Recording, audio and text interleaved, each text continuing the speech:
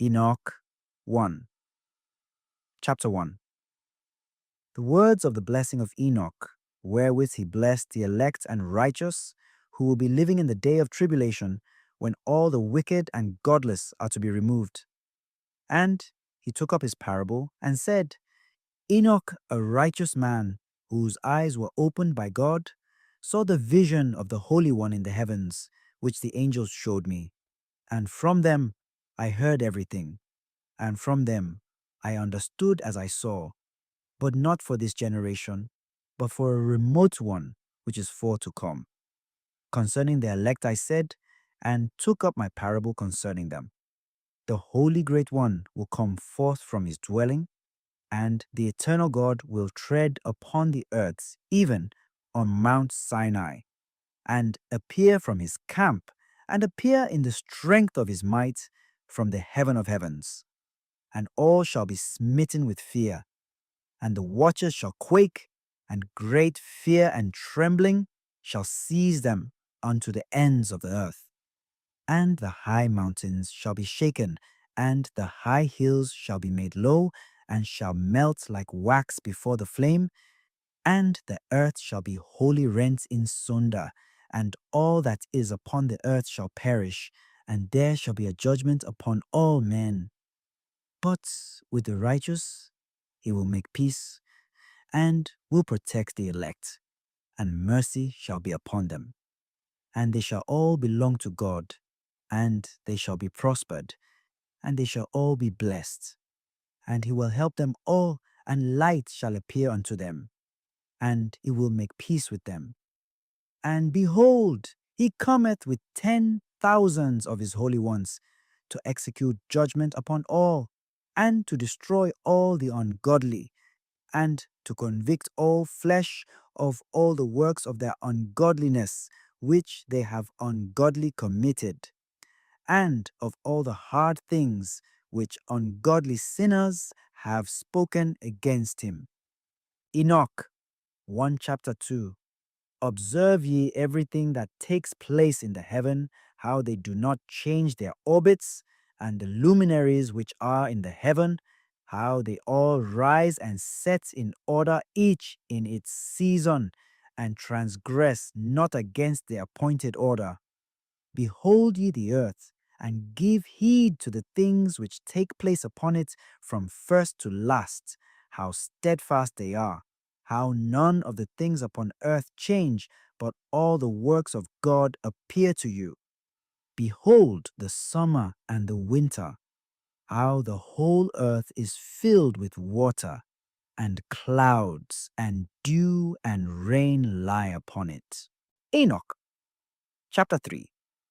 Observe and see how in the winter all the trees seem as though they had withered and shed all their leaves, except 14 trees, which do not lose their foliage, but retain the old foliage from 2 to 3 years till the new comes. Enoch 1. Chapter 4. And again, observe ye the days of summer, how the sun is above the earth over against it, and you seek shade and shelter by reason of the heat of the sun. And the earth also burns with growing heat, and so you cannot tread on the earth, or on a rock, by reason of its heat. Enoch 1 chapter 5. Observe ye how the trees cover themselves with green leaves and bear fruit, wherefore give ye heed, and know with regard to all his works, and recognize how he that liveth for ever hath made them so. And all his works go on thus from year to year forever, and all the tasks which they accomplish for him, and their tasks change not. But according as God hath ordained, so is it done. And behold, how the sea and the rivers in like manner accomplish and change not their tasks from his commandments. But ye have not been steadfast, nor done the commandments of the Lord, but ye have turned away and spoken proud and hard words with your impure mouths against his greatness. O ye hard-hearted, ye shall find no peace. Therefore shall ye execrate your days, and the years of your life shall perish, and the years of your destruction shall be multiplied in eternal execration, and ye shall find no mercy. In those days ye shall make your names an eternal execration unto all the righteous, and by you shall all who curse, and all the sinners and godless shall imprecate by you, and for you the godless there shall be a curse, and all the shall rejoice, and there shall be forgiveness of sins, and every mercy and peace and forbearance. There shall be salvation unto them, a goodly light. And for all of you sinners, there shall be no salvation, but on you all shall abide a curse. But for the elect there shall be light and joy and peace, and they shall inherit the earth. And then there shall be bestowed upon the elect wisdom, and they shall all live and never again sin, either through ungodliness or through pride. But they who are wise shall be humble, and they shall not again transgress, nor shall they sin all the days of their life, nor shall they die of the divine anger or wrath, but they shall complete the number of the days of their life. And their lives shall be increased in peace, and the years of their joy shall be multiplied in eternal gladness and peace all the days of their life. Enoch 1, chapter 6. And it came to pass when the children of men had multiplied, that in those days were born unto them beautiful and comely daughters. And the angels, the children of the heaven, saw and lusted after them, and said to one another, Come, let us choose us wives from among the children of men, and beget us children. And Semjaza, who was their leader, said unto them, I fear ye will not indeed agree to do this deed, and I alone shall have to pay the penalty of a great sin. And they all answered him and said, Let us all swear an oath, and all bind ourselves by mutual imprecations, not to abandon this plan, but to do this thing. Then swear they all together, and bound themselves by mutual imprecations upon it. And they were in all 200, who descended in the days of Jared on the summit of Mount Hermon, and they called it Mount Hermon, because they had sworn and bound themselves by mutual imprecations upon it. And these are the names of their leaders: Semiazaz, their leader; Arakiba, Ramiel, Kokabiel, Tamiel, Ramiel, Daniel, Ezekiel, Barakijal, Asael, Armaros, Batarel, Ananel, Zakel, Samsapel, Satarel, Turel, Jomjael, Sariel. These are their chiefs of tens. Enoch 1 chapter 7. And all the others together with them took unto themselves wives, and each chose for himself one. And they began to go in unto them, and to defile themselves with them. And they taught them charms and enchantments, and the cutting of roots, and made them acquainted with plants. And they became pregnant, and they bare great giants, whose height was 3,000 ells, who consumed all the acquisitions of men. And when men could no longer sustain them, the giants turned against them and devoured mankind. And they began to sin against birds and beasts and reptiles and fish, and to devour one another's flesh and drink the blood. Then the earth laid accusation against the lawless ones. Enoch 1 chapter 8. And Azazel taught men to make swords and knives and shields and breastplates, and made known to them the metals and the art of working them, and bracelets and ornaments, and the use of antimony, and the beautifying of the eyelids, and all kinds of costly stones, and all coloring tinctures. And there arose much godlessness, and they committed fornication, and they were led astray, and became corrupt in all their ways. Semjaza taught enchantments, and root cuttings, Armaros, the resolving of enchantments. Barakijal taught astrology. Kokabel, the constellations. Ezekiel, the knowledge of the clouds. And Sariel, the course of the moon. And as men perished, they cried, and their cry went up to heaven. Enoch 1, chapter 9. And then Michael, Uriel, Raphael, and Gabriel looked down from heaven and saw much blood being shed upon the earth, and all lawlessness being wrought upon the earth. And they said one to another, the earth made without inhabitant cries, the voice of their crying up to the gates of heaven. And now to you, the holy ones of heaven, the souls of men make their suit, saying, bring our cause before the Most High. And they said to the Lord of the ages, Lord of lords, God of gods, King of kings, the throne of thy glory standeth unto all the generations of the ages, and thy name holy and glorious and blessed unto all the ages. Thou hast made all things, and power over all things hast thou. And all things are naked and open in thy sight, and thou seest all things, and nothing can hide itself from thee. Thou seest what Azazel hath done, who hath taught all unrighteousness on earth, and revealed the eternal secrets which were preserved in heaven, which men were striving to learn. And Semjaza, to whom thou hast given authority to bear rule over his associates, and they have gone to the daughters of men upon the earth, and have slept with the women, and have defiled themselves, and revealed to them all kinds of sins. And the women have borne giants, and the whole earth has thereby been filled with blood and unrighteousness. And now, behold, the souls of those who have died are crying and making their suit to the gates of heaven, and their lamentations have ascended and cannot cease because of the lawless deeds which are wrought on the earth. And thou knowest all things before they come to pass, and thou seest these things, and thou dost suffer them. And thou dost not say to us what we are to do to them in regard to these. Enoch 1 chapter 10.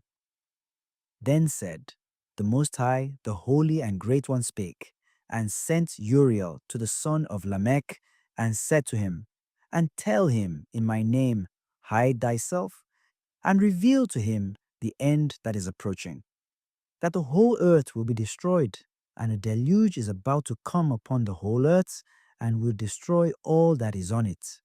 And now instruct him that he may escape, and his seed may be preserved for all the generations of the world. And again the Lord said to Raphael, bind Azazel hand and foot, and cast him into the darkness, and make an opening in the desert, which is in Dudael, and cast him therein, and place upon him rough and jagged rocks, and cover him with darkness, and let him abide there forever, and cover his face that he may not see light. And on the day of the great judgment he shall be cast into the fire. And heal the earth which the angels have corrupted, and proclaim the healing of the earth, that they may heal the plague, and that all the children of men may not perish through all the secret things that the watchers have disclosed and have taught their sons. And the whole earth has been corrupted through the works that were taught by Azazel. To him ascribe all sin. And to Gabriel said the Lord, proceed against the bastards and the reprobates, and against the children of fornication, and destroy the children of fornication, and the children of the watchers from amongst men, and cause them to go forth. Send them one against the other, that they may destroy each other in battle. For length of days shall they not have, and no request that they, i.e., their fathers, make of thee shall be granted unto their fathers on their behalf, for they hope to live an eternal life, and that each one of them will live 500 years. And the Lord said unto Michael, Go, bind Semjeza and his associates, who have united themselves with women, so as to have defiled themselves with them in all their uncleanness. And when their sons have slain one another, and they have seen the destruction of their beloved ones, bind them fast for 70 generations in the valleys of the earth, till the day of their judgment and of their consummation, till the judgment that is forever and ever is consummated. In those days they shall be led off to the abyss of fire, to the torment and the prison in which they shall be confined forever. And whosoever shall be condemned and destroyed will from thenceforth be bound together with them to the end of all generations, and destroy all the spirits of the reprobates and the children of the watchers, because they have wronged mankind. Destroy all wrong from the face of the earth, and let every evil work come to an end. And let the plants of righteousness and truth appear, and it shall prove a blessing. The works of righteousness and truth shall be planted in truth and joy forevermore. And then shall all the righteous escape, and shall live till they beget thousands of children, and all the days of their youth and their old age shall they complete in peace.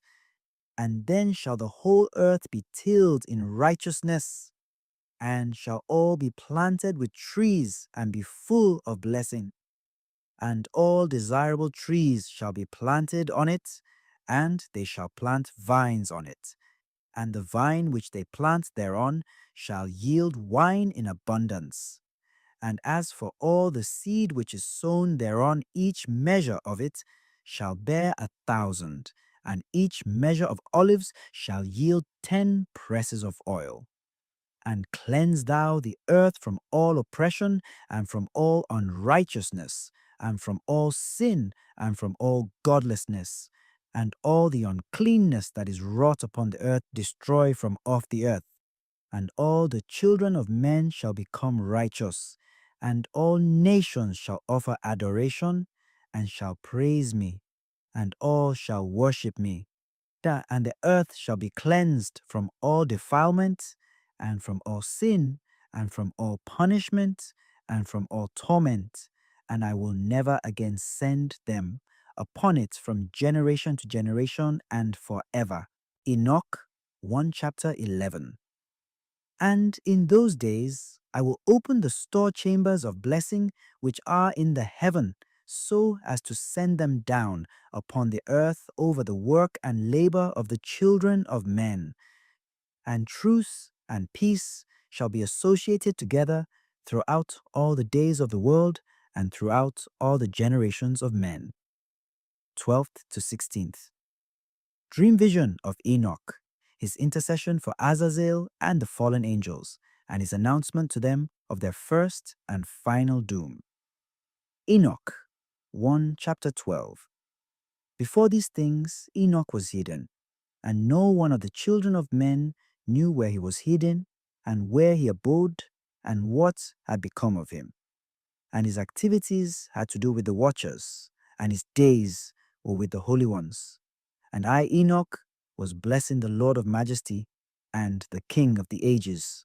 And lo, the watchers called me Enoch the scribe, and said to me, Enoch, thou scribe of righteousness, go, declare to the watchers of the heaven, who have left the high heaven, the holy eternal place, and have defiled themselves with women, and have done as the children of earth do, and have taken unto themselves wives. Ye have wrought great destruction on the earth, and ye shall have no peace nor forgiveness of sin. And inasmuch as they delight themselves in their children, the murder of their beloved ones shall they see.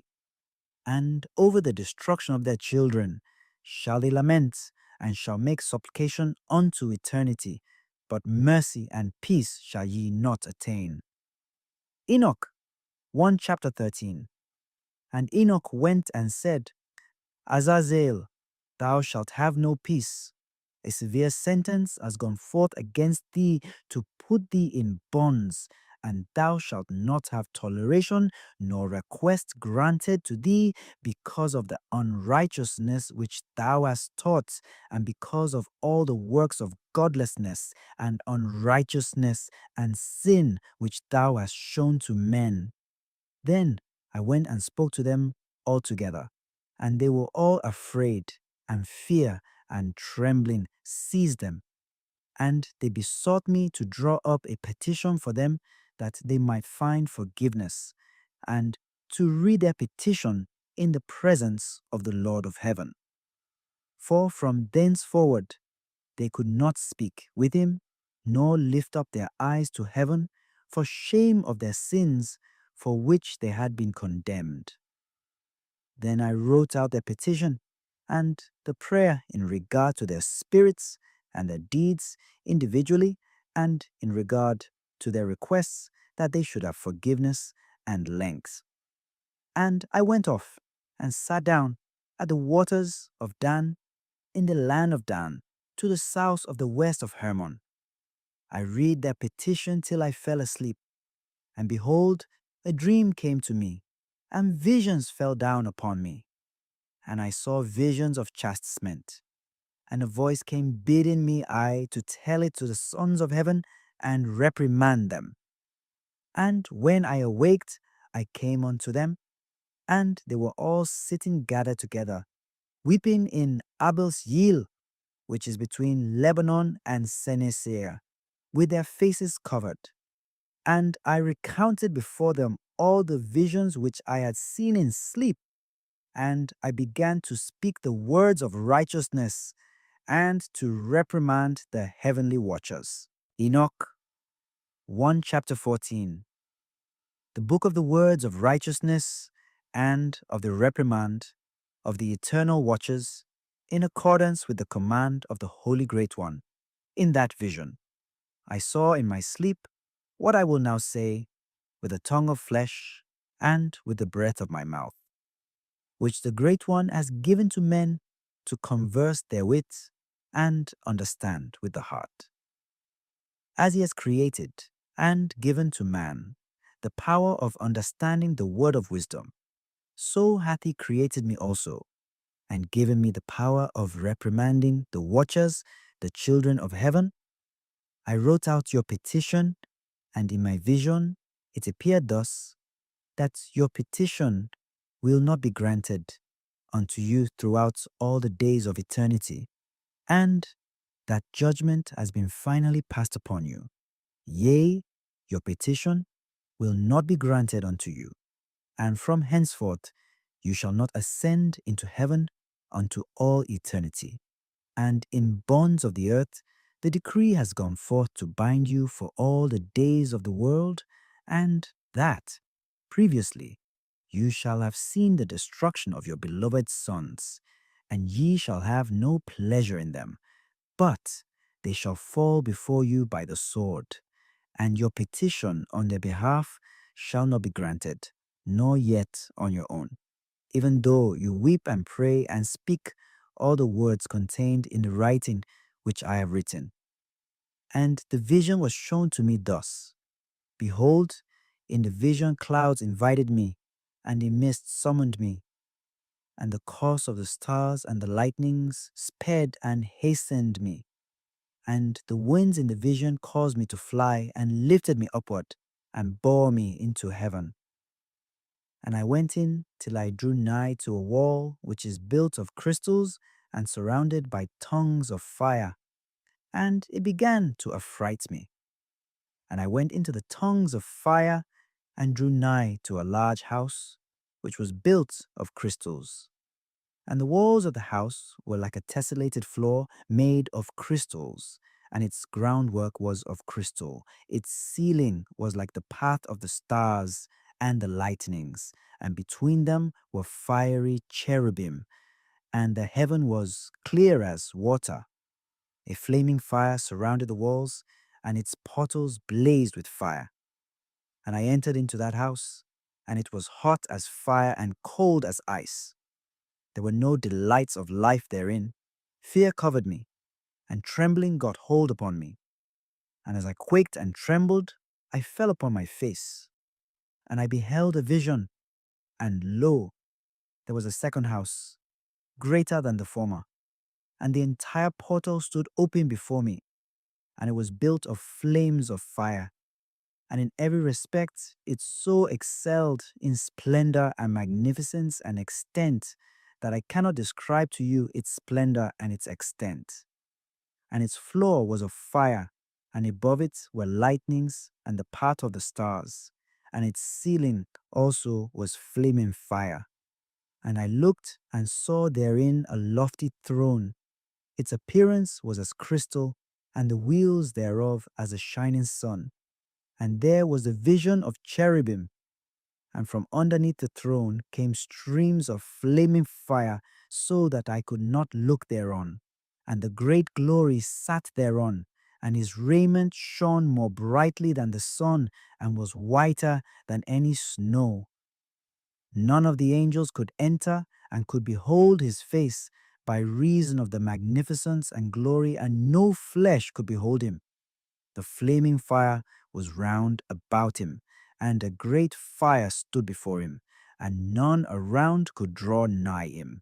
10,000 times 10,000 stood before him, yet he needed no counselor. And the most holy ones who were nigh to him did not leave by night, nor depart from him. And until then, I had been prostrate on my face, trembling, and the Lord called me with his own mouth, and said to me, Come hither, Enoch, and hear my word. And one of the holy ones came to me and waked me, and he made me rise up and approach the door, and I bowed my face downwards. Enoch 1 chapter 15. And he answered and said to me, and I heard his voice, Fear not, Enoch, thou righteous man and scribe of righteousness, approach hither and hear my voice. And go, say to the watchers of heaven, who have sent thee to intercede for them, you should intercede for men, and not men for you. Wherefore have ye left the high, holy, and eternal heaven, and lain with women, and defiled yourselves with the daughters of men, and taken to yourselves wives, and done like the children of earth, and begotten giants as your sons? And though you were holy, spiritual, living the eternal life, you have defiled yourselves with the blood of women, and have begotten children with the blood of flesh, and, as the children of men, have lusted after flesh and blood, as those also do who die and perish. Therefore have I given them wives also, that they might impregnate them, and beget children by them, that thus nothing might be wanting to them on earth. But you were formerly spiritual, living the eternal life, and immortal for all generations of the world. And therefore I have not appointed wives for you, for as for the spiritual ones of the heaven, in heaven is their dwelling. And now the giants, who are produced from the spirits and flesh, shall be called evil spirits upon the earth, and on the earth shall be their dwelling. Evil spirits have proceeded from their bodies, because they are born from men, and from the holy watchers is their beginning and primal origin. They shall be evil spirits on earth, and evil spirits shall they be called. As for the spirits of heaven, in heaven shall be their dwelling. But as for the spirits of the earth, which were born upon the earth, on the earth shall be their dwelling. And the spirits of the giants afflict, oppress, destroy, attack, do battle, and work destruction on the earth and cause trouble. They take no food, but nevertheless hunger and thirst and cause offenses. And these spirits shall rise up against the children of men and against the women, because they have proceeded from them. Enoch 1 chapter 16. From the days of the slaughter and destruction and death of the giants, from the souls of whose flesh the spirits, having gone forth, shall destroy without incurring judgment. Thus shall they destroy until the day of the consummation, the great judgment in which the age shall be consummated, over the watchers and the godless, yea, shall be wholly consummated. And now, as to the watchers who have sent thee to intercede for them, who had been aforetime in heaven, say to them, You have been in heaven, but all the mysteries had not yet been revealed to you, and you knew worthless ones. And these in the hardness of your hearts you have made known to the women, and through these mysteries women and men work much evil on earth. Say to them, therefore, You have no peace. 17th to 37th. Enoch's journeys through the earth and Sheol. 17th to 19th. The first journey. Enoch. 1 chapter 17. And they took and brought me to a place in which those who were there were like flaming fire. And when they wished, they appeared as men. And they brought me to the place of darkness, and to a mountain, the point of whose summit reached to heaven. And I saw the places of the luminaries, and the treasuries of the stars, and of the thunder, and in the uttermost depths, where were a fiery bow and arrows and their quiver, and a fiery sword, and all the lightnings. And they took me to the living waters, and to the fire of the west, which receives every setting of the sun.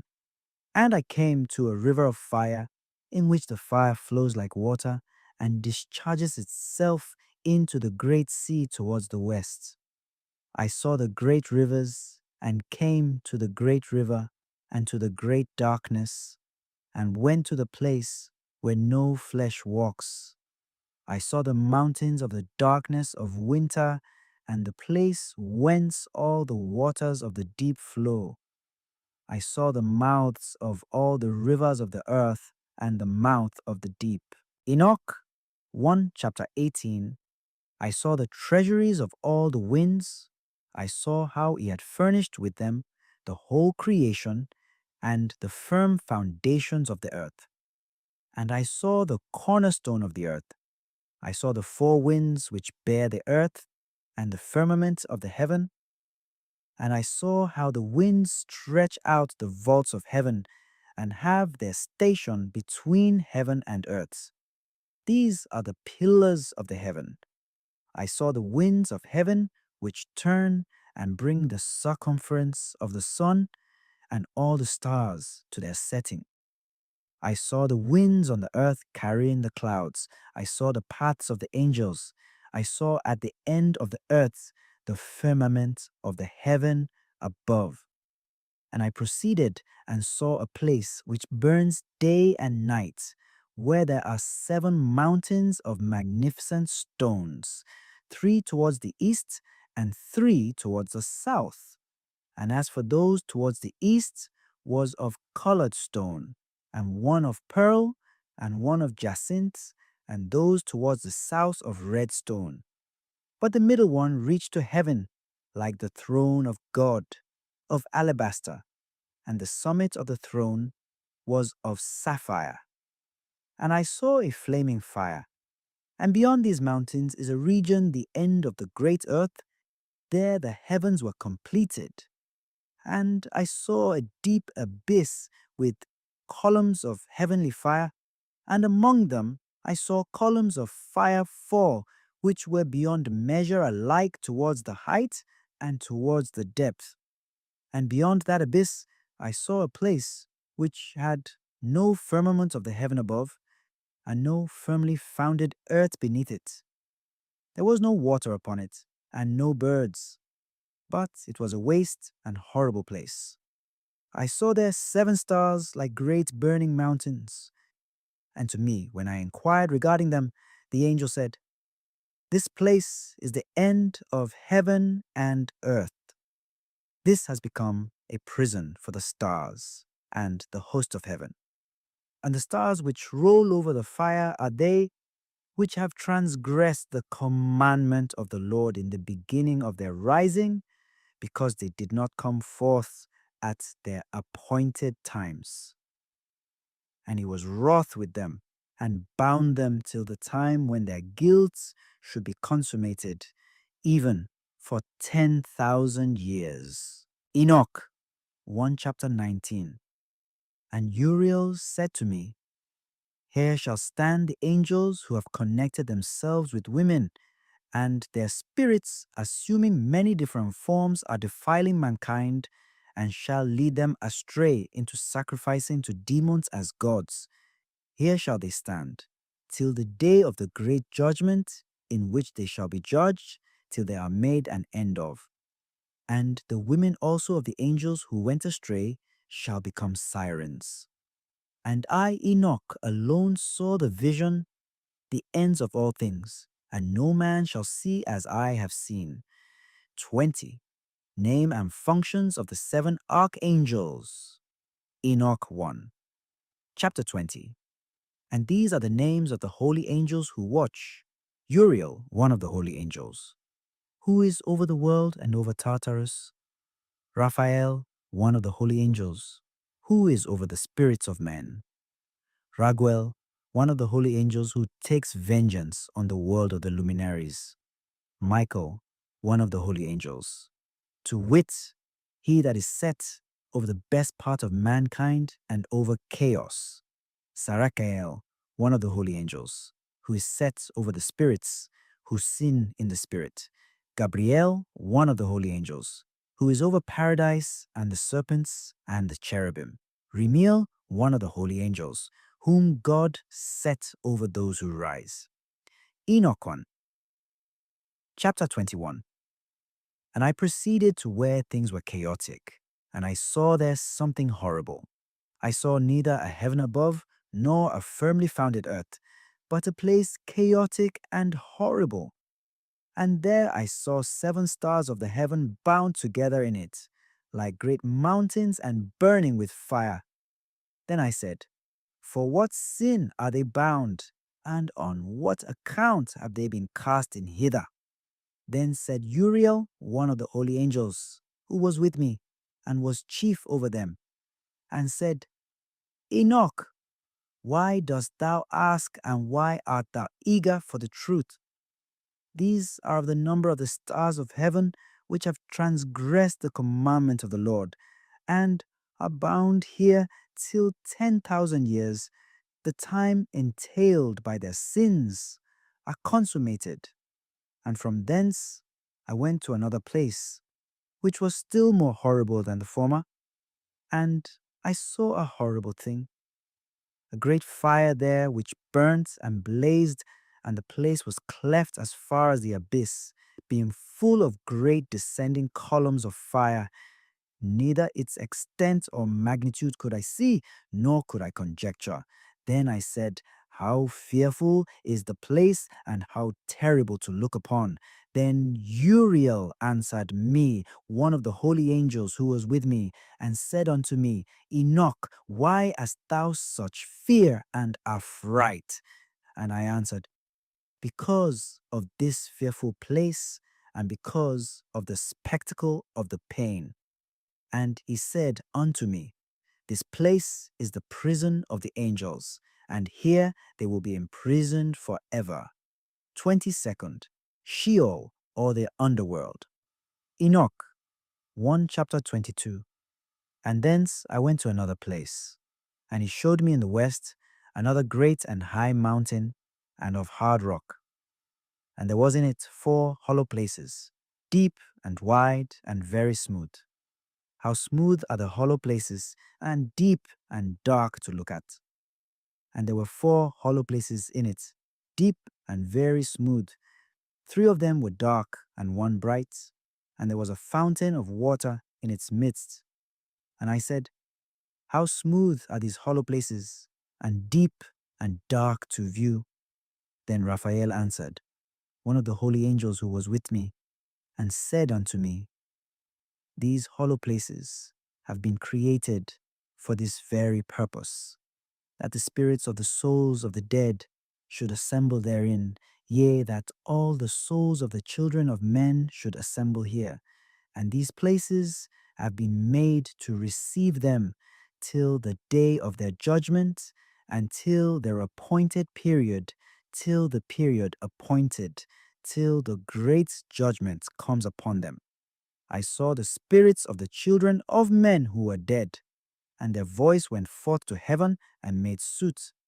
Then I asked Raphael, the angel who was with me, and I said unto him, This spirit, whose is it whose voice goeth forth and maketh suit? And he answered me, saying, This is the spirit which went forth from Abel, whom his brother Cain slew, and he makes his suit against him till his seed is destroyed from the face of the earth, and his seed is annihilated from amongst the seed of men. Then I asked regarding it, and regarding all the hollow places, Why as one separated from the other? And he answered me, and said unto me, These three have been made that the spirits of the dead might be separated. And such a division has been made the spirits of the righteous, in which there is the bright spring of water. And such has been made for sinners when they die and are buried in the earth, and judgment has not been executed on them in their lifetime. Here, their spirits shall be set apart in this great pain till the great day of judgment and punishment and torment of those who curse plus forever, and retribution for their spirits. There he shall bind them forever. And such a division has been made for the spirits of those who make their suit, who make disclosures concerning their destruction when they were slain in the days of the sinners. Such has been made for the spirits of men who were not righteous, but sinners, who were complete in transgression, and of the transgressors. They shall be companions, but their spirits shall not be slain in the day of judgment, nor shall they be raised from thence. Then I blessed the Lord of glory, and said, Blessed be my Lord, the Lord of righteousness, who ruleth for ever. The fire that deals with the luminaries of heaven. Enoch 1 chapter 23. From thence I went to another place to the west of the ends of the earth, and I saw a burning fire which ran without resting, and paused not from its course day or night, but ran regularly. And I asked, saying, What is this which rests not? Then Raguel, one of the holy angels who was with me, answered me, and said unto me, This cause of fire which thou hast seen is the fire in the west, which persecutes all the luminaries of heaven, the 7 mountains in the northwest, and the tree of life. Enoch 1 chapter 24. And from thence I went to another place of the earth, and he showed me a mountain range of fire, which burnt day and night. And I went beyond it, and saw 7 magnificent mountains, all differing each from the other, and the stones thereof were magnificent and beautiful, magnificent as a whole, of glorious appearance and fair exterior, 3 towards the east, one founded on the other, and 3 towards the south, one upon the other, and deep rough ravines, no one of which joined with any other. And the 7th mountain was in the midst of these, and it excelled them in height, resembling the seat of a throne, and fragrant trees encircled the throne. And amongst them was a tree such as I had never yet smelt, neither was any amongst them, nor were others like it. It had a fragrance beyond all fragrance, and its leaves and blooms and wood wither not forever. And its fruit is beautiful, and its fruit resembles the dates of a palm. Then I said, How beautiful is this tree, and fragrant, and its leaves are fair, and its blooms very delightful in appearance. Then answered Michael, one of the holy and honored angels who was with me, and was their leader. Enoch 1 chapter 25. And he said unto me, Enoch, why dost thou ask me regarding the fragrance of the tree? And why dost thou wish to learn the truth? Then I answered him, saying, I wish to know about everything, but especially about this tree. And he answered, saying, This high mountain which thou hast seen, whose summit is like the throne of God, is his throne, where the Holy Great One, the Lord of glory, the eternal King, will sit when he shall come down to visit the earth with goodness. And as for this fragrant tree, no mortal is permitted to touch it till the great judgment, when he shall take vengeance on all and bring everything to its consummation forever. It shall then be given to the righteous and holy. Its fruit shall be for food to the elect. It shall be transplanted to the holy place, to the temple of the Lord, the eternal King. Then shall they rejoice with joy and be glad, and into the holy place shall they enter. And its fragrance shall be in their bones, and they shall live a long life on earth, such as thy fathers lived. And in their days shall no sorrow or plague or torment or calamity touch them. Then blessed I the God of glory, the eternal King, who hath prepared such things for the righteous, and hath created them, and promised to give to them Jerusalem and the mountains, ravines and streams. Enoch 1 chapter 26. And I went from thence to the middle of the earth, and I saw a blessed place, in which there were trees with branches, abiding and blooming of a dismembered tree. And there I saw a holy mountain, and underneath the mountain to the east there was a stream, and it flowed towards the south. And I saw towards the east another mountain higher than this, and between them a deep and narrow ravine. In it also ran a stream underneath the mountain, and to the west thereof there was another mountain, lower than the former and of small elevation, and a ravine deep and dry between them. And another deep and dry ravine was at the extremities of the three mountains. And all the ravines were deep and narrow, being formed of hard rock, and trees were not planted upon them. And I marveled at the rocks, and I marveled at the ravine, yea, I marveled very much, the purpose of the accursed valley. Enoch 1 chapter 27. Then said I, For what object is this blessed land, which is entirely filled with trees, and this accursed valley between? Then Uriel, one of the holy angels who was with me, answered and said, This accursed valley is for those who are accursed forever. Here shall all the accursed be gathered together, who utter with their lips against the Lord unseemly words, and of his glory speak hard things. Here shall they be gathered together, and here shall be their place of judgment. In the last days there shall be upon them the spectacle of righteous judgment in the presence of the righteous forever. Here shall the merciful bless the Lord of glory, the eternal King. In the days of judgment over the former, they shall bless him for the mercy in accordance with which he has assigned them their lot. Then I blessed the Lord of glory, and set forth his glory, and lauded him gloriously. Further journey to the east, Enoch 1 chapter 28. And thence I went towards the east, into the midst of the mountain range of the desert, and I saw a wilderness, and it was solitary, full of trees and plants, and water gushed forth from above, rushing like a copious watercourse, which flowed towards the northwest. It caused clouds and dew to ascend on every side. Enoch 1 chapter 29.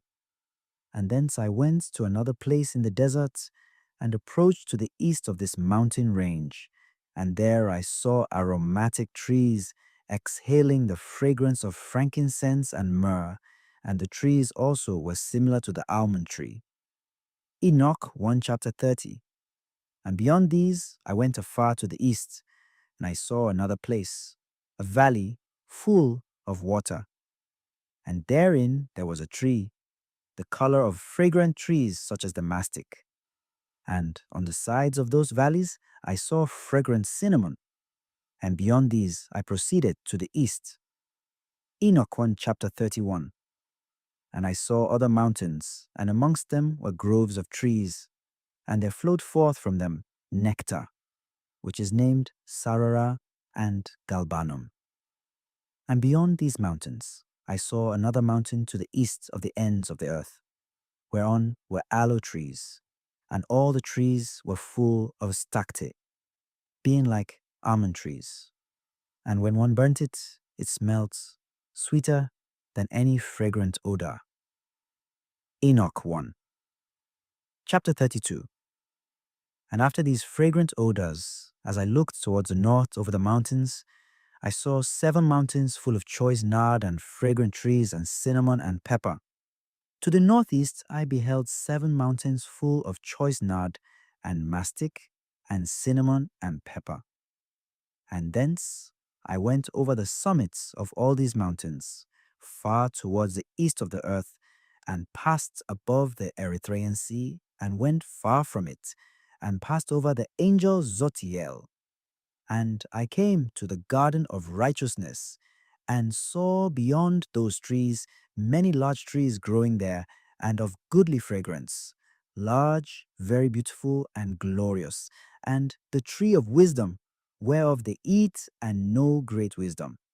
And I came to the garden of righteousness, and from afar off trees more numerous than these trees, and great pastutes plus trees there, very great, beautiful, and glorious, and magnificent, and the tree of knowledge, whose holy fruit they eat and know great wisdom. That tree is in height like the fir, and its leaves are like those of the carob tree, and its fruit is like the clusters of the vine, very beautiful, and the fragrance of the tree penetrates afar. Then I said, how beautiful is the tree, and how attractive is its look. Then Raphael, the holy angel who was with me, answered me and said, this is the tree of wisdom, of which thy father, old in years, and thy aged mother, who were before thee, have eaten, and they learnt wisdom, and their eyes were opened, and they knew that they were naked, and they were driven out of the garden. Enoch 1 chapter 33.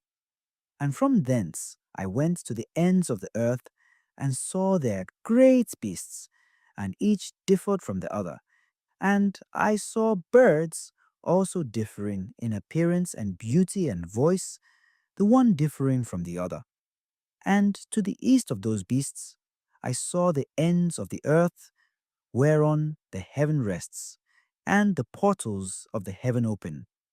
And I saw how the stars of heaven come forth, and I counted the portals out of which they proceed, and wrote down all their outlets, of each individual star by itself, according to their number and their names, their courses and their positions, and their times and their months, as Uriel, the holy angel who was with me, showed me.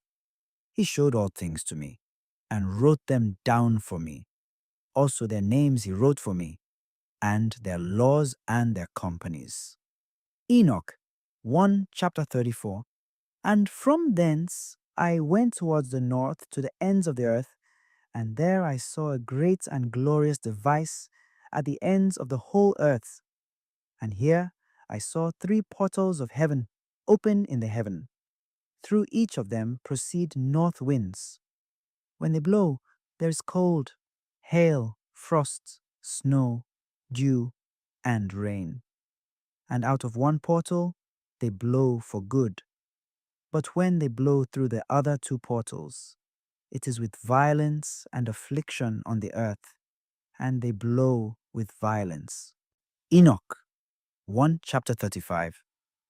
And from thence I went towards the west to the ends of the earth, and saw there 3 portals of the heaven open, such as I had seen in the east, the same number of portals, and the same number of outlets.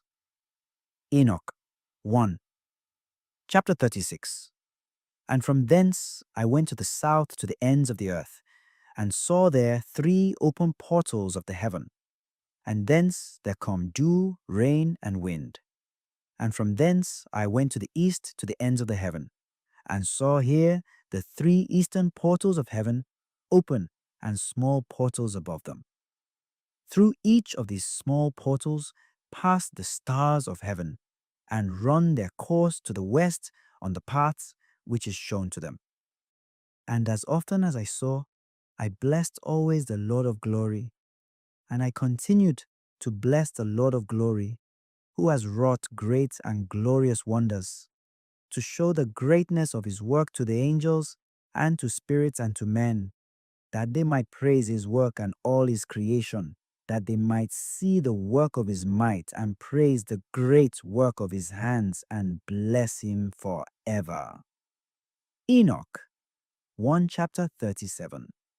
The second vision which he saw, the vision of wisdom, which Enoch the son of Jared, the son of Mahalalel, the son of Canaan, the son of Enos, the son of Seth, the son of Adam, saw. And this is the beginning of the words of wisdom, which I lifted up my voice to speak and say to those which dwell on earth, Hear, ye men of old time, and see, ye that come after, the words of the Holy One, which I will speak before the Lord of spirits. It were better to declare them only to the men of old time. But even from those that come after, we will not withhold the beginning of wisdom. Till the present day, such wisdom has never been given by the Lord of spirits as I have received according to my insight, according to the good pleasure of the Lord of spirits, by whom the lot of eternal life has been given to me. Now 3 parables were imparted to me, and I lifted up my voice and recounted them to those that dwell on the earth. Enoch 1 chapter 38. The first parable. When the congregation of the righteous shall appear, and sinners shall be judged for their sins, and shall be driven from the face of the earth. And when the righteous one shall appear before the eyes of the righteous, whose elect works hang upon the Lord of spirits, and light shall appear to the righteous and the elect who dwell on the earth. Where then will be the dwelling of the sinners? And where the resting place of those who have denied the Lord of spirits? It had been good for them if they had not been born. When the secrets of the righteous shall be revealed, and the sinners judged, and the godless driven from the presence of the righteous and elect, from that time those that possess the earth shall no longer be powerful and exalted, and they shall not be able to behold the face of the holy. For the Lord of spirits has caused his light to appear on the face of the holy, righteous, and elect. Then shall the kings and the mighty perish, and be given into the hands of the righteous and holy. And thenceforward none shall seek for themselves mercy from the Lord of spirits, for their life is at an end. Enoch 1 chapter 39. And it shall come to pass in those days that elect and holy children will descend from the high heaven, and their seed will become one with the children of men. And in those days Enoch received books of zeal and wrath, and books of disquiet and expulsion. And mercy shall not be accorded to them, saith the Lord of spirits. And in those days a whirlwind carried me off from the earth, and set me down at the end of the heavens. And there I saw another vision, the dwelling places of the holy, and the resting places of the righteous. Here mine eyes saw their dwellings, with his righteous angels, and their resting places with the holy.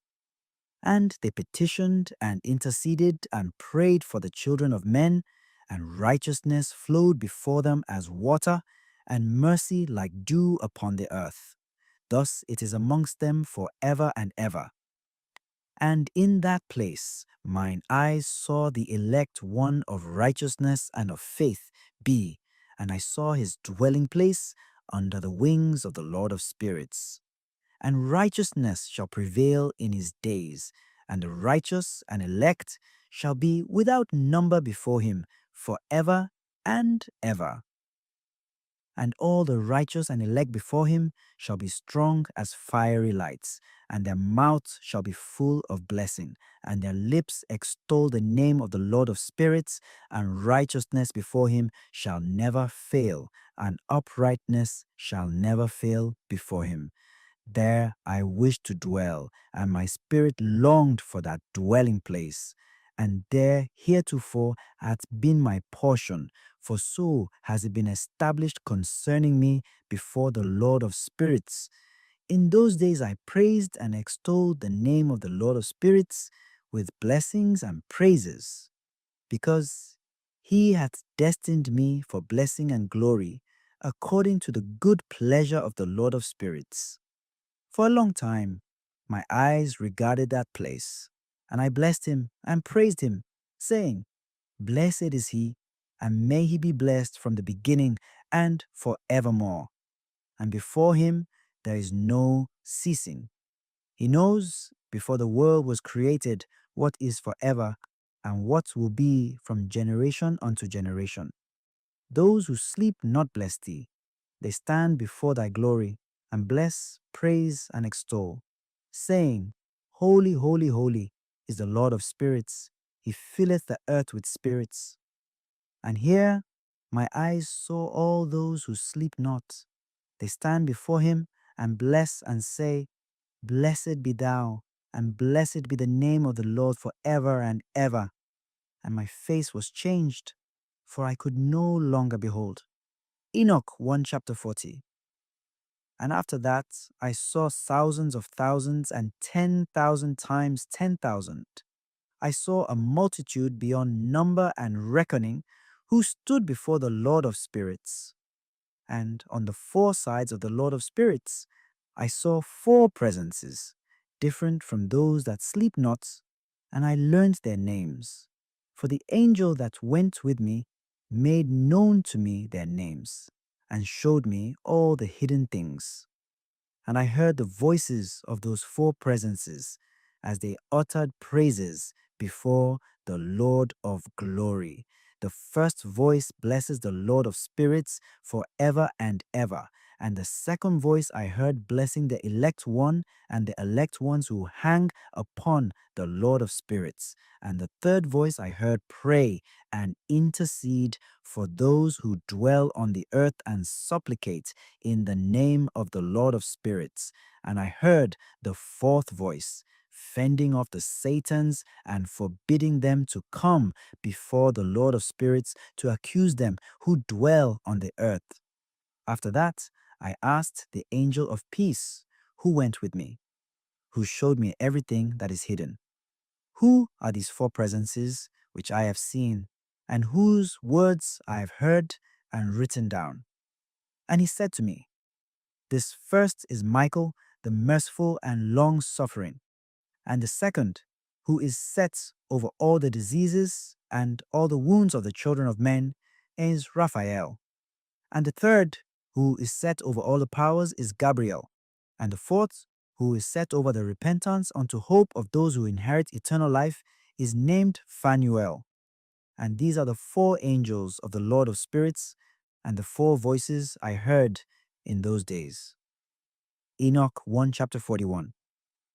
And after that, I saw all the secrets of the heavens, and how the kingdom is divided, and how the actions of men are weighed in the balance. And there I saw the mansions of the elect, and the mansions of the holy. And mine eyes saw there all the sinners being driven from thence, which deny the name of the Lord of spirits, and being dragged off, and they could not abide because of the punishment which proceeds from the Lord of spirits. Enoch 1 chapter 42. Wisdom found no place where she might dwell. Then a dwelling place was assigned her in the heavens. Wisdom went forth to make her dwelling among the children of men, and found no dwelling place. Wisdom returned to her place, and took her seat among the angels, and unrighteousness went forth from her chambers. Whom she sought not she found, and dwelt with them, as rain in a desert, and dew on a thirsty land. Astronomical Secrets. Enoch. Chapter 43. And I saw other lightnings and the stars of heaven, and I saw how he called them all by their names, and they hearkened unto him. And I saw how they are weighed in a righteous balance, according to their proportions of light. I saw the width of their spaces, and the day of their appearing, and how their revolution produces lightning. And I saw their revolution according to the number of the angels, and how they keep faith with each other. And I asked the angel who went with me, who showed me what was hidden, "What are these?" And he said to me, "The Lord of spirits hath showed thee their parabolic meaning." Lit, their parable. These are the names of the holy who dwell on the earth and believe in the name of the Lord of spirits forever and ever. Enoch 1 chapter 44. Also another phenomenon I saw in regard to the lightnings, how some of the stars arise and become lightnings and cannot part with their new form. The second parable, the lot of the apostates, the new heaven and the new earth. Enoch 1 chapter 45. And this is the second parable concerning those who deny the name of the dwelling of the holy ones and the Lord of spirits. And into the heaven they shall not ascend, and on the earth they shall not come. Such shall be the lot of the sinners who have denied the name of the Lord of spirits, who are thus preserved for the day of suffering and tribulation. On that day, mine elect one shall sit on the throne of glory, and shall try their works, and their places of rest shall be innumerable, and their souls shall grow strong within them when they see mine elect ones, and those who have called upon my glorious name. Then will I cause mine elect one to dwell among them, and I will transform the heaven and make it an eternal blessing and light. And I will transform the earth and make it a blessing, and I will cause mine elect ones to dwell upon it.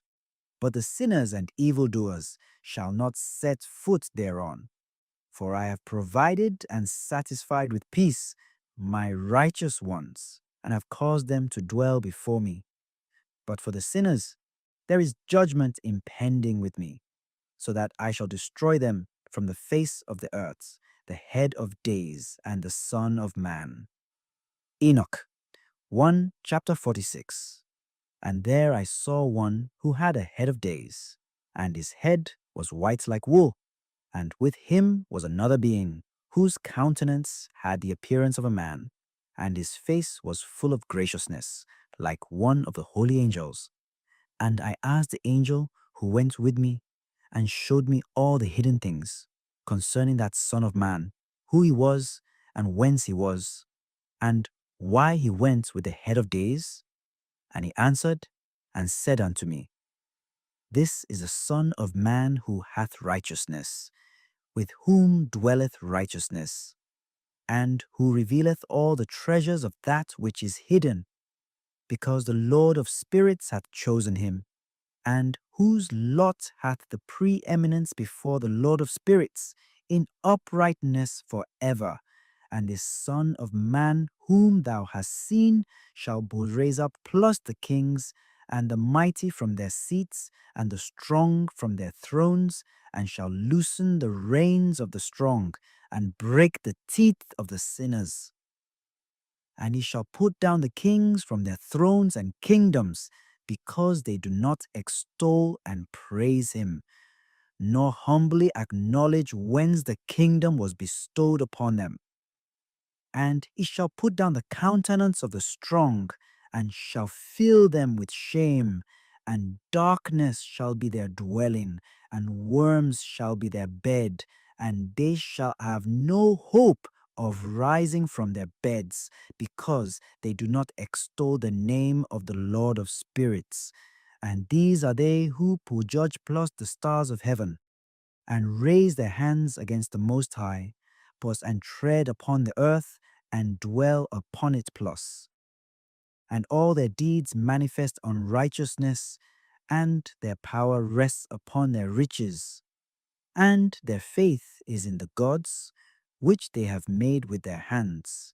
And they deny the name of the Lord of spirits, and they persecute the houses of his congregations, and the faithful who hang upon the name of the Lord of spirits, the prayer of the righteous for vengeance, and their joy at its coming. Enoch 1 chapter 47. And in those days shall have ascended the prayer of the righteous, and the blood of the righteous from the earth before the Lord of spirits. In those days the holy ones who dwell above in the heavens shall unite with one voice, and supplicate, and pray, and praise, and give thanks, and bless the name of the Lord of spirits, on behalf of the blood of the righteous, which has been shed, and that the prayer of the righteous may not be in vain before the Lord of spirits, that judgment may be done unto them, and that they may not have to suffer forever. In those days I saw the head of days, when he seated himself upon the throne of his glory, and the books of the living were opened before him. And all his host which is in heaven above, and his counselors stood before him. And the hearts of the holy were filled with joy, because the number of the righteous had been offered, and the prayer of the righteous had been heard, and the blood of the righteous been required before the Lord of spirits. The fount of righteousness, the Son of Man, the stay of the righteous, judgment of the kings and the mighty. Enoch 1 chapter 48. And in that place I saw the fountain of righteousness, which was inexhaustible. And around it were many fountains of wisdom, and all the thirsty drank of them, and were filled with wisdom, and their dwellings were with the righteous and holy and elect. And at that hour, that Son of Man was named, in the presence of the Lord of spirits, and is named before the head of days. Yea, before the sun and the signs were created, before the stars of the heaven were made, his name was named before the Lord of spirits. He shall be a staff to the righteous, whereon to stay themselves and not fall. And he shall be the light of the Gentiles, and the hope of those who are troubled of heart. All who dwell on earth shall fall down and worship before him, and will praise and bless and celebrate with song the Lord of spirits. And for this reason hath he been chosen and hidden before him, before the creation of the world and for evermore. And the wisdom of the Lord of spirits hath revealed him to the holy and righteous.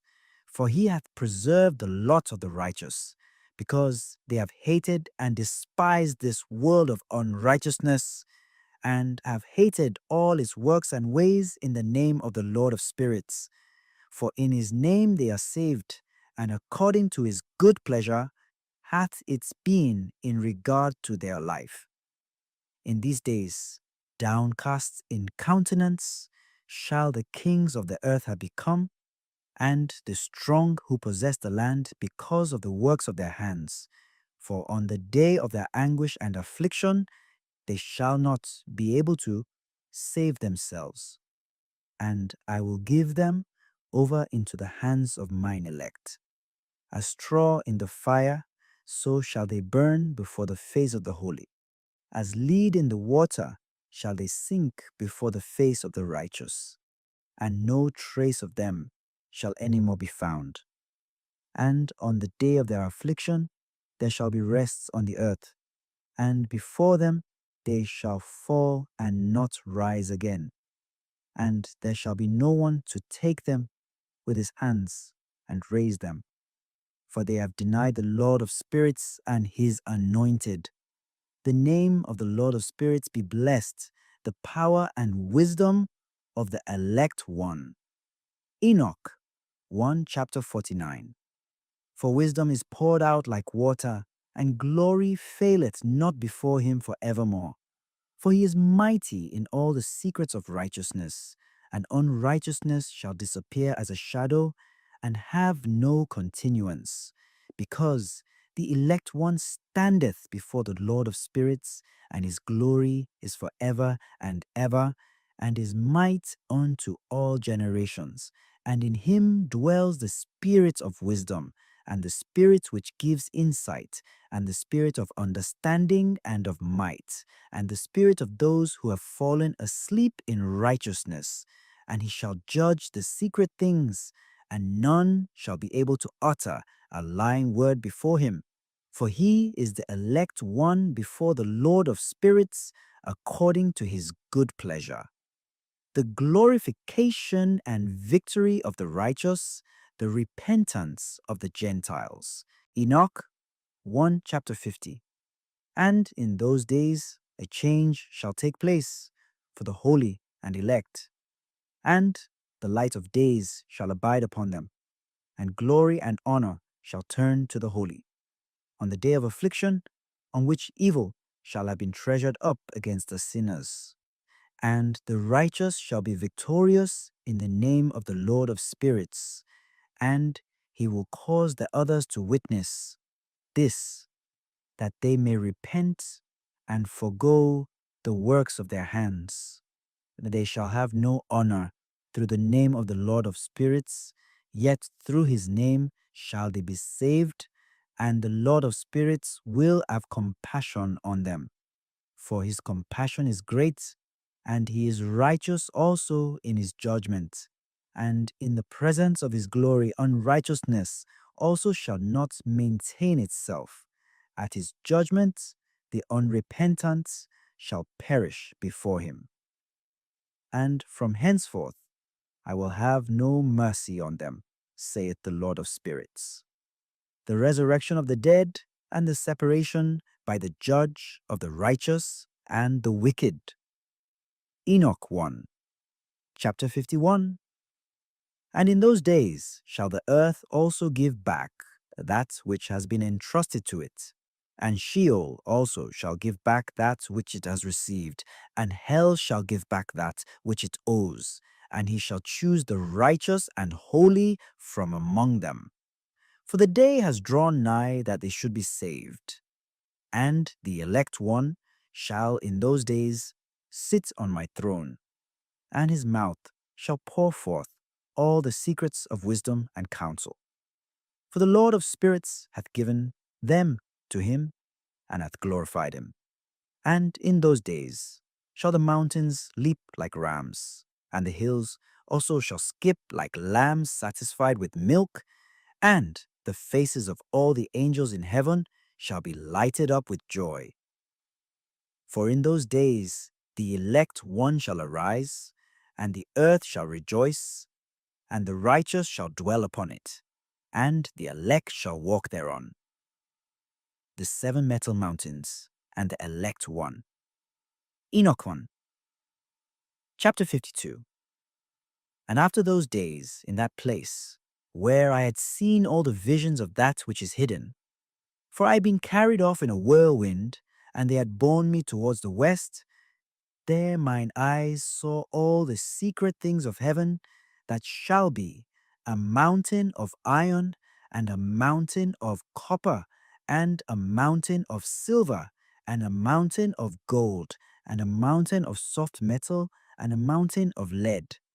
And I asked the angel who went with me, saying, What things are these which I have seen in secret?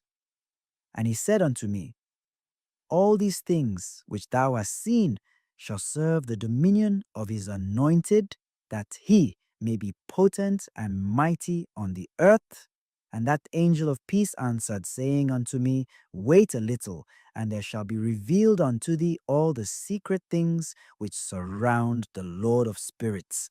And these mountains which thine eyes have seen, the mountain of iron, and the mountain of copper, and the mountain of silver, and the mountain of gold, and the mountain of soft metal, and the mountain of lead, all these shall be in the presence of the elect one, as wax before the fire, and like the water which streams down from above upon those mountains, and they shall become powerless before his feet.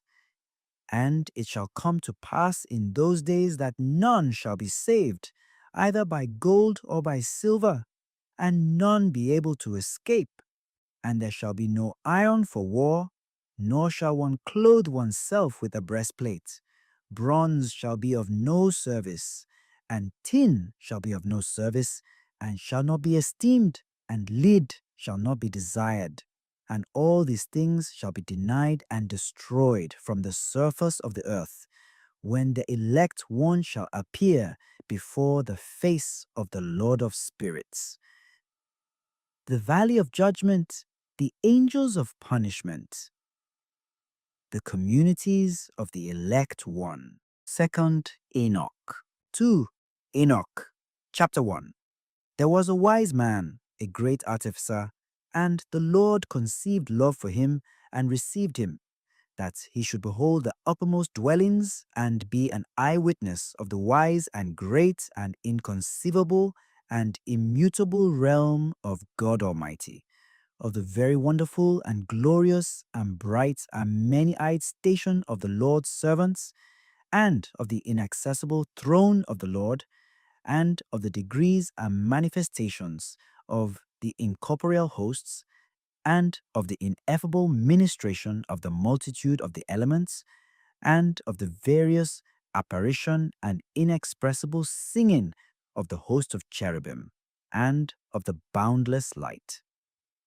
At that time, he said, When my 165th year was completed, I begat my son Methuselah. After this too, I lived 200 years and completed of all the years of my life, 365 years. On the first day of the month, I was in my house alone and was resting on my bed and slept. And when I was asleep, great distress came up into my heart, and I was weeping with my eyes in sleep, and I could not understand what this distress was or what would happen to me. And there appeared to me 2 men, exceeding big, so that I never saw such on earth. Their faces were shining like the sun. Their eyes, too, were like a burning light. And from their lips was fire coming forth with clothing and singing of various kinds in appearance purple.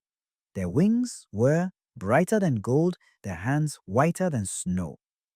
They were standing at the head of my bed and began to call me by my name.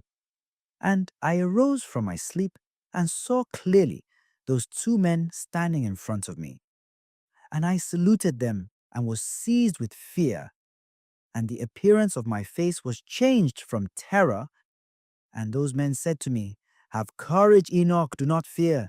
The eternal God sent us to you, and lo, you shall today ascend with us into heaven, and you shall tell your sons and all your household all that they shall do without you on earth in your house. And let no one seek you till the Lord return you to them. And I made haste to obey them, and went out from my house, and made to the doors as it was ordered me, and summoned my sons Methuselah, and Regem, and Gidod, and made known to them all the marvels those men had told me. 2. Enoch. Chapter 2. Listen to me, my children. I know not whither I go, or what will befall me. Now therefore, my children, I tell you, turn not from God before the face of the vain, who made not heaven and earth. For these shall perish, and those who worship them, and may the Lord make confident your hearts in the fear of him. And now, my children, let no one think to seek me until the Lord return me to you. 2 Enoch, chapter 3. It came to pass, when Enoch had told his sons, that the angels took him onto their wings and bore him up onto the first heaven and placed him on the clouds. And there I looked, and again I looked higher, and saw the ether, and they placed me on the first heaven, and showed me a very great sea, greater than the earthly sea. 2 Enoch, chapter 4. They brought before my face the elders and rulers of the stellar orders, and showed me 200 angels, who rule the stars, and their services to the heavens, and fly with their wings, and come round all those who sail. 2 Enoch, chapter 5. And here I looked down and saw the treasure houses of the snow, and the angels who keep their terrible storehouses, and the clouds whence they come out and into which they go. 2 Enoch, chapter 6. They showed me the treasure house of the dew, like oil of the olive, and the appearance of its form, as of all the flowers of the earth. Further, many angels guarding the treasure houses of these things, and how they are made to shut and open. 2 Enoch, chapter 7. And those men took me, and led me up on to the second heaven, and showed me darkness, greater than earthly darkness. And there I saw prisoners hanging, watched, awaiting the great and boundless judgment. And these angels, spirits, were dark-looking, more than earthly darkness, and incessantly making weeping through all hours. And I said to the men who were with me, Wherefore are these incessantly tortured? They answered me, These are God's apostates, who obeyed not God's commands, but took counsel with their own will, and turned away with their prince, who also is fastened on the fifth heaven. And I felt great pity for them, and they saluted me and said to me, Man of God, pray for us to the Lord. And I answered to them, Who am I, a mortal man, that I should pray for angels, spirits? Who knows whither I go, or what will befall me, or who will pray for me? 2 Enoch, chapter 8. And those men took me thence, and led me up unto the third heaven, and placed me there. And I looked downwards, and saw the produce of these places, such as has never been known for goodness. And I saw all the sweet flowering trees, and beheld their fruits, which were sweet smelling, and all the foods borne by them, bubbling with fragrant exhalation. And in the midst of the trees, that of life, in that place whereon the Lord rests, when he goes up into paradise. And this tree is of ineffable goodness and fragrance, and adorned more than every existing thing. And on all sides it is, in form, gold-looking and vermilion and fire-like, and covers all. And it has produce from all fruits. Its root is in the garden at the earth's end. And paradise is between corruptibility and incorruptibility. And two springs come out, which send forth honey and milk, and their springs send forth oil and wine. And they separate into four parts, and go round with quiet course, and go down into the paradise of Eden, between corruptibility and incorruptibility. And thence they go forth along the earth, and have a revolution to their circle, even as other elements. And here there is no unfruitful tree, and every place is blessed. And there are 300 angels very bright, who keep the garden, and with incessant sweet singing and never silent voices serve the Lord throughout all days and hours. And I said, How very sweet is this place! And those men said to me, 2 Enoch, chapter 10. And those two men led me up onto the northern side, and showed me there a very terrible place. And there were all manner of tortures in that place, cruel darkness and unilluminated gloom, and there is no light there, but murky fire constantly flaming aloft. And there is a fiery river coming forth, and that whole place is everywhere fire, and everywhere there is frost and ice, thirst and shivering, while the bonds are very cruel. And the angels, spirits, fearful and merciless, bearing angry weapons, merciless torture. And I said, Woe, woe, how very terrible is this place. And those men said to me, This place, O Enoch, is prepared for those who dishonor God, who on earth practice sin against nature, which is child corruption after the sodomitic fashion, magic making, enchantments, and devilish witchcrafts, and who boast of their wicked deeds, stealing, lies, calumnies, envy, rancor, fornication, murder, and who, accursed, steal the souls of men, who, seeing the poor, take away their goods and themselves wax rich, injuring them for other men's goods, who, being able to satisfy the empty, made the hungering to die, being able to clothe, strip the naked, and who knew not their Creator, and bowed to the soulless and lifeless gods, who cannot see nor hear, vain gods, who also built hewn images, and bow down to unclean handiwork. For all these is prepared this place among these for eternal inheritance. To Enoch, chapter 11. Those men took me and led me up unto the fourth heaven, and showed me all the successive goings, and all the rays of the light of sun and moon. And I measured their goings, and compared their light, and saw that the sun's light is greater than the moon's, its circle, and the wheels on which it goes always, like the wind going past with very marvelous speed, and day and night it has no rest. Its passage and return are accompanied by 4 great stars, and each star has under it 1,000 stars, to the right of the sun's wheel, and by 4 to the left, each having under it 1,000 stars, altogether 8,000, issuing with the sun continually. And by day 15 myriads of angels attend it, and by night 1,000, and 6 winged ones issue with the angels before the sun's wheel into the fiery flames, and 100 angels kindle the sun and set it alight. To Enoch, chapter 12. And I looked and saw other flying elements of the sun, whose names are phoenixes and chokidri, marvelous and wonderful, with feet and tails in the form of a lion and a crocodile's head. Their appearance is empurpled like the rainbow.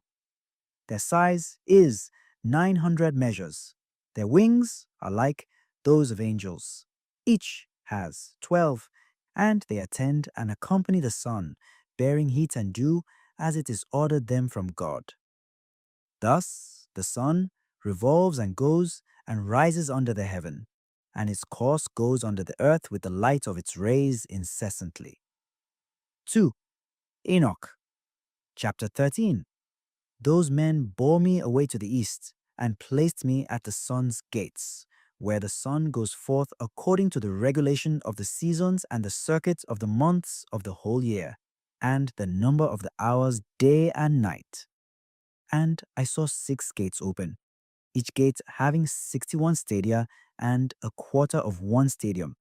And I measured them truly, and understood their size to be so much, through which the sun goes forth and goes to the west, and is made even, and rises throughout all the months, and turns back again from the 6 gates, according to the succession of the seasons. Thus, the period of the whole year is finished after the returns of the 4 seasons. To Enoch, chapter 14. And again, those men led me away to the western parts, and showed me 6 great gates open, corresponding to the eastern gates, opposite to where the sun sets, according to the number of the days 365 and a quarter. Thus again it goes down to the western gates, and draws away its light, the greatness of its brightness under the earth. For since the crown of its shining is in heaven with the Lord, and guarded by 400 angels, while the sun goes round on wheel under the earth, and stands 7 great hours in night, and spends half its course under the earth. When it comes to the eastern approach in the 8th hour of the night, it brings its lights and the crown of shining, and the sun flames forth more than fire. 2 Enoch, chapter 15. Then the elements of the sun, called phoenixes and chokedri, break into song. Therefore every bird flutters with its wings, rejoicing at the giver of light, and they broke into song at the command of the Lord. The giver of light comes to give brightness to the whole world, and the morning god takes shape, which is the rays of the sun, and the sun of the earth goes out, and receives its brightness to light up the whole face of the earth. And they showed me this calculation of the sun's going. And the gates which it enters, these are the great gates of the calculation of the hours of the year. For this reason, the sun is a great creation, whose circuit lasts 28 years, and begins again from the beginning. 2 Enoch, chapter 16. Those men showed me the other course, that of the moon, 12 great gates, crowned from west to east, by which the moon goes in and out of the customary times. It goes in at the first gates to the western places of the sun, by the first gates with 31 days exactly, by the second gates with 31 days exactly, by the third with 30 days exactly, by the fourth with 30 days exactly, by the fifth with 31 days exactly, by the sixth with 31 days exactly, by the seventh with 30 days exactly, by the eighth with 31 days perfectly, by the ninth with 31 days exactly, by the 10th with 30 days perfectly, by the 11th with 31 days exactly, by the 12th with 28 days exactly. And it goes through the western gates in the order and number of the eastern, and accomplishes the 365 and a quarter days of the solar year, while the lunar year has 354, and there are wanting to it 12 days of the solar circle, which are the lunar epochs of the whole year. Thus, too, the great circle contains 532 years. The quarter of a day is omitted for 3 years, the fourth fulfills it exactly. Therefore, they are taken outside of heaven for 3 years, and are not added to the number of days, because they change the time of the years to 2 new months towards completion, to 2 others towards diminution. And when the western gates are finished, it returns and goes to the eastern to the lights, and goes thus day and night about the heavenly circles, lower than all circles, swifter than the heavenly winds, and spirits and elements and angels flying. Each angel has 6 wings. It has a sevenfold course in 19 years. 2 Enoch, chapter 17. In the midst of the heavens, I saw armed soldiers serving the Lord with tympana and organs, with incessant voice, with sweet and incessant voice, and various singing, which it is impossible to describe, and which astonishes every mind. So wonderful and marvelous is the singing of those angels, and I was delighted listening to it. 2 Enoch, chapter 18. The men took me on to the fifth heaven and placed me, and there I saw many and countless soldiers, called Grigori, of human appearance, and their size was greater than that of great giants, and their faces withered, and the silence of their mouths perpetual. And there was no service on the fifth heaven. And I said to the men who were with me, Wherefore are these very withered, and their faces melancholy, and their mouths silent? And wherefore is there no service on this heaven? And they said to me, These are the Gregory, who with their prince Satanael, Satan, rejected the Lord of light. And after them are those who are held in great darkness on the second heaven. And 3 of them went down onto earth from the Lord's throne to the place, Hermon, and broke through their vows on the shoulder of the hill Hermon, and saw the daughters of men how good they are, and took to themselves wives, and befouled the earth with their deeds, who in all times of their age made lawlessness and mixing, and giants are born, and marvelous big men and great enmity. And therefore God judged them with great judgment, and they weep for their brethren, and they will be punished on the Lord's great day. And I said to the Gregory, I saw your brethren, and their works, and their great torments, and I prayed for them, but the Lord has condemned them to be on the earth till the existing heaven, and earth shall end forever. And I said, Wherefore do you wait, brethren, and do not serve before the Lord's face, and have not put your services before the Lord's face, lest you anger your Lord utterly? And they listened to my admonition and spoke to the 4 ranks in heaven. And lo, as I stood with those 2 men, 4 trumpets trumpeted together with great voice, and the Gregory broke into song with one voice, and their voice went up before the Lord pitifully and affectingly. 2. Enoch, chapter 19. And thence those men took me and bore me up unto the 6th heaven, and there I saw 7 bands of angels, very bright and very glorious, and their faces shining more than the sun's shining, glistening. And there is no difference in their faces, or behavior, or manner of dress. And these make the orders, and learn the goings of the stars, and the alteration of the moon, or revolution of the sun, and the good government of the world. And when they see evil doing, they make commandments and instruction, and sweet and loud singing, and all songs of praise. These are the archangels who are above angels, measure all life in heaven and on earth, and the angels who are appointed over seasons and years, the angels who are over rivers and sea, and who are over the fruits of the earth, and the angels who are over every grass, giving food to all, to every living thing, and the angels who write all the souls of men, and all their deeds, and their lives before the Lord's face. In their midst are 6 phoenixes and 6 cherubim, and 6 six-winged ones continually, with one voice singing one voice. And it is not possible to describe their singing, and they rejoice before the Lord at his footstool. 2 Enoch, chapter 20. And those 2 men lifted me up thence unto the 7th heaven, and I saw there a very great light, and fiery troops of great archangels, incorporeal forces, and dominions, orders and governments, cherubim and seraphim, thrones and many-eyed ones, 9 regiments, the Iowanite stations of light.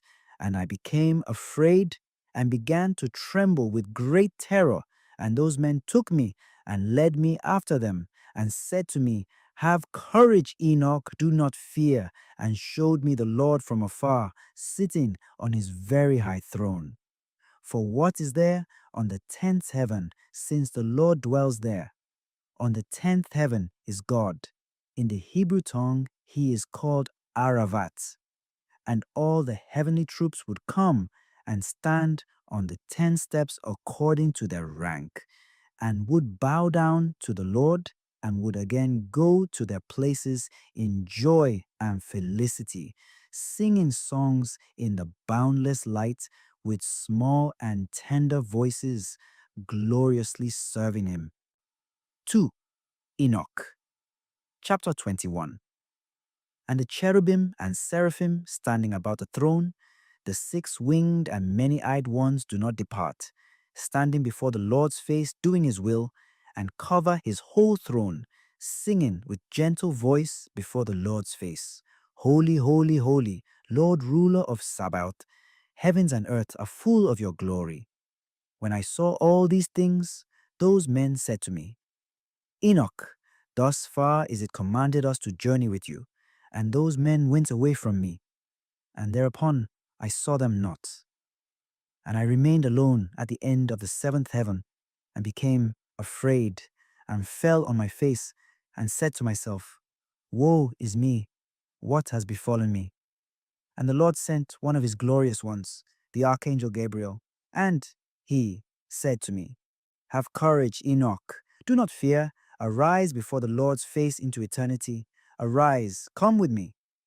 And I answered him, and said in myself, My Lord, my soul is departed from me, from terror and trembling, and I called to the men who led me up to this place. On them I relied, and it is, with them I go before the Lord's face.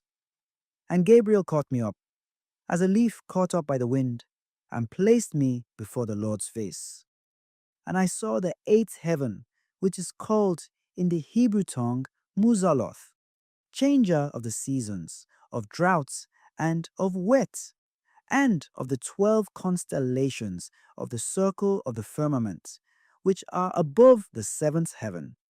And I saw the ninth heaven, which is called in Hebrew Kuchavim, where are the heavenly homes of the 12 constellations of the circle of the firmament. 2. Enoch, chapter 22. On the 10th heaven, which is called Aravoth, I saw the appearance of the Lord's face, like iron made to glow in fire and brought out, emitting sparks, and it burns. Thus, in a moment of eternity, I saw the Lord's face. But the Lord's face is ineffable, marvelous, and very awful, and very, very terrible. And who am I to tell of the Lord's unspeakable being and of his very wonderful face? And I cannot tell the quantity of his many instructions and various voices. The Lord's throne is very great and not made with hands, nor the quantity of those standing round him, troops of cherubim and seraphim, nor their incessant singing, nor his immutable beauty. And who shall tell of the ineffable greatness of his glory? And I fell prone and bowed down to the Lord, and the Lord with his lips said to me, Have courage, Enoch, do not fear, arise and stand before my face into eternity. And the archistratage Michael lifted me up and led me to before the Lord's face. And the Lord said to his servants, tempting them, Let Enoch stand before my face into eternity.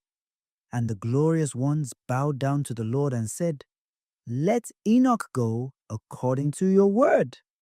And the Lord said to Michael, Go and take Enoch from out of his earthly garments, and anoint him with my sweet ointment, and put him into the garments of my glory. And Michael did thus, as the Lord told him. He anointed me and dressed me, and the appearance of that ointment is more than the great light, and his ointment is like sweet dew, and its smell mild, shining like the sun's ray. And I looked at myself, and I was like transfigured, one of his glorious ones. And the Lord summoned one of his archangels by name Pravul, whose knowledge was quicker in wisdom than the other archangels, who wrote all the deeds of the Lord. And the Lord said to Pravul, Bring out the books from my storehouses and a reed of quick writing, and give it to Enoch, and deliver to him the choice and comforting books out of your hand. 2. Enoch, chapter 24. And the Lord summoned me and said to me, Enoch, sit down on my left with Gabriel. And I bowed down to the Lord, and the Lord spoke to me, Enoch, beloved, all that you see, all things that are standing finished, I tell to you even before the very beginning. all that I created from non-being, and visible, physical things from invisible, spiritual. Hear, Enoch, and take in these my words, for not to. My angels have I told my secret, and I have not told them their rise, nor my endless realm, nor have they understood my creating, which I tell you today. For before all things were visible, physical, I alone used to go about in the invisible, spiritual things, like the sun from east to west, and from west to east. But even the sun has peace in itself, while I found no peace, because I was creating all things, and I conceived the thought of placing foundations and of creating visible physical creation. 2. Enoch, chapter 25. I commanded in the very lowest parts that visible physical things should come down from invisible, spiritual, and Adwell came down very great, and I beheld him, and lo, he had a belly of great light. And I said to him, Become undone, Addoil, and let the visible, physical, come out of you. And he came undone, and a great light came out. And I was in the midst of the great light. And as there is born light from light, there came forth a great age, and showed all creation, which I had thought to create. And I saw that it was good. And I placed for myself a throne, and took my seat on it, and said to the light, Go thence up higher, and fix yourself high above the throne, and be a foundation to the highest things. And above the light there is nothing else. And then I bent up and looked up from my throne. 2 Enoch, chapter 26. And I summoned the very lowest a second time, and said, Let Arcas come forth hard. And he came forth hard from the invisible, spiritual. And Arcas came forth, hard, heavy, and very red. And I said, Be opened, Arcas, and let there be born from you. And he came undone. An age came forth, very great and very dark, bearing the creation of all lower things.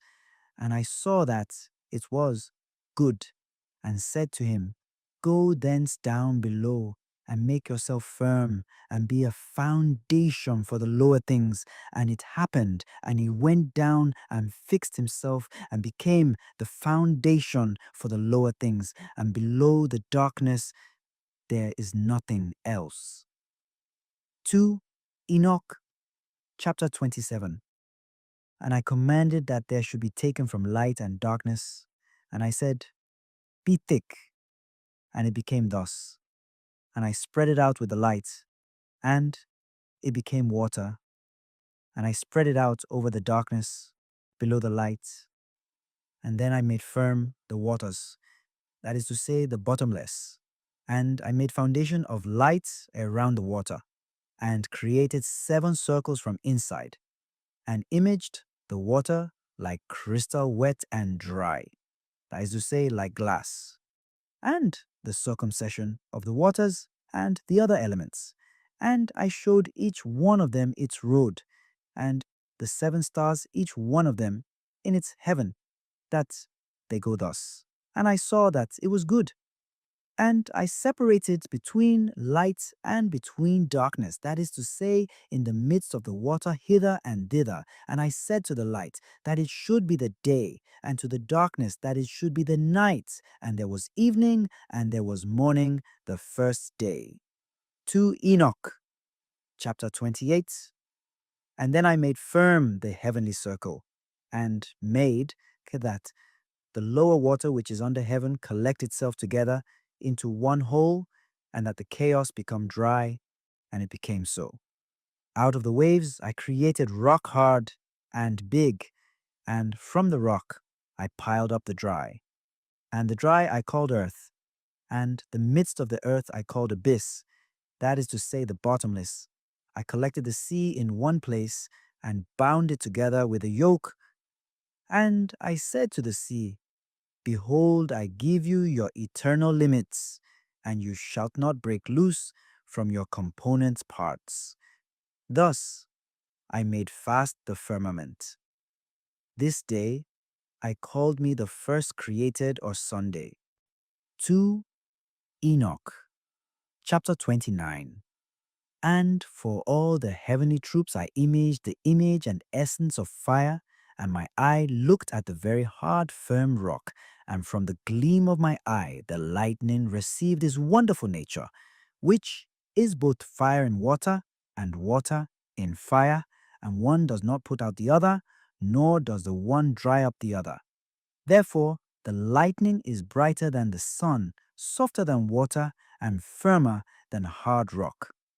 And from the rock I cut off a great fire, and from the fire I created the orders of the incorporeal 10 troops of angels, and their weapons are fiery, and their raiment a burning flame. And I commanded that each one should stand in his order. And one from out the order of angels, having turned away with the order that was under him, conceived an impossible thought to place his throne higher than the clouds above the earth, that he might become equal in rank to my power. And I threw him out from the height with his angels, and he was flying in the air continuously above the bottomless. 2 Enoch, chapter 30. On the third day I commanded the earth to make grow great and fruitful trees and hills and seed to sow, and I planted paradise and enclosed it, and placed as armed guardians flaming angels, and thus I created renewal. Then came evening, and came morning, the fourth day. Wednesday. On the fourth day I commanded that there should be great lights on the heavenly circles. On the first uppermost circle I placed the stars, Chrono, and on the second Aphrodite, on the third Aries, on the fifth Zeus, on the sixth Hermes, on the seventh Lesser the moon, and adorned it with the lesser stars. And on the lower I placed the sun for the illumination of day, and the moon and stars for the illumination of night. The sun, that it should go according to each constellation, 12. And I appointed the succession of the months and their names and lives, their thunderings and their hour markings, how they should succeed. Then evening came, and morning came, the fifth day or Thursday. On the fifth day I commanded the sea that it should bring forth fishes, and feathered birds of many varieties, and all animals creeping over the earth, going forth over the earth on 4 legs, and soaring in the air, male, sex, and female, and every soul breathing the spirit of life. And there came evening, and there came morning, the 6th day or Friday.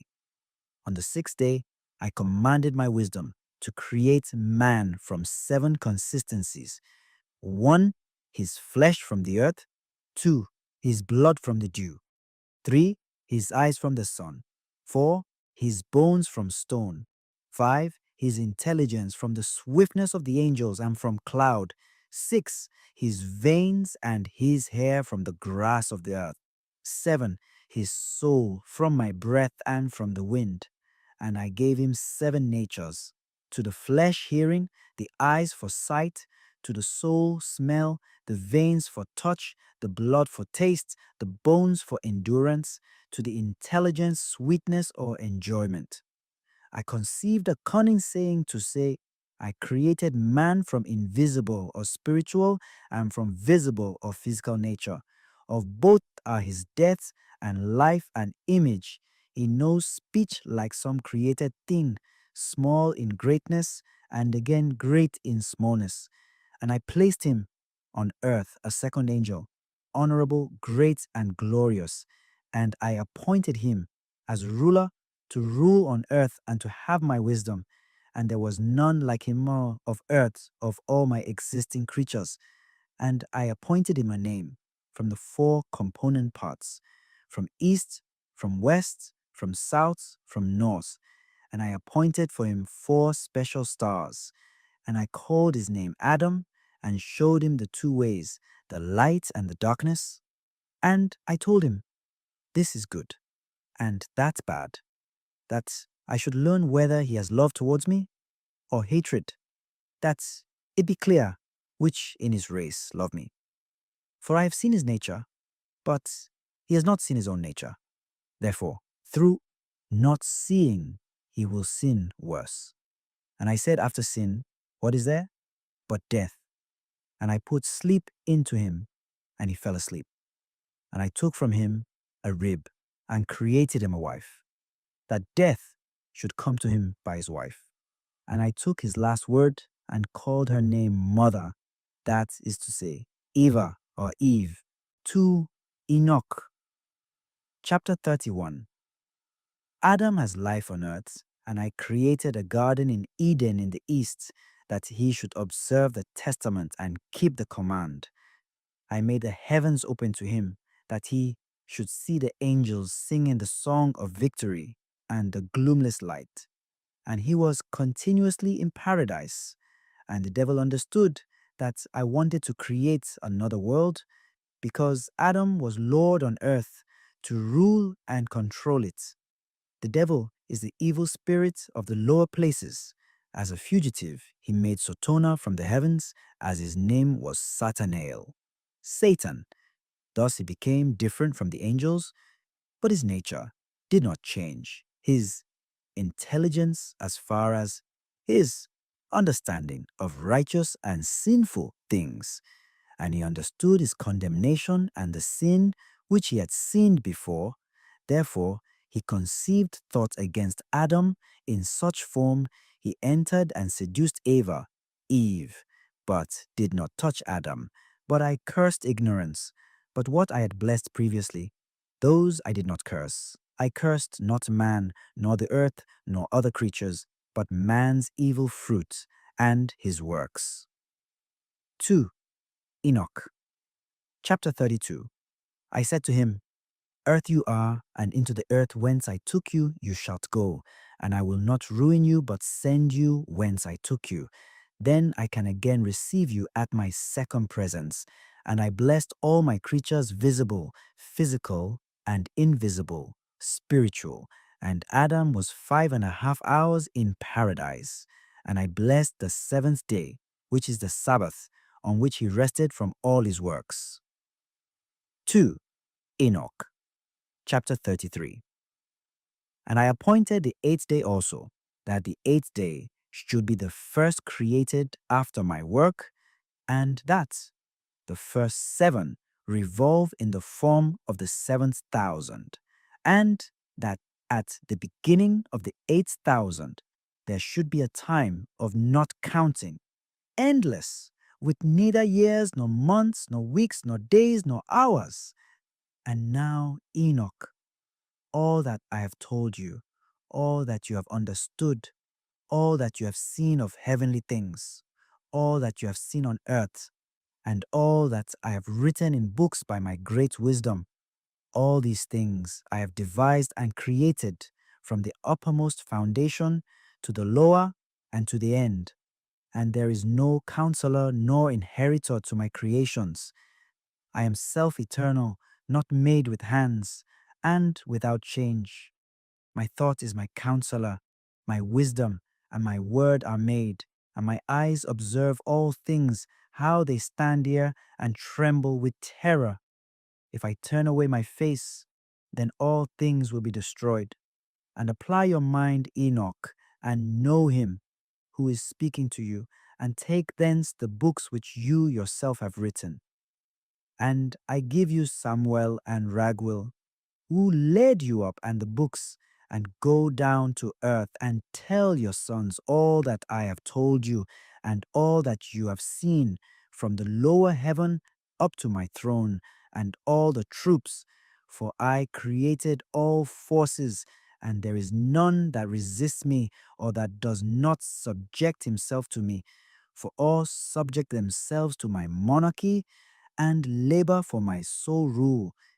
Give them the books of the handwriting, and they will read them, and will know me for the creator of all things, and will understand how there is no other God but me.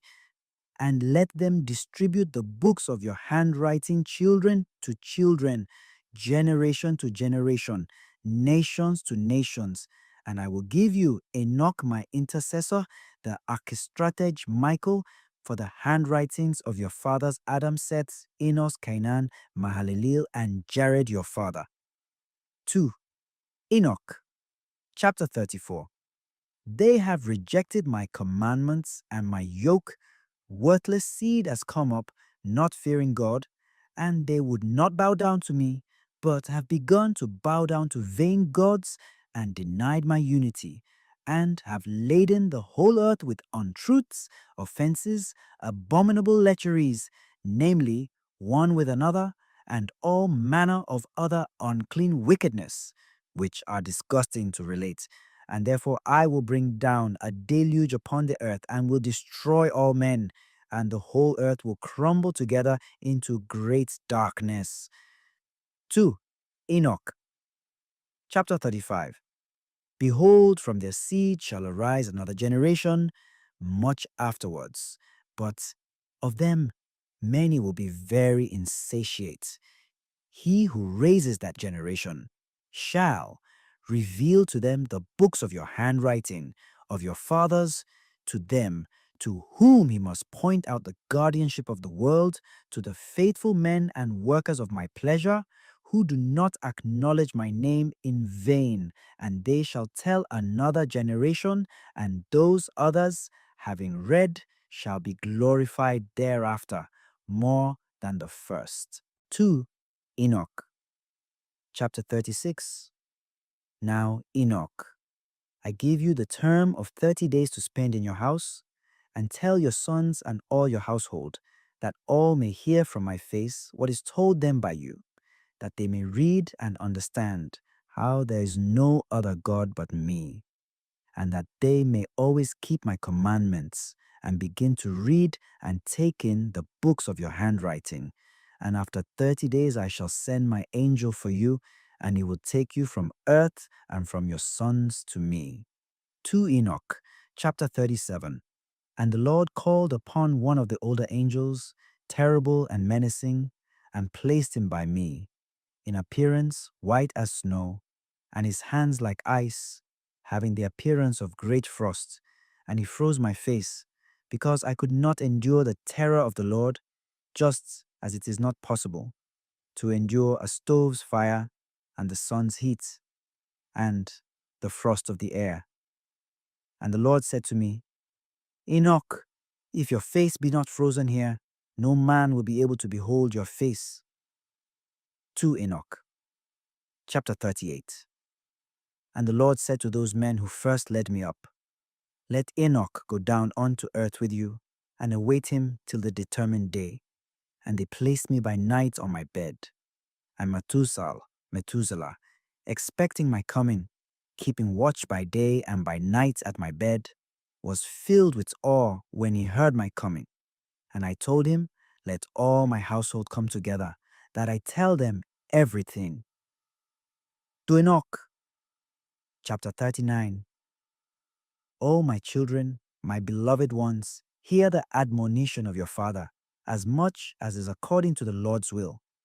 I have been let come to you today, and announce to you, not from my lips, but from the Lord's lips, all that is and was and all that is now, and all that will be, till judgment day.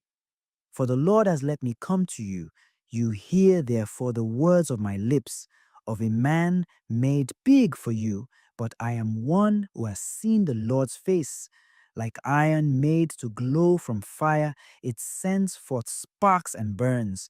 You look now upon my eyes, the eyes of a man big with meaning for you, but I have seen the Lord's eyes, shining like the sun's rays and filling the eyes of man with awe.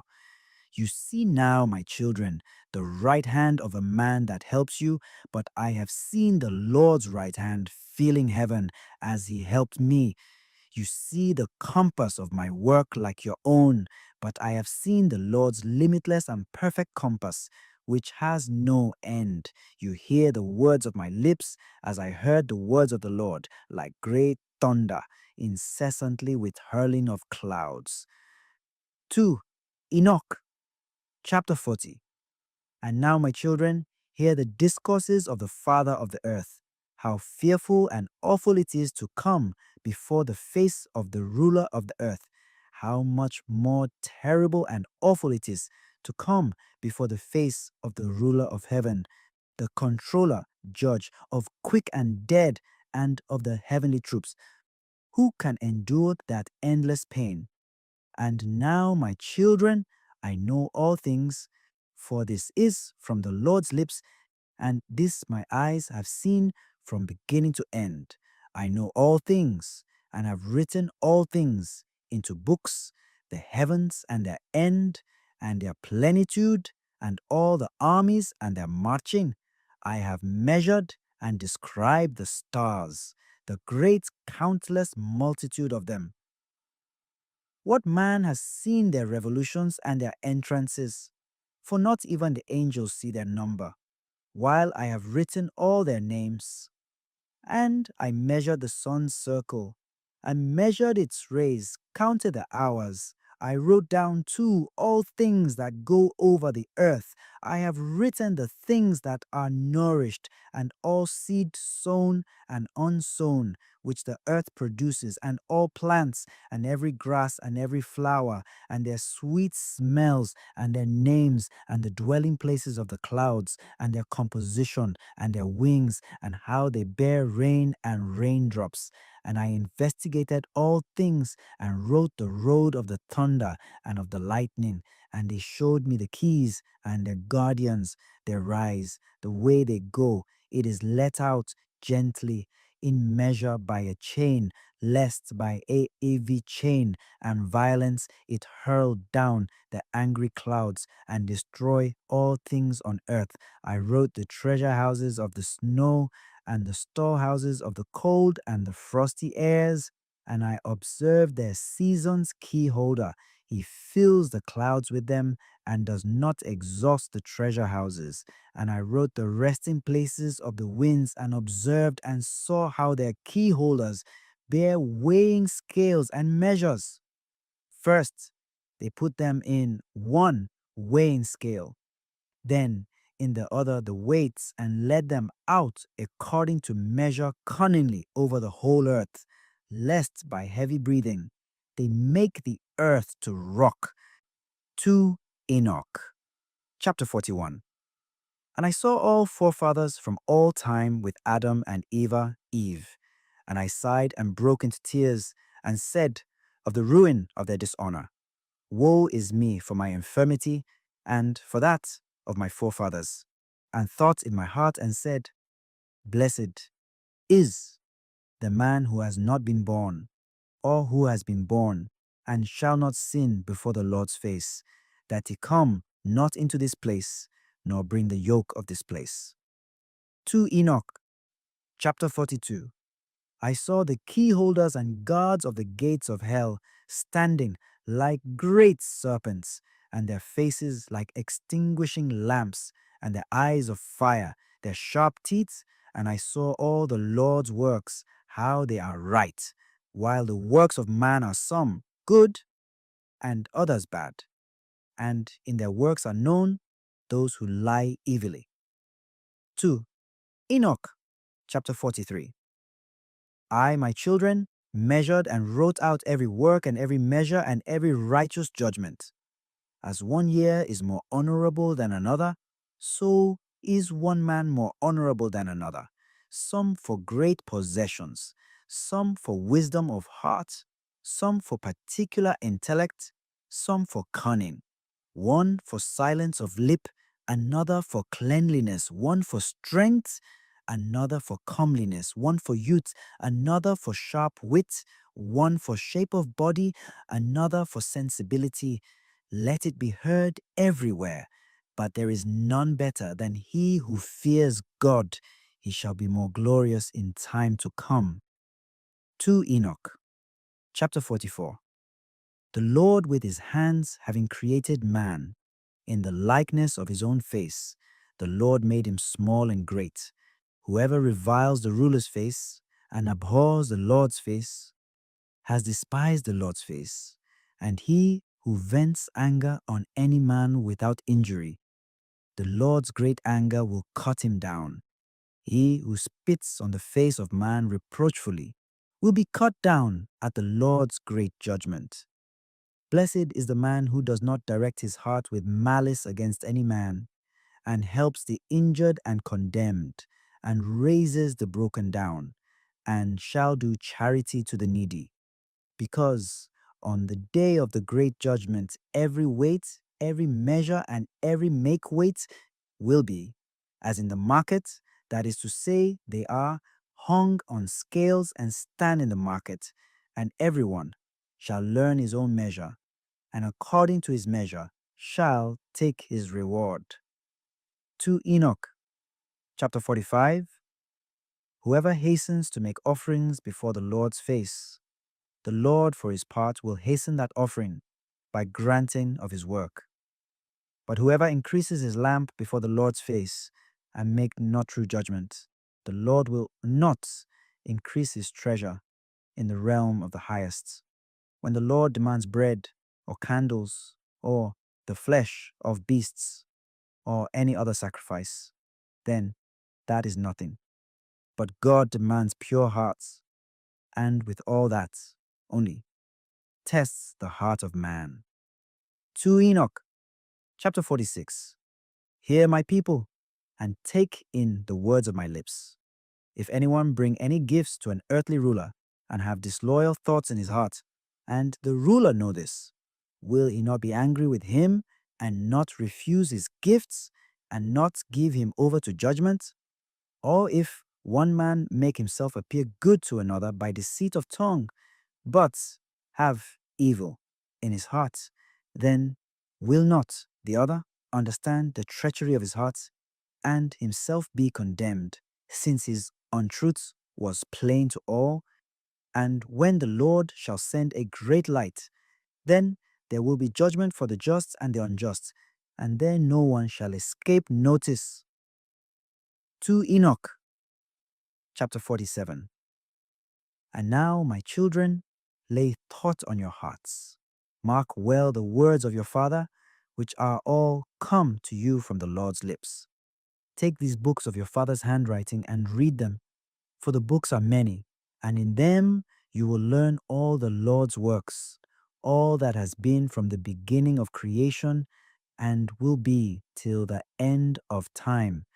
And if you will observe my handwriting, you will not sin against the Lord, because there is no other except the Lord, neither in heaven, nor in earth, nor in the very lowest places, nor in the one foundation. The Lord has placed the foundations in the unknown, and has spread forth heavens visible, physical, and invisible, spiritual. He fixed the earth on the waters and created countless creatures. And who has counted the water and the foundation of the unfixed, or the dust of the earth, or the sand of the sea, or the drops of the rain, or the morning dew, or the wind's breathings? I cut the stars out of fire and decorated heaven and put it in their midst. 2 Enoch, chapter 48. That the sun go along the 7 heavenly circles, which are the appointment of 182 thrones, that it go down on a short day, and again 182, that it go down on a big day, and he has 2 thrones on which he rests, revolving hither and thither above the thrones of the months. From the 17th day of the month Sivan, it goes down to the month Tevan. From the 17th of Tevan, it goes up. And thus it goes close to the earth. Then the earth is glad and makes grow its fruits. And when it goes away, then the earth is sad, and trees and all fruits have no florescence. All this he measured with good measurement of hours, and fixed a measure by his wisdom, of the visible, physical, and the invisible, spiritual. From the invisible, spiritual, he made all things visible, physical, himself being invisible, spiritual. Thus I make known to you, my children, and distribute the books to your children, into all your generations, and amongst the nations who shall have the sense to fear God, let them receive them, and may they come to love them more than any food or earthly sweets, and read them and apply themselves to them. And those who understand not the Lord, who fear not God, who accept not but reject, who do not receive the books, a terrible judgment awaits these. Blessed is the man who shall bear their yoke and shall drag them along, for he shall be released on the day of the great judgment. 2. Enoch, chapter 49. I swear to you, my children, but I swear not by any oaths, neither by heaven, nor by earth, nor by any other creature which God created. The Lord said, There is no oath in me, nor injustice, but truth. If there is no truth in men, let them swear by the words, Yea, yea, or else, Nay, nay. And I swear to you, yea, yea, that there has been no man in his mother's womb, but that already before, even to each one there is a place prepared for the repose of that soul, and a measure fixed how much it is intended that a man be tried in this world. Yea, children, deceive not yourselves, for there has been previously prepared a place for every soul of man. 2 Enoch, chapter 50. I have put every man's work in writing, and none born on earth can remain hidden, nor his works remain concealed. I see all things. Now therefore, my children, in patience and meekness, spend the number of your days, that you inherit endless life. Endure for the sake of the Lord every wound, every injury, every evil word and attack. If ill requitals befall you, return them, not either to neighbor or enemy, because the Lord will return them for you, and be your avenger on the day of great judgment, that there be no avenging here among men. Whoever of you spends gold or silver for his brother's sake, he will receive ample treasure in the world to come. Injure not widows, nor orphans, nor strangers, lest God's wrath come upon you. 2 Enoch, chapter 51. Stretch out your hands to the poor according to your strength. Hide not your silver in the earth. Help the faithful man in affliction, and affliction will not find you in the time of your trouble. And every grievous and cruel yoke that come upon you, bear all for the sake of the Lord, and thus you will find your reward in the day of judgment. It is good to go morning, midday, and evening into the Lord's dwelling for the glory of your Creator, because every breathing thing glorifies Him, and every creature, visible, physical, and invisible, spiritual, returns Him praise. 2 Enoch, chapter 52. Blessed is the man who opens his lips in praise of God of Sabaoth, and praises the Lord with his heart. Cursed every man who opens his lips for the bringing into contempt and calumny of his neighbor, because he brings God into contempt. Blessed is he who opens his lips blessing and praising God. Cursed is he before the Lord all the days of his life, who opens his lips to curse and abuse. Blessed is he who blesses all the Lord's works. Cursed is he who brings the Lord's creation into contempt. Blessed is he who looks down and raises the fallen. Cursed is he who looks to and is eager for the destruction of what is not his. Blessed is he who keeps the foundations of his fathers made firm from the beginning. Cursed is he who perverts the decrees of his forefathers. Blessed is he who imparts peace and love. Cursed is he who disturbs those that love their neighbors. Blessed is he who speaks with humble tongue and heart to all. Cursed is he who speaks peace with his tongue, while in his heart there is no peace but a sword. For all these things will be laid bare in the weighing scales and in the books on the day of the great judgment. 2. Enoch. Chapter 53. And now, my children, do not say, "Our Father is standing before God, and is praying for our sins. For there is there no helper of any man who has sinned." You see how I wrote all works of every man before his creation, all that is done amongst all men for all time, and none can tell or relate my handwriting, because the Lord see all imaginings of man, how they are vain, where they lie in the treasure houses of the heart. And now, my children, mark well all the words of your father that I tell you, lest you regret, saying, "Why did our father not tell us?" 2. Enoch, chapter 54.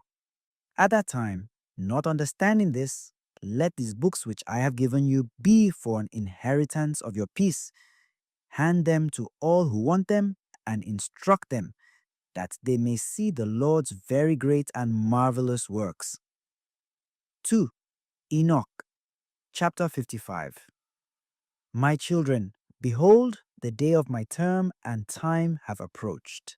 For the angels who shall go with me are standing before me and urge me to my departure from you.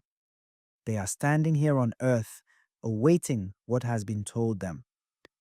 For tomorrow I shall go up unto heaven, to the uppermost Jerusalem, to my eternal inheritance. Therefore, I bid you do before the Lord's face all his good pleasure. 2. Enoch, chapter 56. Methuselah, having answered his father Enoch, said, "What is agreeable to your eyes, Father, that I may make before your face, that you may bless our dwellings and your sons, and that your people may be made glorious through you, and then that you may depart thus, as the Lord said?" Enoch answered to his son Methuselah, and said, "Hear, child, from the time when the Lord anointed me with the ointment of his glory, there has been no food in me, and my soul remembers not earthly enjoyment, neither do I want anything earthly." 2. Enoch, chapter 57.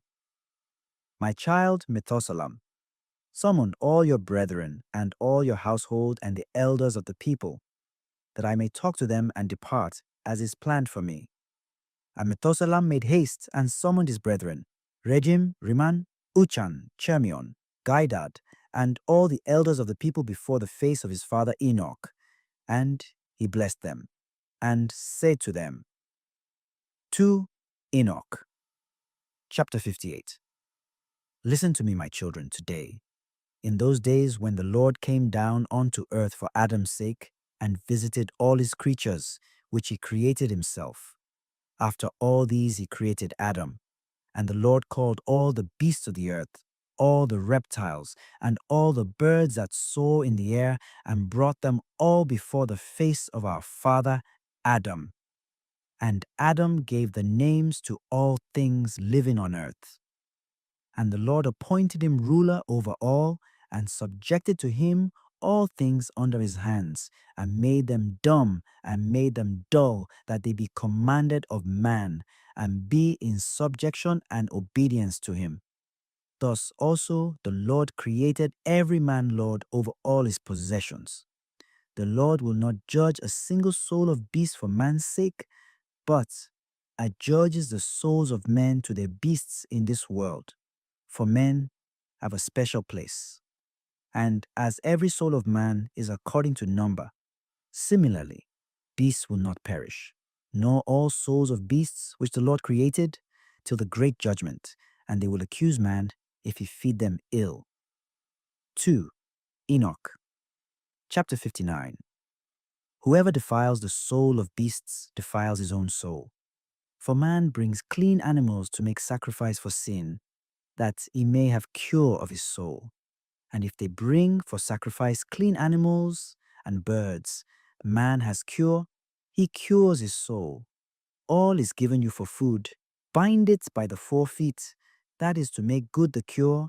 He cures his soul. But whoever kills beasts without wounds kills his own souls and defiles his own flesh. And he who does any beast any injury whatsoever, in secret, it is evil practice, and he defiles his own soul. 2. Enoch, chapter 60. He who works the killing of a man's soul kills his own soul and kills his own body, and there is no cure for him for all time. He who puts a man in any snare shall stick in it himself, and there is no cure for him for all time. He who puts a man in any vessel, his retribution will not be wanting at the great judgment for all time. He who works crookedly or speaks evil against any soul will not make justice for himself for all time. 2.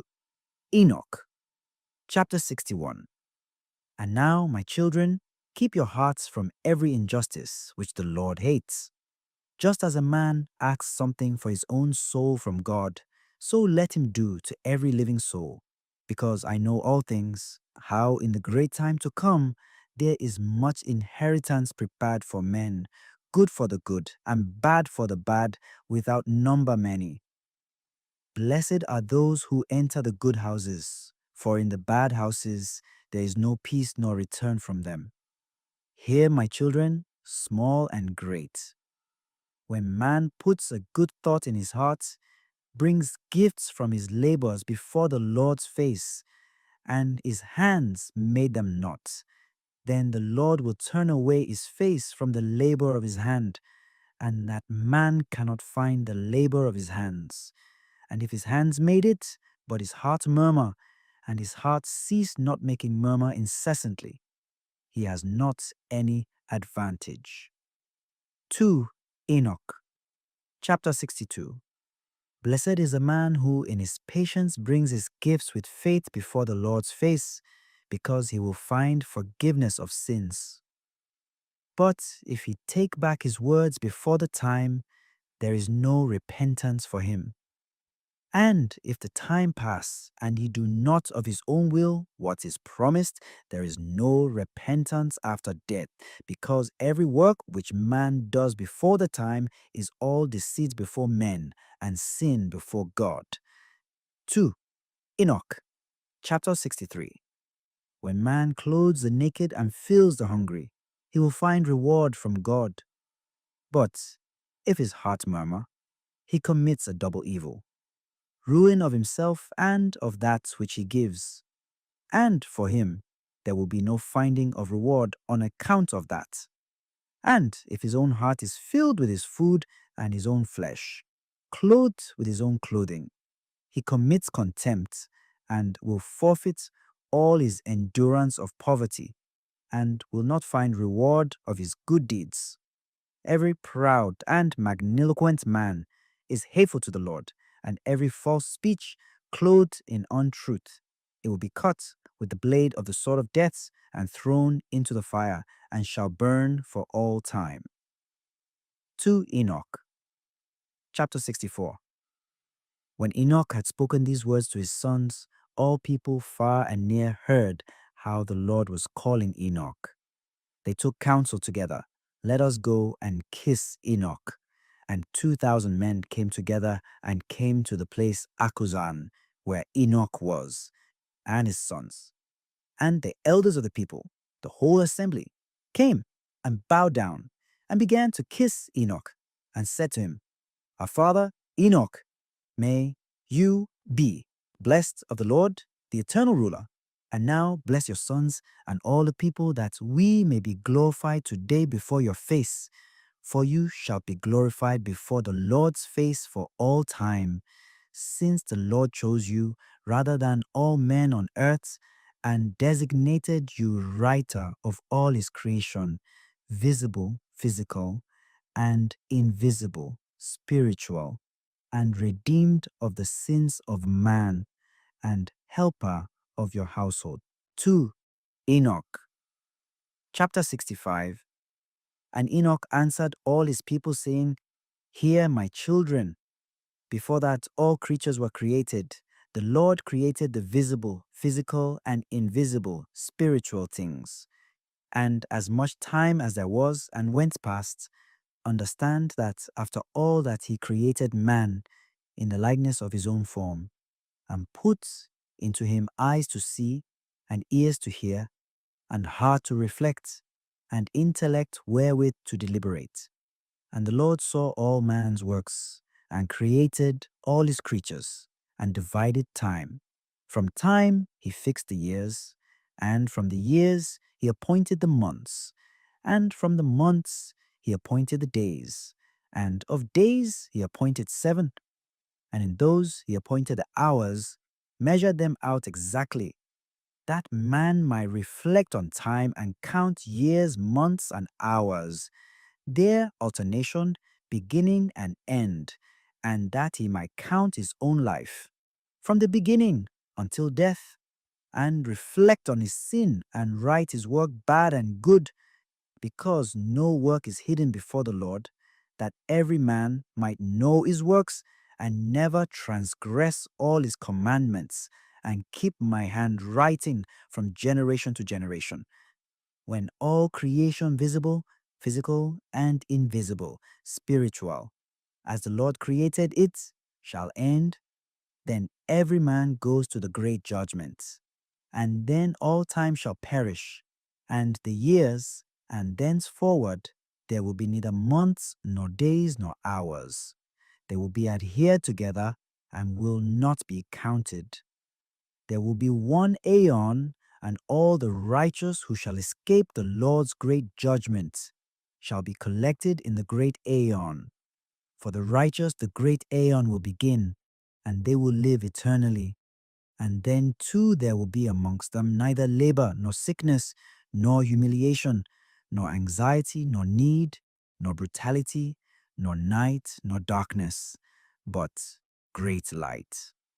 And they shall have a great indestructible wall, and a paradise bright and incorruptible, eternal. For all corruptible, mortal things shall pass away, and there will be eternal life. 2. Enoch, chapter 66. And now, my children, keep your souls from all injustice, such as the Lord hates. Walk before his face with terror and trembling, and serve him alone. Bow down to the true God, not to dumb idols, but bow down to his similitude, and bring all just offerings before the Lord's face. The Lord hates what is unjust, for the Lord sees all things. When man takes thought in his heart, then he counsels the intellects, and every thought is always before the Lord, who made firm the earth and puts all creatures on it. If you look to heaven, the Lord is there. If you take thought of the seas deep and all the under earth, the Lord is there. For the Lord created all things. Bow not down to things made by man, leaving the Lord of all creation, because no work can remain hidden before the Lord's face.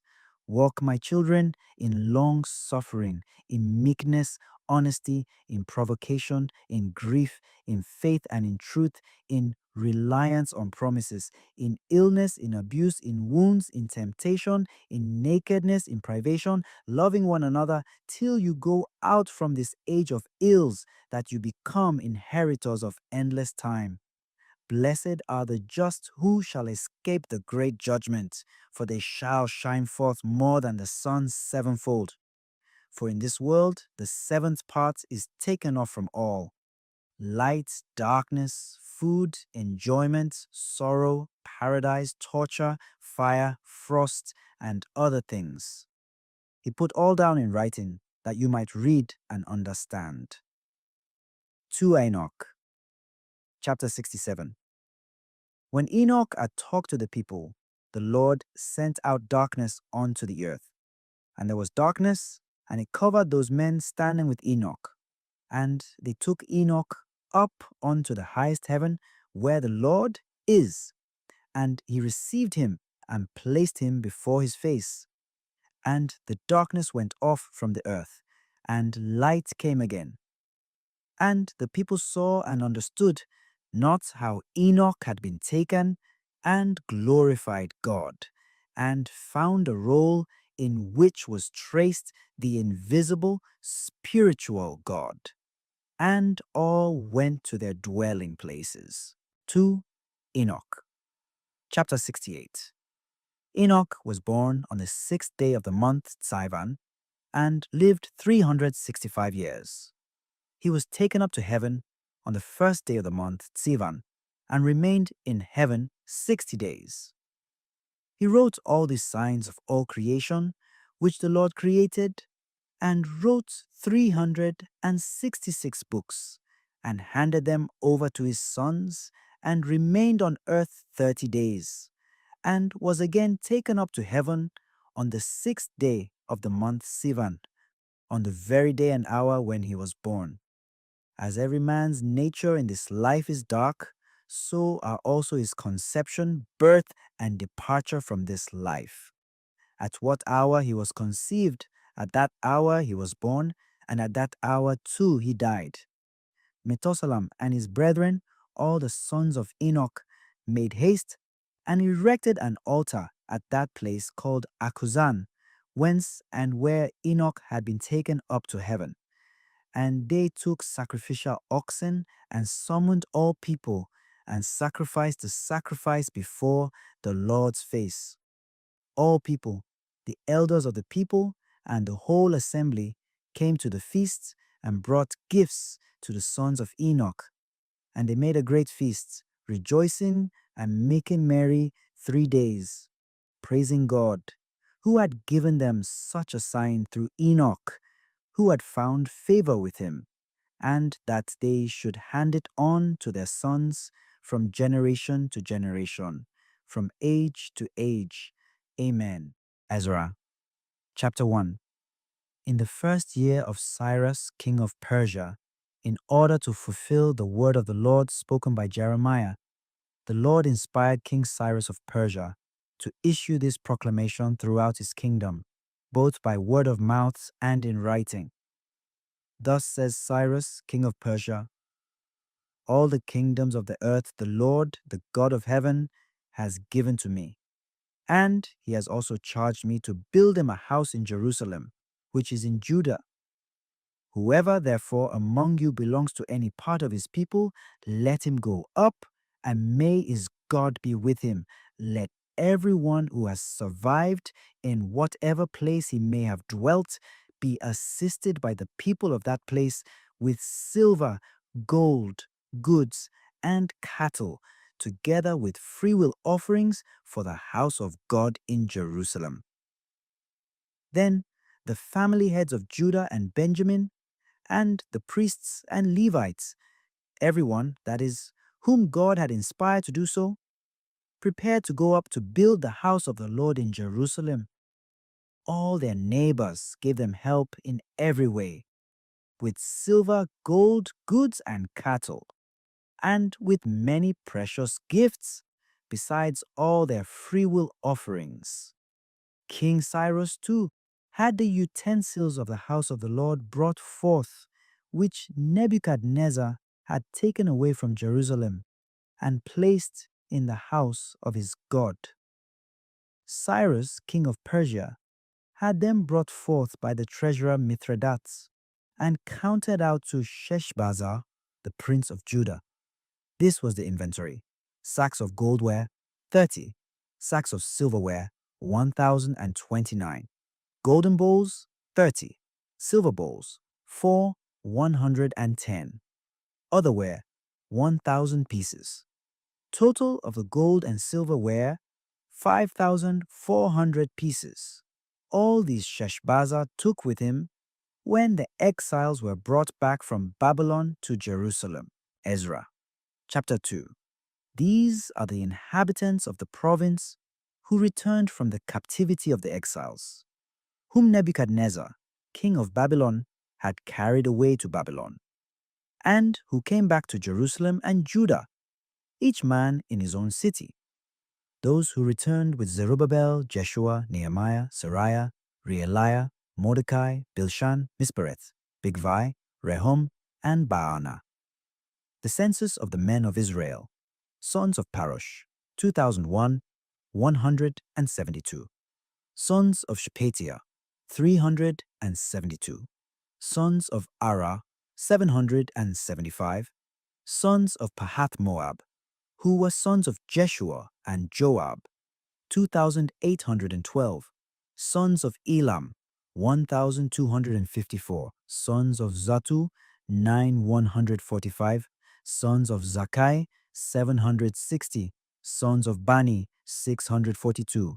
Sons of Bebai, 623. Sons of Asgad, 1,222.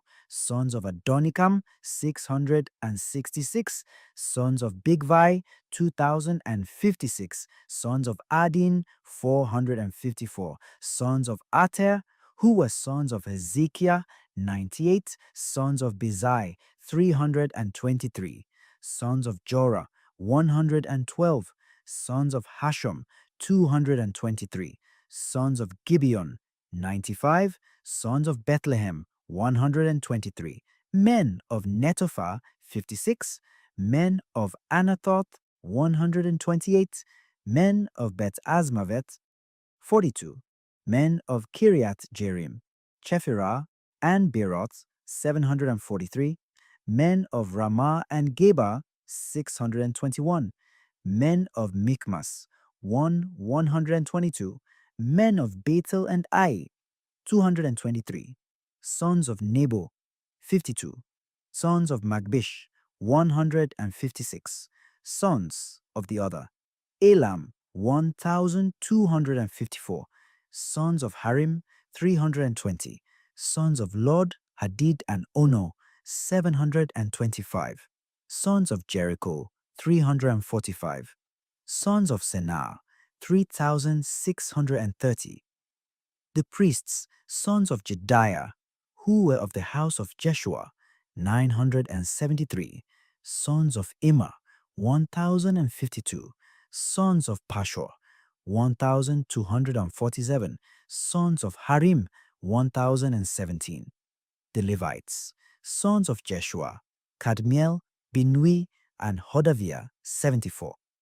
The singers, sons of Asaph, 128. The gatekeepers, sons of Shalom, sons of Ater, sons of Talmon, sons of Akub, sons of Hatita, sons of Shobai, 139 in all. The temple slaves, sons of Ziha, sons of Asufa, sons of Tabaut, sons of Keros, sons of Siaha, sons of Padon, sons of Lebana, sons of Hagaba, sons of Akub, sons of Hagab, sons of Shamlai, sons of Hanan, sons of Gidel, sons of Gahar, sons of Reaiah, sons of Rezin, sons of Nekoda, sons of Gatzam, sons of Uzzah, sons of Paseah, sons of Besai, sons of Asna, sons of the Munites, sons of the Nephusites, sons of Bakbuk, sons of Hakufa, sons of Harhur, sons of Bazlut, sons of Mahida, sons of Harsha, sons of Barkos, sons of Sisera, sons of Tema, sons of Neziah, sons of Hatifa, descendants of the slaves of Solomon, sons of Sotai, sons of Hasopheret, sons of Peruda, sons of Jala, sons of Darkon, sons of Giddel, sons of Shephatiah, sons of Hatil, sons of Pochereth Hazibaim, sons of Ami. The total of the temple slaves and the descendants of the slaves of Solomon was 392.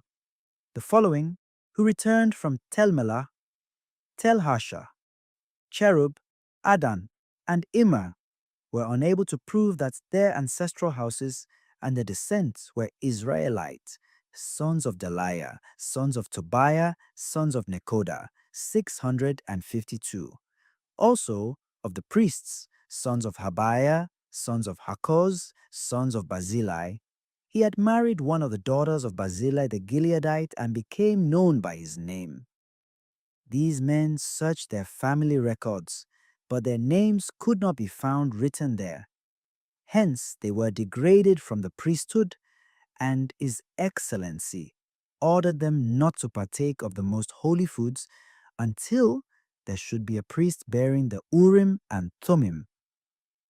The entire assembly taken together came to 42,360, not counting their male and female slaves, who were 1,337.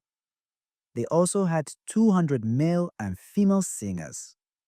Their horses were 736, their mules 245, their camels 435. Their asses, 1,720. When they arrived at the house of the Lord in Jerusalem, some of the family heads made free will offerings for the house of God to rebuild it in its place. According to their means, they contributed to the treasury for the temple service 61,000 drachmas of gold, 5,000 minas of silver, and 100 garments for the priests. The priests, the Levites, and some of the common people took up residence in Jerusalem, but the singers, the gatekeepers, and the temple slaves dwelt in their cities. Thus all the Israelites dwelt in their cities. Ezra chapter 3. Now when the 7th month came, after the Israelites had settled in their cities, the people gathered at Jerusalem as one man. Then Jeshua, son of Jozadak, together with his brethren the priests, and Zerubbabel, son of Shealtiel, together with his brethren, set about rebuilding the altar of the God of Israel, in order to offer on it the holocaust prescribed in the law of Moses, the man of God. Despite their fear of the peoples of the land, they replaced the altar on its foundations and offered holocausts to the Lord on it, both morning and evening. They also kept the Feast of Booths in the manner prescribed. And they offered the daily holocausts in the proper number required for each day. Thereafter, they offered the established holocausts, the sacrifices prescribed for the new moons, and all the festivals sacred to the Lord, and those which anyone might offer as a free will gift to the Lord. From the first day of the 7th month, they began to offer holocausts to the Lord, though the foundation of the temple of the Lord had not yet been laid. Then they hired stone cutters and carpenters, and sent food and drink and oil to the Sidonians and Tyrians, that they might ship cedar trees from the Lebanon to the port of Joppa, as Cyrus, king of Persia, had authorized. In the year after their coming to the house of God in Jerusalem, in the 2nd month, Zerubbabel, son of Shealtiel, and Jeshua, son of Jozadak, together with the rest of their brethren, the priests and Levites, and all who had come from the captivity to Jerusalem, began by appointing the Levites 20 years of age and over to supervise the work on the house of the Lord. Jeshua and his sons and brethren, with Kadmiel and Binui, son of Henadad, and their sons and their brethren, the Levites, stood as one man to supervise those who were engaged in the work on the house of God. When the builders had laid the foundation of the Lord's temple, the vested priests with the trumpets and the Levites, sons of Asaph, were stationed there with the cymbals to praise the Lord in the manner laid down by David, king of Israel. They alternated in songs of praise and thanksgiving to the Lord, for he is good, for his kindness to Israel endures forever. And all the people raised a great shout of joy, praising the Lord, because the foundation of the Lord's house had been laid. Many of the priests, Levites, and family heads, the old men who had seen the former house, cried out in sorrow as they watched the foundation of the present house being laid. Many others, however, lifted up their voices in shouts of joy, and no one could distinguish the sound of the joyful shouting from the sound of those who were weeping. For the people raised a mighty clamor, which was heard afar off. Ezra chapter 4. When the enemies of Judah and Benjamin heard that the exiles were building a temple for the Lord, the God of Israel, they approached Zerubbabel and the family heads and said to them, "Let us build with you, for we seek your God just as you do, and we have sacrificed to him since the days of Esarhaddon, king of Assyria, who had us brought here. But Zerubbabel, Jeshua, and the rest of the family heads of Israel answered them, "It is not your responsibility to build with us a house for our God, but we alone must build it for the Lord, the God of Israel, as King Cyrus of Persia has commanded us." Thereupon, the people of the land set out to intimidate and dishearten the people of Judah so as to keep them from building.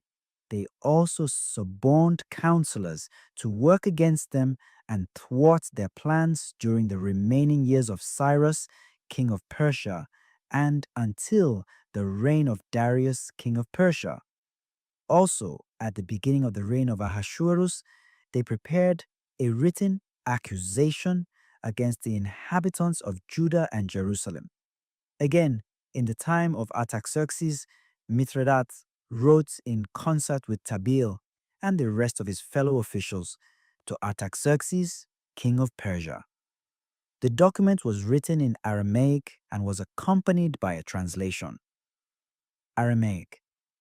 Then Rehum, the governor, and Shimshai, the scribe, wrote the following letter against Jerusalem to King Artaxerxes, Ki Rehum, the governor, Shimshai, the scribe, and their fellow judges, officials, and agents from among the Persian, Urukian, Babylonian, Susian, that is Elamite, and the other peoples whom the great and illustrious Assurbanipal transported and settled in the city of Samaria and elsewhere in the province west of Euphrates, as follows. This is a copy of the letter that they sent to him.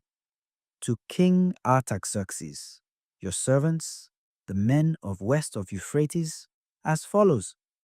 Let it be known to the king that the Jews who came up from you to us have arrived at Jerusalem and are now rebuilding this rebellious and evil city. They are raising up its walls, and the foundations have already been laid. Now let it be known to the king that if this city is rebuilt and its walls are raised up again, they will no longer pay taxes, tributes, or tolls. Thus, it can only result in harm to the throne.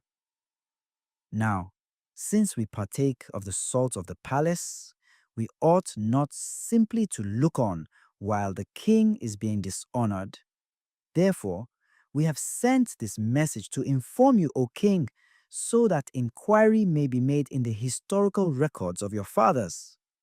In the historical records, you can discover and verify that this city is a rebellious city which has proved fatal to kings and provinces, and that sedition has been fostered there since ancient times. For that reason, this city was destroyed.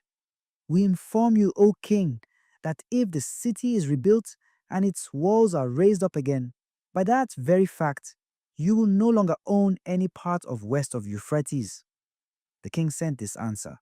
To Rehum, the governor, Shimshai, the scribe, and their fellow officials living in Samaria and elsewhere in the province, west of Euphrates, greetings, and the following. The communication which you sent us has been read plainly in my presence. When at my command inquiry was made, it was verified that from ancient times this city has risen up against kings, and that rebellion and sedition have been fostered there. Powerful kings were once in Jerusalem, who ruled over all west of Euphrates, and taxes, tributes, and tolls were paid to them. Give orders, therefore, that will stop the work of these men. This city may not be rebuilt until a further decree has been issued by me. Take care that you do not neglect this matter, lest the evil grow to the detriment of the throne. As soon as a copy of King Artaxerxes' letter had been read before Rehum, the governor, Shimshai, the scribe, and their fellow officials, they went in all haste to the Jews in Jerusalem and stopped their work by force of arms. Thus it was that the work on the house of God in Jerusalem was halted. This inaction lasted until the second year of the reign of Darius, king of Persia. Ezra, chapter 5. Then the prophets Haggai and Zechariah, son of Iddo, began to prophesy to the Jews in Judah and Jerusalem in the name of the God of Israel. Thereupon, Zerubbabel, son of Shealtiel, and Jeshua, son of Jozadak, began again to build the house of God in Jerusalem with the prophets of God giving them support. At that time, there came to them Tattenai, governor of west of Euphrates, and Shetha-bozenai, and their fellow officials, who asked of them, "Who issued the decree for you to build this house and raise this edifice? What are the names of the men who are building this structure?" But their God watched over the elders of the Jews so that they were not hindered, until a report could go to Darius, and then a written order be sent back concerning this matter. A copy of the letter sent to King Darius by Tattenai, governor of west of Euphrates, and Shethar-bozenai, and their fellow officials from west of Euphrates. They sent him a report in which was written the following: To King Darius, all good wishes. Let it be known to the king that we have visited the province of Judah and the house of the great God. It is being rebuilt of cut stone, and the walls are being reinforced with timber.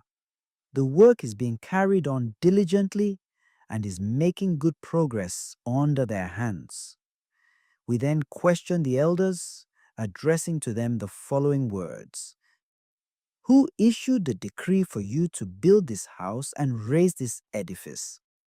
We also asked them their names, to report them to you in a list of the men who are their leaders. This was their answer to us: We are the servants of the God of heaven and earth, and we are rebuilding the house built here long years ago, which a great king of Israel built and finished. But because our fathers provoked the wrath of the God of heaven, he delivered them into the power of the Chaldean Nebuchadnezzar, king of Babylon, who destroyed this house and led the people captive to Babylon. However, in the first year of Cyrus, king of Babylon, King Cyrus issued a decree for the rebuilding of this house of God. Moreover, the gold and silver utensils of the house of God, which Nebuchadnezzar had taken from the temple in Jerusalem and carried off to the temple in Babylon, King Cyrus ordered to be removed from the temple in Babylon and consigned to a certain Sheshbazzar, whom he named governor. And he commanded him, "Take these utensils and deposit them in the temple of Jerusalem, and let the house of God be rebuilt on its former site." Then the same Sheshbazzar came and laid the foundations of the house of God in Jerusalem. Since that time, the building has been going on, and it is not yet completed.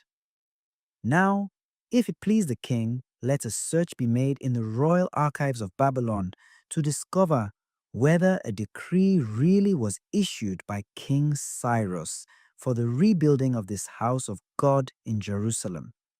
And may the king's pleasure in this matter be communicated to us. Ezra, chapter 6. Thereupon, King Darius issued an order to search the archives in which the Babylonian records were stored away. And in Ecbatana, the stronghold in the province of Media, a scroll was found containing the following text: Memorandum. In the first year of King Cyrus issued a decree, the house of God in Jerusalem. The house is to be rebuilt as a place for offering sacrifices and bringing burnt offerings. Its height is to be 60 cubits, and its width 60 cubits. It shall have 3 courses of cut stone for each one of timber. The costs are to be borne by the royal palace. Also, the gold and silver utensils of the house of God, which Nebuchadnezzar took from the temple of Jerusalem and brought to Babylon, are to be sent back, to be returned to their place in the temple of Jerusalem and deposited in the house of God.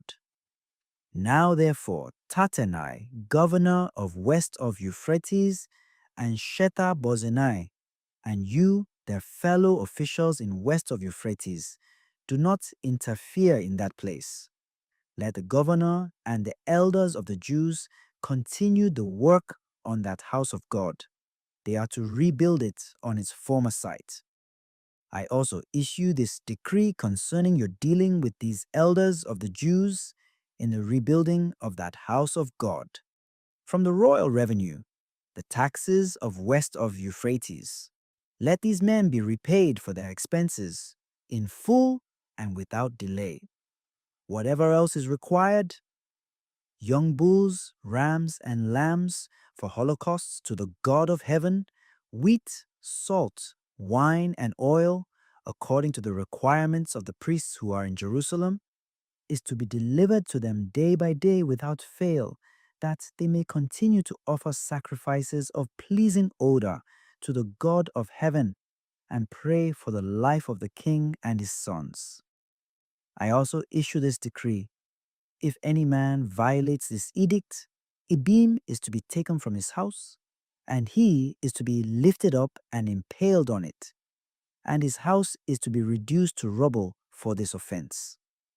And may the God who causes his name to dwell there overthrow every king or people who may undertake to alter this or to destroy this house of God in Jerusalem. I, Darius, have issued this decree. Let it be carefully executed. Then Tattenai, the governor of west of Euphrates, and Shethar-bozenai and their fellow officials carried out fully the instructions King Darius had sent them. The elders of the Jews continued to make progress in the building, supported by the message of the prophets Haggai and Zechariah, son of Iddo.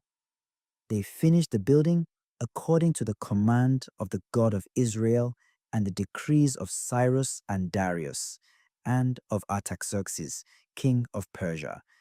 They completed this house on the 3rd day of the month Adar, in the 6th year of the reign of King Darius. The Israelites, priests, Levites, and the other returned exiles celebrated the dedication of this house of God with joy. For the dedication of this house of God, they offered 100 bulls, 200 rams, and 400 lambs, together with 12 he-goats as a sin offering for all Israel, in keeping with the number of the tribes of Israel. Finally, they set up the priests in their classes and the Levites in their divisions for the service of God in Jerusalem, as is prescribed in the book of Moses. The exiles kept the Passover on the 14th day of the first month. The Levites, every one of whom had purified himself for the occasion, sacrificed the Passover for the rest of the exiles, for their brethren the priests, and for themselves. The Israelites who had returned from the exile partook of it together with all those who had separated themselves from the uncleanness of the peoples of the land, to join them in seeking the Lord, the God of Israel. They joyfully kept the feast of unleavened bread for 7 days, for the Lord had filled them with joy by making the king of Assyria favorable to them, so that he gave them help in their work on the house of God, the God of Israel. 1. Ezra, chapter 7. After these events, during the reign of Artaxerxes, king of Persia, Ezra, son of Sariah, son of Azariah, son of Hilkiah, son of Shallum, son of Zadok, son of Ahitub, son of Amariah, son of Azariah, son of Merioth, son of Zerahiah, son of Uzi, son of Buki, son of Abishua, son of Phinehas, son of Eleazar, son of the high priest Aaron. This Ezra came up from Babylon.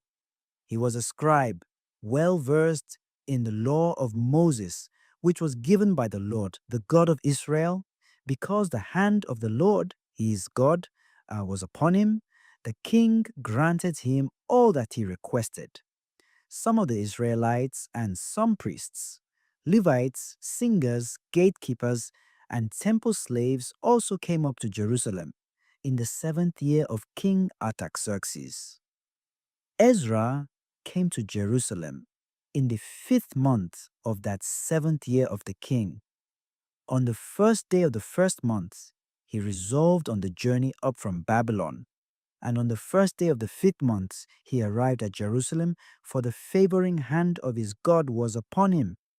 Ezra had set his heart on the study and practice of the law of the Lord and on teaching statutes and ordinances in Israel. This is a copy of the rescript which King Artaxerxes gave to Ezra, the priest scribe, the scribe of the text of the Lord's commandments and statutes for Israel. Artaxerxes, king of kings, to Ezra the priest, scribe of the law of the God of heaven. Then, after greetings, I have issued this decree that anyone in my kingdom belonging to the people of Israel, its priests or Levites, who is minded to go up to Jerusalem with you, may do so. You are the envoy from the king and his 7 counselors to supervise Judah and Jerusalem in respect of the law of your God, which is in your possession, and to bring with you the silver and gold which the king and his counselors have freely contributed to the God of Israel, whose dwelling is in Jerusalem, as well as all the silver and gold which you may receive throughout the province of Babylon, together with the free will offerings which the people and priests freely contribute for the house of their God in Jerusalem. You must take care, therefore, to use this money to buy bulls, rams, lambs, and the cereal offerings and libations proper to these, and to offer them on the altar of the house of your God in Jerusalem. You and your brethren may do whatever seems best to you with the remainder of the silver and gold, conformably to the will of your God. The utensils consigned to you for the service of the house of your God, you are to deposit before the God of Jerusalem. Whatever else you may be required to supply for the needs of the house of your God, you may draw from the royal treasury. I, Artaxerxes the king, issue this decree to all the treasurers of west of Euphrates. Whatever Ezra the priest, scribe of the law of the God of heaven, requests of you, dispense to him accurately, within these limits: silver, 100 talents; wheat, 100 cors; wine, 100 baths; oil, 100 baths; salt, without limit. Let everything that is ordered by the God of heaven be carried out exactly for the house of the God of heaven, that wrath may not come upon the realm of the king and his sons. We also inform you that it is not permitted to impose taxes, tributes, or tolls on any priest, Levite, singer, gatekeeper, temple slave, or any other servant of that house of God. As for you, Ezra, in accordance with the wisdom of your God, which is in your possession, appoint magistrates and judges to administer justice to all the people in west of Euphrates, to all, that is, who know the laws of your God. Instruct those who do not know these laws. Whoever does not obey the law of your God and the law of the king, let strict judgment be executed upon him, whether death or corporal punishment, or a fine on his goods, or imprisonment. Blessed be the Lord, the God of our fathers, who thus disposed the mind of the king to glorify the house of the Lord in Jerusalem, and who let me find favor with the king, with his counselors, and with all the most influential royal officials. I therefore took courage, and with the hand of the Lord my God upon me, I gathered together Israelite family heads to make the return journey with me. Ezra, chapter 8. This is the list of the family heads who returned with me from Babylon, during the reign of King Artaxerxes. Of the sons of Phinehas, Gershon. Of the sons of Ithamar, Daniel. Of the sons of David, Hattush, son of Shechaniah. Of the sons of Parosh, Zechariah. And with him 150 males were enrolled. Of the sons of Pahath Moab, Elihoenai, son of Zerahiah, and with him 200 males. Of the sons of Zatu, Shechaniah, son of Jahaziel, and with him 300 males. Of the sons of Adin, Ebed, son of Jonathan, and with him 50 males. Of the sons of Elam, Jeshiah, son of Athaliah, and with him 70 males. Of the sons of Shephatiah, Zebadiah, son of Michael, and with him 80 males. Of the sons of Joab, Obadiah, son of Jehiel, and with him 218 males. Of the sons of Bani, Shelomith, son of Josaphiah, and with him 160 males. Of the sons of Bebai, Zechariah, son of Bebai, and with him 28 males. Of the sons of Azgad, Johanan, son of Hakatan, and with him 110 males. Of the sons of Adonikam, younger sons, whose names were Eliphelet, Jael, and Shemaiah, and with them 60 males. Of the sons of Bigvai, Uttai, son of Zakur, and with him 70 males. I had them assembled by the river that flows toward Ahava, where we made camp for 3 days. There I perceived that both laymen and priests were present, but I could not discover a single Levite. Therefore I sent Eleazar, Ariel, Shemaiah, Jarib, Elnathan, Nathan, Zechariah, and Meshullam, wise leaders, with a command for Edo, the leader, in the place Casiphia, instructing them what to say to Edo and his brethren, and to the temple slaves in Casiphia, in order to procure for us ministers for the house of our God. They sent to us, for the favoring hand of our God was upon us, a well-instructed man, one of the sons of Mali, son of Levi, son of Israel, namely Sherebiah, with his sons and brethren, 18 men. They also sent us Hashabiah, and with him Josiah, sons of Merari, and the brethren and their sons, 20 men. Of the temple slaves, those whom David and the princes appointed to serve the Levites, there were 220. All these men were enrolled by name. Then I proclaimed a fast there by the river of Ahava, that we might humble ourselves before our God to petition from him a safe journey for ourselves, our children, and all our possessions. For I would have been ashamed to ask the king for troops and horsemen to protect us against enemies along the way. Since we had said to the king, the favoring hand of our God is upon all who seek him, but his mighty wrath is against all who forsake him. So we fasted and prayed to our God for this, and our petition was granted. Next, I selected 12 of the priestly leaders, along with Sherebiah, Hashabiah, and 10 of their brethren. And I weighed out before them the silver and the gold and the utensils offered for the house of our God by the king, his counselors, his officials, and all the Israelites of that region. I consigned it to them in these amounts: silver, 650 talents, silver utensils, 100, gold, 100 talents, 20 golden bowls valued at 1,000 darics, 2 vases of excellent polished bronze as precious as gold. I addressed them in these words: You are consecrated to the Lord, and the utensils are also consecrated. The silver and the gold are a free will offering to the Lord, the God of your fathers. Keep good watch over them till you weigh them out in Jerusalem in the presence of the chief priests and Levites and the family leaders of Israel in the chambers of the house of the Lord.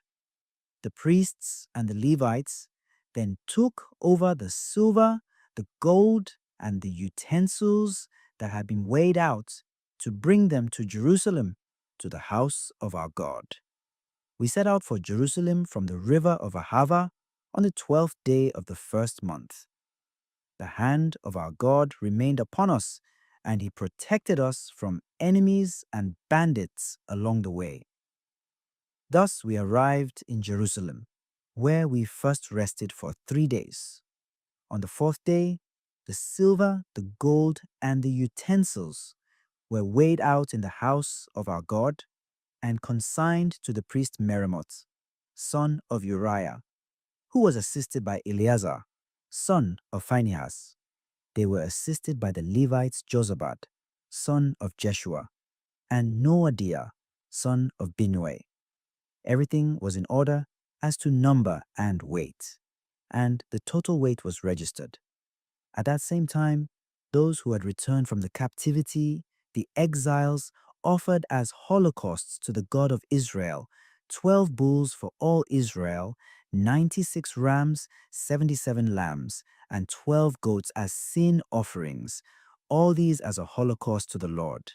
Finally, the orders of the king were presented to the king's satraps and to the governors in west of Euphrates, who gave their support to the people and to the house of God.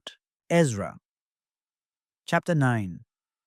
When these matters had been concluded, the leaders approached me with this report. Neither the Israelite laymen, nor the priests, nor the Levites have kept themselves aloof from the peoples of the land and their abominations. Canaanites, Hittites, Perizzites, Jebusites, Ammonites, Moabites, Egyptians, and Amorites. For they have taken some of their daughters as wives for themselves and their sons, and thus they have desecrated the holy race with the peoples of the land. Furthermore, the leaders and rulers have taken a leading part in this apostasy. When I had heard this thing, I tore my cloak and my mantle, plucked hair from my head and beard, and sat there stupefied. Around me gathered all who were in dread of the sentence of the God of Israel on this apostasy of the exiles, while I remained motionless until the evening sacrifice. Then, at the time of the evening sacrifice, I rose in my wretchedness, and with cloak and mantle torn, I fell on my knees, stretching out my hands to the Lord my God. I said, My God, I am too ashamed and confounded to raise my face to you, O my God, for our wicked deeds are heaped up above our heads, and our guilt reaches up to heaven. From the time of our fathers even to this day, great has been our guilt, and for our wicked deeds we have been delivered over, we and our kings and our priests, to the will of the kings of foreign lands, to the sword, to captivity, to pillage, and to disgrace, as is the case today. And now, but a short time ago, mercy came to us from the Lord our God, who left us a remnant and gave us a stake in his holy place. Thus our God has brightened our eyes and given us relief in our servitude. For slaves we are, but in our servitude our God has not abandoned us. Rather, he has turned the goodwill of the kings of Persia toward us. Thus he has given us new life to raise again the house of our God and restore its ruins, and has granted us a fence in Judah and Jerusalem. But now, O our God, what can we say after all this? For we have abandoned your commandments, which you gave through your servants the prophets. The land which you are entering to take as your possession is a land unclean with the filth of the peoples of the land, with the abominations with which they have filled it from one end to this other in their uncleanness. Do not then give your daughters to their sons in marriage, and do not take their daughters for your sons. Never promote their peace and prosperity. Thus you will grow strong, enjoy the produce of the land, and leave it as an inheritance to your children forever. After all that has come upon us for our evil deeds and our great guilt, though you, our God, have made less of our sinfulness than it deserved and have allowed us to survive as we do, shall we again violate your commandments by intermarrying with these abominable peoples? Would you not become so angered with us as to destroy us without remnant or survivor? O Lord God of Israel, you are just, yet we have been spared, the remnant we are today. Here we are before you in our sins. Because of all this, we can no longer stand in your presence. Ezra, chapter 10. While Ezra prayed and acknowledged their guilt, weeping and prostrate before the house of God, a very large assembly of Israelites gathered about him, men, women, and children, and the people wept profusely. Then Shechaniah, the son of Jehiel, one of the sons of Elam, made this appeal to Ezra: We have indeed betrayed our God by taking as wives foreign women of the peoples of the land. Yet even now there remains a hope for Israel. Let us therefore enter into a covenant before our God to dismiss all our foreign wives and the children born of them, in keeping with what you, my Lord, advise, and those who fear the commandments of our God. Let the law be observed. Rise then, for this is your duty. We will stand by you, so have courage and take action. Ezra rose to his feet and demanded an oath from the chiefs of the priests, from the Levites, and from all Israel that they would do as had been proposed, and they swore it. Then Ezra retired from his place before the house of God and entered the chamber of Johanan, son of Eliashib, where he spent the night neither eating food nor drinking water, for he was in mourning over the betrayal by the exiles.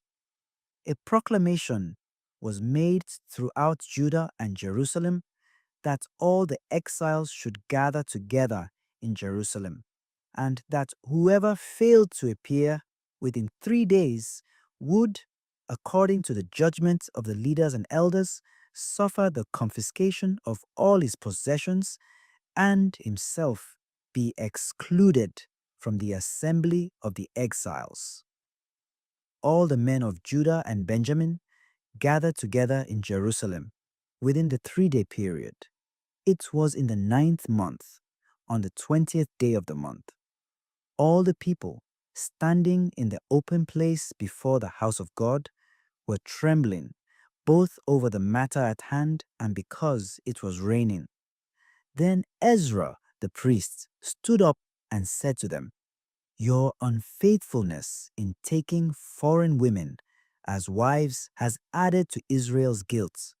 But now, give praise to the Lord, the God of your fathers, and do his will.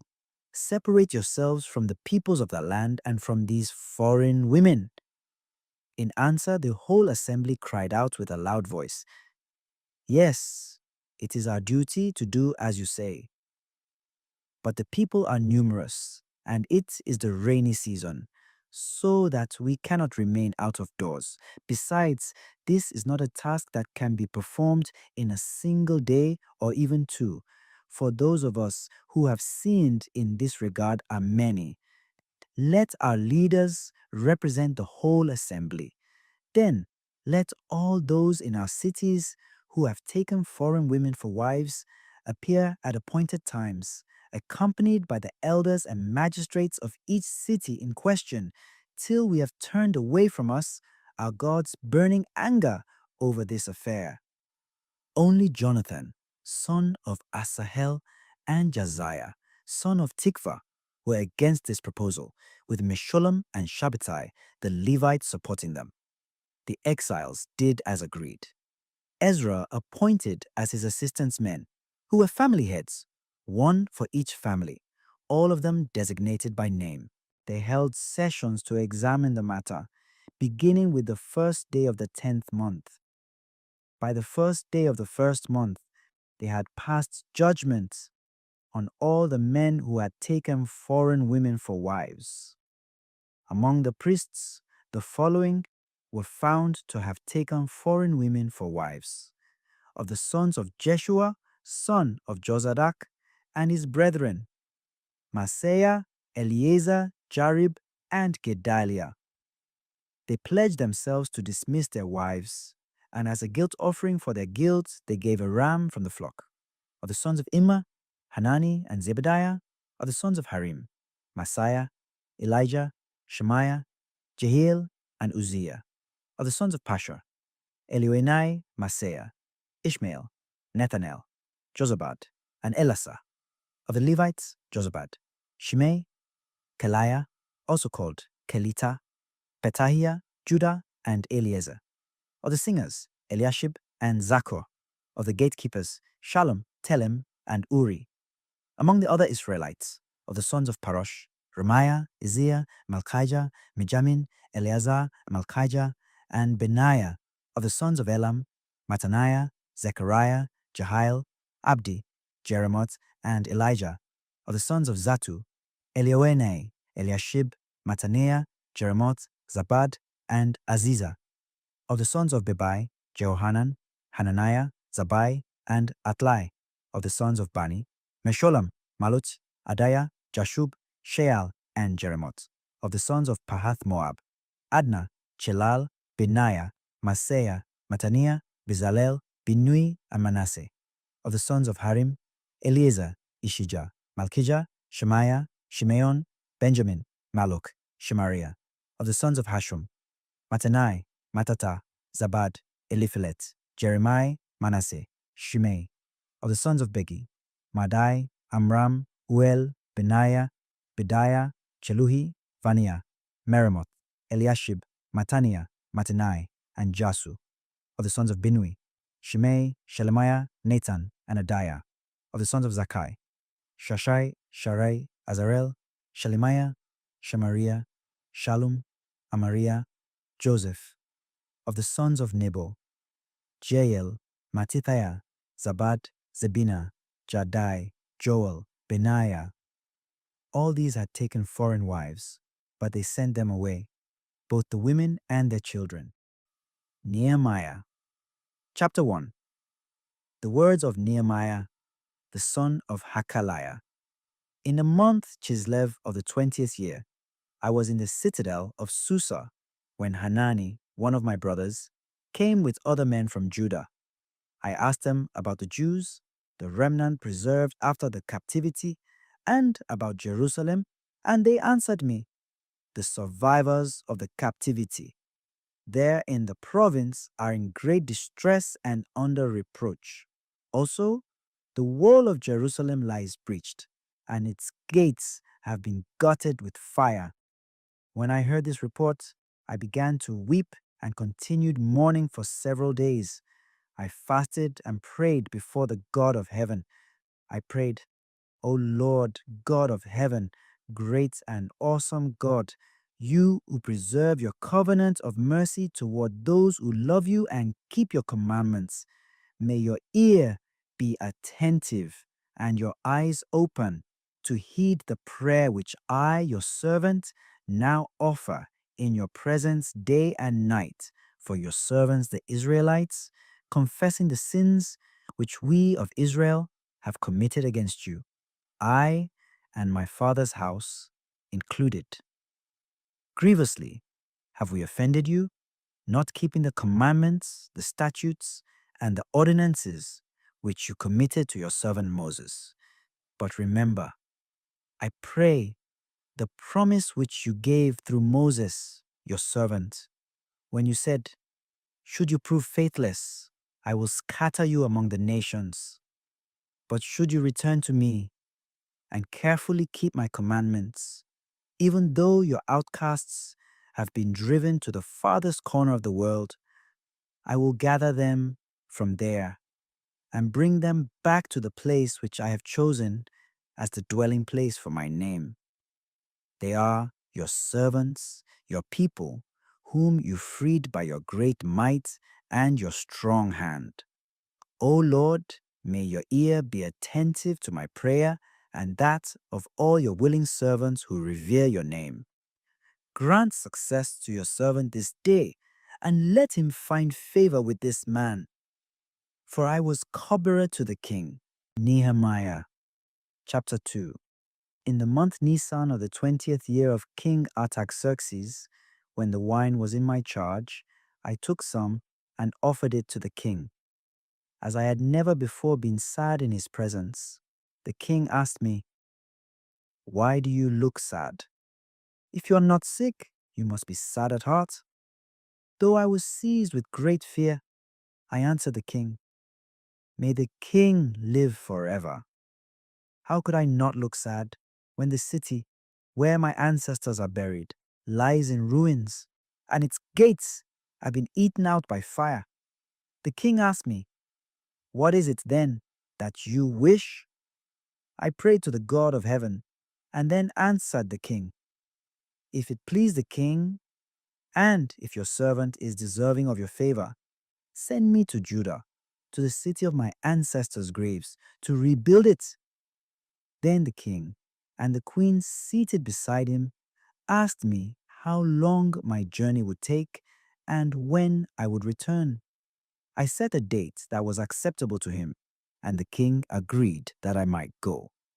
I asked the king further, "If it please the king, let letters be given to me for the governors of west of Euphrates, that they may afford me safe conduct till I arrive in Judah. Also, a letter for Asaph, the keeper of the royal park, that he may give me wood for timbering the gates of the temple citadel and for the city wall and the house that I shall occupy." The king granted my requests, for the favoring hand of my God was upon me. Thus I proceeded to the governors of west of Euphrates and presented the king's letters to them. The king also sent with me army officers and cavalry. When Sanballat the Horonite and Tobiah the Ammonite slave had heard of this, they were very much displeased that someone had come to seek the welfare of the Israelites. When I had arrived in Jerusalem, I first rested there for 3 days.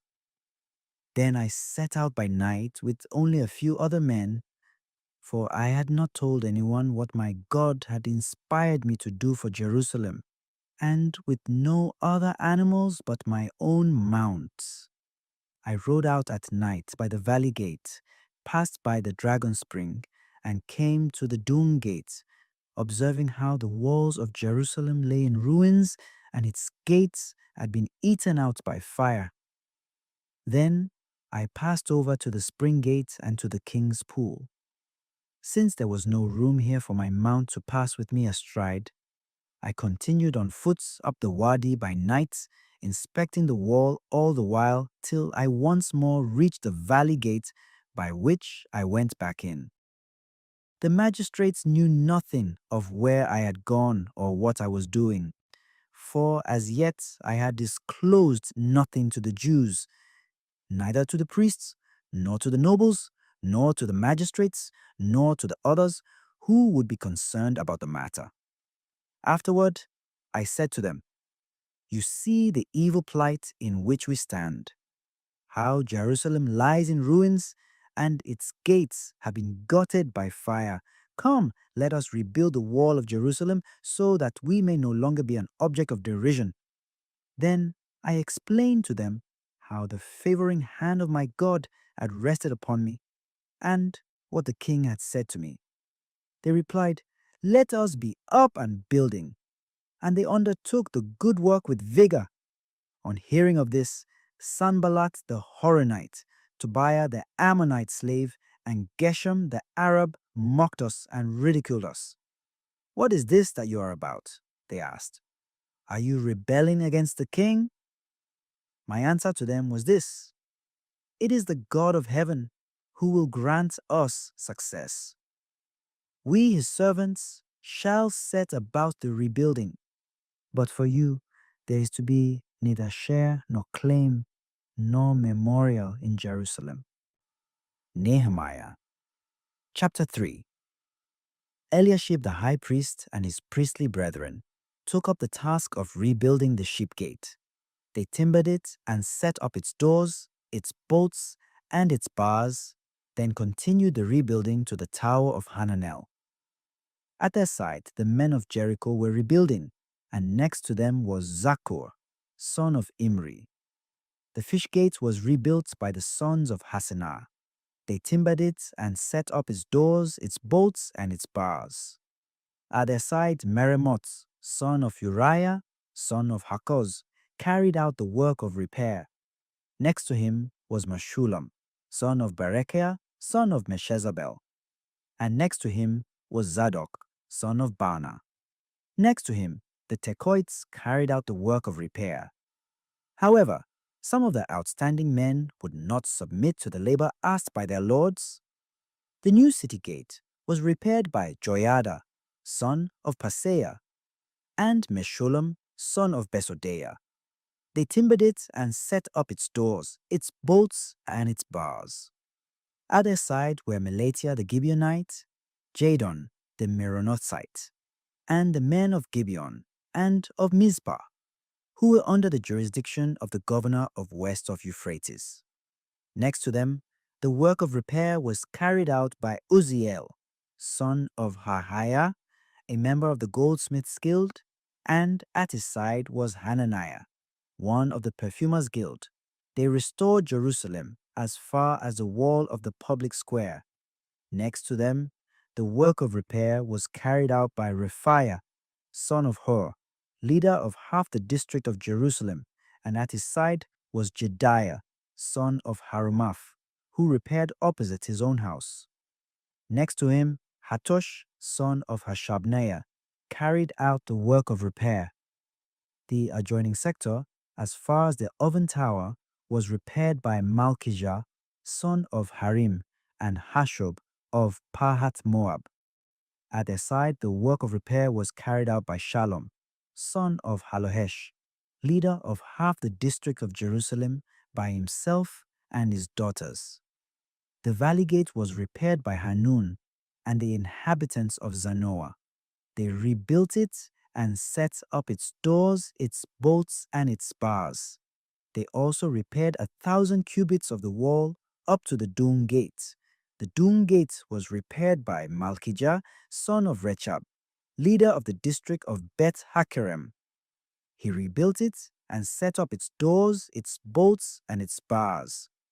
The spring gate was repaired by Shalom, son of Kolhose, leader of the district of Mizpah. He rebuilt it, roofed it over, and set up its doors, its bolts, and its bars. He also repaired the wall of the aqueduct pool near the king's garden, as far as the steps that led down from the city of David. After him, the work of repair was carried out by Nehemiah, son of Azbuk, leader of half the district of Beth Zur, to a place opposite the tombs of David, as far as the artificial pool and the barracks. After him, the Levites carried out the work of repair, Rehum, son of Bani. Next to him, for his own district, was Hashabiah, leader of half the district of Keilah. After him, their brethren carried out the work of repair. Binui, son of Henadad, leader of half the district of Keilah. Next to him, Asa, son of Jeshua, leader of Mizpah, who repaired the adjoining sector, the corner, opposite the ascent to the arsenal. After him, Baruch, son of Zabai, repaired the adjoining sector from the corner to the entrance of the house of Eliashib, the high priest. After him, Meremoth, son of Uriah, son of Hakoz, repaired the adjoining sector from the entrance of Eliashib's house to the end of the house. After him, the work of repair was carried out by the priests, men of the surrounding country. After them, Benjamin and Hashub carried out the repair in front of their houses. After them, Azariah, son of Maaseiah, son of Ananiah, made the repairs alongside his house. After him, Binui, son of Henadad, repaired the adjoining sector from the house of Azariah to the corner, that is, to the angle. After him, Palal, son of Uzai, carried out the work of repair opposite the corner and the tower projecting from the upper palace at the quarters of the guard. After him, Pedaiah, son of Parosh, carried out the work of repair to a point opposite the water gate on the east and the projecting tower. After him, the Tekoites repaired the adjoining sector opposite the great projecting tower to the wall of Ophel. The temple slaves were dwelling on Ophel. Above the horse gates, the priests carried out the work of repair, each before his own house. After them, Zadok, son of Immer, carried out the repair before his house.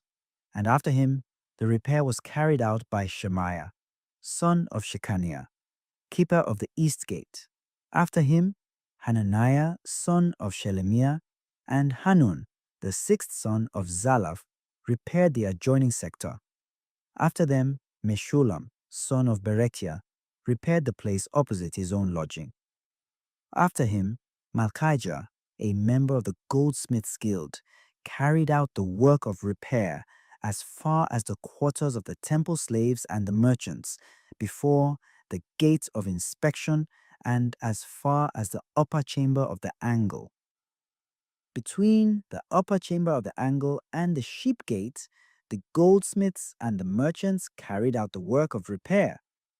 When Sanballat heard that we were rebuilding the wall, it roused his anger, and he became very much incensed. He ridiculed the Jews, saying, in the presence of his brethren and the troops of Samaria, "What are these miserable Jews trying to do? Will they complete their restoration in a single day? Will they recover these stones, burnt as they are from the heaps of dust?" Tobiah the Ammonite was beside him, and he said, "It is a rubble heap they are building. Any fox that attacked it would breach their wall of stones. Take note, O our God, how we were mocked. Turn back their derision upon their own heads, and let them be carried away to a land of captivity. Hide not their crime, and let not their sin be blotted out in your sight, for they insulted the builders to their face. We, however, continued to build the wall, which was soon filled in and completed up to half its height. The people worked with a will." Nehemiah chapter 4. When Sanballat, Tobiah, the Arabs, the Ammonites, and the Ashdodites heard that the restoration of the walls of Jerusalem was progressing, for the gaps were beginning to be closed up, they became extremely angry. Thereupon, they all plotted together to come and fight against Jerusalem, and thus to throw us into confusion. We prayed to our God and posted a watch against them day and night for fear of what they might do. Meanwhile, the Judahites were saying, "Slackened is the bearer's strength. There is no end to the rubbish. Never shall we be able the wall to rebuild." Our enemies thought, before they are aware of it or see us, we shall come into their midst, kill them, and put an end to the work. When the Jews who lived near them had come to us from one place after another, and had told us 10 times over that they were about to attack us, I stationed guards down below, behind the wall, near the exposed points, assigning them by family groups with their swords, their spears, and their bows. I made an inspection, then addressed these words to the nobles, the magistrates, and the rest of the people.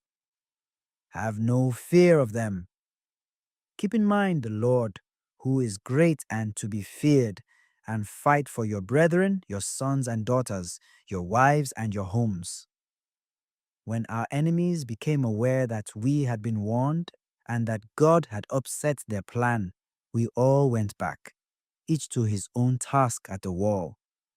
From that time on, however, only half my able men took a hand in the work, while the other half, armed with spears, bucklers, bows, and breastplates, stood guard behind the whole house of Judah as they rebuilt the wall.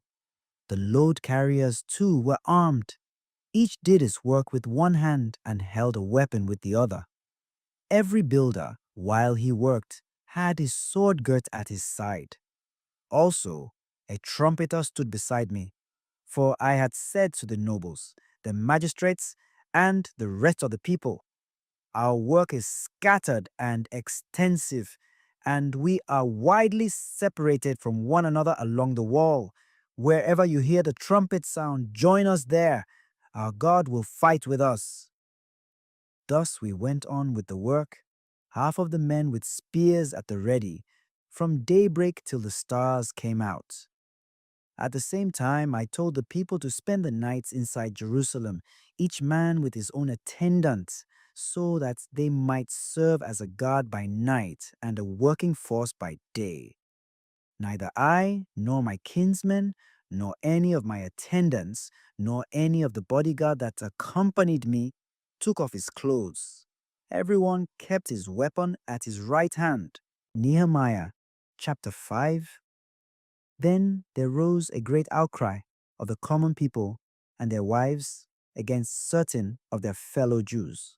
Some said, "We are forced to pawn our sons and daughters in order to get grain to eat that we may live." Others said, "We are forced to pawn our fields, our vineyards, and our houses that we may have grain during the famine."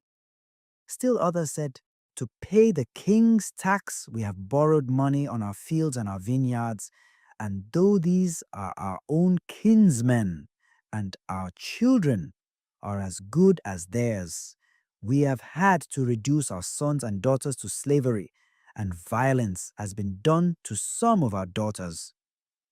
Yet we can do nothing about it, for our fields and our vineyards belong to others." I was extremely angry when I heard the reasons they had for complaint.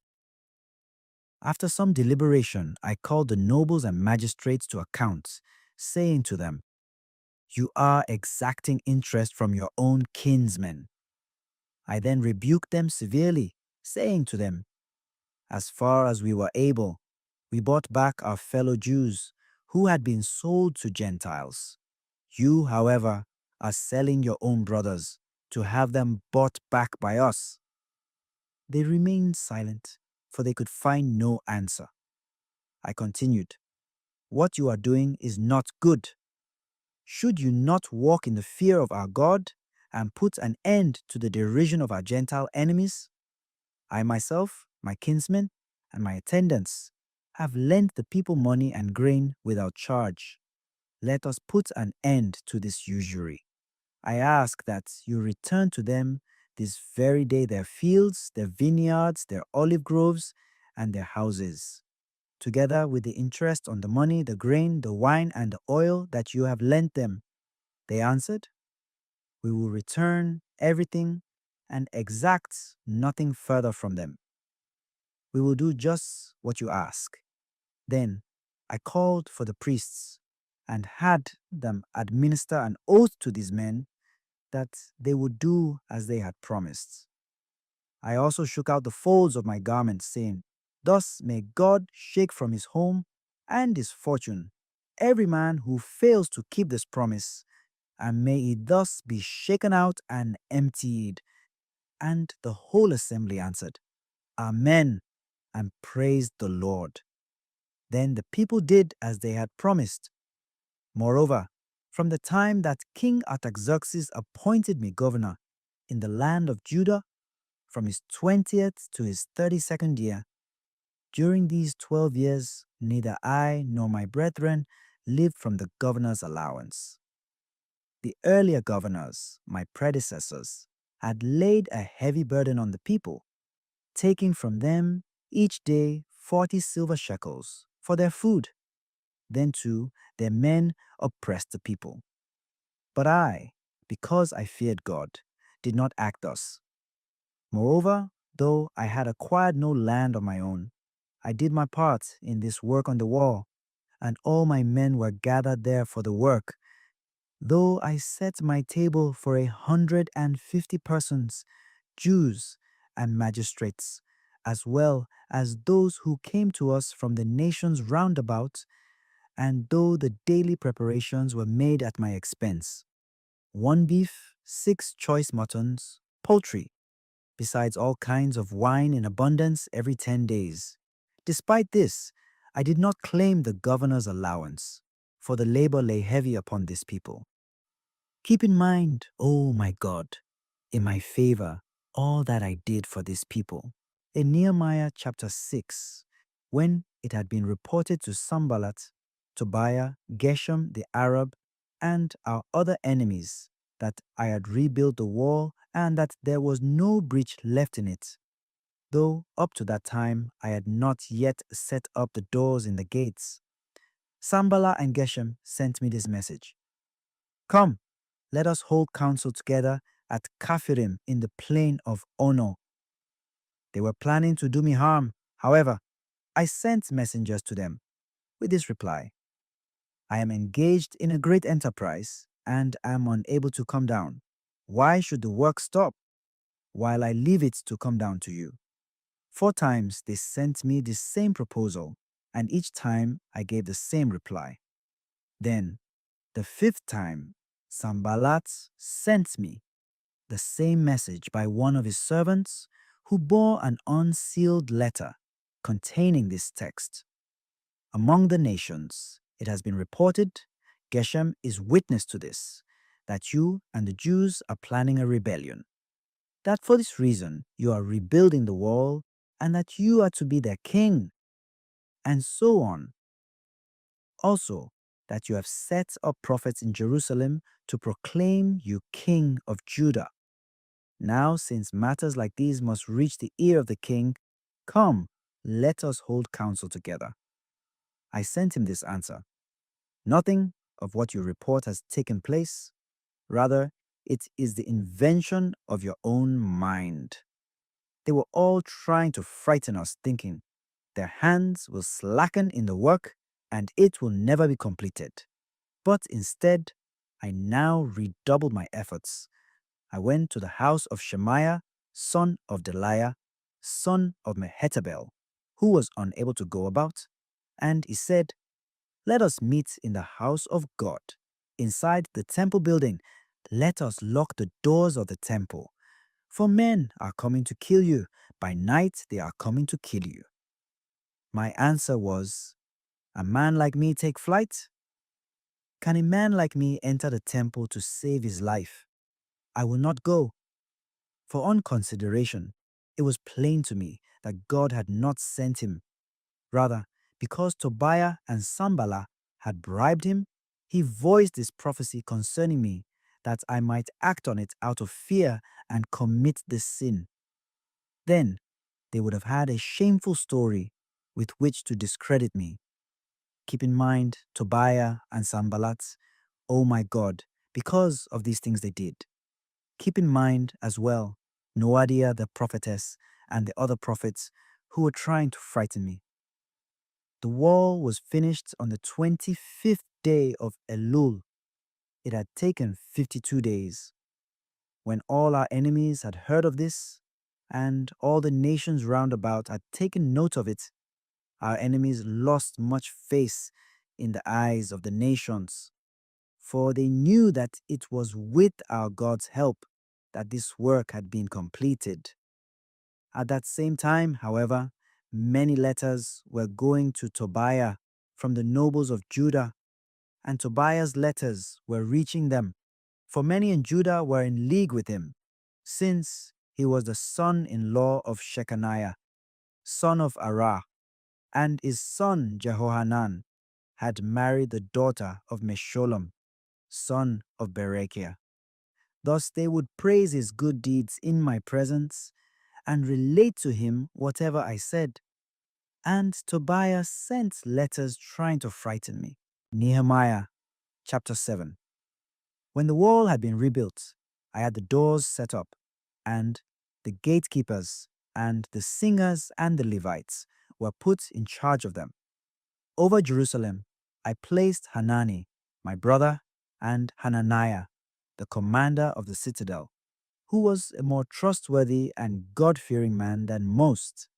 I said to them, the gates of Jerusalem are not to be opened until the sun is hot, and while the sun is still shining, they shall shut and bar the doors. Appoint as watchmen the inhabitants of Jerusalem, some at their watchposts, and others before their own houses. Now the city was quite wide and spacious, but its population was small, and none of the houses had been rebuilt. When my God had put it into my mind to gather together the nobles, the magistrates, and the common people, and to examine their family records, I came upon the family list of those who had returned in the earliest period. There I found the following written: These are the inhabitants of the province who returned from the captivity of the exiles, whom Nebuchadnezzar, king of Babylon, had carried away, and who came back to Jerusalem and Judah, each man to his own city. Those who returned with Zerubbabel, Jeshua, Nehemiah, Azariah, Raamiah, Nahamani, Mordecai, Bilshan, Misperet, Bigvai, Nahum, and Baanah. The census of the men of Israel: sons of Parosh, 2,172; sons of Shephatiah, 372; sons of Ara, 652; sons of Pahath Moab, who were sons of Jeshua and Joab, 2,818; sons of Elam, 1,254; sons of Zatu, 845; sons of Zakai, 760; sons of Bunui, 148; sons of Bebai, 628; sons of Asgad, 2,322; sons of Adonikam, 167; sons of Bigvai, 2,067; sons of Adin, 655; sons of Ater, who were sons of Hezekiah, 98; sons of Hashum, 328; sons of Bezai, 324; sons of Hareph, 112; sons of Gibeon, 95; men of Bethlehem and Netophah, 188; men of Anathoth, 128; men of Beth Asmaveth, 42; men of Kiriath Jearim, Chephirah, and Beeroth, 743; men of Ramah and Geba, 621; men of Michmas, 122; men of Bethel and Ai, 123; men of Nebo, 52; sons of another Elam, 1,254; sons of Harim, 320; sons of Jericho, 345; sons of Lod, Hadid, and Ono, 721; sons of Sena, 3,930. The priests, sons of Jediah, who were of the house of Jeshua, 973; sons of Immer, 1,052; sons of Pashur, 1,247; sons of Harim, 1,017. The Levites, sons of Jeshua, Kadmiel, Binui, Hodaviah, 74. The singers, sons of Asaph, 148. The gatekeepers, sons of Shallum, sons of Atta, sons of Talmon, sons of Akub, sons of Hatita, sons of Shobai, 138. The temple slaves, sons of Ziha, sons of Asufa, sons of Tabaoth, sons of Keros, sons of Sia, sons of Padon, sons of Lebana, sons of Agaba, sons of Shalmai, sons of Hanan, sons of Giddel, sons of Gahar, sons of Reiah, sons of Rezin, sons of Nekoda, sons of Gazam, sons of Uzzah, sons of Paseah, sons of Besai, sons of the Munites, sons of the Nephusites, sons of Bakbuk, sons of Hakupha, sons of Harhor, sons of Bazlit, sons of Mehida, sons of Harsha, sons of Barkos, sons of Sisera, sons of Tema, sons of Nazia, sons of Hatifa, descendants of the slaves of Solomon, sons of Sotai, sons of Sopheret, sons of Perida, sons of Jala, sons of Darkon, sons of Giddel, sons of Shephatiah, sons of Hatil, sons of Pocheret Hazebim, sons of Ammon. The total of the temple slaves and the descendants of the slaves of Solomon was 392. The following, who returned from Tel Melah, Tel Harsha, Cherub, Adon, and Immer, were unable to prove that their ancestral houses and their descent were Israelite. sons of Deliah, sons of Tobiah, sons of Nekoda, 642. Also, of the priests, sons of Hobiah, sons of Hakoz, sons of Barzillai. He had married one of the daughters of Barzillai the Gileadite and became known by his name. These men searched their family records, but their names could not be found written there. Hence, they were degraded from the priesthood, and His Excellency ordered them not to partake of the most holy foods until there should be a priest bearing the Urim and Thummim. The entire assembly taken together came to 42,360, not counting their male and female slaves, who were 1,337. They also had 200 male and female singers. Their horses were 736, their mules 245, their camels 435, their asses 1,720. Certain of the family heads contributed to the service. His Excellency put into the treasury 1,000 drachmas of gold, 50 basins, 30 garments for priests, and 500 minas of silver. Some of the family heads contributed to the treasury for the temple service, 20,000 drachmas of gold and 2,200 minas of silver. The contributions of the rest of the people amounted to 20,000 drachmas of gold, 2,000 minas of silver, and 67 garments for priests. The priests, the Levites, the gatekeepers, the singers, the temple slaves, and all Israel took up residence in their cities. Nehemiah. Chapter 8. Now, when the 7th month came, the whole people gathered as one man in the open space before the water gate, and they called upon Ezra, the scribe, to bring forth the book of the law of Moses, which the Lord prescribed for Israel. On the first day of the 7th month, therefore, Ezra the priest brought the law before the assembly, which consisted of men, women, and those children old enough to understand.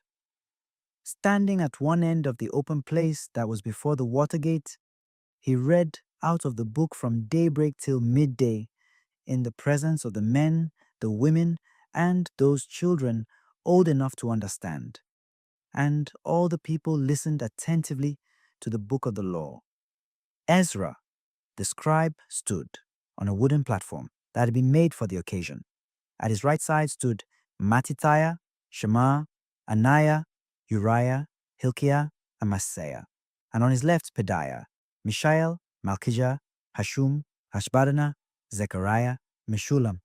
Ezra opened the scroll so that all the people might see it, for he was standing higher up than any of the people. And as he opened it, all the people rose. Ezra blessed the Lord, the great God, and all the people, their hands raised high, answered, Amen, Amen. Then they bowed down and prostrated themselves before the Lord, their faces to the ground. The Levites, Jeshua, Bani, Sherebiah, Jamin, Akub, Shabbathai, Hodiah, Maaseiah, Kelita, Azariah, Jozabad, Hanan, and Peliah explained the law to the people who remained in their places. Ezra read plainly from the book of the law of God, interpreting it so that all could understand what was read. Then Nehemiah, that is His Excellency, and Ezra, the priest scribe, and the Levites who were instructing the people, said to all the people, Today is holy to the Lord your God. Do not be sad, and do not weep. For all the people were weeping as they heard the words of the law.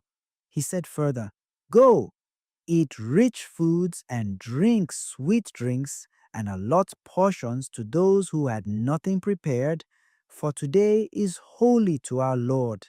Do not be saddened this day, for rejoicing in the Lord must be your strength.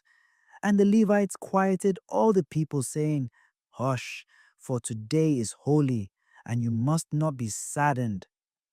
Then all the people went to eat and drink, to distribute portions, and to celebrate with great joy, for they understood the words that had been expounded to them. On the second day, the family heads of the whole people and also the priests and the Levites gathered around Ezra, the scribe, and examined the words of the law more closely. They found it written in the law prescribed by the Lord through Moses that the Israelites must dwell in booths during the feast of the seventh month, and that they should have this proclamation made throughout their cities and in Jerusalem. Go out into the hill country and bring in branches of olive trees, olistas, myrtle, palm, and other leafy trees to make booths, as the law prescribes. The people went out and brought in branches with which they made booths for themselves on the roof of their houses, in their courtyards, in the courts of the house of God, and in the open spaces of the water gate and the gate of Ephraim. Thus the entire assembly of the returned exiles made booths and dwelt in them. Now the Israelites had done nothing of the sort from the days of Jeshua, son of Nun, until this occasion. Therefore there was very great joy. Ezra read from the book of the law of God day after day, from the first day to the last. They kept the feast for 7 days and the solemn assembly on the 8th day, as was required. Nehemiah chapter 9. On the 24th day of this month, the Israelites gathered together, fasting and in sackcloth, their heads covered with dust. Those of Israelite descent separated themselves from all who were of foreign extraction, then stood forward and confessed their sins and the guilty deeds of their fathers. When they had taken their places, they read from the book of the law of the Lord their God for a fourth part of the day, and during another fourth part, they made their confession and prostrated themselves before the Lord their God. Standing on the platform of the Levites were Jeshua, Binui, Kadmiel, Shebaniah, Buni, Sherebiah, Bani, and Chenani, who cried out to the Lord their God with a loud voice. The Levites, Jeshua, Kadmiel, Bani, Hashabniah, Sherebiah, Hodiah, Shebaniah, and Petahiah said, Arise, bless the Lord your God, from eternity to eternity. The Israelites answered with the blessing, Blessed is your glorious name, and exalted above all blessing and praise. Then Ezra said, It is you, O Lord, you are the only one. You made the heavens, the highest heavens, and all their hosts, the earth and all that is upon it, the seas and all that is in them. To all of them you give life, and the heavenly hosts bow down before you. You, O Lord, are the God who chose Abram, who brought him out from Ur of the Chaldees and named him Abraham.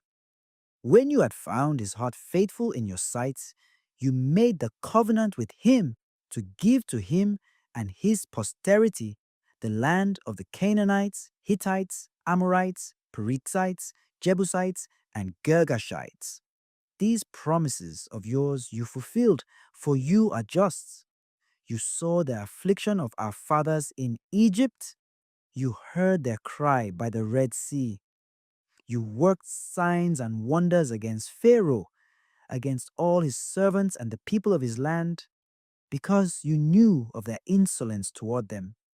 Thus you made for yourself a name, even to this day. The sea you divided before them. On dry ground they passed through the midst of the sea. Their pursuers you hurled into the depths, like a stone into the mighty waters.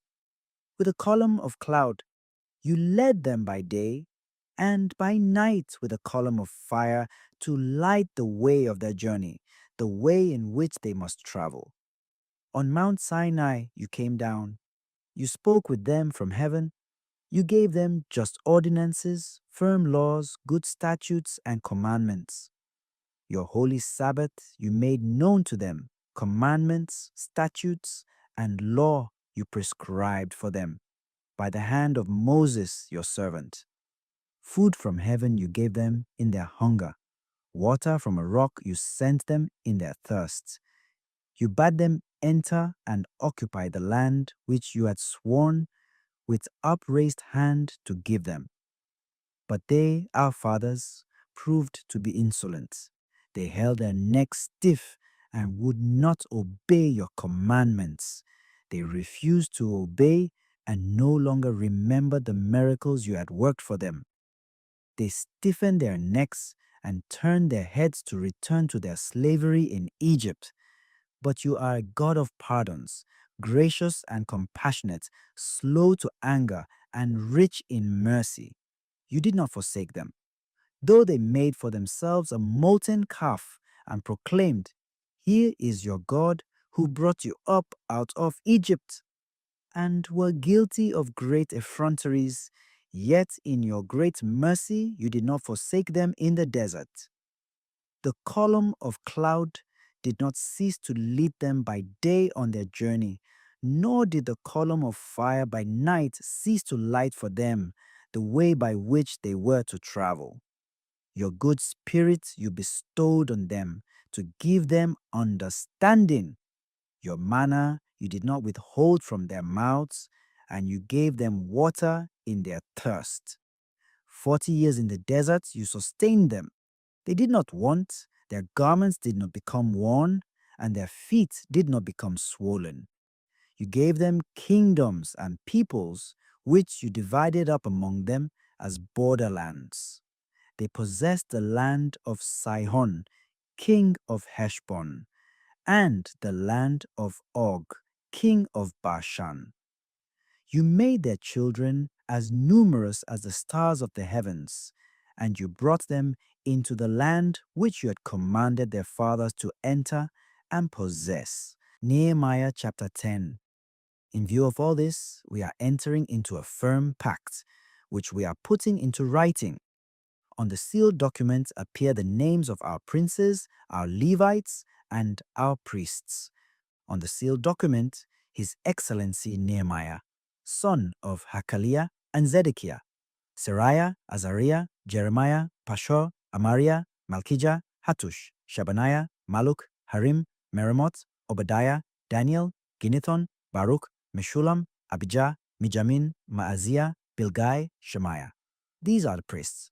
The Levites, Jeshua, son of Azaniah, Binui, of the sons of Henadad, Kadmiel, and their brethren, Shebaniah, Hodiah, Kelita, Peliah, Hanan, Micah, Rehob, Hashabiah, Zakur, Sherebiah, Shebaniah, Hodiah, Bani, Beninu.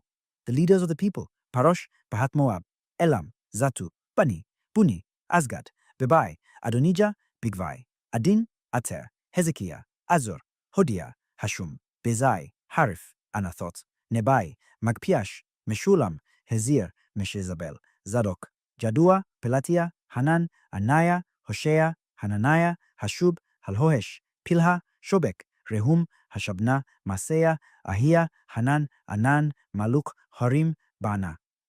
The rest of the people, priests, Levites, gatekeepers, singers, temple slaves, and all others who have separated themselves from the peoples of the lands in favor of the law of God, with their wives, their sons, their daughters, all who are of the age of discretion, join with their brethren who are their princes.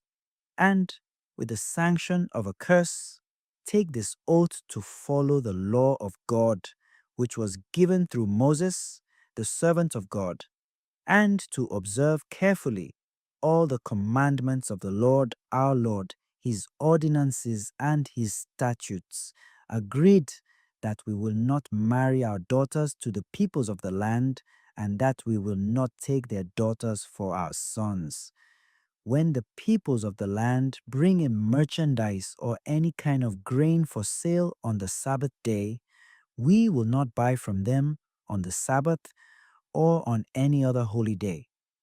We will forego the seventh year as well as every kind of debt. We impose these commandments on ourselves to give a third of a shekel each year for the service of the house of our God, for the showbread, for the daily cereal offering, for the daily holocausts, for the Sabbaths, new moons, and festivals, for the holy offerings, for sin offerings to make atonement for Israel, and for every service of the house of our God. We, priests, Levites, and people, have determined by lot concerning the procurement of wood. It is to be brought to the house of our God by each of our family houses, at stated times each year, to be burnt on the altar of the Lord our God, as the law prescribes. We have agreed to bring each year to the house of the Lord the first fruits of our fields and of our fruit trees, of whatever kind. Also, as is prescribed in the law, to bring to the house of our God, to the priests who serve in the house of our God, the firstborn of our children and our animals, including the firstborn of our flocks and herds.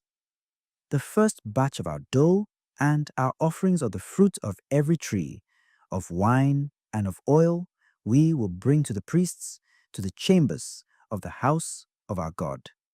The tithe of our fields we will bring to the Levites. They, the Levites, shall take the tithes in all the cities of our service.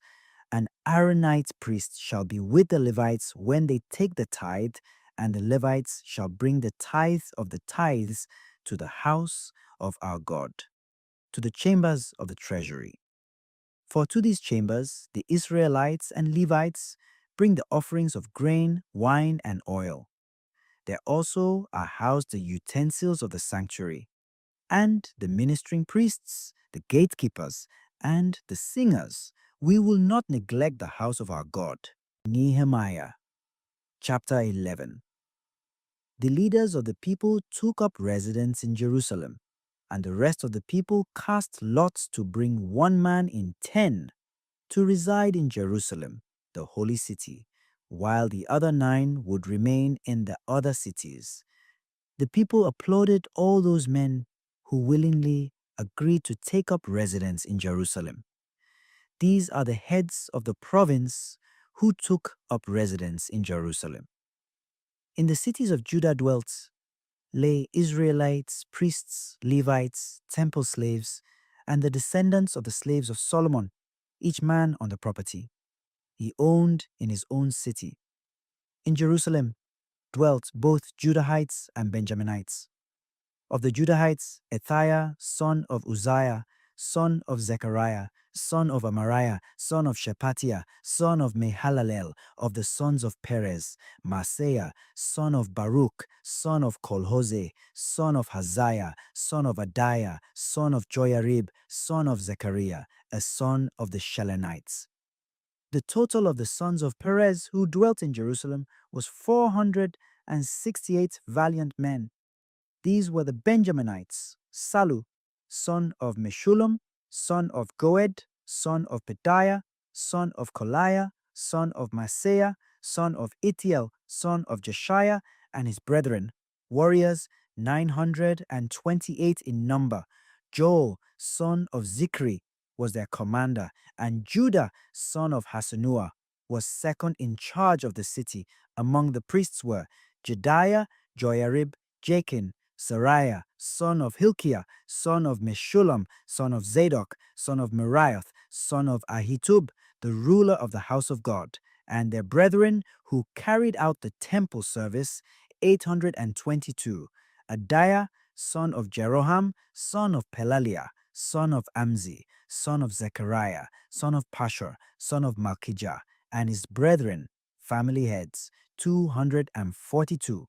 And Amasai, son of Azarel, son of Azai, son of Meshilemoth, son of Immer, and his brethren, warriors 128. Their commander was Zabdiel, son of Hagadol. Among the Levites was Shemaiah, son of Hashub, son of Azrikam, son of Hashabiah, son of Buni, Shabbatai, and Jozabad, Levitical chiefs who were placed over the external affairs of the house of God. Mattaniah, son of Micah, son of Zabdi, son of Asaph, director of the Psalms, who led the thanksgiving at prayer. Bakbukia, second in rank among his brethren. And Abda, son of Shammua, son of Galal, son of Jeduthun. The total of the Levites in the holy city was 284. The gatekeepers were Akub, Talmon, and their brethren, who kept watch over the gates, 172 in number. The rest of Israel, including priests and Levites, were in all the other cities of Judah, each man in his inheritance. The temple slaves lived on Ophel. Ziha and Gishpa were in charge of the temple slaves. The prefect of the Levites in Jerusalem was Udzi, son of Bani, son of Hashabiah, son of Mattaniah, son of Micah. He was one of the sons of Asaph, the singers appointed to the service of the house of God. For they had been appointed by royal decree, and there was a fixed schedule for the singers assigning them their daily duties. Pethahiah, son of Meshezabel, a descendant of Zerah, son of Judah, was royal deputy in all affairs that concerned the people. As concerns their villages in the country, Judahites lived in Kiriath Arba and its dependencies, in Dibon and its dependencies, in Jekabzeel and its villages, in Jeshua, Molada, Beth Pelet, in Hazar Shual, in Beersheba and its dependencies, in Ziklag, in Mekona and its dependencies, in En-Rimmon, Zorah, Jarmut, Zanoah, Adullam, and their villages, Lachish and its countryside, Azekah and its dependencies. They were settled from Beersheba to Gehinnom. Benjaminites were in Geba, Michmash, Aijah, Bethel and its dependencies, Anathoth, Nob, Ananiah, Hazor, Ramah, Gittaim, Hadid, Zeboim, Nebalat, Lod, Ono, and the valley of the artisans. Some sections of the Levites from Judah settled in Benjamin. Nehemiah, chapter 12. The following are the priests and Levites who returned with Zerubbabel, son of Shealtiel, and Jeshua, Sariah, Jeremiah, Ezra, Amariah, Maluk, Hatosh, Shechaniah, Rehum, Meremoth, Edo, Ginnethon, Abijah, Mijamin, Madiah, Bilgah, Shemaiah, and Joiarib, Jediah, Salu, Amok, Hilkiah, Jediah. These were the priestly heads and their brethren in the days of Jeshua. The Levites were Jeshua, Binui, Kadmiel, Sherebiah, Judah, Mattaniah. The last mentioned, together with his brethren, was in charge of the hymns, while Bakbukia and Onno and their brethren ministered opposite them by turns. Jeshua became the father of Joachim. Joachim became the father of Eliashib, and Eliashib became the father of Joiada. Joiada became the father of Johanan, and Johanan became the father of Kadua. In the days of Joachim, these were the priestly family heads. For Sariah, Meriah; for Jeremiah, Hananiah; for Ezra, Meshullam; for Amariah, Jehohanan; for Malukai, Jonathan; for Shebaniah, Joseph; for Harim, Adna; for Meremoth, Helkai; for Iddo, Zechariah; for Ginnethon, Meshullam; for Abijah, Zikri; for Miamin; for Madiah, Piltai; for Bilgah, Shammua; for Shemaiah, Jehonathan; and for Joiarib, Mattenai; for Jediah, Uzi; for Salu, Kalai; for Amok, Eba; for Hilkiah, Hashabiah; for Jediah, Nethanel. In the time of Eliashib, Joiada, Johanan, and Jaddua, the family heads of the priests were written down in the book of Chronicles, up until the reign of Darius the Persian. The sons of Levi, the family heads, were written down in the book of Chronicles, up until the time of Johanan, the son of Eliashib. The heads of the Levites were Hashabiah, Sherebiah, Jeshua, Binui, Kadmiel. Their brethren who stood opposite them to sing praises and thanksgiving, in fulfillment of the command of David, the man of God, one section opposite the other, were Mattaniah, Bakbukia, Obadiah. Meshullam, Talmon, and Akub were gatekeepers. They kept watch over the storerooms at the gates, All these lived in the time of Joachim, son of Jeshua, son of Jozadak, and in the time of Nehemiah, the governor, and of Ezra, the priest scribe. At the dedication of the wall of Jerusalem, the Levites were sought out wherever they lived, and were brought to Jerusalem to celebrate a joyful dedication with thanksgiving hymns and the music of cymbals, harps, and lyres. The Levitical singers gathered together from the region about Jerusalem, from the villages of the Netophathites, from Beth Gilgal, and from the plains of Geba and Asmavet. For the singers had built themselves settlements about Jerusalem. The priests and Levites first purified themselves. Then they purified the people, the gates, and the wall. I had the princes of Judah mount the wall, and I arranged 2 great choirs. The first of these proceeded to the right, along the top of the wall, in the direction of the Dung Gate, followed by Oshiah and half the princes of Judah, along with Azariah, Ezra, Meshullam, Judah, Benjamin, Shemaiah, and Jeremiah, priests with the trumpets, and also Zechariah, son of Jonathan, son of Shemaiah, son of Mattaniah, son of Micaiah, son of Zaccur, son of Asaph, and his brethren Shemaiah, Azarel, Milalai, Gilalai, Mai, Nethanel, Judah, and Hanani, with the musical instruments of David, the man of God. Ezra, the scribe, was at their head.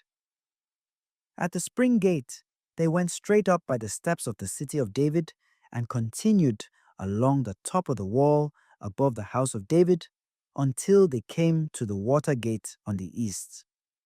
The second choir proceeded to the left, followed by myself and the other half of the princes of the people along the top of the wall past the oven tower as far as the broad wall, then past the Ephraim gate, the new city gate, the fish gate, the tower of Hananel, and the 100 tower as far as the sheep gate. And they came to a halt at the prison gate.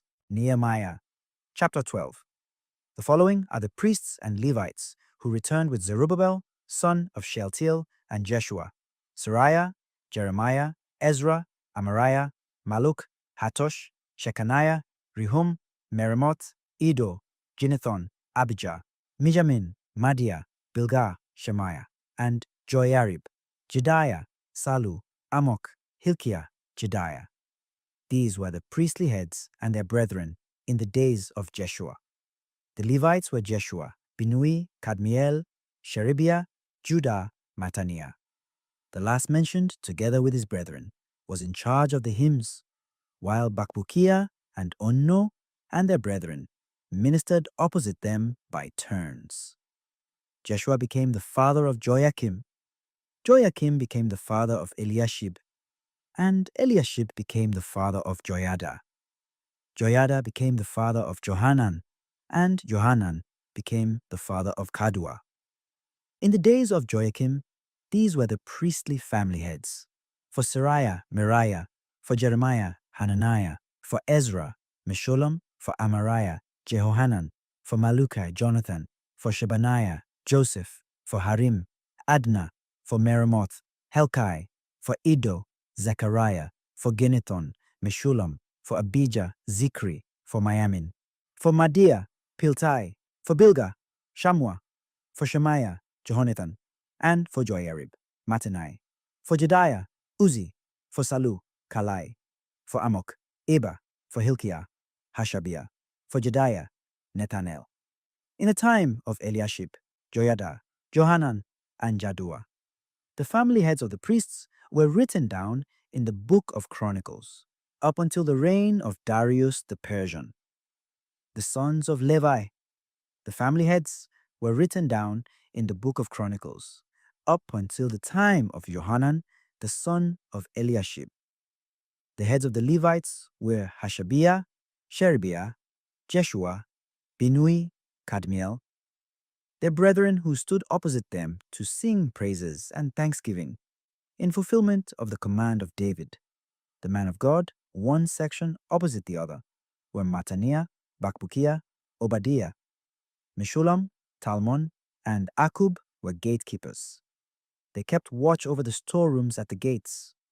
All these lived in the time of Joachim, son of Jeshua, son of Jozadak, and in the time of Nehemiah, the governor, and of Ezra, the priest scribe.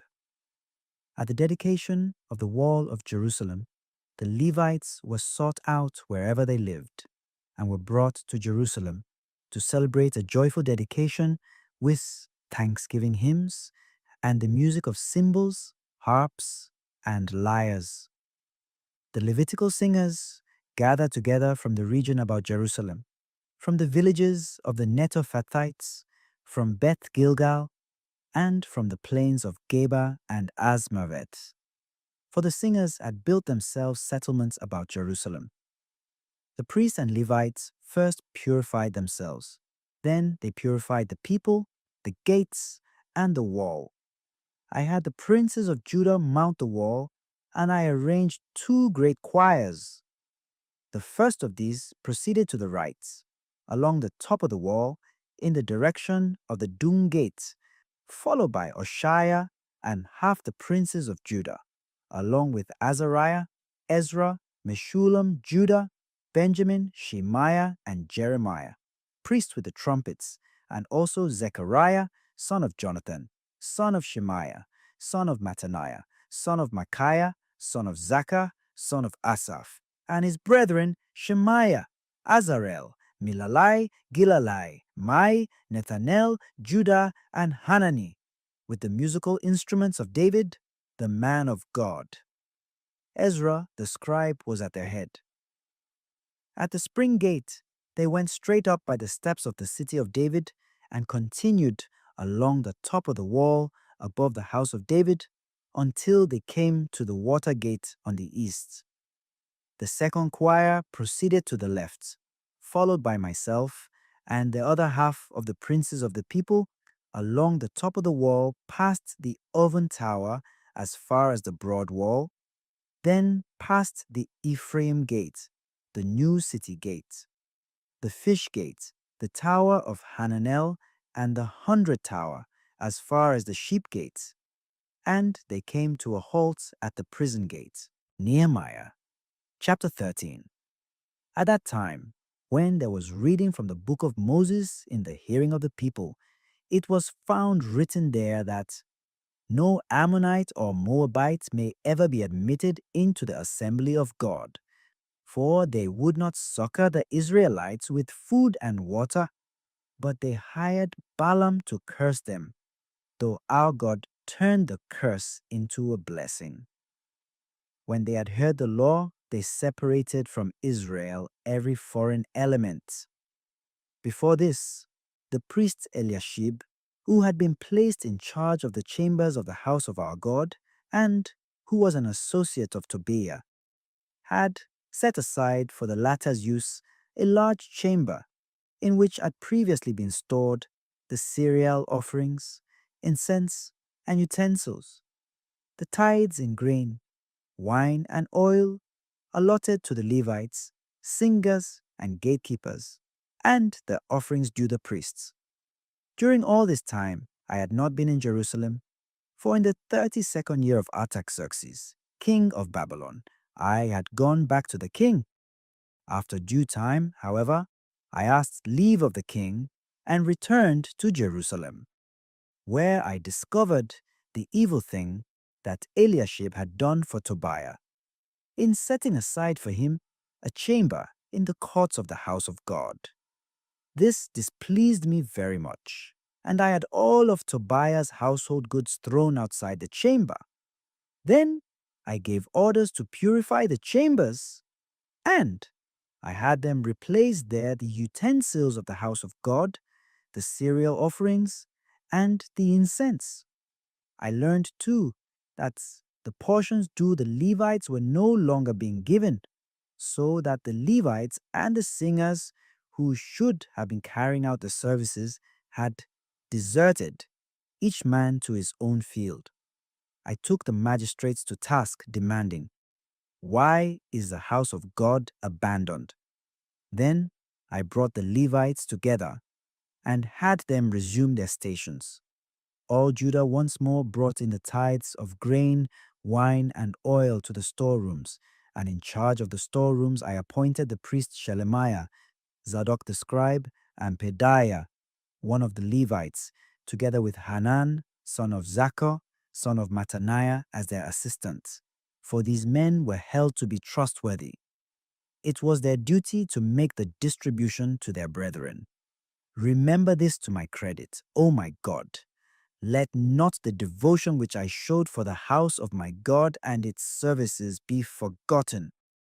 In those days I perceived that men in Judah were treading the wine presses on the Sabbath, that they were bringing in sheaves of grain, loading them on their asses, together with wine, grapes, figs, and every other kind of burden, and bringing them to Jerusalem on the Sabbath day.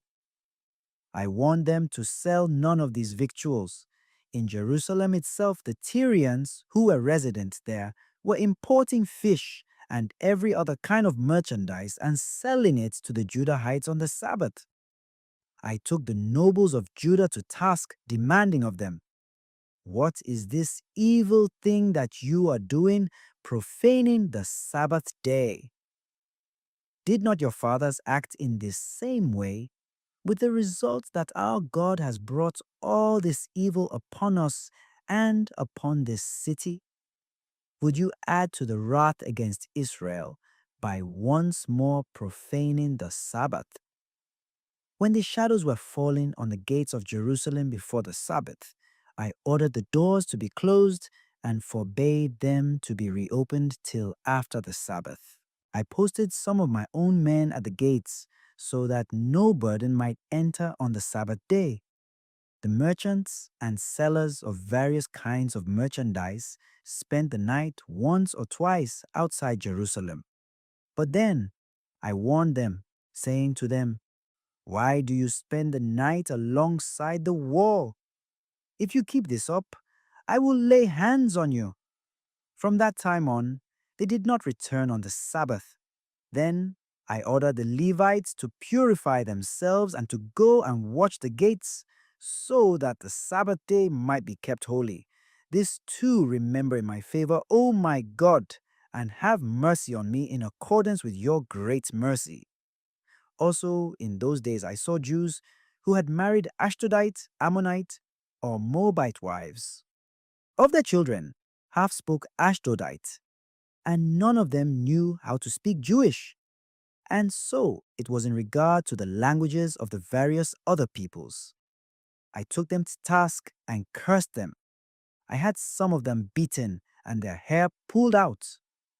And I adjured them by God, "You shall not marry your daughters to their sons, nor take any of their daughters for your sons or for yourselves." Did not Solomon, the king of Israel, sin because of them?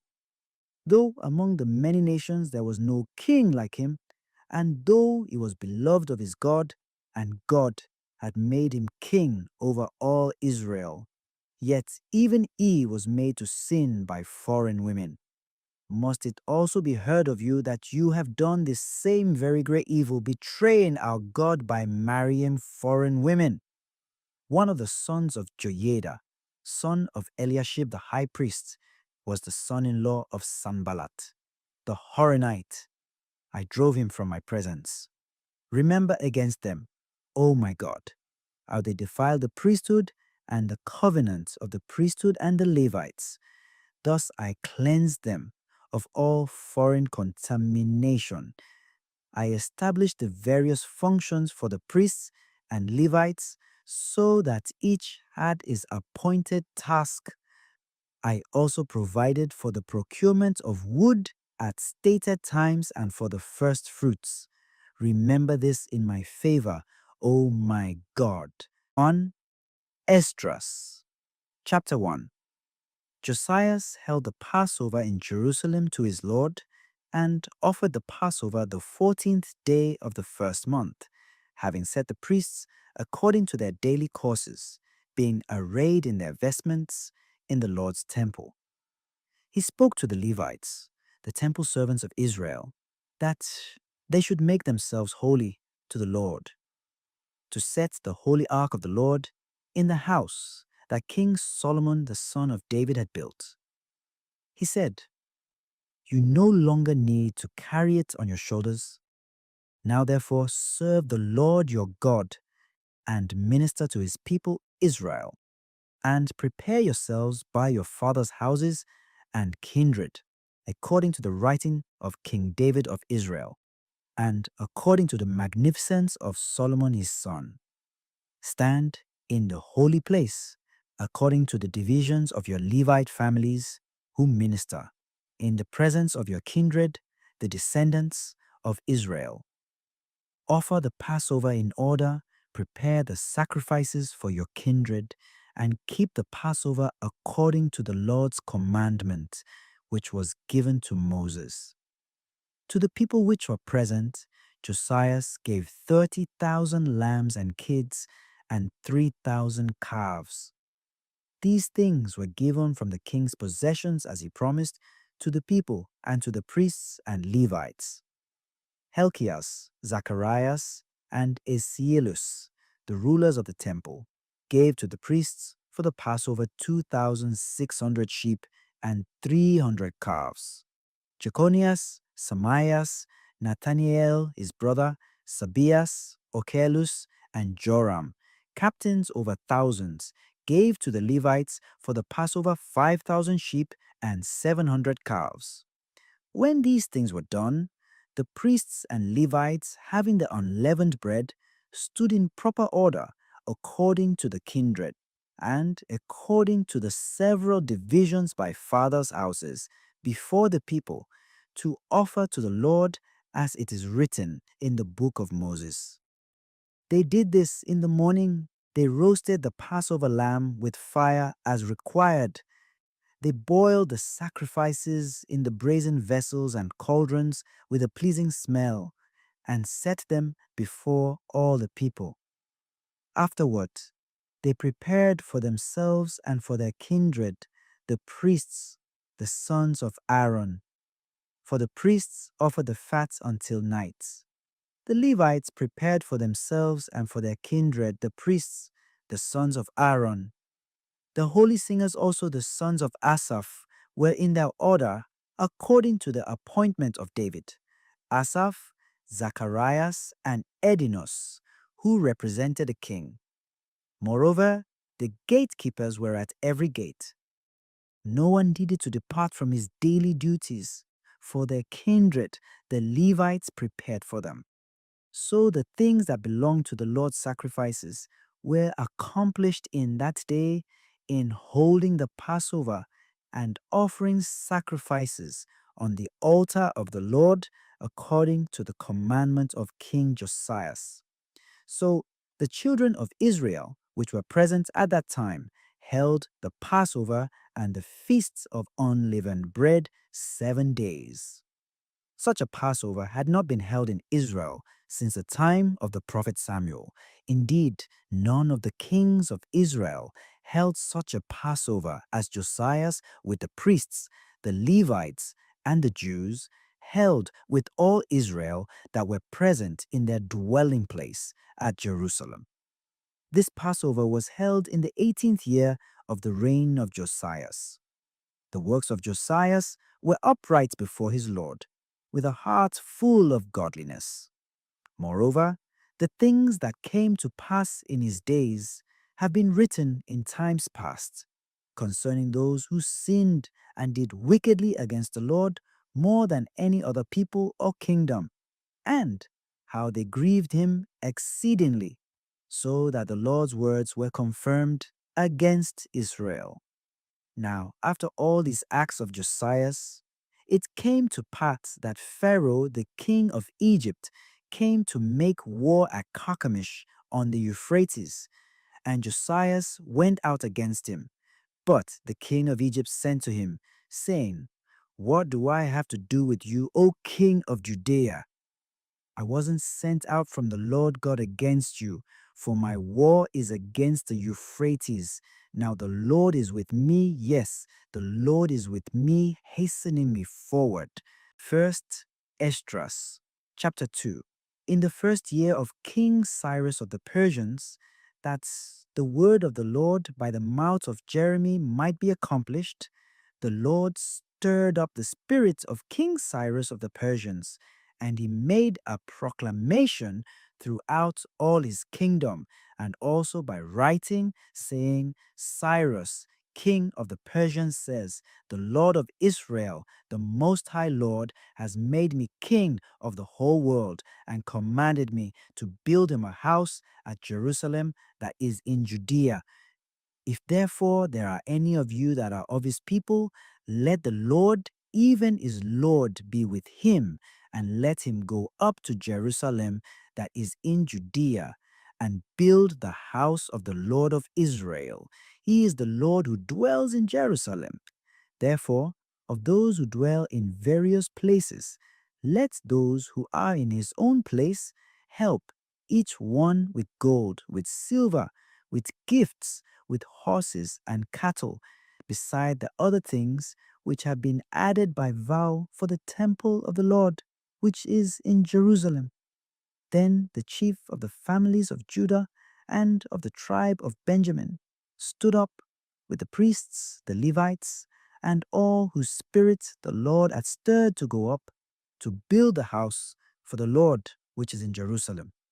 Those who lived around them helped them in all things with silver and gold, with horses and cattle, and with very many gifts that were vowed by a great number, whose minds were so moved. King Cyrus also brought out the holy vessels of the Lord, which Nabuchodonosor had carried away from Jerusalem and had stored in his temple of idols. Now, when King Cyrus of the Persians had brought them out, he delivered them to Mithridates, his treasurer, and by him they were delivered to Sanabasar, the governor of Judea. This was the number of them: 1,000 gold cups, 1,000 silver cups, 29 silver censers, 30 gold bowls, 2,110 silver bowls, and 1,000 other vessels. So all the vessels of gold and of silver were brought up, even 5,479, and were carried back by Sanabasar, together with the returning exiles from Babylon to Jerusalem. In the time of King Artaxerxes of the Persians, Belimus, Mithridates, Tabelius, Rathamus, Beeltethmus, and Samelius, the scribe, with their other associates, dwelling in Samaria and other places, wrote to him against those who lived in Judea and Jerusalem the following letter. To King Artaxerxes our Lord, from your servants, Rathamus the recorder, Samelius the scribe, and the rest of their council, and the judges who are in Coele-Syria and Phoenicia. Let it now be known to our Lord the King that the Jews that have come up from you to us, having come to Jerusalem, are building that rebellious and wicked city, and are repairing its marketplaces and walls, and are laying the foundation of a temple. Now, if this city is built and its walls are finished, they will not only refuse to give tribute, but will even stand up against kings. Since the things pertaining to the temple are now in hand, we think it appropriate not to neglect such a matter, but to speak to our Lord the King, to the intent that, if it is your pleasure, search may be made in the books of your ancestors. You will find in the Chronicles what is written concerning these things, and will understand that that city was rebellious, troubling both kings and cities, and that the Jews were rebellious and kept starting wars there in the past. For this cause, this city was laid waste. Therefore now we do declare to you, O Lord the King, that if the city is built again and its walls set up again, you will from then on have no passage into Coele-Syria and Phoenicia. First Esdras. Chapter 3. Now King Darius made a great feast for all his subjects, for all who were born in his house, for all the princes of Media and of Persia, and for all the local governors and captains and governors who were under him, from India to Ethiopia, in the 127 provinces. They ate and drank, and when they were satisfied, went home. Then King Darius went into his bedchamber, slept, but awakened out of his sleep. Then the 3 young men of the bodyguard who guarded the king spoke one to another. Let every one of us state what one thing is strongest. King Darius will give ye, whose statement seems wiser than the others, great gifts and great honors in token of victory. He shall be clothed in purple, drink from gold cups, sleep on a gold bed, and have a chariot with bridles of gold, a fine linen turban, and a chain around his neck. He shall sit next to Darius because of his wisdom, and shall be called cousin of Darius. Then they each wrote his sentence, sealed them, and laid them under King Darius's pillow, and said, when the king wakes up, someone will give him the writing. Whoever the king and the 3 princes of Persia judge that his sentence is the wisest, to him shall the victory be given, as it is written. The first wrote, wine is the strongest. The second wrote, the king is strongest. The third wrote, women are strongest, but above all things, truth is the victor. Now when the king woke up, they took the writing and gave it to him, so he read it. Sending out, he called all the princes of Persia and of Media, the local governors, the captains, the governors, and the chief officers, and sat himself down in the royal seat of judgment. And the writing was read before them. He said, call the young men, and they shall explain their own sentences. So they were called and came in. They said to them, explain what you have written. Then the first who had spoken of the strength of wine began, and said this, O sirs, how exceedingly strong wine is! It causes all men who drink it to go astray. It makes the mind of the king and of the fatherless child to be the same, likewise of the bondman and of the freeman, of the poor man and of the rich. It also turns every thought into cheer and mirth, so that a man remembers neither sorrow nor debt. It makes every heart rich, so that a man remembers neither king nor local governor. It makes people say things in large amounts. When they are in their cups, they forget their love both to friends and kindred, and before long draw their swords. But when they awake from their wine, they don't remember what they have done. O sirs, isn't wine the strongest, seeing that it forces people to do this? And when he had said this, he stopped speaking. First Esdras, chapter 4. Then the second, who had spoken of the strength of the king, began to say, O sirs, don't men excel in strength who rule over the sea and land and all things in them? But yet the king is stronger. He is their lord and has dominion over them. In whatever he commands them, they obey him. If he tells them to make war the one against the other, they do it. If he sends them out against the enemies, they go and conquer mountains, walls, and towers. They kill and are killed and don't disobey the king's commandment. If they win the victory, they bring everything to the king, all the plunder and everything else. Likewise, for those who are not soldiers and don't have anything to do with wars, but farm, when they have reaped again that which they had sown, they bring some to the king and compel one another to pay tribute to the king. He is just one man. If he commands people to kill, they kill. If he commands them to spare, they spare. If he commands them to strike, they strike. If he commands them to make desolate, they make desolate. If he commands to build, they build. If he commands them to cut down, they cut down. If he commands them to plant, they plant. So all his people and his armies obey him. Furthermore, he lies down, he eats and drinks and takes his rest, and these keep watch around him. None of them may depart and do his own business. They don't disobey him in anything. Oh, sirs, how could the king not be the strongest, seeing that he is obeyed like this? Then he stopped talking. Then the third, who had spoken of women and of truth, this was Zorobabel, began to speak. O sirs, isn't the king great, and men are many, and isn't wine strong? Who is it then who rules them, or has the lordship over them? Aren't they women? Women have given birth to the king, and all the people who rule over sea and land. They came from women. Women nourished up those who planted the vineyards from where the wine comes. They came from women. Women nourished up those who planted the vineyards from where the wine comes. Women also make garments for men. These bring glory to men. Without women, men can't exist.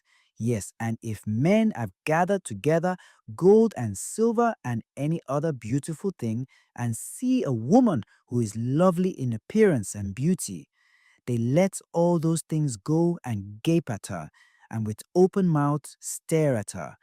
They all have more desire for her than for gold or silver or any other beautiful thing. A man leaves his own father who brought him up, leaves his own country, and joins with his wife. With his wife, he ends his days with no thought for his father, mother, or country.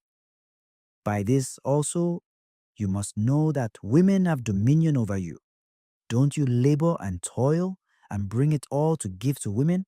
Yes, a man takes his sword and goes out to travel, to rob, to steal, and to sail on the sea and on rivers. He sees a lion and walks in the darkness. When he has stolen, plundered, and robbed, he brings it to the woman he loves.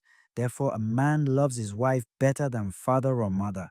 Yes, there are many who have lost their minds for women and become slaves for their sakes. Many also have perished, have stumbled, and sinned for women. Now, don't you believe me? Isn't the king great in his power? Don't all regions fear to touch him?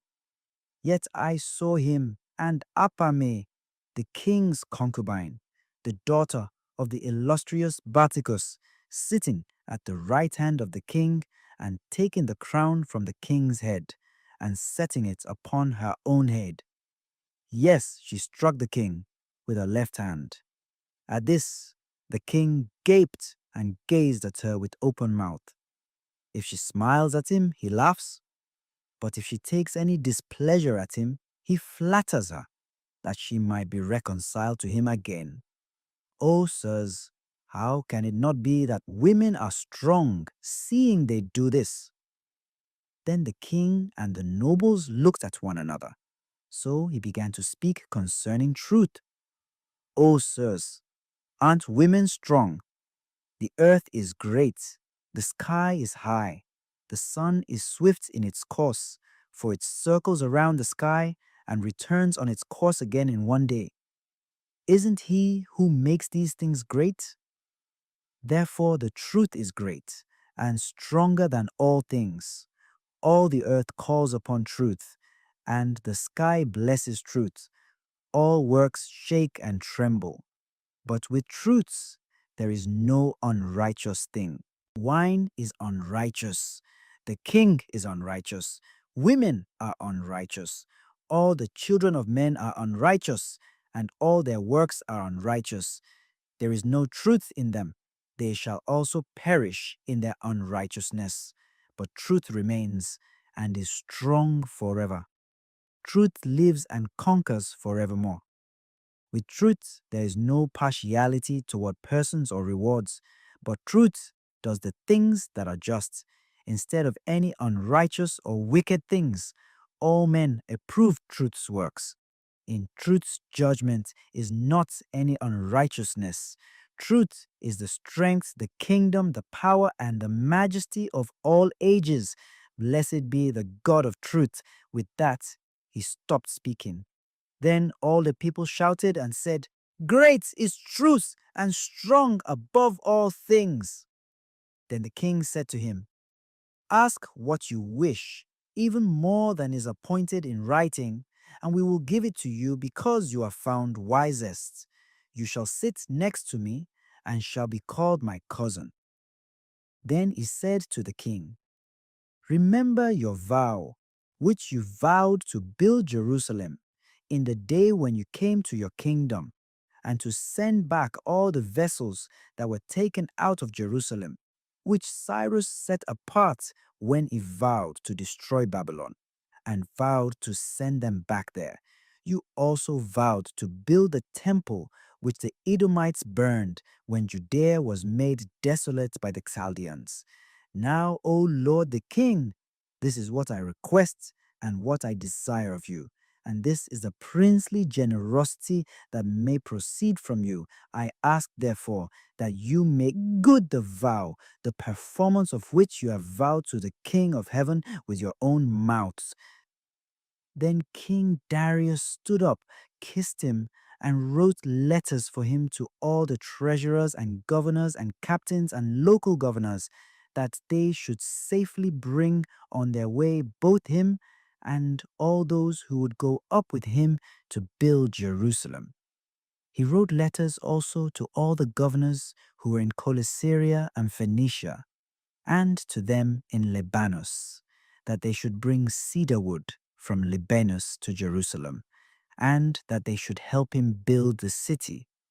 Moreover, he wrote for all the Jews who would go out of his realm up into Judea concerning their freedom, that no officer, no governor, no local governor, nor treasurer should forcibly enter into their doors, and that all the country which they occupied should be free to them without tribute, and that the Edomites should give up the villages of the Jews which they held at that time, and that there should be given 20 talents yearly toward the building of the temple until the time that it was built, and another 10 talents yearly for burnt offerings to be presented upon the altar every day, as they had a commandment to make 17 offerings, and that all those who would come from Babylonia to build the city should have their freedom,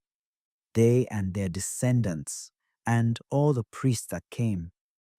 He wrote also to give them their support and the priests' vestments in which they minister. For the Levites, he wrote that seeing their support should be given them until the day that the house was finished and Jerusalem built up. He commanded that land and wages should be given to all who guarded the city. He also sent away all the vessels from Babylon that Cyrus had set apart, and all that Cyrus had given in commandments. He commanded also to be done, and to be sent to Jerusalem. Now, when this young man had gone out, he lifted up his face to heaven toward Jerusalem, and praised the King of heaven, and said, "From you comes victory, from you comes wisdom. Yours is the glory, and I am your servant. Blessed are you who have given me wisdom. I give thanks to you, O Lord of our fathers." So he took the letters, went out, came to Babylon, and told it all his kindred. They praised the God of their ancestors, because he had given them freedom and liberty to go up and to build Jerusalem and the temple, which is called by his name. They feasted with instruments of music and gladness 7 days. First Esdras. Chapter 5. After this, the chiefs of fathers' houses were chosen to go up according to their tribes, with their wives, sons, and daughters, with their men servants and maidservants, and their livestock. Darius sent with them 1,000 cavalry to bring them back to Jerusalem with peace, with musical instruments, drums, and flutes. All their kindred were making merry, and he made them go up together with them. These are the names of the men who went up, according to their families among their tribes, after their several divisions. The priests, the sons of Phinehas, the sons of Aaron, Jesus the son of Josedek, the son of Sarias, and Joachim the son of Zorobabel, the son of Salatiel, of the house of David, of the lineage of Phares, of the tribe of Judah, who spoke wise words before Darius the king of Persia, in the 2nd year of his reign, in the month Nisan, which is the 1st month. These are the of Judeans who came up from the captivity, where they lived as foreigners, whom Nabuchodonosor, the king of Babylon, had carried away to Babylon. They returned to Jerusalem and to the other parts of Judea, every man to his own city, who came with Zorobabel, with Jesus, Nehemias, Zarias, Risias, Enenius, Mardocheus, Beelsarus, Asphasus, Reelias, Roimus, and Baana, their leaders. The number of them of the nation and their leaders, the sons of Phoros, 2,172. The sons of Saphat, 472. The sons of Aries, 756. The sons of Phath Moab, of the sons of Jesus and Joab, 2,812. The sons of Elam, 1,254. The sons of Zatui, 945. The sons of Chorbe, 705. The sons of Bani, 648. The sons of Bebai, 623. The sons of Astad, 1,322. The sons of Adonikam, 667. The sons of Bagoi, 2,066. The sons of Adinu, 454. The sons of Ater, of Ezekias, 92.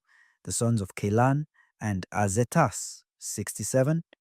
The sons of Azaru, 432. The sons of Nis, 101. The sons of Arom, the sons of Basai, 323. The sons of Arsiphurit, 112. The sons of Beterus, 3,005. The sons of Bethlehemon, 123. Those from Netophas, 55. Those from Anathoth, 158. Those from Bethasmoth, 42. Those from Kiriathairos, 25. Those from Kaphira and Beroth, 743. The Chadiasai and Amidioi, 422. Those from Kerama and Gabe, 621. Those from Macalon, 122. Those from Betolion, 52. The sons of Niphis, 156. The sons of Kalamolalos and Onos, 725. The sons of Jereku, 345. And the sons of Sanas, 3,330. The priests, the sons of Jedu, the son of Jesus, among the sons of Sanasib, 972. The sons of Emerot, 1,052. The sons of Phasurus, 1,247. And the sons of Charm, 1,017. The Levites, the sons of Jesus, Kadmiel, Banas, and Sudias, 74. The holy singers, the sons of Asaph, 128. The gatekeepers, the sons of Salum, the sons of Atar, the sons of Tolman, the sons of Dakubi, the sons of Ateta, the sons of Sabi, in all 139.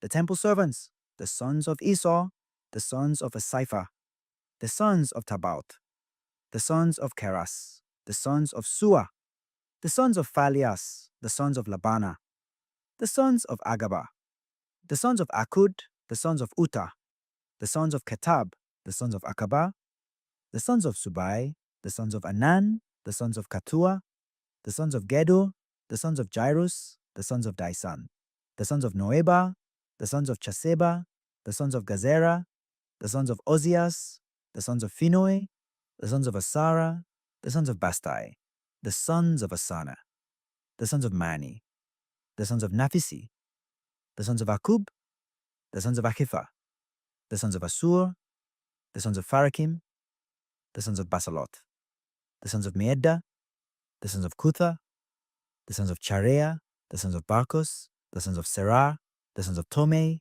the sons of Nasi, the sons of Atiphah, the sons of the servants of Solomon, the sons of Asaphiot, the sons of Farida, the sons of Jili, the sons of Lozon, the sons of Isdale, the sons of Safuti, the sons of Agia, the sons of Fakharet, the sons of Sabi, the sons of Saroti, the sons of Messias, the sons of Gas, the sons of Adus, the sons of Subas, the sons of Aphera, the sons of Barodis, the sons of Saphat, the sons of Alon.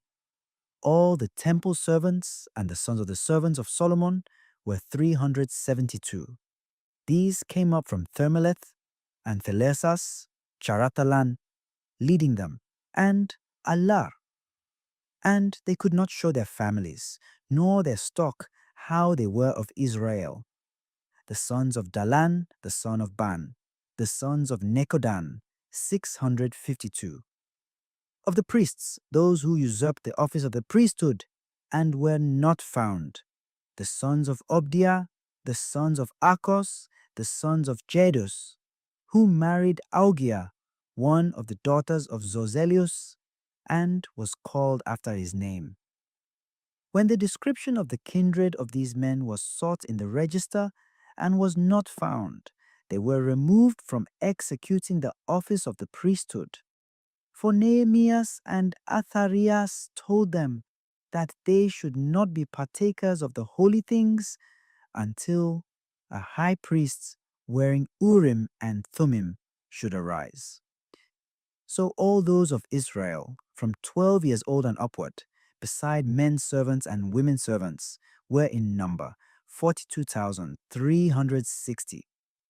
Their men servants and handmaids were 7,330 and 7. The minstrels and singers, 245, 430 and 5 camels, 7,036 horses, 245 mules, and 5,525 beasts of burden.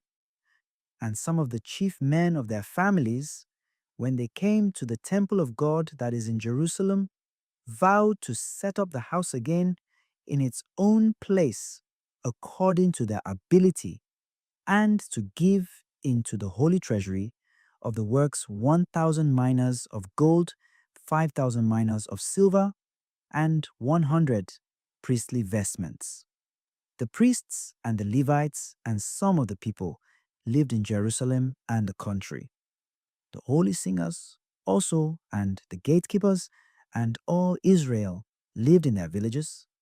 But when the 7th month was at hand, and when the children of Israel were each in their own place, they all came together with one purpose into the broad place before the first porch, which is toward the east. Then Jesus, the son of Josedek, his kindred the priests, Zorobabel, the son of Salathiel, and his kindred stood up and made the altar of the God of Israel ready to offer burnt sacrifices upon it, in accordance with the express commands in the book of Moses, the man of God. Some people joined them out of the other nations of the land, and they erected the altar upon its own place, because all the nations of the land were hostile to them and oppressed them. And they offered sacrifices at the proper times and burnt offerings to the Lord both morning and evening. They also held the Feast of Tabernacles, as it is commanded in the law, and offered sacrifices daily, as appropriate. After that, they offered the continual oblations and the sacrifices of the Sabbaths, of the new moons, and of all the consecrated feasts. All those who had made any vow to God began to offer sacrifices to God from the new moon of the 7th month, although the temple of God was not yet built. They gave money, food, and drink to the masons and carpenters, They also gave carts to the people of Sidon and Tyre that they should bring cedar trees from Lebanon and convey them in rafts to the harbor of Joppa, according to the commandment which was written for them by Cyrus, king of the Persians, in the second year after his coming to the temple of God at Jerusalem. In the second month, Zorobabel, the son of Salatiel, Jesus, the son of Josadek, their kindred, the Levitical priests, and all those who had come to Jerusalem out of the captivity began work. They laid the foundation of God's temple on the new moon of the second month in the second year after they had come to Judea and Jerusalem. They appointed the Levites who were at least 20 years old over the Lord's works. Then Jesus, with his sons and kindred, Kadmiel his brother, the sons of Jesus, Emadabon, and the sons of Joda, the son of Eliadun, and their sons and kindred, all the Levites, with one accord stood up and started the business, laboring to advance the works in the house of God. So the builders built the Lord's temple. The priests stood arrayed in their vestments with musical instruments and trumpets, and the Levites, the sons of Asaph, with their cymbals, singing songs of thanksgiving and praising the Lord according to the directions of King David of Israel. They sang aloud, praising the Lord in songs of thanksgiving, because his goodness and his glory are forever in all Israel.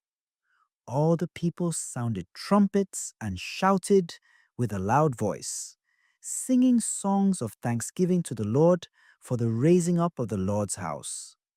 Some of the Levitical priests and of the heads of their families, the elderly who had seen the former house, came to the building of this one with lamentation and great weeping. But many with trumpets and joy shouted with a loud voice, so that the people couldn't hear the trumpets for the weeping of the people, for the multitude sounded loudly, so that it was heard far away. Therefore, when the enemies of the tribe of Judah and Benjamin heard it, they came to know what that noise of trumpets meant. They learned that those who returned from captivity built the temple for the Lord, the God of Israel. So they went to Zerubbabel and Jesus and to the chief men of the families and said to them, "We will build together with you. For we, just like you, obey your Lord and sacrifice to him from the days of King Aspasaret of the Assyrians, who brought us here." Then Zerubbabel, Jesus, and the chief men of the families of Israel said to them, "It is not for you to build the house for the Lord our God. We ourselves alone will build for the Lord of Israel, as King Cyrus of the Persians has commanded us." But the heathen of the land pressed hard upon the inhabitants of Judea, cut off their supplies, and hindered their building. By their secret plots and popular persuasions and commotions, they hindered the finishing of the building all the time that King Cyrus lived. So they were hindered from building for 2 years, until the reign of Darius. First, Esdras, chapter 6. Now, in the second year of the reign of Darius, Agaius and Zacharias, the son of Addo, the prophets, prophesied to the Jews in Judea and Jerusalem in the name of the Lord, the God of Israel. Then Zorobabel, the son of Salatiel, and Jesus, the son of Josedek, stood up and began to build the house of the Lord at Jerusalem, the prophets of the Lord being with them and helping them. At the same time, Sisinnes, the governor of Syria and Phoenicia, came to them with Satrabuzanes and his companions and said to them, "By whose authority do you build this house and this roof and perform all the other things? Who are the builders who do these things?" Nevertheless, the elders of the Jews obtained favor because the Lord had visited the captives, and they were not hindered from building until such time as communication was made to Darius concerning them, and his answer received. A copy of the letter which Sisinnes, governor of Syria and Phoenicia, and Satrabuzanes, with their companions, the rulers in Syria and Phoenicia, wrote and sent to Darius. To King Darius, greetings. Let it be fully known to our Lord the King that having come into the country of Judea and entered into the city of Jerusalem, we found in the city of Jerusalem the elders of the Jews that were of the captivity building a great new house for the Lord of hewn and costly stones, with timber laid in the walls. Those works are being done with great speed. The work goes on prosperously in their hands, and it is being accomplished with all glory and diligence. Then asked we these elders, saying, by whose authority are you building this house and laying the foundations of these works? Therefore, to the intent that we might give knowledge to you by writing who were the leaders, we questioned them, and we required of them the names in writing of their principal men. So they gave us this answer: we are the servants of the Lord who made heaven and earth. As for this house, it was built many years ago by a great and strong king of Israel, and was finished.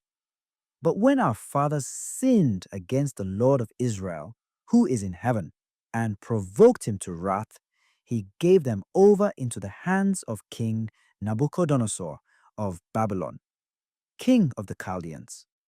They pulled down the house, burned it, and carried away the people captive to Babylon. But in the first year that Cyrus reigned over the country of Babylon, King Cyrus wrote that this house should be rebuilt. The holy vessels of gold and of silver that Nabuchodonosor had carried away out of the house at Jerusalem and had set up in his own temple, those King Cyrus brought out of the temple in Babylonia, and they were delivered to Zorobabel and to Sannabasarus the governor, with commandment that he should carry away all these vessels and put them in the temple at Jerusalem, and that the Lord's temple should be built on its site. Then Sannabasarus, having come here, laid the foundations of the Lord's house, which is in Jerusalem. From that time to this we are still building. It is not yet fully completed. Now therefore, if it seems good, O king, let a search be made among the royal archives of our Lord, the king that are in Babylon, if it is found that the building of the house of the Lord, which is in Jerusalem, has been done with the consent of King Cyrus, and it seems good to our Lord the king, let him send us directions concerning these things. Then King Darius commanded that a search be made among the archives that were laid up at Babylon. So at Ecbatana, the palace which is in the country of Media, a scroll was found where these things were recorded. In the first year of the reign of Cyrus, King Cyrus commanded to build up the house of the Lord, which is in Jerusalem, where they sacrifice with continual fire. Its height shall be 60 cubits, and the breadth 60 cubits, with 3 rows of hewn stones and 1 row of new wood from that country. Its expenses are to be given out of the house of King Cyrus. The holy vessels of the house of the Lord, both gold and silver, that Nabuchodonosor took out of the house at Jerusalem and carried away to Babylon, should be restored to the house at Jerusalem and be set in the place where they were before. Also, he commanded that Sisinnes, the governor of Syria and Phoenicia, and Satrabuzanes and their companions, and those who were appointed rulers in Syria and Phoenicia, should be careful not to meddle with the place, but allow Zorobabel, the servant of the Lord and governor of Judea, and the elders of the Jews, to build that house of the Lord in its place. I also command to have it built up whole again, and that they look diligently to help those who are of the captivity of Judea until the house of the Lord is finished, and that out of the tribute of Coele-Syria and Phoenicia, a portion shall be carefully given to these men for the sacrifices of the Lord, that is, to Zorobabel, the governor, for bulls, rams, and lambs, and also corn, salt, wine, and oil, and that continually every year, without further question, according as the priests who are in Jerusalem may direct to be daily spent, that drink offerings may be made to the Most High God for the king and for his children, and that they may pray for their lives. He commanded that whoever should transgress, yes, or neglect anything written here, a beam shall be taken out of his own house, and he shall be hanged on it, and all his goods seized for the king. Therefore may the Lord, whose name is called upon there, utterly destroy every king and nation that stretches out his hand to hinder or damage that house of the Lord in Jerusalem. I, King Darius, have ordained that these things be done with diligence. First Esdras. Chapter 7. Then Sisinnis, the governor of Coele-Syria and Phoenicia, and Satrabuzanes with their companions, following the commandments of King Darius, very carefully supervised the holy work, assisting the elders of the Jews and rulers of the temple.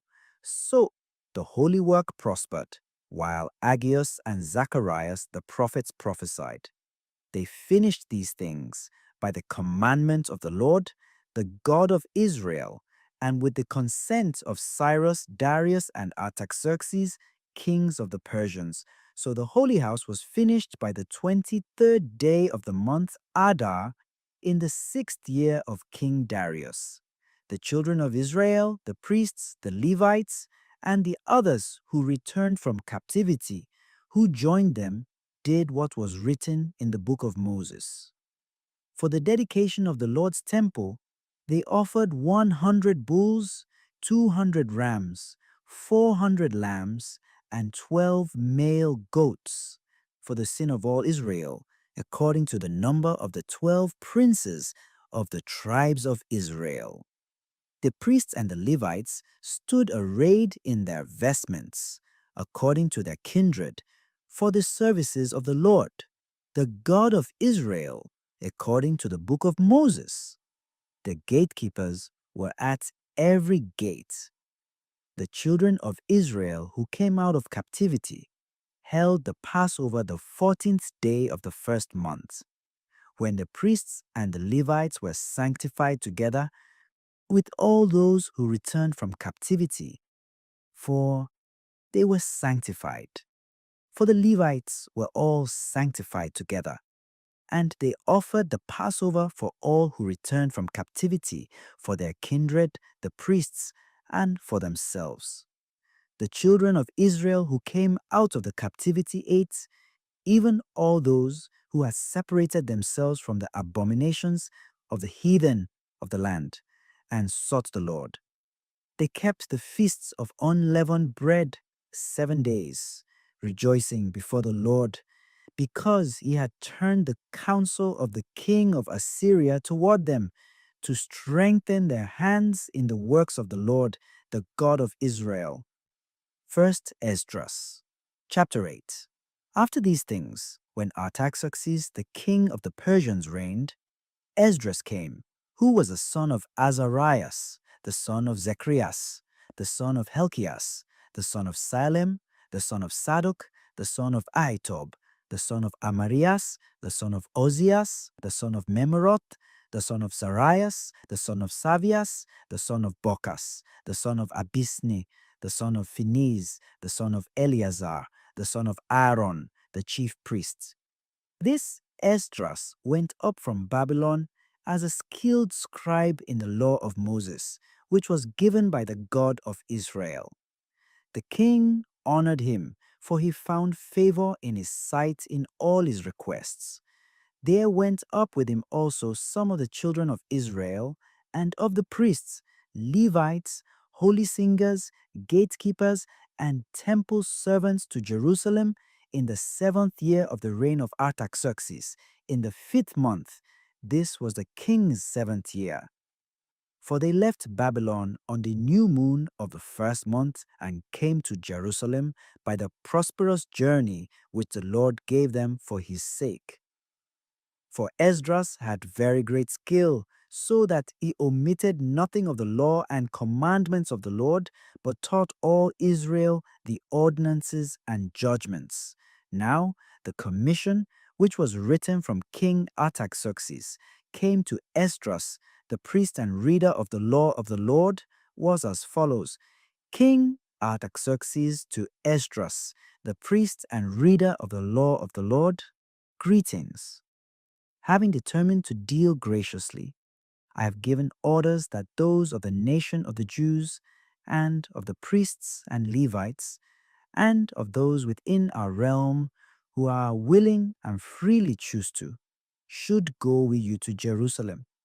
As many, therefore, as are so disposed, let them depart with you, as it has seemed good both to me and my 7 friends the counselors, that they may look to the affairs of Judea and Jerusalem in accordance with what is in the Lord's law, and carry the gifts to the Lord of Israel to Jerusalem, which I and my friends have vowed, and that all the gold and silver that can be found in the country of Babylonia for the Lord in Jerusalem, with that also which is given of the people for the temple of the Lord their God that is at Jerusalem, be collected, even the gold and silver for bulls, rams, and lambs, and what goes with them, to the end that they may offer sacrifices to the Lord upon the altar of the Lord their God, which is in Jerusalem. Whatever you and your kindred decide to do with gold and silver, do that according to the will of your God, the holy vessels of the Lord, which are given you for the use of the temple of your God, which is in Jerusalem, and whatever else you shall remember for the use of the temple of your God, you shall give it out of the king's treasury. I, King Artaxerxes, have also commanded the keepers of the treasures in Syria and Phoenicia, that whatever Esdras, the priest and reader of the law of the Most High God, shall send for, they should give it to him with all diligence, to the sum of 100 talents of silver, likewise also of wheat, even to 100 cors, and 100 firkins of wine, and salt in abundance. Let all things be performed after God's law diligently to the Most High God, that wrath come not upon the kingdom of the king and his sons. I command you also that no tax nor any other imposition be laid upon any of the priests or Levites or holy singers or gatekeepers or temple servants or any that have employment in this temple, and that no man has authority to impose any tax on them. You, Esdras, according to the wisdom of God, ordain judges and justices, that they may judge in all Syria and Phoenicia all those who know the law of your God, and those who don't know it you shall teach. Whoever transgresses the law of your God and of the king shall be punished diligently, whether it be by death or other punishment, by penalty of money, or by imprisonment. Then Esdras the scribe said, Blessed be the only Lord, the God of my fathers, who has put these things into the heart of the king to glorify his house that is in Jerusalem, and has honored me in the sight of the king, his counselors, and all his friends and nobles. Therefore, I was encouraged by the help of the Lord my God, and gathered together out of Israel men to go up with me. These are the chief, according to their families and their several divisions, who went up with me from Babylon in the reign of King Artaxerxes. Of the sons of Phinehas, Gerson; of the sons of Ithamar, Gamael, of the sons of David, Atus, the son of Sechenias, of the sons of Phoros, Zacharias, and with him were counted 150 men. Of the sons of Phaeth Moab, Eliaonias, the son of Zarias, and with him 200 men. Of the sons of Zatois, Sechenias, the son of Jezilus, and with him 300 men. Of the sons of Adin, Obed, the son of Jonathan, and with him 250 men. Of the sons of Elam, Gesaias, son of Gotolias, and with him 70 men. Of the sons of Saphatias, Zarias, son of Michael, and with him 70 men. Of the sons of Joab, Abadias, son of Jehiel, Jezilus, and with him 212 men. Of the sons of Banias, Salimot, son of Josaphias, and with him 160 men. Of the sons of Babi, Zacharias, son of Bebai, and with him 28 men. Of the sons of Asgad, Astat, Joannes, son of Akatan, and with him 110 men. Of the sons of Adonikam, the last, and these are the names of them: Eliphalet, Jeuel, and Samias, and with them 70 men. Of the sons of Bago, Uti, the son of Istalkurus, and with him 70 men. I gathered them together to the river called Theras. There we pitched our tents 3 days, and I inspected them. When I had found there none of the priests and Levites, then sent I to Eleazar, Iduel, Masmas, Elnathan, Samias, Joribus, Nathan, Enatan, Zacharias, and Mosolomos, principal men and men of understanding. I asked them to go to Lodius the captain, who was in the place of the treasury, and commanded them that they should speak to Lodius, to his kindred, and to the treasurers in that place, to send us such men as might execute the priest's office in our Lord's house. By the mighty hand of our Lord, they brought to us men of understanding, of the sons of Muli, the son of Levi, the son of Israel, Asebebias, and his sons, and his kindred, who were 18, and Asibias, Anus, and Osias, his brother, of the sons of Canunius, and their sons were 20 men, and of the temple servants, whom David and the principal men had appointed for the servants of the Levites, 220 temple servants. The list of all their names was reported. There I vowed a fast for the young men before our Lord, to seek from him a prosperous journey both for us and for our children and livestock that were with us. For I was ashamed to ask of the king infantry, cavalry, and an escort for protection against our adversaries. For we had said to the king that the power of our Lord would be with those who seek him, to support them in all ways. Again we prayed to our Lord about these things, and found him to be merciful. Then I set apart 12 men of the chiefs of the priests, Esaribias, Asamias, and 10 men of their kindred with them.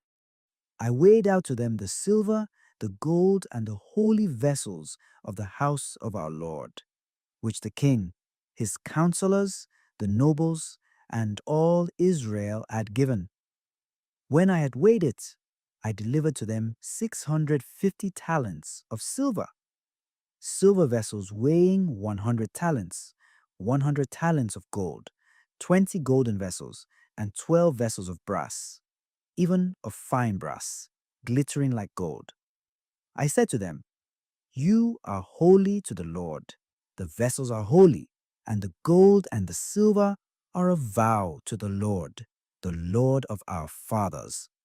Watch and keep them until you deliver them to the chiefs of the priests and Levites and to the principal men of the families of Israel in Jerusalem, in the chambers of our Lord's house." So the priests and the Levites who received the silver, the gold, and the vessels which were in Jerusalem brought them into the temple of the Lord. We left the river Teras on the 12th day of the first month. We came to Jerusalem by the mighty hand of our Lord which was upon us. The Lord delivered us from every enemy on the way, and so we came to Jerusalem. When we had been there 3 days, the silver and gold was weighed and delivered in our Lord's house. On the fourth day, to Marmoth, the priest, the son of Urias.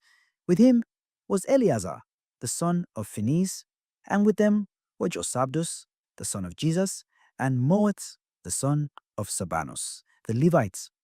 All was delivered to them by number and weight. All the weight of them was recorded at the same hour. Moreover, those who had come out of captivity offered sacrifices to the Lord, the God of Israel, even 12 bulls for all Israel, 96 rams, 72 lambs, and 12 goats for a peace offering, all of them a sacrifice to the Lord. They delivered the king's commandments to the king's stewards and to the governors of Coelesyria and Phoenicia, and they honored the people and the temple of the Lord. Now, when these things were done, the principal men came to me and said, the nation of Israel, the princes, the priests, and the Levites, haven't put away from themselves the foreign people of the land, nor the uncleannesses of the Gentiles, the Canaanites, Hittites, Perizzites, Jebusites, Moabites, Egyptians, and Edomites. For both they and their sons have married with their daughters, and the holy seed is mixed with the foreign people of the land. From the beginning of this matter, the rulers and the nobles have been partakers of this iniquity. And as soon as I had heard these things, I tore my clothes and my holy garment, and plucked the hair from off my head and beard, and sat down sad and full of heaviness. So all those who were moved at the word of the Lord, the God of Israel, assembled to me while I mourned for the iniquity, but I sat still full of heaviness until the evening sacrifice. Then, rising up from the fast with my clothes and my holy garment torn, and bowing my knees and stretching out my hands to the Lord, I said, O Lord, I am ashamed and confounded before your face, for our sins are multiplied above our heads, and our errors have reached up to heaven ever since the time of our fathers. We are in great sin, even to this day. For our sins and our fathers, we with our kindred, our kings, and our priests were given up to the kings of the earth, to the sword, and to captivity, and for a prey with shame to this day. Now, in some measure, mercy has been shown to us from you, O Lord, that there should be left us a root and a name in the place of your sanctuary, and to uncover a light in the house of the Lord our God, and to give us food in the time of our servitude. Yes, when we were in bondage, we were not forsaken by our Lord, but he gave us favor before the kings of Persia, so that they gave us food, glorified the temple of our Lord, and raised up the desolate Zion to give us a sure dwelling in Judea and Jerusalem. Now, O Lord, what shall we say, having these things? For we have transgressed your commandments, which you gave by the hand of your servants the prophets, saying, the land which you enter into to possess as an inheritance is a land polluted with the pollutions of the foreigners of the land, and they have filled it with their uncleanness. Therefore now you shall not join your daughters to their sons, neither shall you take their daughters for your sons. You shall never seek to have peace with them, that you may be strong and eat the good things of the land, and that you may leave it for an inheritance to your children forevermore. All that has happened is done to us for our wicked works and great sins. For you, O Lord, made our sins light and gave to us such a root. But we have turned back again to transgress your law in mingling ourselves with the uncleanness of the heathen of the land. You weren't angry with us to destroy us until you had left us neither root, seed, nor name. O Lord of Israel, you are true, for we are left a root this day. Behold, now we are before you in our iniquities, for we can't stand any longer before you because of these things. As Esdras in his prayer made his confession, weeping and lying flat on the ground before the temple, a very great throng of men, women, and children gathered to him from Jerusalem, for there was great weeping among the multitude. Then Jechonias, the son of Jelus, one of the sons of Israel, called out and said, O Esdras, we have sinned against the Lord God. We have married foreign women of the heathen of the land. But there is still hope for Israel. Let's make an oath to the Lord about this, that we will put away all our foreign wives with their children, as seems good to you, and to as many as obey the Lord's law. Arise and take action, for this is your task, and we will be with you to do valiantly. So Esdras arose and took an oath from the chief of the priests and Levites of all Israel to do these things, and they swore to it. First Esdras, chapter 9. Then Esdras rose up from the court of the temple and went to the chamber of Jonas the son of Eliasib, and lodged there and ate no bread and drank no water, mourning for the great iniquities of the multitude. A proclamation was made in all Judea and Jerusalem to all those who returned from captivity, that they should be gathered together at Jerusalem, and that whoever didn't meet there within 2 or 3 days, in accordance with the ruling of the elders, that their livestock would be seized for the use of the temple, and they would be expelled from the multitude of those who returned from captivity. Within 3 days, all those of the tribe of Judah and Benjamin gathered together at Jerusalem. This was the 9th month, on the 20th day of the month.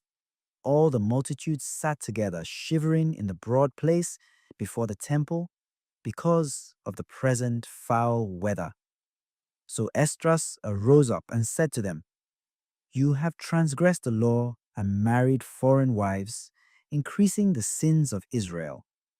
Now make confession and give glory to the Lord, the God of our fathers, and do his will, and separate yourselves from the heathen of the land and from the foreign women. Then the whole multitude cried out and said with a loud voice, Just as you have spoken, so we will do.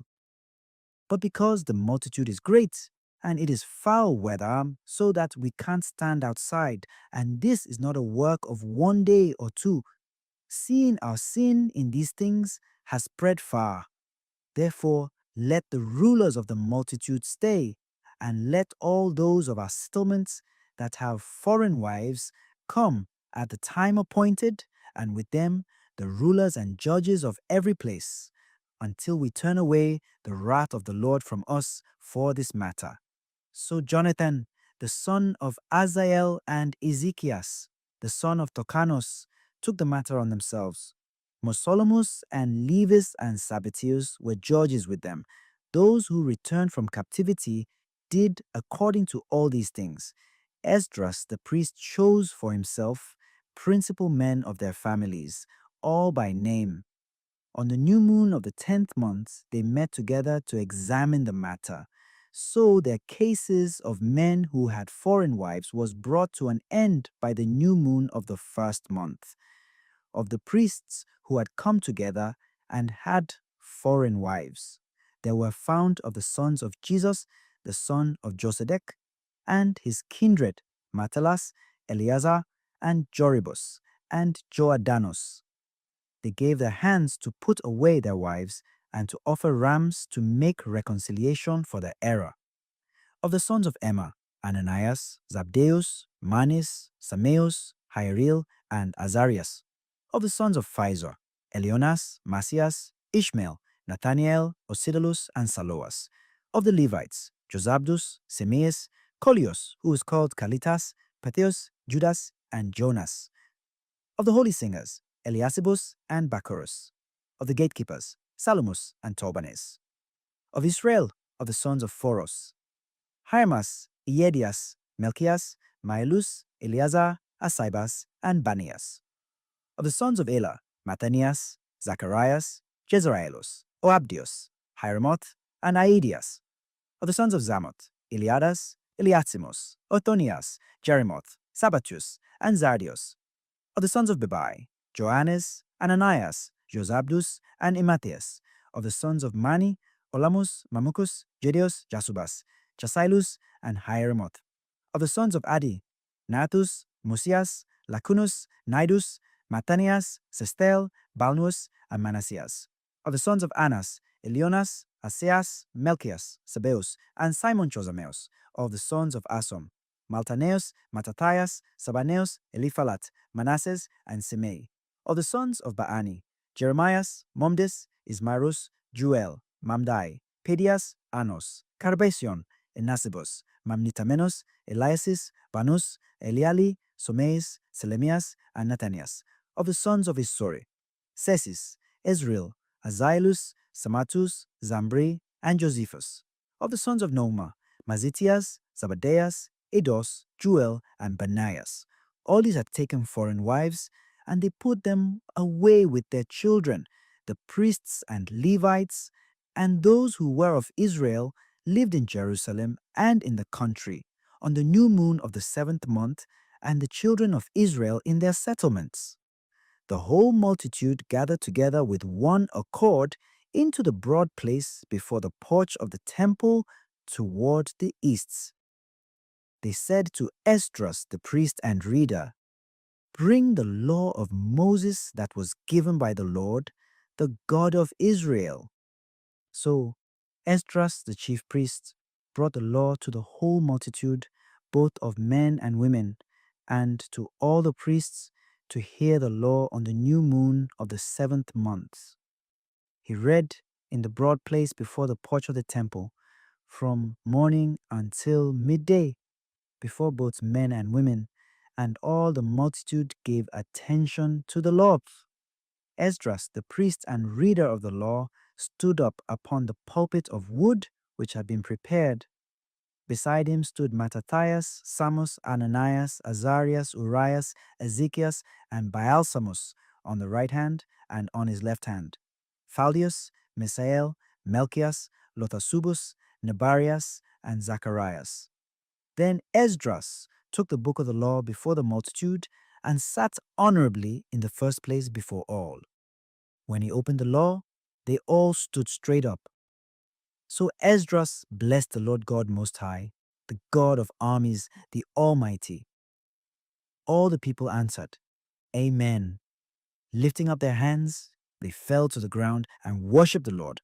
Also Jesus, Anos, Sarebias, Iadinos, Jacobus, Sabatius, Alteas, Meianas, Kalitas, Azarias, Josabdus, Ananias, and Phalias, the Levites, taught the law of the Lord and read to the multitude the law of the Lord, explaining what was read. Then Atharites said to Esdras, the chief priest and reader, and to the Levites who taught the multitude, even to all, "This day is holy to the Lord." Now they all wept when they heard the law. Go then, eat the fat, drink the sweet, and send portions to those who have nothing. For the day is holy to the Lord. Don't be sorrowful, for the Lord will bring you to honor. So the Levites commanded all things to the people, saying, "This day is holy. Don't be sorrowful." Then they went their way, everyone to eat, drink, enjoy themselves, to give portions to those who had nothing, and to rejoice greatly, because they understood the words they were instructed with, and for which they had been assembled. 2nd Esdras, chapter 1. The second book of the prophet Esdras, the son of Sarias, the son of Azarias, the son of Helkias, the son of Salemas, the son of Sadok, the son of Ahitob, the son of Achias, the son of Phaines, the son of Heli, the son of Amarias, the son of Aziel, the son of Marimoth, the son of Arna, the son of Ozias, the son of Borith, the son of Abisai, the son of Phinehas, the son of Eleazar, the son of Aaron, of the tribe of Levi, who was captive in the land of the Medes, in the reign of Artaxerxes, king of the Persians. The Lord's word came to me, saying, Go your way and show my people their sinful deeds, and their children their wickedness which they have done against me, that they may tell their children's children, because the sins of their fathers have increased in them, for they have forgotten me and have offered sacrifices to foreign gods. Didn't I bring them out of the land of Egypt, out of the house of bondage? But they have provoked me to wrath and have despised my counsels. So pull out the hair of your head and cast all evils upon them, for they have not been obedient to my law, but they are a rebellious people. How long shall I endure them, to whom I have done so much good? I have overthrown many kings for their sakes. I have struck down Pharaoh with his servants and all his army. I have destroyed all the nations before them. In the east, I have scattered the people of two provinces, even of Tyre and Sidon, and have slain all their adversaries. Speak therefore to them, saying, The Lord says, Truly, I brought you through the sea, and where there was no path, I made highways for you. I gave you Moses for a leader, and Aaron for a priest. I gave you light in a pillar of fire. I have done great wonders among you, yet you have forgotten me, says the Lord. The Lord Almighty says, The quails were for a token to you. I gave you a camp for your protection, but you complained there.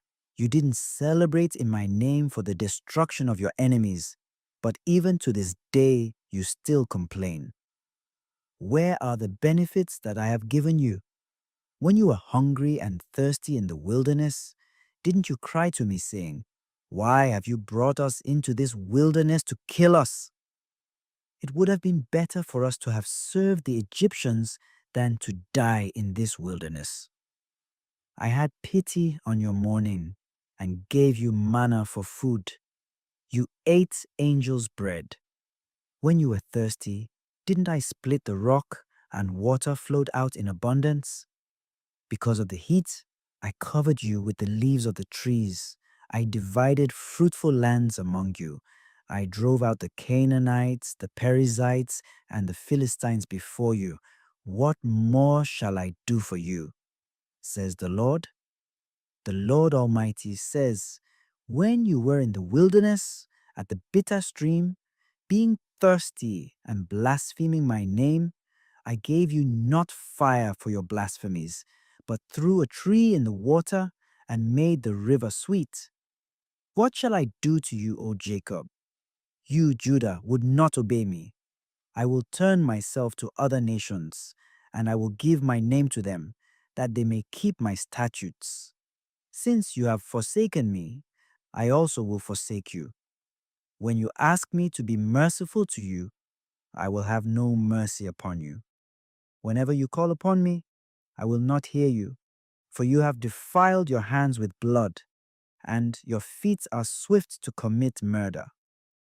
It is not as though you have forsaken me, but your own selves, says the Lord. The Lord Almighty says, Haven't I asked you as a father his sons, as a mother her daughters, and a nurse her young babies, that you would be my people, and I would be your God, that you would be my children, and I would be your father? I gathered you together as a hen gathers her chicks under her wings. But now, what should I do to you? I will cast you out from my presence. When you offer burnt sacrifices to me, I will turn my face from you. For I have rejected your solemn feast days, your new moons, and your circumcisions of the flesh. I sent to you my servants, the prophets, whom you have taken and slain and torn their bodies in pieces, whose blood I will require from you, said the Lord. The Lord Almighty says, your house is desolate. I will cast you out as the wind blows stubble. Your children won't be fruitful, for they have neglected my commandment to you and done that which is evil before me. I will give your houses to a people that will come, which not having heard of me yet believe me. Those to whom I have shown no signs will do what I have commanded. They have seen no prophets, yet they will remember their former condition. I call to witness the gratitude of the people who will come, whose little ones rejoice with gladness. Although they see me not with bodily eyes, yet in spirit they will believe what I say. And now, Father, behold with glory, and see the people that come from the east, to whom I will give for leaders Abraham, Isaac, and Jacob, Oseas, Amos, and Michias, Joel, Abdias, and Jonas, Nahum, and Habakkuk, Sophonias, Aggeus, Zachary, and Malachi, who is also called the Lord's messenger, to Esdras. Chapter 2. Thus saith the Lord, I brought this people out of bondage, and I gave them my commandments by men's servants the prophets, whom they would not hear, but despised my counsels. The mother that bare them saith unto them, Go your way, ye children, for I am a widow and forsaken. I brought you up with gladness, but with sorrow and heaviness have I lost you. For ye have sinned before the Lord your God, and done that thing that is evil before him. But what shall I now do unto you? I am a widow and forsaken. Go your way, O my children, and ask mercy of the Lord. As for me, O Father, I call upon thee for a witness over the mother of these children, which would not keep my covenant, that thou bring them to confusion and their mother to a spoil, that there may be no offspring of them. Let them be scattered abroad among the heathen. Let their names be put out of the earth, for they have despised my covenant. Woe be unto thee, Ashur, thou that hidest the unrighteous in thee. O thou wicked people, remember what I did unto Sodom and Gomorrah, whose land lieth in clods of pitch and heaps of ashes. Even so also will I do unto them that hear me not, saith the Almighty Lord. Thus saith the Lord unto Esdras, Tell my people that I will give them the kingdom of Jerusalem, which I would have given unto Israel. Their glory also will I take unto me, and give these the everlasting tabernacles, which I had prepared for them. They shall have the tree of life for an ointment of sweet savour. They shall neither labor nor be weary. Go, and ye shall receive. Pray for few days unto you, that they may be shortened. The kingdom is already prepared for you. Watch, take heaven and earth to witness, for I have broken the evil in pieces and created the good. For I live, saith the Lord. Mother, embrace thy children and bring them up with gladness. Make their feet as fast as a pillar. For I have chosen thee, saith the Lord, and those that be dead will I raise up again from their places and bring them out of the graves. For I have known my name in Israel. Fear not, thou mother of the children, for I have chosen thee, saith the Lord. For thy help will I send my servants Esau and Jeremy, after whose counsel I have sanctified and prepared for thee 12 trees laden with divers fruits, and as many fountains flowing with milk and honey, and 7 mighty mountains, whereupon there grow roses and lilies, whereby I will fill thy children with joy. Do right to the widow, judge for the fatherless, give to the poor, defend the orphan, clothe the naked, heal the broken and the weak, laugh not a lame man to scorn, defend the maimed, and let the blind man come into the sight of my clearness. Keep the old and young within thy walls. Wheresoever thou findest the dead, take them and bury them, and I will give thee the first place in my resurrection. Abide still, O my people, and take thy rest, for thy quietness still come. Nourish thy children, O thou good nurse, establish their feet.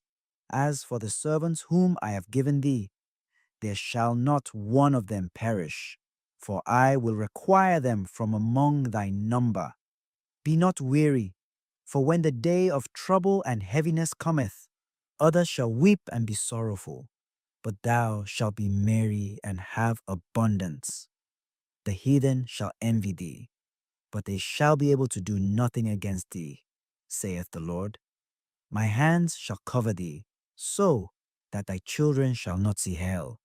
Be joyful, O thou mother, with thy children, for I will deliver thee, saith the Lord. Remember thy children that sleep, for I shall bring them out of the sides of the earth, and show mercy unto them. For I am merciful, saith the Lord Almighty. Embrace thy children until I come and show mercy unto them. For my wells run over, and my grace shall not fail. I, Esdras, received a charge of the Lord upon the Mount Oreb, that I should go unto Israel. But when I came unto them, they set me at naught, and despised the commandment of the Lord. And therefore I say unto you, O ye heathen, that hear and understand, look for your shepherd, he shall give you everlasting rest, for he is nigh at hand, that shall come in the end of the world. Be ready to the reward of the kingdom, for the everlasting light shall shine upon you forevermore. Flee the shadow of this world, receive the joyfulness of your glory. I testify my Savior openly. Oh, receive the gift that is given you and be glad, giving thanks unto him that hath led you to the heavenly kingdom. Arise up and stand. Behold the number of those that be sealed in the feast of the Lord, which are departed from the shadow of the world, and have received glorious garments of the Lord. Take thy number, O Sion, and shut up those of thine that are clothed in white, which have fulfilled the law of the Lord. The number of thy children, whom thou longedst for, is fulfilled. Beseech the power of the Lord, that thy people, which have been called from the beginning, may be hallowed. I, Esdras, saw upon the Mount Sion a great people, whom I could not number, and they all praised the Lord with songs. And in the midst of them there was a young man of a high stature, taller than all the rest, and upon every one of their heads he set crowns, and was more exalted, which I marveled at greatly. So I asked the angel, and said, Sir, what are these? He answered and said unto me, These be they that have put off the mortal clothing, and put on the immortal, and have confessed the name of God. Now are they crowned, and receive palms. Then said I unto the angel, What young person is it to crown them? And gave them palms in their hands. So he answered and said unto me, It is the Son of God, whom they have confessed in the world. Then began I greatly to commend them that stood so stiffly for the name of the Lord. Then the angel said unto me, Go thy way, and tell my people what manner of things, and how great wonders of the Lord thy God thou hast seen. 2nd Esdras, chapter 3. In the 30th year after the ruin of the city, Salathiel, also called Esdras, was in Babylon, and lay troubled upon my bed, and my thoughts came up over my heart, for I saw the desolation of Zion and the wealth of those who lived at Babylon. My spirit was very agitated, so that I began to speak words full of fear to the Most High, and said, O sovereign Lord, didn't you speak at the beginning when you formed the earth, and that yourself alone, and commanded the dust, and it gave you Adam, a body without a soul? Yet it was the workmanship of your hands, and you breathed into him the breath of life, and he was made alive in your presence. You led him into the garden which your right hand planted before the earth appeared. You gave him your one commandment, which he transgressed, and immediately you appointed death for him and his descendants. From him were born nations, tribes, peoples, and kindred without number. Every nation walked after their own will, did ungodly things in your sight, and despised your commandments, and you didn't hinder them. Nevertheless, again in process of time, you brought the flood on those who lived in the world and destroyed them. It came to pass that the same thing happened to them. Just as death came to Adam, so was the flood to these. Nevertheless, you left one of them, Noah, with his household and all the righteous men who descended from him. It came to pass that when those who lived upon the earth began to multiply, they also multiplied children, peoples, and many nations, and began again to be more ungodly than their ancestors. It came to pass, when they did wickedly before you, you chose one from among them, whose name was Abraham. You loved, and to him only you showed the end of the time secretly by night, and made an everlasting covenant with him, promising him that you would never forsake his descendants. To him you gave Isaac, and to Isaac you gave Jacob and Esau. You set apart Jacob for yourself, but rejected Esau. Jacob became a great multitude. It came to pass that when you led his descendants out of Egypt, you brought them up to Mount Sinai. You bowed the heavens also, shook the earth, moved the whole world, made the depths tremble, and troubled the age. Your glory went through four gates of fire, of earthquake, of wind, and of ice, that you might give the law to the descendants of Jacob and the commandment to the descendants of Israel. Yet you didn't take away from them their wicked hearts, that your law might produce fruit in them. For the first Adam, burdened with a wicked heart, transgressed and was overcome, as were all who are descended from him. Thus disease was made permanent. The law was in the heart of the people along with the wickedness of the root. So the good departed away, and that which was wicked remained. So the times passed away, and the years were brought to an end. Then you raised up a servant, called David, whom you commanded to build a city to your name, and to offer burnt offerings to you in it from what is yours.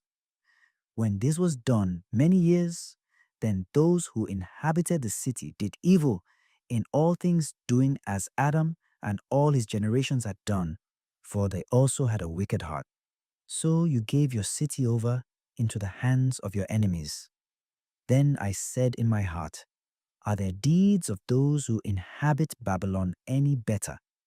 Is that why it gained dominion over Zion? For it came to pass when I came here that I also saw impieties without number, and my soul saw many sinners in this 30th year, so that my heart failed me.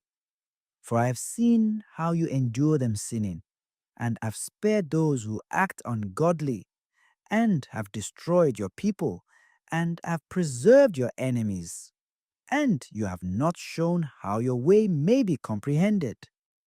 Are the deeds of Babylon better than those of Zion?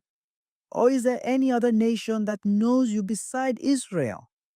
Or what tribes have so believed your covenants as these tribes of Jacob? Yet their reward doesn't appear, and their labor has no fruits.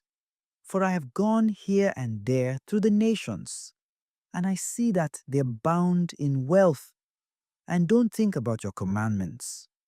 Weigh therefore our iniquities now in the balance, and theirs also who dwell in the world, and so will it be found which way the scale inclines. Or when was it that they who dwell on the earth have not sinned in your sight? Or what nation has kept your commandments so well? You will find some men by name who have kept your precepts, but you won't find nations. Second Esdras. Chapter 4.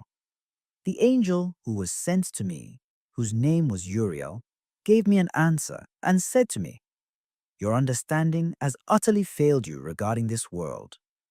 Do you think you can comprehend the way of the Most High?" Then I said, "Yes, my Lord." He answered me, "I have been sent to show you three ways and to set before you three problems. If you can solve one for me, I also will show you the way that you desire to see, and I will teach you why the heart is wicked." I said, "Say on, my Lord." Then said he to me, "Go, weigh for me the weight of fire, or measure for me blast of wind, or call back for me the day that is past." Then answered I and said, "Who of the sons of men is able to do this, that you should ask me about such things?"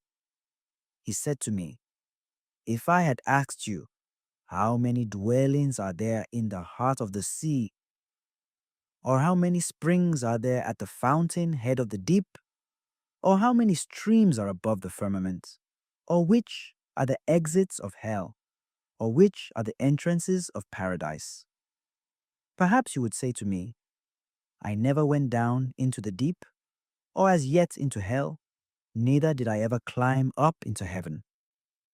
Nevertheless, now I have only asked you about the fire, wind, and the day, things which you have experienced and from which you can't be separated, and yet have you given me no answer about them. He said moreover to me, "You can't understand your own things that you grew up with. How then can your mind comprehend the way of the Most High? How can he who is already worn out with the corrupted world understand incorruption?"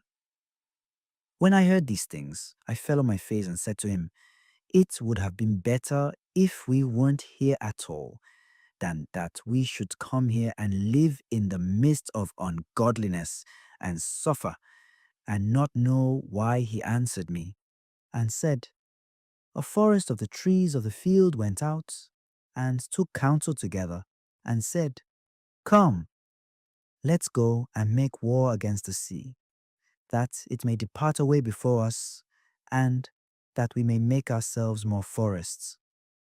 The waves of the sea also in like manner took counsel together and said, 'Come, let's go up and subdue the forest of the plain, that there also we may gain more territory.' The counsel of the wood was in vain, for the fire came and consumed it.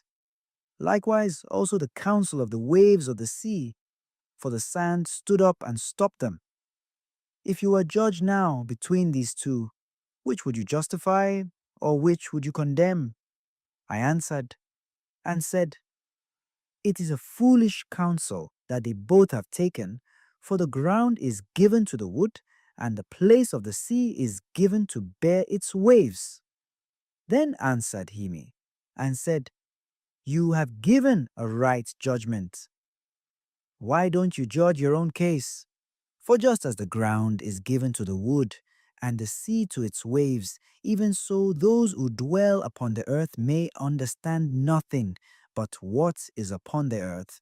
Only he who dwells above the heavens understands the things that are above the heights of the heavens." Then answered I and said, "I beg you, O Lord, why has the power of understanding been given to me? For it was not in my mind to be curious of the ways above, but of such things as pass by us daily, because Israel is given up as a reproach to the heathen. The people whom you have loved have been given over to ungodly nations. The law of our forefathers is made of no effect, and the written covenants are nowhere regarded. We pass away out of the world like locusts. Our life is like a vapor, and we aren't worthy to obtain mercy. What will he then do for his name by which we are called? I have asked about these things." Then he answered me and said, "If you are alive, you will see, and if you live long, you will marvel, for the world hastens quickly to pass away. For it is not able to bear the things that are promised to the righteous in the times to come. For this world is full of sadness and infirmities. For the evil about which you asked me has been sown, but its harvest hasn't yet come.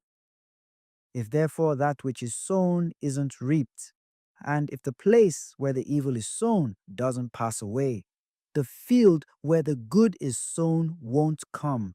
For a grain of evil seed was sown in the heart of Adam from the beginning, and how much wickedness it has produced to this time, how much more it will yet produce until the time of threshing comes. Ponder now by yourself how much fruit of wickedness a grain of evil seed has produced. When the grains which are without number are sown, how great a threshing floor they will fill! Then I answered and said, How long? When will these things come to pass? Why are our years few and evil? He answered me and said, Don't hurry faster than the Most High, for your haste is for your own self, but He who is above hurries on behalf of many. Didn't the souls of the righteous ask question of these things in their chambers, saying, How long will we be here? When does the fruit of the threshing floor come? To them, Jeremiel the archangel answered, When the number is fulfilled of those who are like you. For he has weighed the world in the balance. By measure, he has measured the times. By number, he has counted the seasons. He won't move or stir them until that measure is fulfilled. Then I answered, O sovereign Lord, all of us are full of ungodliness. Perhaps it is for our sakes that the threshing time of the righteous is kept back, because of the sins of those who dwell on the earth. So he answered me, Go your way to a woman with child, and ask of her, when she has fulfilled her 9 months, if her womb may keep the baby any longer within her. Then I said, No, Lord, that can it not. He said to me, In Hades, the chambers of souls are like the womb. For just like a woman in labor hurries to escape the anguish of the labor pains, even so these places hurry to deliver those things that are committed to them from the beginning. Then you will be shown those things which you desire to see. Then I answered, If I have found favor in your sight, and if it is possible, and if I am worthy, show me this also, whether there is more to come than is past, or whether the greater part has gone over us. For what is gone, I know, but I don't know what is to come.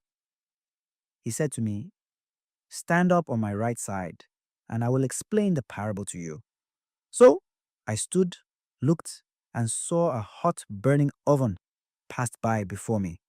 It happened that when the flame had gone by, I looked and saw that the smoke remained. After this, a watery cloud passed in front of me and sent down much rain with a storm. When the stormy rain was past, the drops still remained in it. Then said he to me, Consider with yourself, as the rain is more than the drops, and the fire is greater than the smoke, so the quantity which is past was far greater.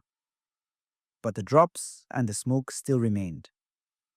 Then I prayed and said, Do you think that I will live until that time? Or who will be alive in those days?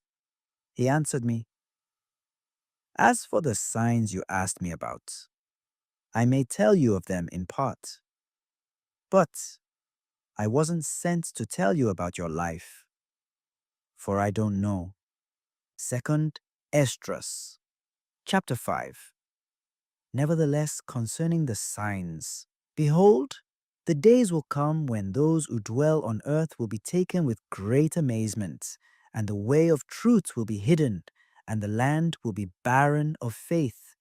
Iniquity will be increased above what now you see, and beyond what you have heard long ago. The land that you now see ruling will be a trackless waste, and men will see it desolate. But if the Most High grants you to live, you will see what is after the third period will be troubled. The sun will suddenly shine in the night, and the moon in the day. Blood will drop out of wood, and the stone will utter its voice. The peoples will be troubled, and the stars will fall. He will rule whom those who dwell on the earth don't expect, and the birds will fly away together. The Sodomite sea will cast out fish and make a noise in the night, which many have not known, but all will hear its voice.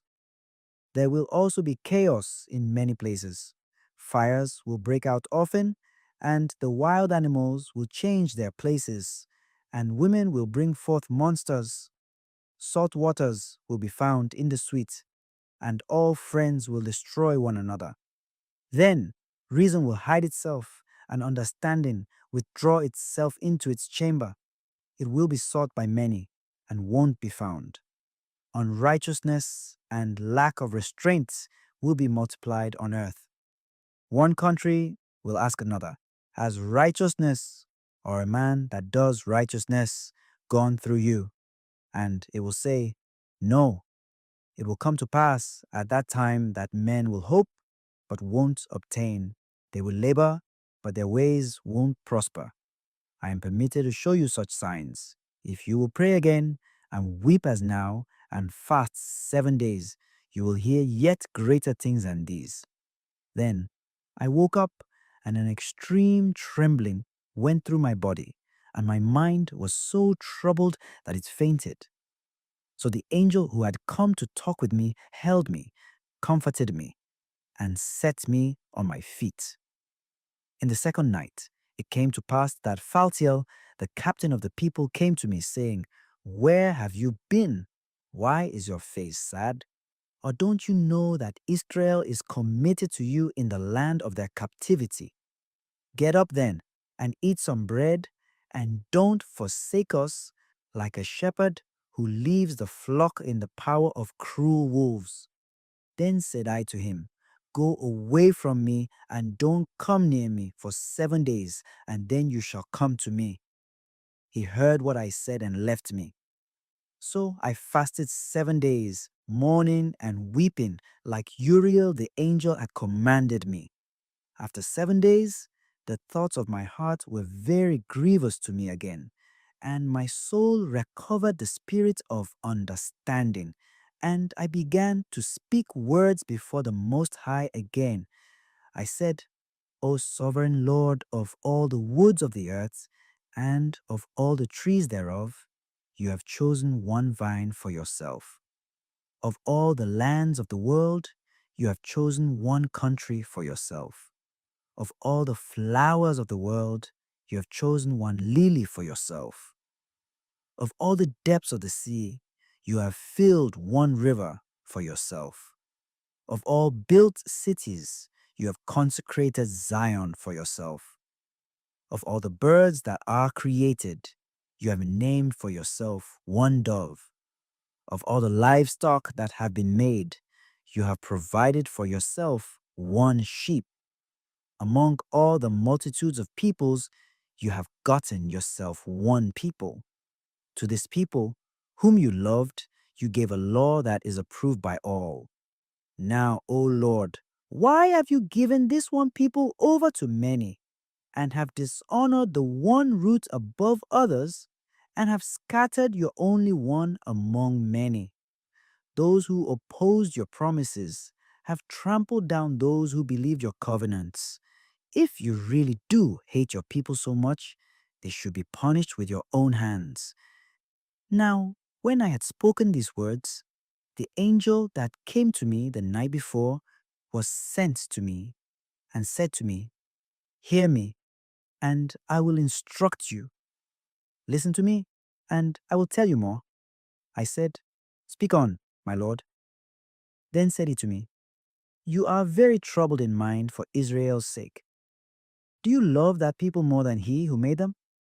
I said, no, Lord, but I have spoken out of grief, for my heart is in agony every hour while I labor to comprehend the way of the Most High and to seek out part of his judgment. He said to me, you can't.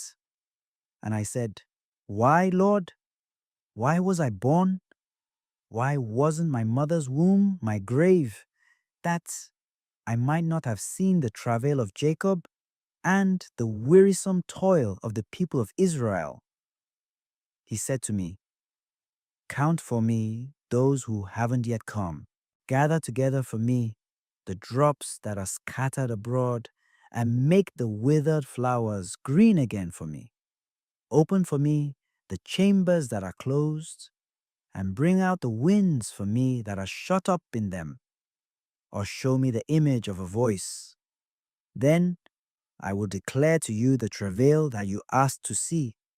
And I said, O sovereign Lord, who may know these things, except he who doesn't have his dwelling with men? As for me, I lack wisdom. How can I then speak of these things you asked me about? Then said he to me, just as you can do none of these things that I have spoken of, even so you can't find out my judgments or the end of the love that I have promised to my people. I said, but behold, O Lord, you have made a promise to those who are alive at the end. What should they do who have been before us, or we ourselves, or those who will come after us? He said to me, I will compare my judgment to a ring. Just as there is no slowness of those who are last, even so there is no swiftness of those who be first. So, I answered, couldn't you make them all at once that have been made, and that are now, and that are yet to come, that you might show your judgment sooner? Then he answered me, the creature may not move faster than the Creator, nor can the world hold them at once who will be created in it. And I said, how have you said to your servant that you will surely make alive at once the creature that you have created? If therefore they will be alive at once, and the creation will sustain them, even so it might now also support them to be present at once. And he said to me, ask the womb of a woman, and say to her, if you bear 10 children, why do you it at different times? Ask her, therefore, to give birth to 10 children at once. I said, she can't, but must do it each in their own time. Then said it to me, even so, I have given the womb of the earth to those who are sown in it in their own times. For just as a young child may not give birth, neither she who has grown old anymore, even so have I organized the world which I created. I asked, seeing that you have now shown me the way, I will speak before you. Is our mother, of whom you have told me, still young, or does she now draw near to old age? He answered me, ask a woman who bears children, and she will tell you. Say to her, why aren't they whom you have now brought forth like those who were before, but smaller in stature?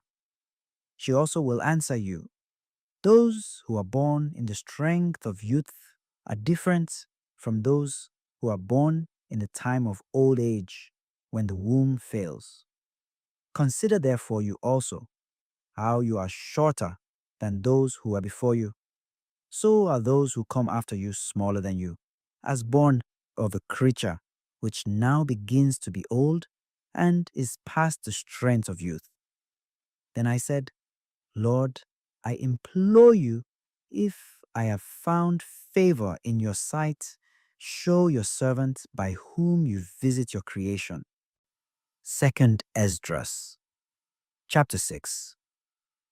He said to me, in the beginning, when the earth was made, before the portals of the world were fixed, and before the gatherings of the winds blew, before the voices of the thunder sounded, and before the flashes of the lightning shone, before the foundations of paradise were laid, before the fair flowers were seen, before the powers of the earthquake were established, before the innumerable army of angels were gathered together, before the heights of the air were lifted up, before the measures of the firmament were named, before the footstool of Zion was established, before the present years were reckoned, before the imaginations of those who now sin were estranged, and before they were sealed, who have gathered faith for a treasure.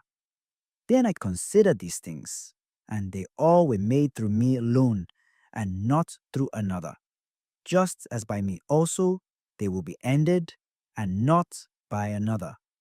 Then I answered, what will be the dividing of the times? Or when will be the end of the first and the beginning of the age that follows? He said to me, from Abraham to Isaac, because Jacob and Esau were born to him. For Jacob's hand held Esau's heel from the beginning. For Esau is the end of this age, and Jacob is the beginning of the one that follows. The beginning of a man is his hand, and the end of a man is his heel. Seek nothing else between the heel and the hand, Esdras.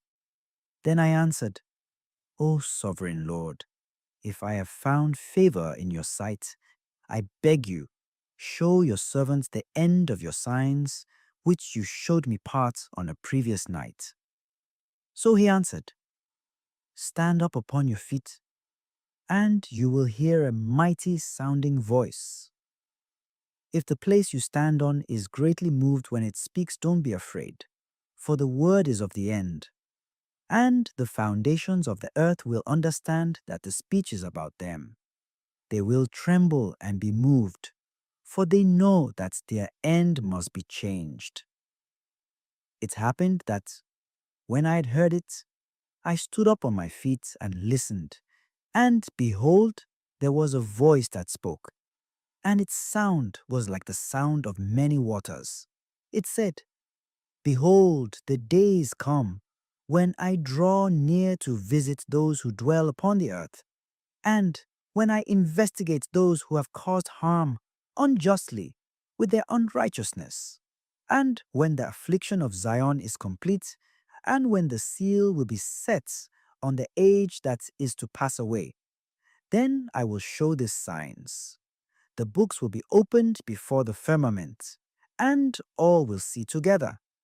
The children a year old will speak with their voices. The women with child will deliver premature children at 3 or 4 months, and they will live and dance. Suddenly, the sown places will appear unsown. The full storehouses will suddenly be found empty.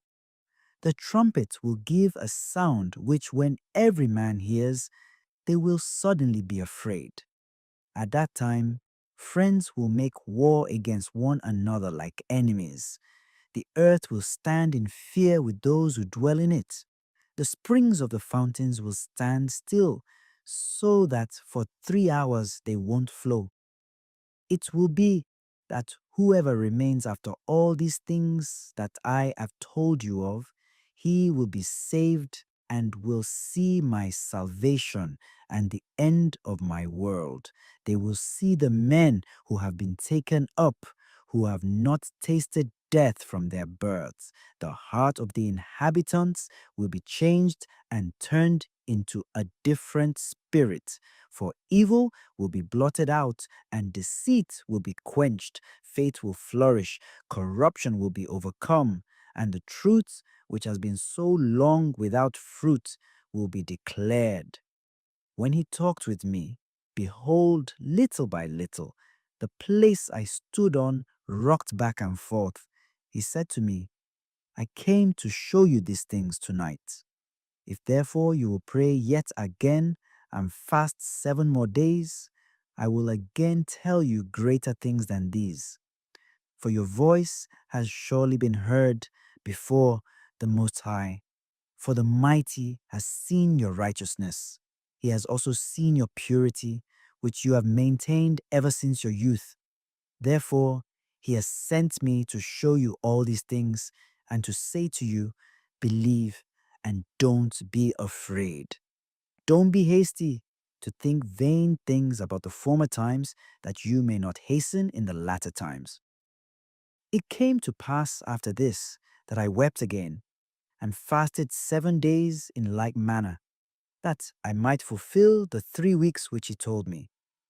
On the 8th night my heart was troubled within me again. And I began to speak in the presence of the Most High. For my spirit was greatly aroused, and my soul was in distress. I said, O Lord, truly you spoke at the beginning of the creation, on the first day, and said this, Let heaven and earth be made, and your word perfected the work. Then the Spirit was hovering, and darkness and silence were on every side.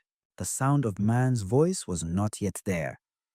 Then you commanded a ray of light to be brought out of your treasuries, that your works might then appear. On the second day, again you made the spirits of the firmament and commanded it to divide and to separate the waters, that the one part might go up and the other remain beneath. On the third day, you commanded that the water should be gathered together in the seventh part of the earth. You dried up 6 parts and kept them, to the intent that of these some being both planted and tilled might serve before you.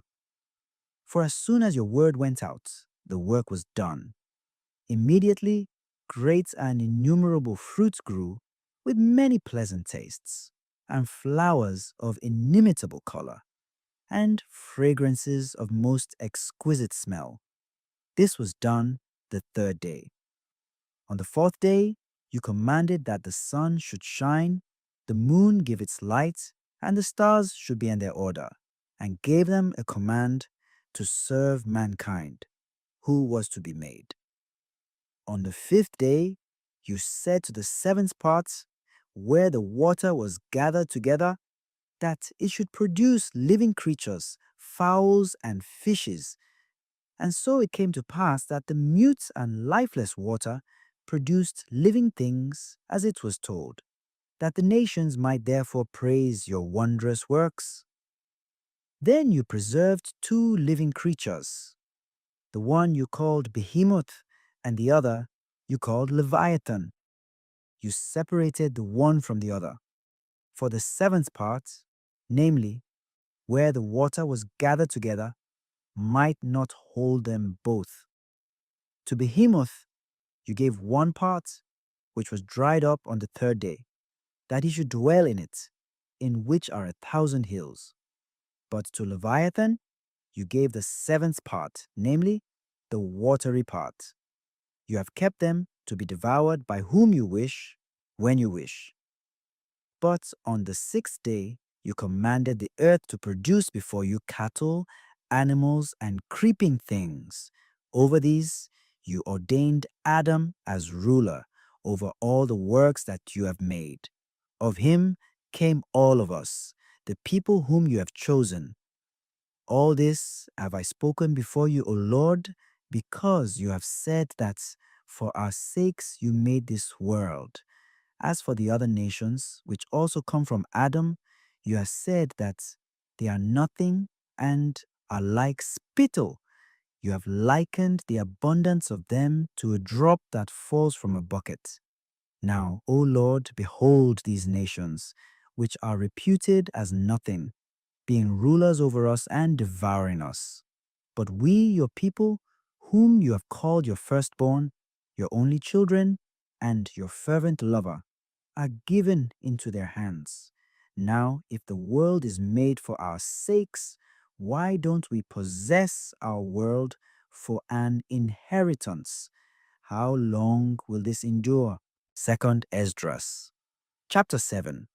When I had finished speaking these words, the angel which had been sent to me the night before was sent to me.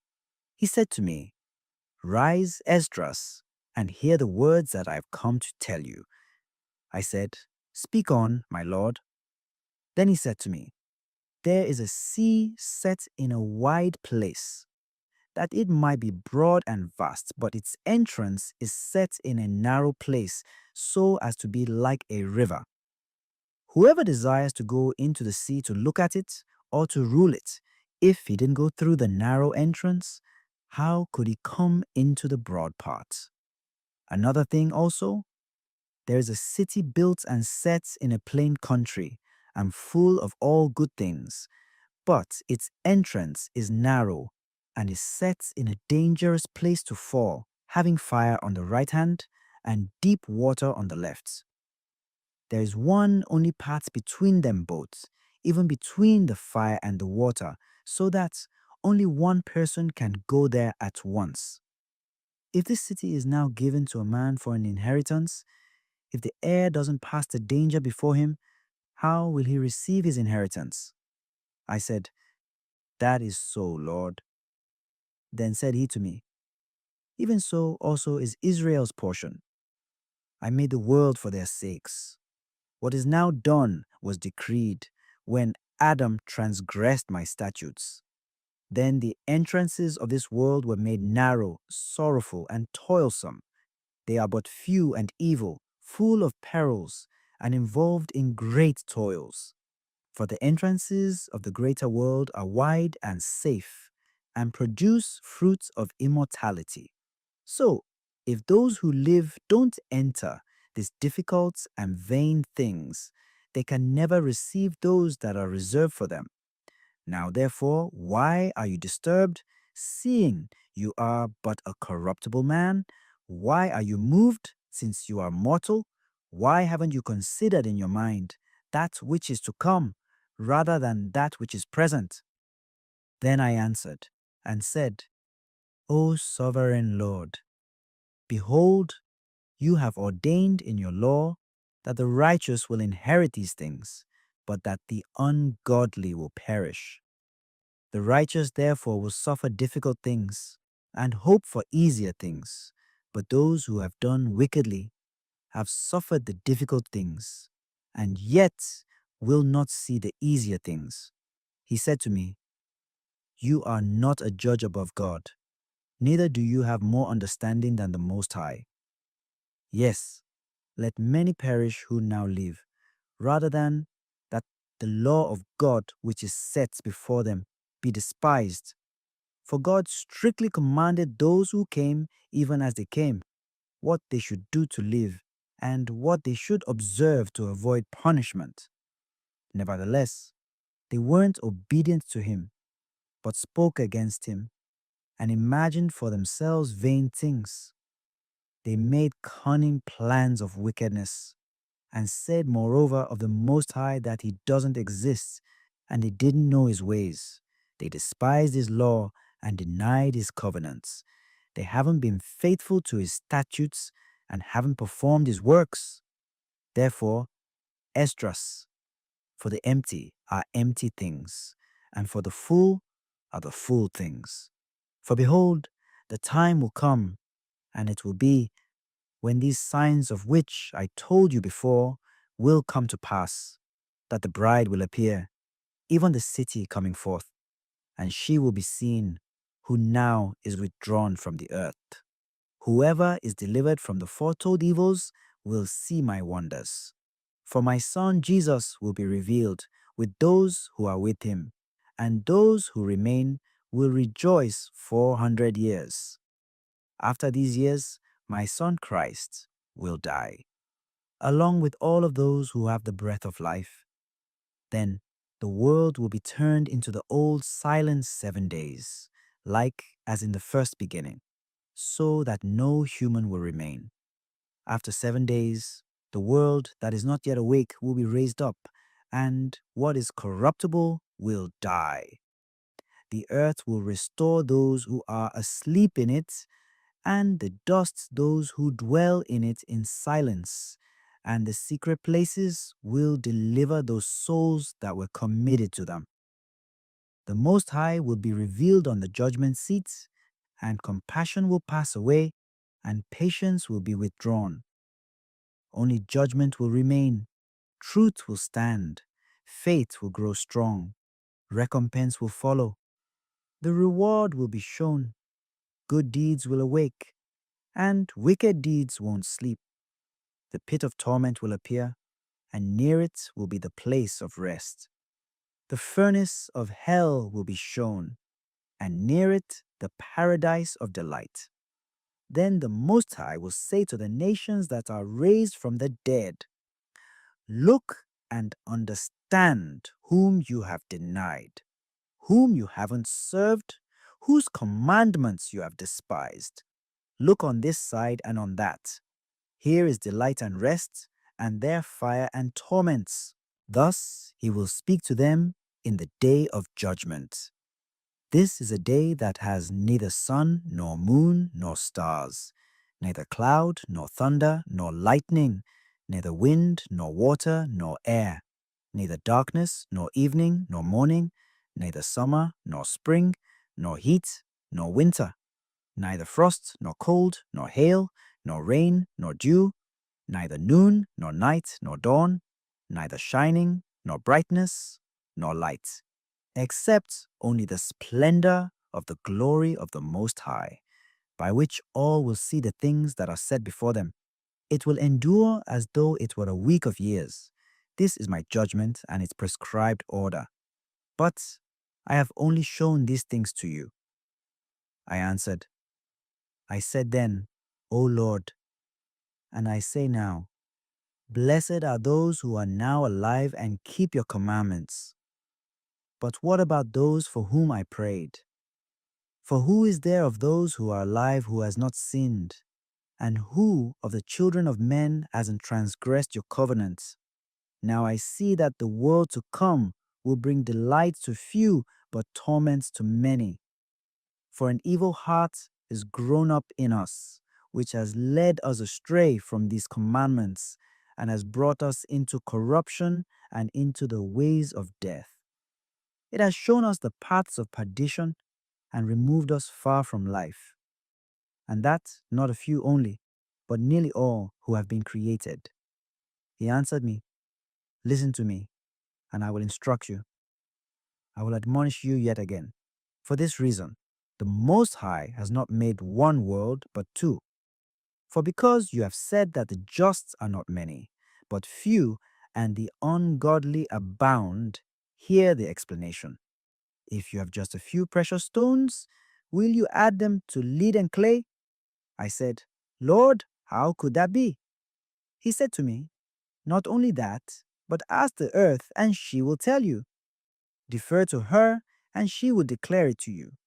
Say to her, you produce gold, silver, and brass, and also iron, lead, and clay. But silver is more abundant than gold, and brass than silver, and iron than brass, and lead than iron, and clay than lead. Judge, therefore, which things are precious and to be desired, what is abundant or what is rare. I said, O sovereign Lord, that which is plentiful is of less worth, for that which is more rare is more precious. He answered me, weigh within yourself the things that you have thought, for he who has what is hard to get rejoices over him, who has what is plentiful. So also is the judgment which I have promised, for I will rejoice over the few that will be saved, because these are those who have made my glory to prevail now, and through them my name is now honored. I won't grieve over the multitude of those who perish, for these are those who are now like mist, and have become like flame and smoke. They are set on fire and burn hotly, and are extinguished. I answered, O earth, why have you produced if the mind is made out of dust, like all other created things? For it would have been better that the dust itself had been unborn, so that the mind might not have been made from it. But now the mind grows with us, and because of this we are tormented, because we perish and we know it. Let the race of men lament, and the animals of the field be glad.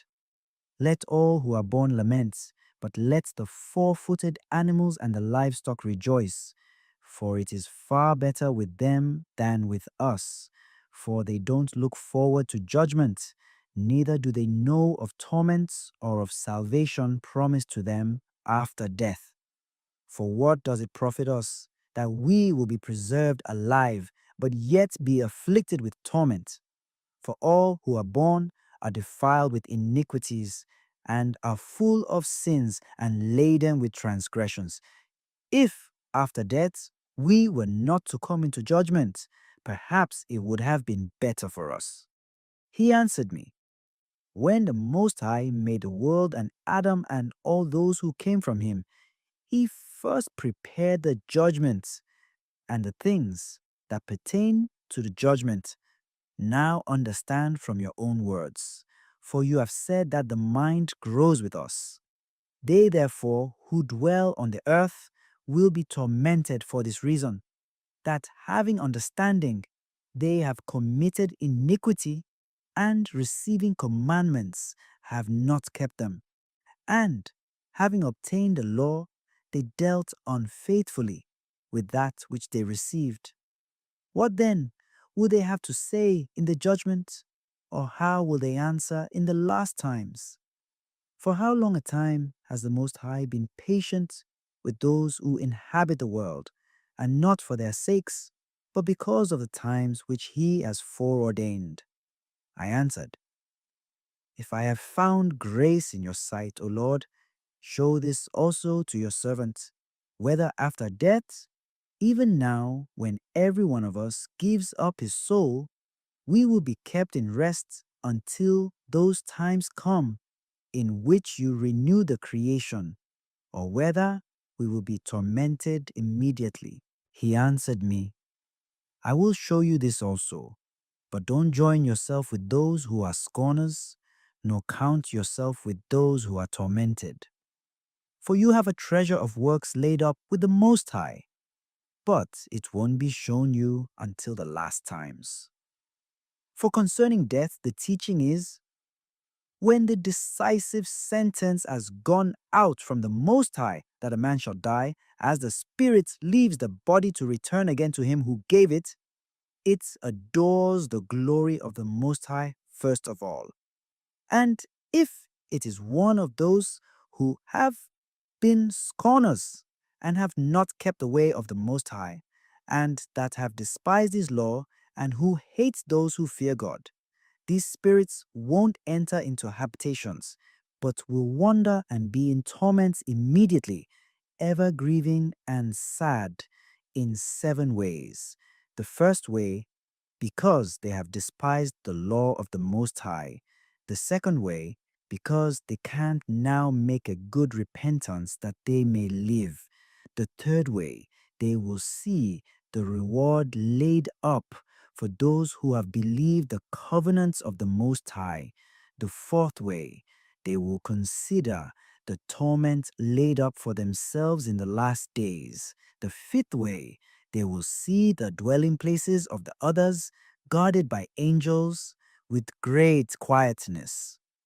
The sixth way, they will see how immediately some of them will pass into torment. The seventh way, which is more grievous than all the aforesaid ways, because they will pine away in confusion and be consumed with shame, and will be withered up by fears, seeing the glory of the Most High, before whom they have sinned while living, and before whom they will be judged in the last times. Now this is the order of those who have kept the ways of the Most High, when they will be separated from their mortal body. In the time that they lived in it, they painfully served the Most High and were in jeopardy every hour, that they might keep the law of the lawgiver perfectly. Therefore, this is the teaching concerning them. First of all, they will see with great joy the glory of Him who takes them up, for they will have rest in 7 orders. The first order, because they have labored with great effort to overcome the evil thought which was fashioned together with them, that it might not lead them astray from life into death. The second order, because they see the perplexity in which the souls of the ungodly wander, and the punishment that awaits them.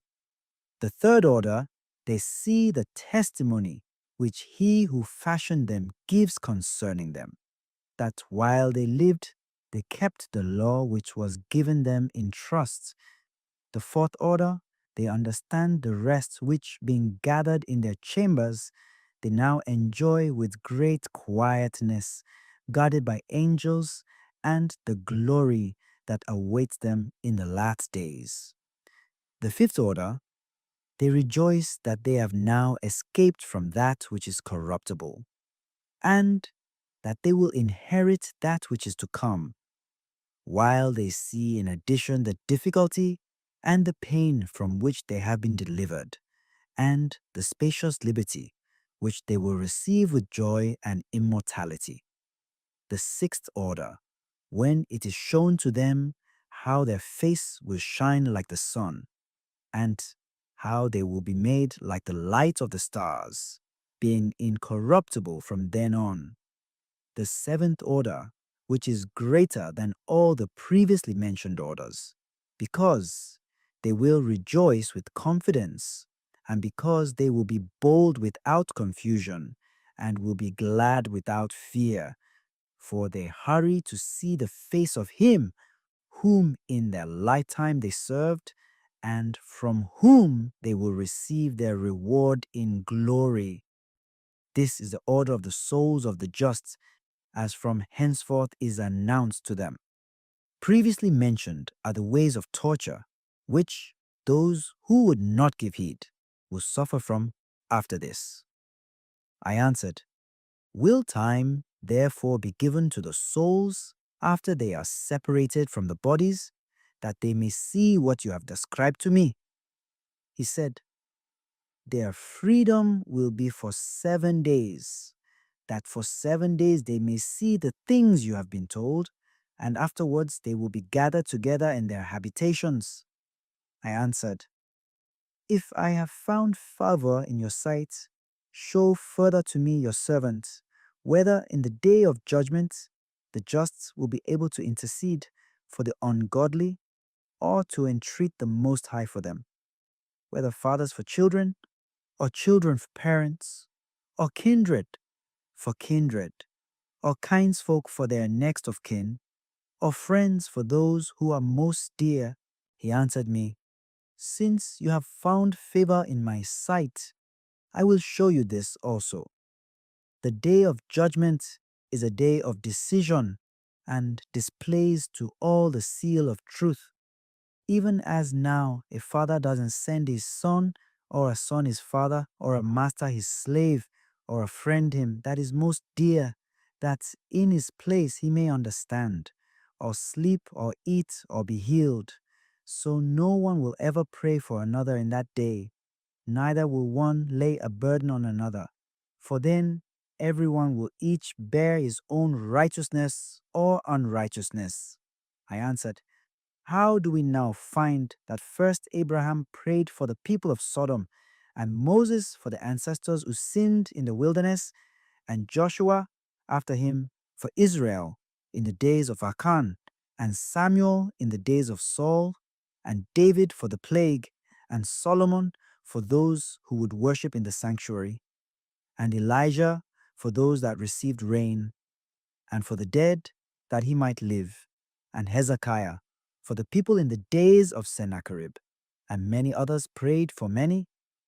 If therefore now, when corruption has grown and unrighteousness increased, the righteous have prayed for the ungodly, why will it not be so then also? He answered me, this present world is not the end. The full glory doesn't remain in it. Therefore those who were able prayed for the weak.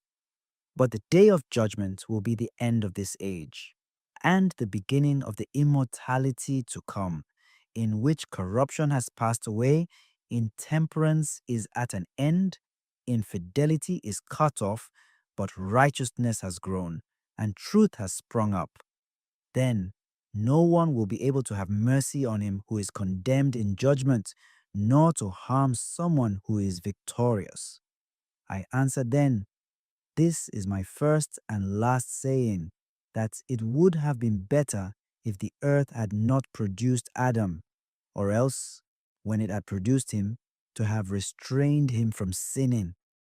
For what profit is it for all who are in this present time to live in heaviness, and after death to look for punishment?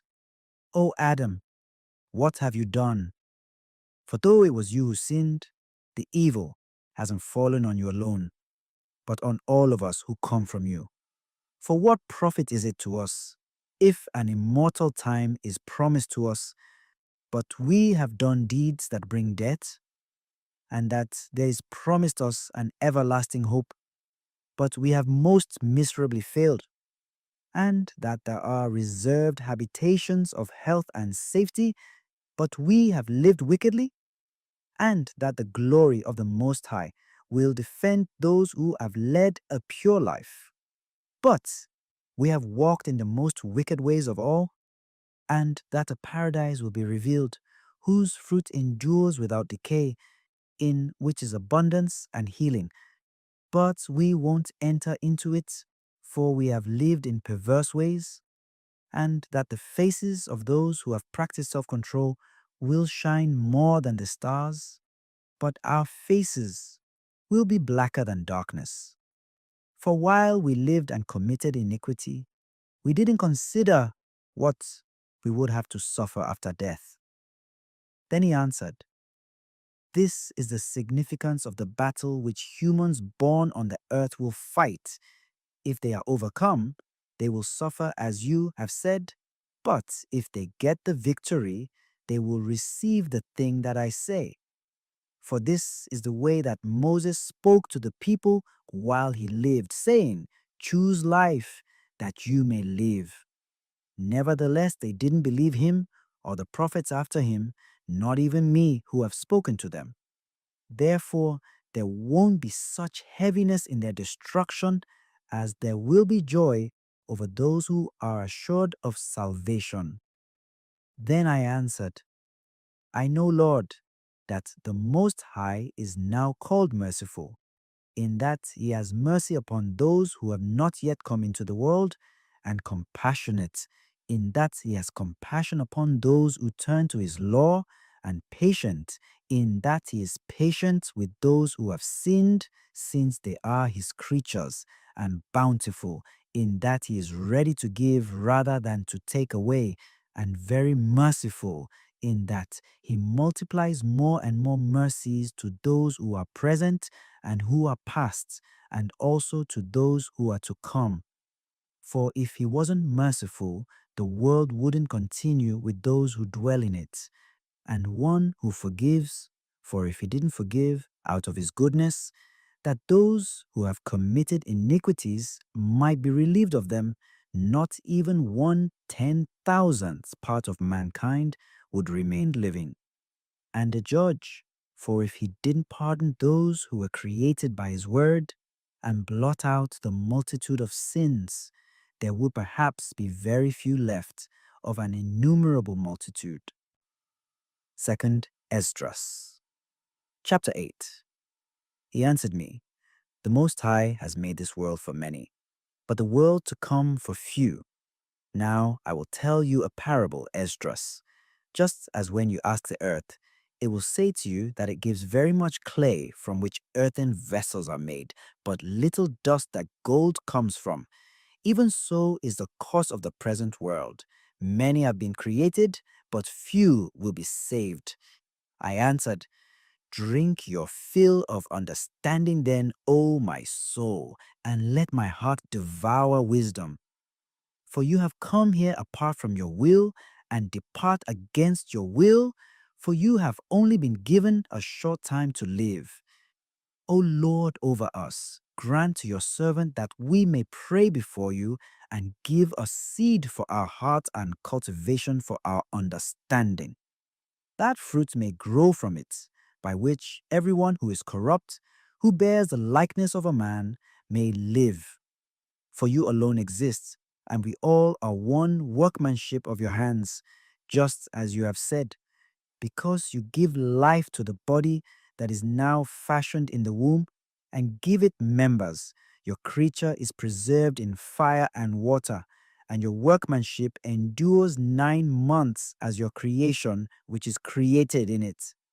But that which keeps and that which is kept will both be kept by your keeping.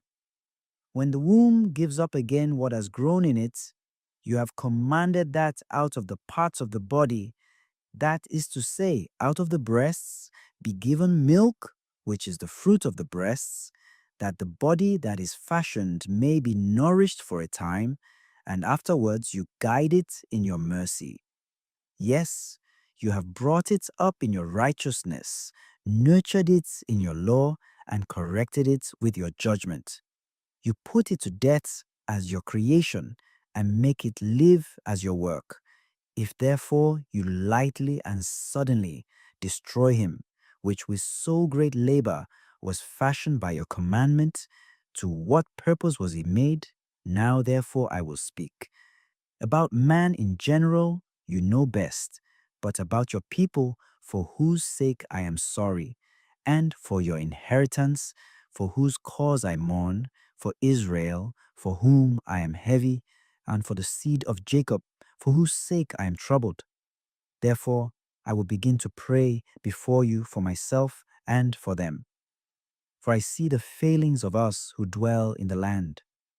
But I have heard the swiftness of the judgment which is to come. Therefore, hear my voice and understand my saying, and I will speak before you. The beginning of the words of Esdras before he was taken up.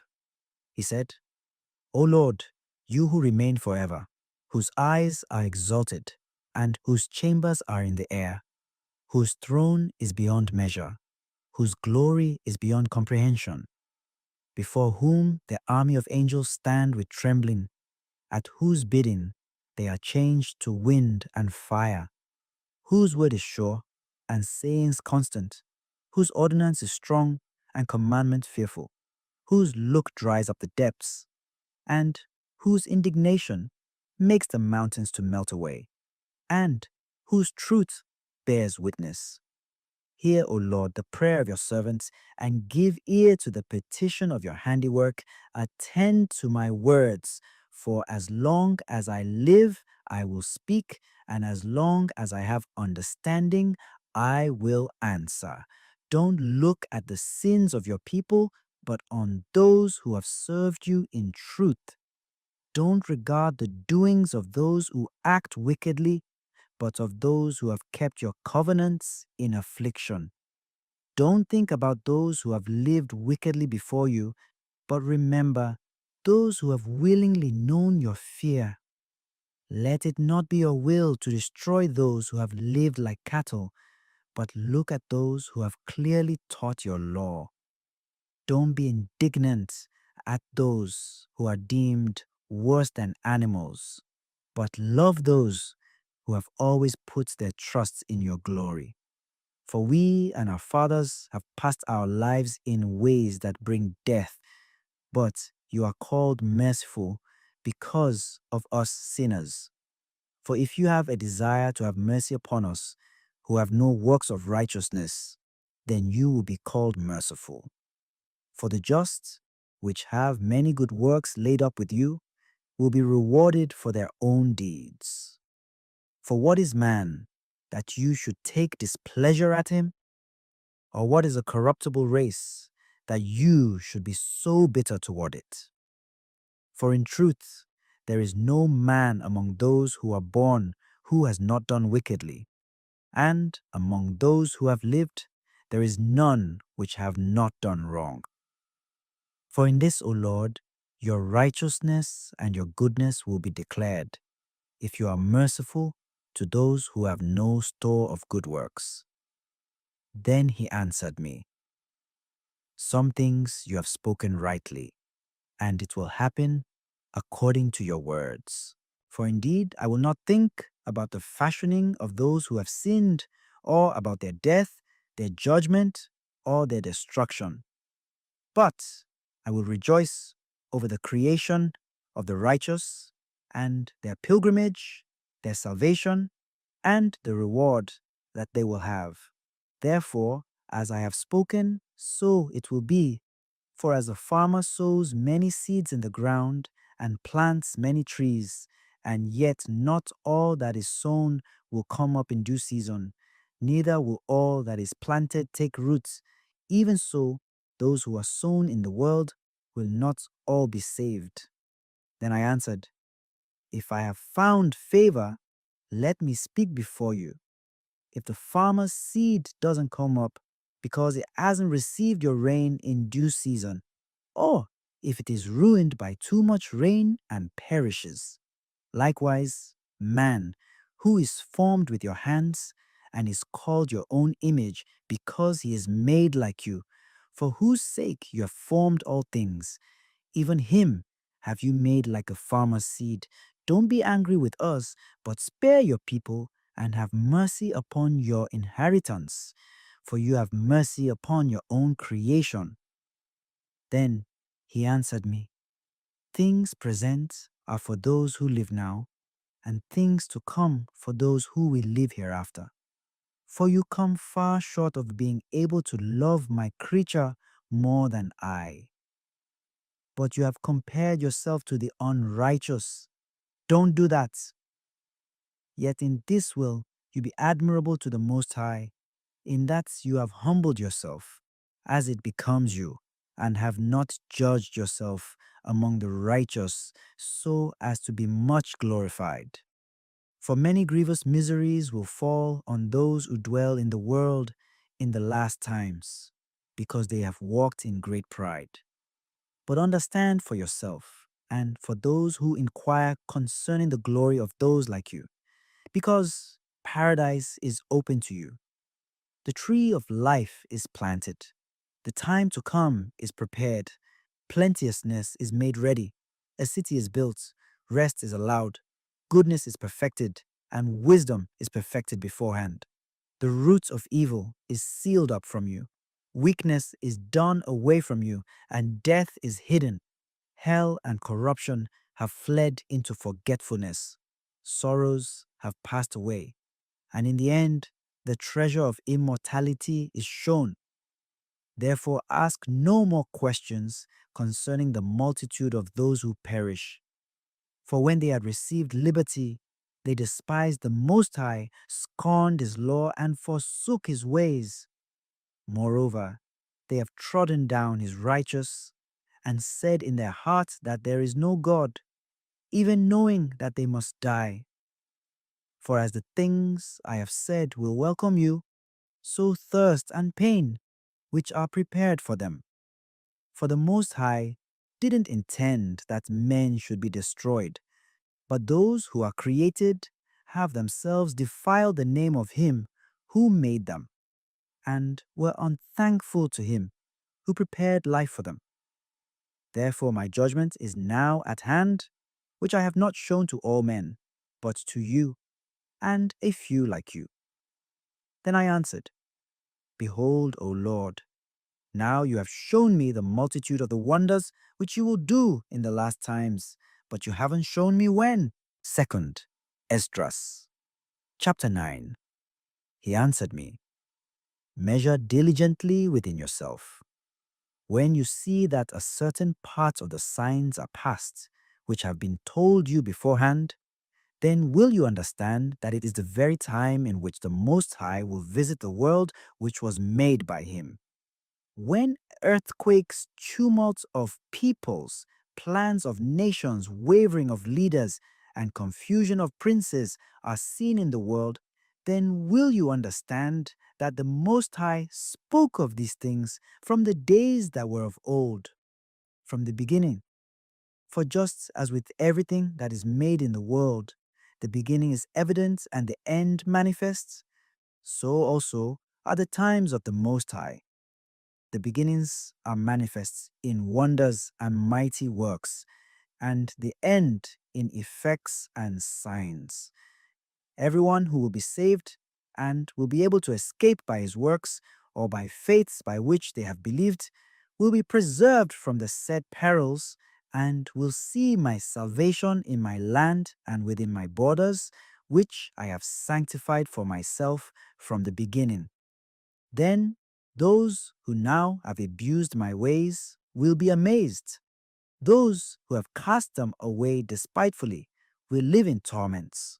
For as many as in their life have received benefits, and yet have not known me, and as many as have scorned my law, while they still had liberty, and when an opportunity to repent was open to them, didn't understand but despised it, must know it in torment after death. Therefore, don't be curious any longer how the ungodly will be punished, but inquire how the righteous will be saved, those who the world belongs to, and for whom the world was created. I answered, I have said before, and now speak, and will say it again hereafter, that there are more of those who perish than of those who will be saved. Like a wave is greater than a drop. He answered me, just as the field is, so also the seed. As the flowers are, so are the colors. As the work is, so also is the judgment on it. As is the farmer, so also is his threshing floor.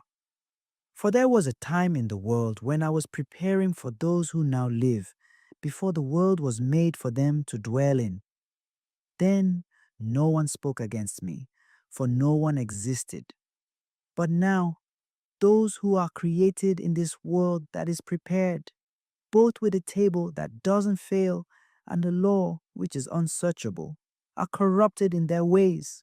So I considered my world, and behold, it was destroyed, and my earth, and behold, it was in peril because of the plans that had come into it. I saw and spared them, but not greatly, and saved myself a grape out of a cluster, and a plant out of a great forest. Let the multitude perish then, which were born in vain.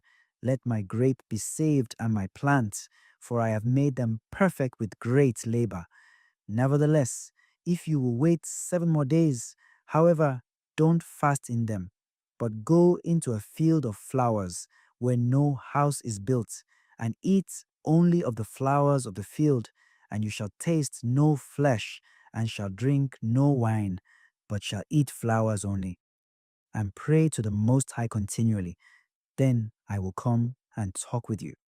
So I went my way, just as he commanded me, into the field, which is called Ardat. There I sat among the flowers, and ate of the herbs of the field, and this food satisfied me. It came to pass after 7 days that I lay on the grass, and my heart was troubled again, like before. My mouth was opened, and I began to speak before the Lord Most High, and said, O Lord, you showed yourself among us, to our fathers in the wilderness, when they went out of Egypt, and when they came into the wilderness, where no man treads, and that bears no fruit. You said, Hear me, O Israel, heed my words, O seed of Jacob. For behold, I sow my law in you, and it will bring forth fruit in you, and you will be glorified in it forever. But our fathers, who received the law, didn't keep it, and didn't observe the statutes. The fruits of the law didn't perish, for it couldn't, because it was yours. Yet those who received it perished, because they didn't keep the thing that was sown in them. Behold, it is a custom that when the ground has received seed or the sea, a ship or any vessel, food or drink, and when it comes to pass that which is sown, or that which is launched, or the things which have been received, should come to an end. These come to an end, but the receptacles remain. Yet, with us, it doesn't happen that way. For we who have received the law will perish by sin, along with our heart which received it. Notwithstanding, the law doesn't perish, but remains in its honor.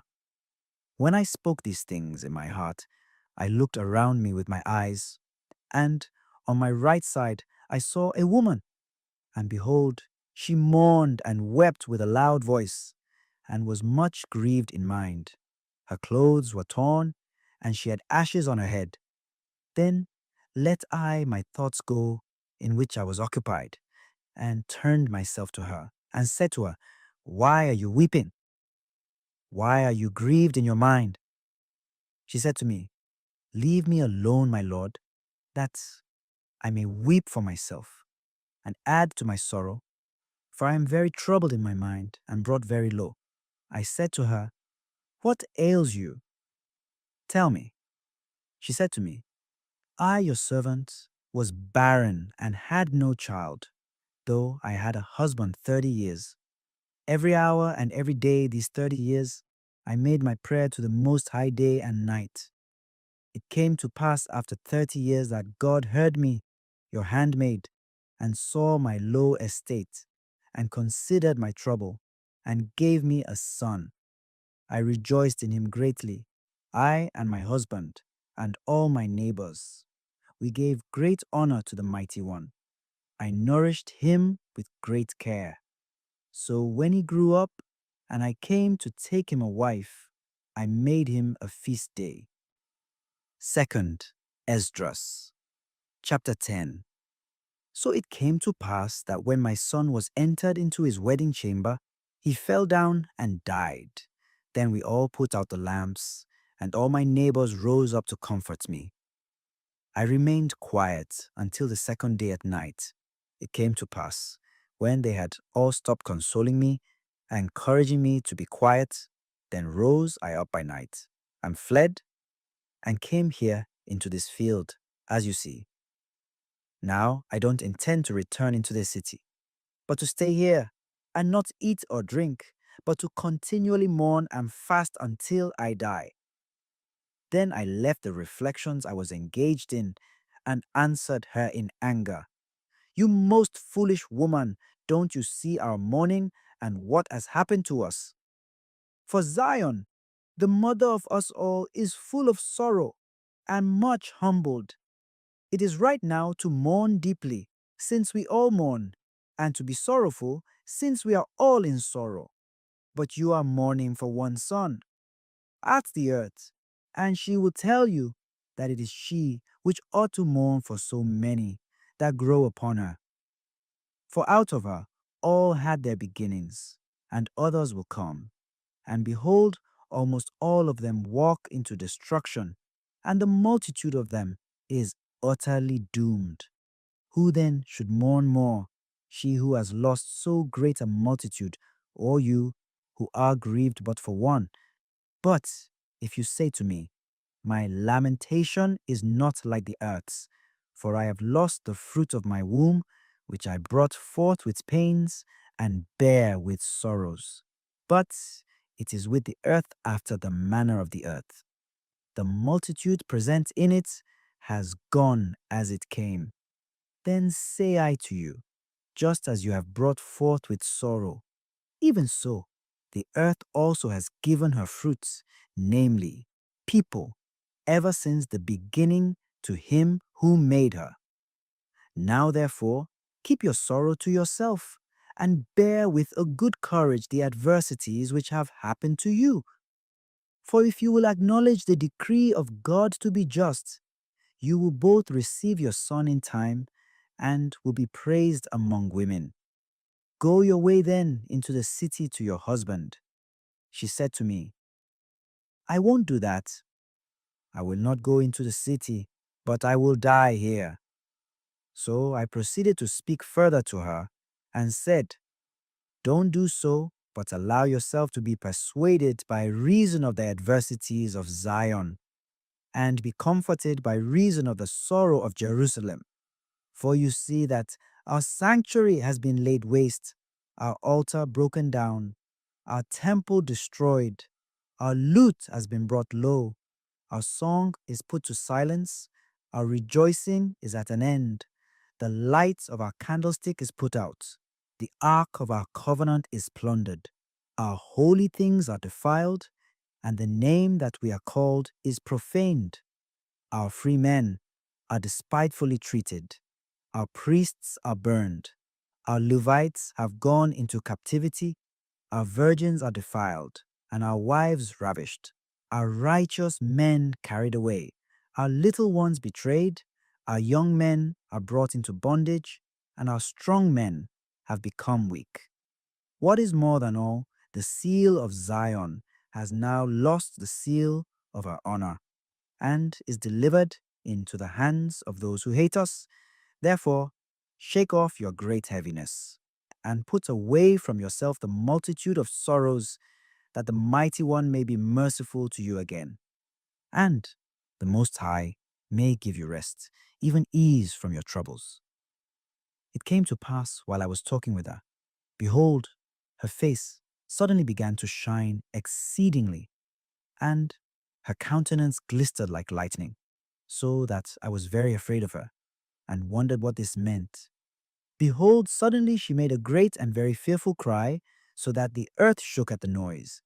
I looked, and behold, the woman appeared to me no more, but there was a city built, and a place shown itself from large foundations. Then I was afraid, and cried with a loud voice, Where is Uriel the angel, who came to me at the first? For he has caused me to fall into this great trance, and my end has turned into corruption, and my prayer a reproach.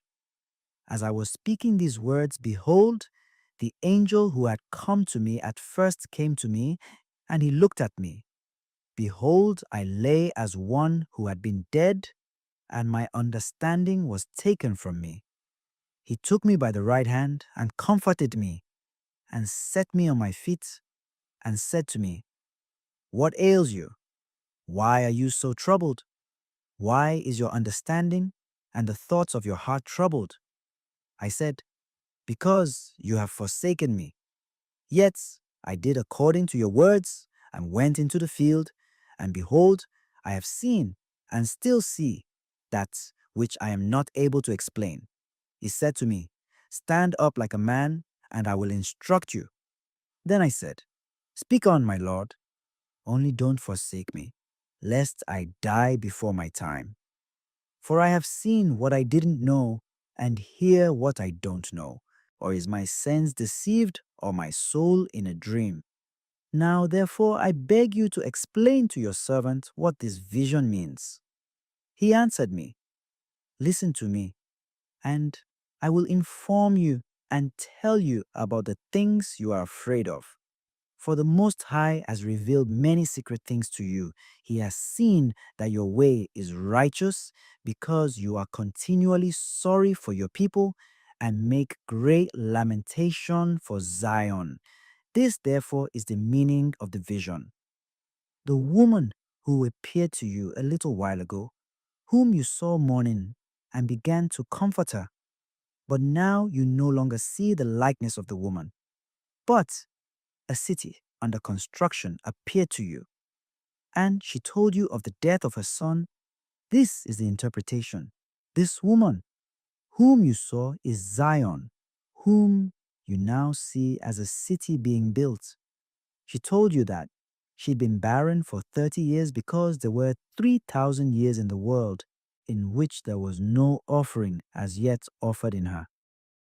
And it came to pass, after 3,000 years, that Solomon built the city and offered offerings. It was then that the barren bore a son. She told you that she nourished him with great care. That was the dwelling in Jerusalem. When she said to you, My son died when he entered into his marriage chamber, and that misfortune befell her. This was the destruction that came to Jerusalem. Behold, you saw her likeness, how she mourned for her son, and you began to comfort her for what has happened to her. These were the things to be opened to you. For now the Most High, seeing that you are sincerely grieved and suffer from your whole heart for her, has shown you the brightness of her glory and the attractiveness of her beauty. Therefore, I asked you to remain in the field where no house was built, for I knew that the Most High would show this to you. Therefore, I commanded you to come into the field where no foundation of any building was. For no human construction could stand in the place in which the city of the Most High was to be shown. Therefore, don't be afraid, nor let your heart be terrified, but go your way in and see the beauty and greatness of the building, as much as your eyes are able to see. Then will you hear as much as your ears may comprehend. for you are more blessed than many, and are called by name to be with the Most High like only a few.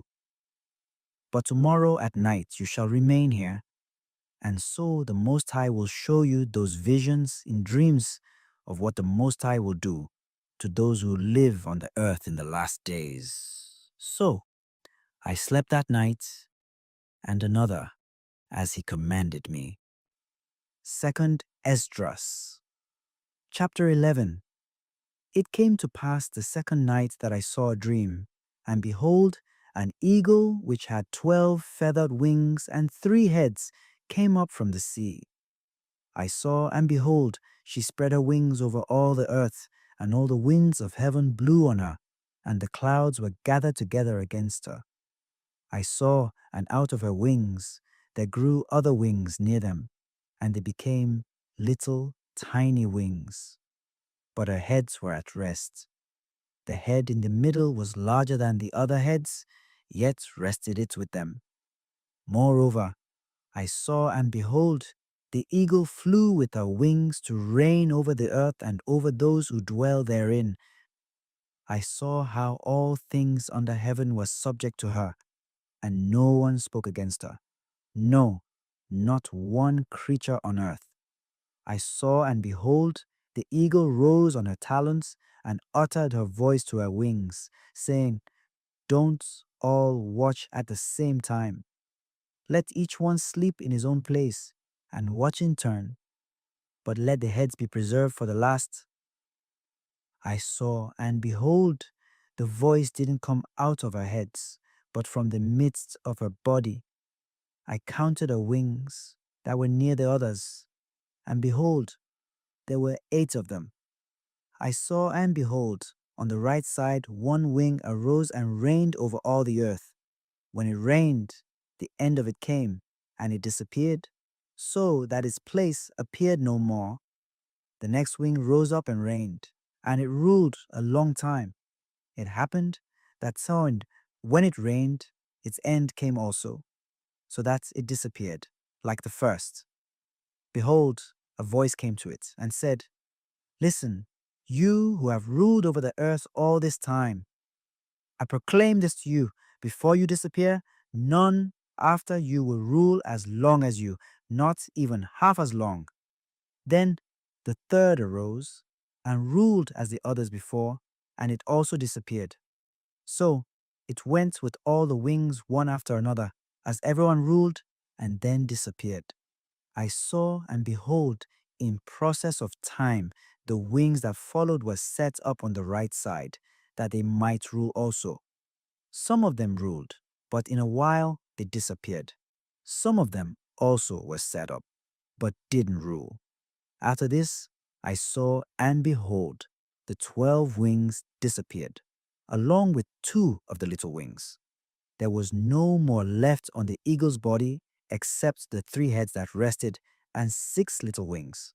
I saw, and behold, 2 little wings divided themselves from the 6 and remained under the head that was on the right side, but 4 remained in their place. I saw, and behold, these underwings planned to set themselves up and to rule.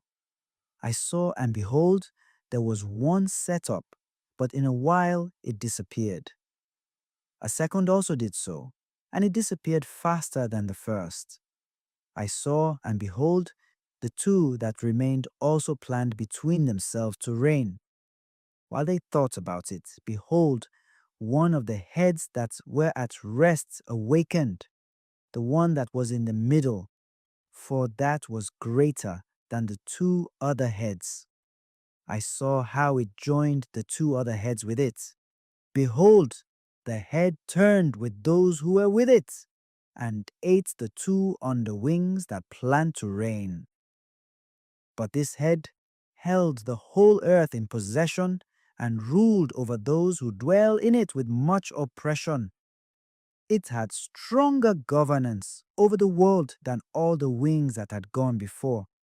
After this, I saw, and behold, the head also that was in the middle suddenly disappeared, like the wings. But the 2 heads remained, which also reigned the same way over the earth and over those who dwell in it. I saw, and behold, the head on the right side devoured the one that was on the left side. Then I heard a voice which said to me, "Look in front of you and consider the thing that you see." When I saw, and behold, something like a lion roused out of the woods roaring. When I heard how he sent out a man's voice to the eagle and spoke, saying, "Listen, and I will talk with you." The Most High will say to you, "Aren't you the one that remains of the four animals whom I made to reign in my world, that the end of my times might come through them?" The fourth came and overcame all the animals that were past, and ruled the world with great trembling, and the whole extent of the earth with grievous oppression. He lived on the earth such a long time with deceit. You have judged the earth, but not with truth. For you have afflicted the meek, you have hurt the peaceful, you have hated those who speak truth, you have loved liars, destroyed the dwellings of those who produced fruit, and threw down the walls of those who did you no harm. Your insolence has come up to the Most High, and your pride to the mighty. The Most High also has looked at his times, and behold, they are ended, and his ages are fulfilled. Therefore appear no more, you eagle, nor your horrible wings, nor your evil little wings, nor your cruel heads, nor your hurtful talons, nor all your worthless body, that all the earth may be refreshed and relieved, being delivered from your violence, and that she may hope for the judgment and mercy of him who made her. Second Esdras, chapter 12. It came to pass, while the lion spoke these words to the eagle, I saw, and behold, the head that remained disappeared, and the two wings which went over to it arose and set themselves up to reign, and their kingdom was brief and full of uproar. I saw, and behold, they disappeared, and the whole body of the eagle was burned, so that the earth was in great fear. Then I woke up because of great perplexity of mind and great fear, and said to my spirit, "Behold, you have done this to me, because you search out the ways of the Most High. Behold, I am still weary in my mind and very weak in my spirit. There isn't even a little strength in me because of the great fear with which I was frightened tonight.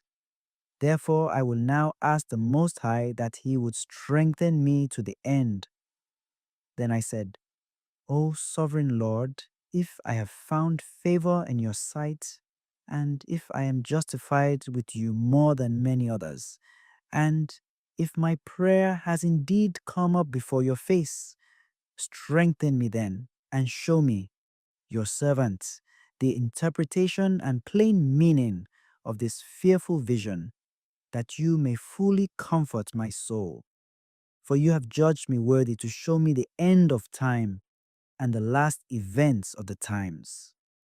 He said to me, "This is the interpretation of this vision which you saw. The eagle, whom you saw come up from the sea, is the fourth kingdom, which appeared in a vision to your brother Daniel. But it was not explained to him, as I now explain it to you or have explained it. Behold, the days come that a kingdom will rise up on earth, and it will be feared more than all the kingdoms that were before it. 12 kings will reign in it, one after another. Of those, the second will begin to reign, and will reign a longer time than others of the 12. This is the interpretation of the 12 wings which you saw. As for when you heard a voice which spoke, not going out from the heads, but from the midst of its body, this is the interpretation, that after the time of that kingdom, there will arise no small contentions, and it will stand in peril of falling. Nevertheless, it won't fall then, but will be restored again to its former power. You saw the 8 underwings stick into her wings. This is the interpretation, that in it 8 kings will arise, whose times will be short and their years swift. 2 of them will perish when the middle time approaches. 4 will be kept for a while until the time of the ending of it will approach, but 2 will be kept to the end. You saw 3 heads resting. This is the interpretation. In its last days, the Most High will raise up 3 kingdoms and renew many things in them. They will rule over the earth and over those who dwell in it with much oppression, more than all those who were before them. Therefore, they are called the heads of the eagle, for these are those who will accomplish her wickedness and who will finish her last actions. You saw that the great head disappeared. It signifies that one of them will die on his bed, and yet with pain. But for the 2 that remained, the sword will devour them. For the sword of the one will devour him that was with him, but he will also fall by the sword in the last days. You saw 2 underwings passing over to the head that is on the right side. This is the interpretation. These are they whom the Most High has kept to his end. This is the brief reign that was full of trouble. As you saw, the lion whom you saw rising up out of the forest roaring, speaking to the eagle and rebuking her for her unrighteousness and all her words which you have heard. This is the anointed one, whom the Most High has kept to the end of days, who will spring up out of the seed of David, and he will come and speak to them and reprove them for their wickedness and unrighteousness, and will heap up before them their contemptuous dealings. For at first he will set them alive in his judgments, and when he has reproved them, he will destroy them. For he will deliver the rest of my people with mercy, those who have been preserved throughout my borders, and he will make them joyful until the coming of the end, even the day of judgment, about which I have spoken to you from the beginning. This is the dream that you saw, and this is its interpretation. Only you have been worthy to know the secrets of the Most High. Therefore, write all these things that you have seen in a book and put it in a secret place. You shall teach them to the wise of your people, whose hearts you know are able to comprehend and keep these secrets. But wait here yourself 7 more days, that you may be shown whatever it pleases the Most High to show you. Then he departed from me. It came to pass, when all the people saw that the 7 days were past, and I had not come again into the city, they all gathered together, from the least to the greatest, and came to me and spoke to me, saying, How have we offended you? What evil have we done against you, that you have utterly forsaken us and sit in this place? For of all the prophets, only you are left to us, like a cluster of the vintage, and like a lamp in a dark place, and like a harbor for a ship saved from the tempest. Aren't the evils which have come to us sufficient? If you will forsake us, how much better had it been for us if we also had been consumed in the burning of Zion, for we are not better than those who died there. Then they wept with a loud voice. I answered them, Take courage, O Israel. Don't be sorrowful, you house of Jacob, for the Most High remembers you. The Mighty has not forgotten you forever. As for me, I have not forsaken you. I haven't departed from you, but I have come into this place to pray for the desolation of Zion, and that I might seek mercy for the humiliation of your sanctuary. Now go your way, every man to his own house, and after these days I will come to you. So the people went their way into the city, as I told them to do. But I sat in the field 7 days, as the angel commanded me. In those days, I ate only of the flowers of the field, and my food was from plants. Esdras 2. Chapter 13. It came to pass after 7 days, I dreamed a dream by night. Behold, a wind arose from the sea that moved all its waves. I saw, and behold, this wind caused to come up from the midst of the sea something like the appearance of a man. I saw, and behold, that man flew with the clouds of heaven. When he turned his face to look, everything that he saw trembled.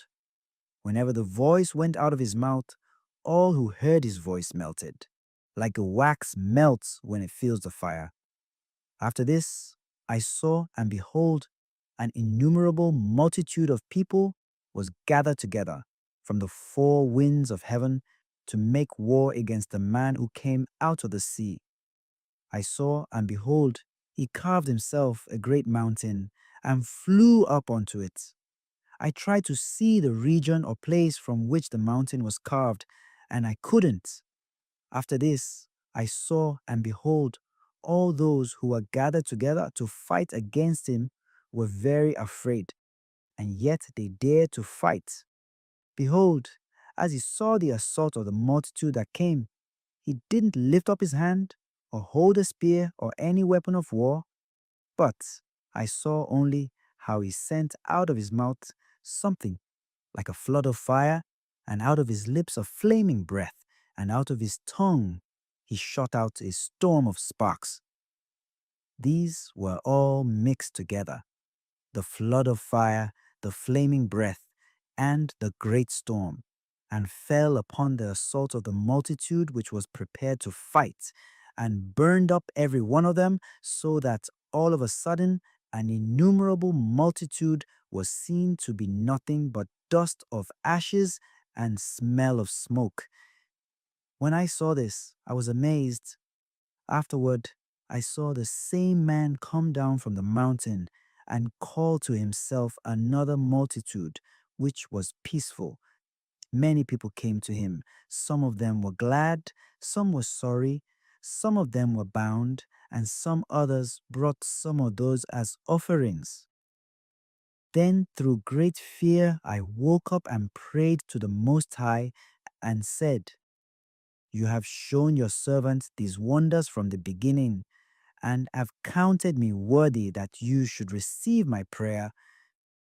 Now show me also the interpretation of this dream. For as I conceive in my understanding, woe to those who will be left in those days, much more woe to those who are not left. For those who were not left will be in heaviness, understanding the things that are laid up in the latter days, but not attaining to them. But woe to them also who are left, because they will see great perils and much distress, like these dreams declare. Yet is it better for one to be in peril and to come into these things, than to pass away as a cloud out of the world, and not to see the things that will happen in the last days? He answered me, I will tell you the interpretation of the vision, and I will also open to you the things about which you mentioned. You have spoken of those who are left behind. This is the interpretation. He that will endure the peril in that time will protect those who fall into danger, even those who have works and faith toward the Almighty. Know therefore that those who are left behind are more blessed than those who are dead. These are the interpretations of the vision. Whereas you saw a man coming up from the midst of the sea, this is he whom the Most High has been keeping for many ages, who by his own self will deliver his creation. He will direct those who are left behind. Whereas you saw that out of his mouth came wind, fire, and storm, and whereas he held neither spear nor any weapon of war, but destroyed the assault of that multitude which came to fight against him. This is the interpretation. Behold, the days come when the Most High will begin to deliver those who are on the earth, Astonishment of mind will come upon those who dwell on the earth. One will plan to make war against another, city against city, place against place, people against people, and kingdom against kingdom. It will be when these things come to pass and the signs happen which I showed you before, then my son will be revealed, whom you saw as a man ascending. It will be when all the nations hear his voice, every man will leave his own land, and the battle they have against one another. An innumerable multitude will be gathered together, as you saw, desiring to come and to fight against him. But he will stand on the top of Mount Zion. Zion will come and will be shown to all men, being prepared and built, like you saw the mountain carved without hands. My son will rebuke the nations which have come for their wickedness, with plagues that are like a storm, and will rebuke them to their face with their evil thoughts, and the torments with which they will be tormented, which are like a flame. He will destroy them without labor by the law which is like fire, whereas you saw that he gathered to himself another multitude that was peaceful. These are the 10 tribes which were led away out of their own land in the time of Osea the king, whom Salmanasar, the king of the Assyrians, led away captive, and he carried them beyond the river, and they were taken into another land. But they made this plan among themselves that they would leave the multitude of the heathen and go out into a more distant region where mankind had never lived, that there they might keep their statutes which they had not kept in their own land. They entered by the narrow passages of the river Euphrates. For the Most High then did signs for them, and stopped the springs of the river until they had passed over. For through that country there was a long way to go, namely of a year and a half. The same region is called Azaret. Then they lived there until the latter time. Now, when they begin to come again, the Most High stops the springs of the river again, that they may go through. Therefore, you saw the multitude gathered together with peace. But those who are left behind of your people are those who are found within my holy border. It will be therefore, when he will destroy the multitude of the nations that are gathered together, he will defend the people who remain. Then will he show them very many wonders. Then I said, O sovereign Lord, explain this to me. Why have I seen the man coming up from the midst of the sea? He said to me, as no one can explore or know what is in the depths of the sea, even so, no man on earth can see my son, or those who are with him, except in the time of his day. This is the interpretation of the dream which you saw, and for this only you are enlightened about this. For you have forsaken your own ways, and applied your diligence to mine, and have searched out my law. You have ordered your life in wisdom, and have called understanding your mother. Therefore I have shown you this, for there is a reward laid up with the Most High. It will be, after another 3 days I will speak other things to you, and declare to you mighty and wondrous things. Then I went out and passed into the field, giving praise and thanks greatly to the Most High because of his wonders, which he did from time to time, and because he governs the time and such things as happen in their seasons. So I sat there 3 days. Chapter 14. It came to pass upon the third day, I sat under an oak, and behold, a voice came out of a bush near me and said, Esdras, Esdras. I said, Here I am, Lord. And I stood up on my feet. Then he said to me, I revealed myself in a bush, and talked with Moses when my people were in bondage in Egypt. I sent him, and he led my people out of Egypt. I brought him up to Mount Sinai, where I kept him with me for many days. I told him many wondrous things, and showed him the secrets of the times and the end of the seasons. I commanded him, saying, You shall publish these openly, and these you shall hide. Now I say to you, lay up in your hearts the signs that I have shown, the dreams that you have seen, and the interpretations which you have heard. For you will be taken away from men, and from now on you will live with my son and with those who are like you, until the times have ended. For the world has lost its youth, and the times begin to grow old. For the age is divided into 12 parts, and 10 parts of it are already gone, even the half of the 10th part. There remain of it 2 parts after the middle of the 10th part. Now, therefore, set your house in order, reprove your people, comfort the lowly among them, and instruct those of them who are wise. And now renounce the life that is corruptible, and let go of the mortal thoughts. Cast away from you the burdens of man. Put off now your weak nature, lay aside the thoughts that are most grievous to you, and hurry to escape from these times. For worse evils than those which you have seen happen will be done after this. For look how much the world will be weaker through age, so much that more evils will increase on those who dwell in it. For the truth will withdraw itself further off, and falsehood will be near. For now, the eagle which you saw in vision hurries to come. Then I answered and said, Let me speak in your presence, O Lord.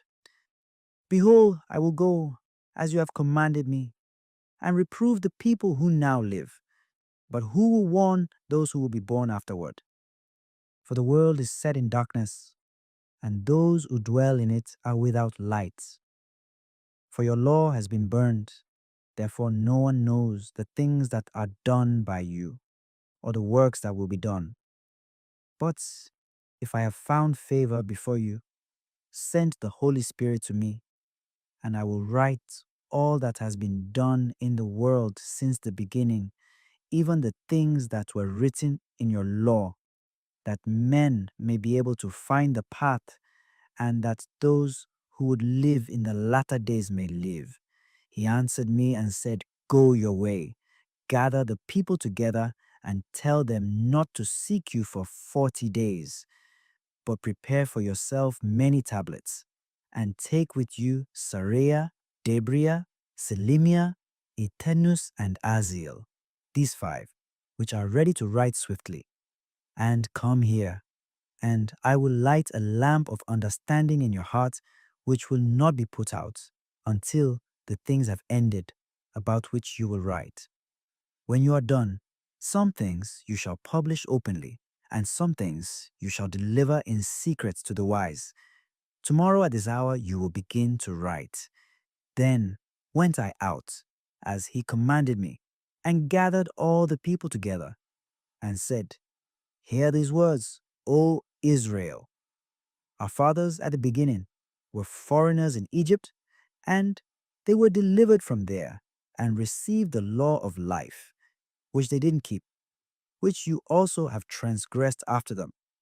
Then the land of Zion was given to you for a possession, but you yourselves and your ancestors have done unrighteousness, and have not kept the ways which the Most High commanded you.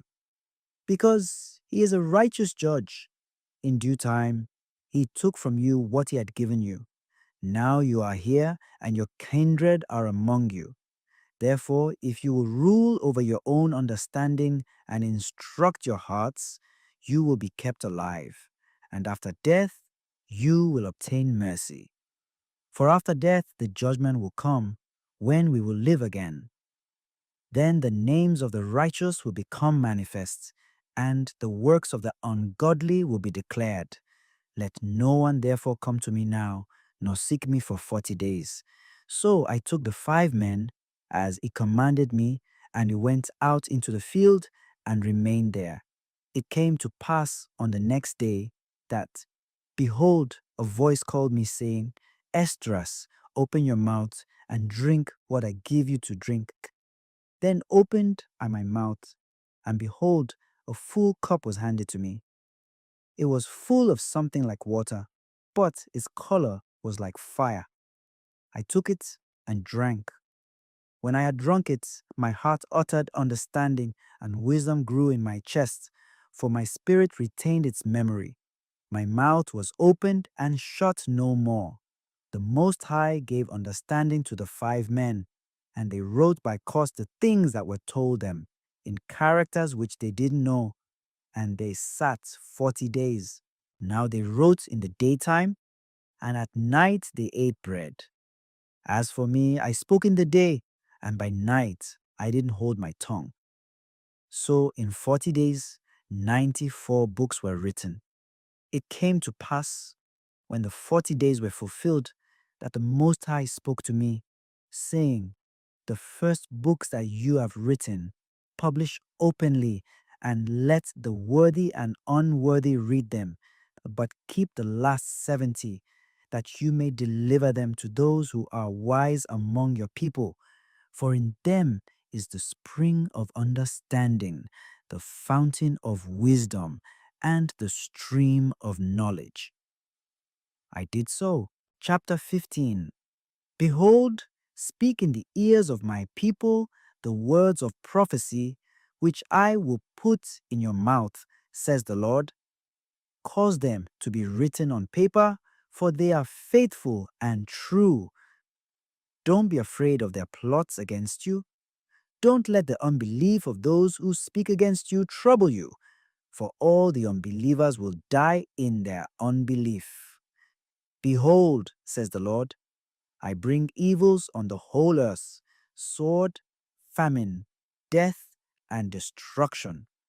For wickedness has prevailed over every land, and their hurtful works have reached their limit.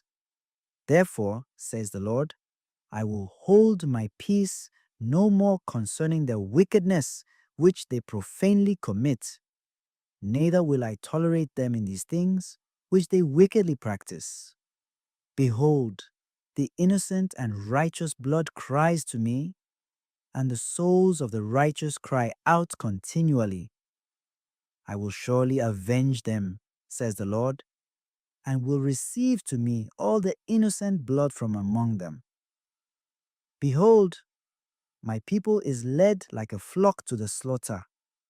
I will not allow them now to dwell in the land of Egypt, but I will bring them out with a mighty hand and with a high arm, and will strike Egypt with plagues as before, and will destroy all its land.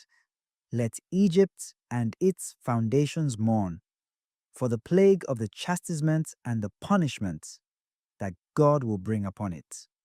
Let the farmers that till the ground mourn, for their seeds will fail, and their trees will be ruined through the blight and hail, and a terrible tempest. Woe to the world and those who dwell in it, for the sword and their destruction draws near, and nation will rise up against nation to battle with weapons in their hands. For there will be sedition among men, and growing strong against one another. In their might, they won't respect their king or the chief of their great ones. For a man will desire to go into a city and will not be able. For because of their pride, the cities will be troubled, the houses will be destroyed, and men will be afraid. A man will have no pity on his neighbors, but will assault their houses with the sword and plunder their goods because of the lack of bread and for great suffering. Behold, says God, I call together all the kings of the earth to stir up those who are from the rising of the sun, from the south, from the east, and Libanos, to turn themselves one against another and repay the things that they have done to them. Just as they do yet this day to my chosen, so I will do also, and repay into their bosom. The Lord God says, my right hand won't spare the sinners, and my sword won't cease over those who shed innocent blood on the earth. A fire has gone out from his wrath, and has consumed the foundations of the earth and the sinners, like burnt straw. Woe to those who sin and don't keep my commandments, says the Lord. I will not spare them. Go your way, you rebellious children. Don't defile my sanctuary. For the Lord knows all those who trespass against him. Therefore, he will deliver them to death and destruction. For now, evils have come upon the whole earth, and you will remain in them. For God will not deliver you, because you have sinned against him. Behold, a horrible sight appearing from the east. The nations of the dragons of Arabia will come out with many chariots. From the day that they set out, their hissing is carried over the earth, so that all those who will hear them may also fear and tremble.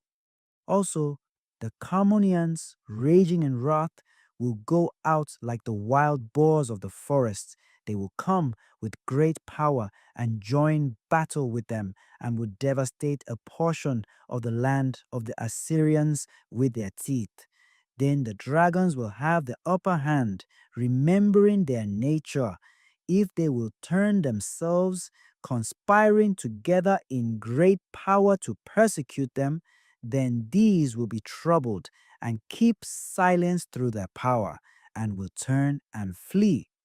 From the land of the Assyrians, an enemy in ambush will attack them and destroy one of them.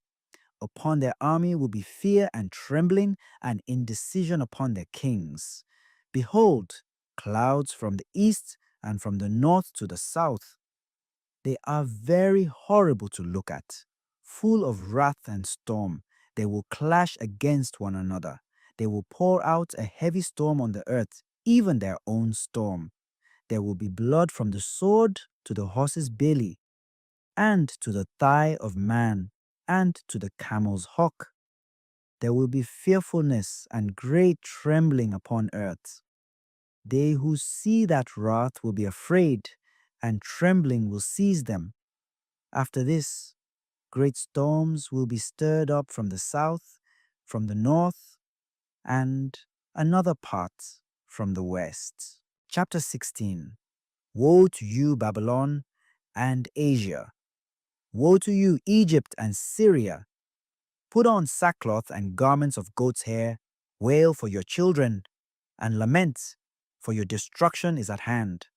A sword has been sent upon you, and who is there to turn it back?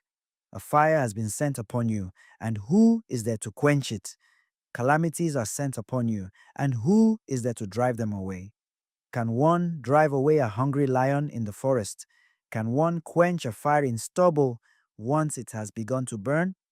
Can one turn back an arrow that is shot by a strong archer? The Lord God sends the calamities, and who will drive them away? A fire will go out from his wrath, and who may quench it? He will flash lightning, and who will not fear?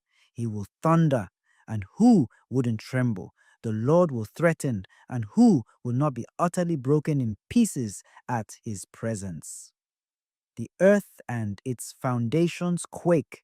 The sea rises up with waves from the deep, and its waves will be troubled, along with the fish in them, at the presence of the Lord and before the glory of his power. For his right hand that bends the bow is strong. His arrows that he shoots are sharp and will not miss when they begin to be shot into the ends of the world. Behold, the calamities are sent out and will not return again until they come upon the earth.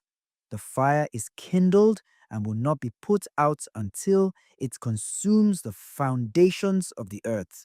Just as an arrow which is shot by a mighty archer doesn't return backward, even so the calamities that are sent out upon earth won't return again. Woe is me! Woe is me! Who will deliver me in those days? The beginning of sorrows.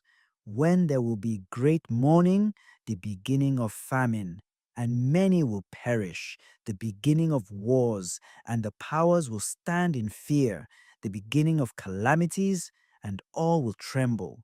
What will they do when the calamities come?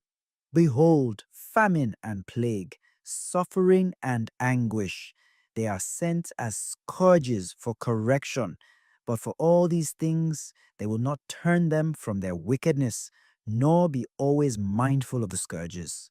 Behold, food will be so cheap on earth that they will think themselves to be in good condition, and even then calamities will grow on earth, sword, famine, and great confusion.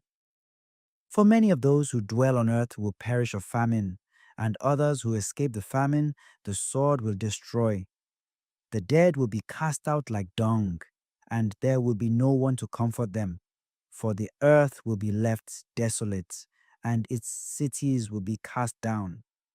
There will be no farmer left to cultivate the earth or to sow it. The trees will give fruit, but who will gather it? The grapes will ripen, but who will tread them? For in all places there will be a great solitude, for one man will desire to see another or to hear his voice. For of a city there will be 10 left, and 2 of the field who have hidden themselves in the thick groves and in the clefts of the rocks. As in an orchard of olives upon every tree there may be left 3 or 4 olives, or as when a vineyard is gathered, there are some clusters left by those who diligently search through the vineyard. Even so, in those days, there will be 3 or 4 left by those who search their houses with the sword. The earth will be left desolate, and its fields will be for briars, and its roads and all her paths will grow thorns, because no sheep will pass along them. The virgins will mourn, having no bridegrooms. The women will mourn, having no husbands. Their daughters will mourn, having no helpers. Their bridegrooms will be destroyed in the wars, and their husbands will perish of famine. Hear now these things and understand them, you servants of the Lord. Behold the Lord's word, receive it. Don't doubt the things about which the Lord speaks. Behold, the calamities draw near and are not delayed.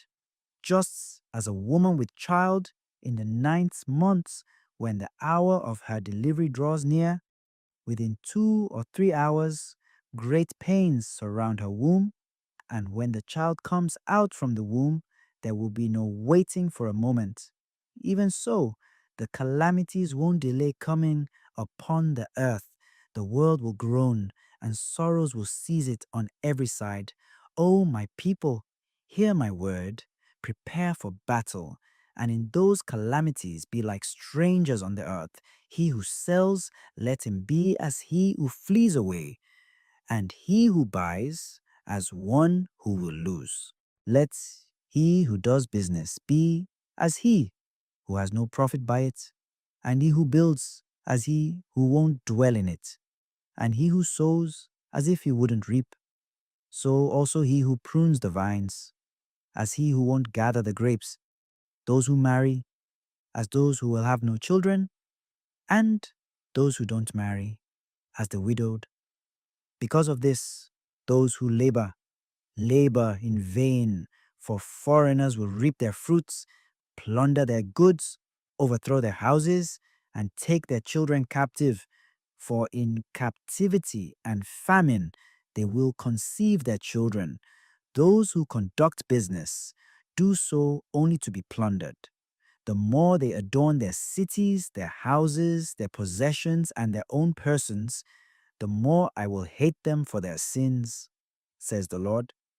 Just as a respectable and virtuous woman hates a prostitute, so will righteousness hate iniquity when she adorns herself, and will accuse her to her face. When he comes, who will defend him, who diligently searches out every sin on earth? Therefore, don't be like her or her works. For yet a little while, and iniquity will be taken away out of the earth, and righteousness will reign over us. Don't let a sinner say that he has not sinned, for God will burn coals of fire on the head of one who says, I haven't sinned before God and his glory. Behold, the Lord knows all the works of men, their imaginations, their thoughts, and their hearts. He said, let the earth be made, and it was made. Let the sky be made, and it was made. At his word, the stars were established, and he knows the number of the stars. He searches the deep and its treasures.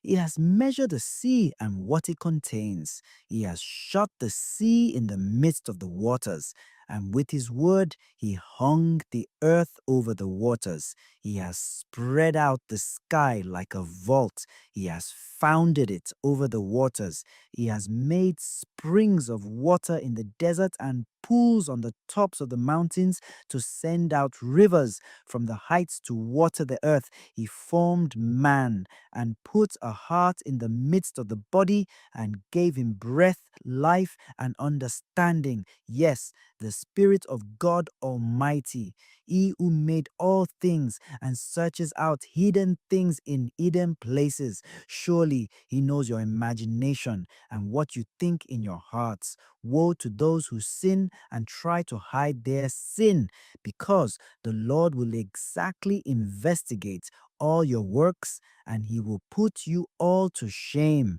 When your sins are brought out before men, you will be ashamed, and your own iniquities will stand as your accusers in that day. What will you do, or how will you hide your sins before God and his angels? Behold, God is the judge. Fear him, stop sinning, and forget your iniquities to never again commit them. So will God lead you out and deliver you from all suffering.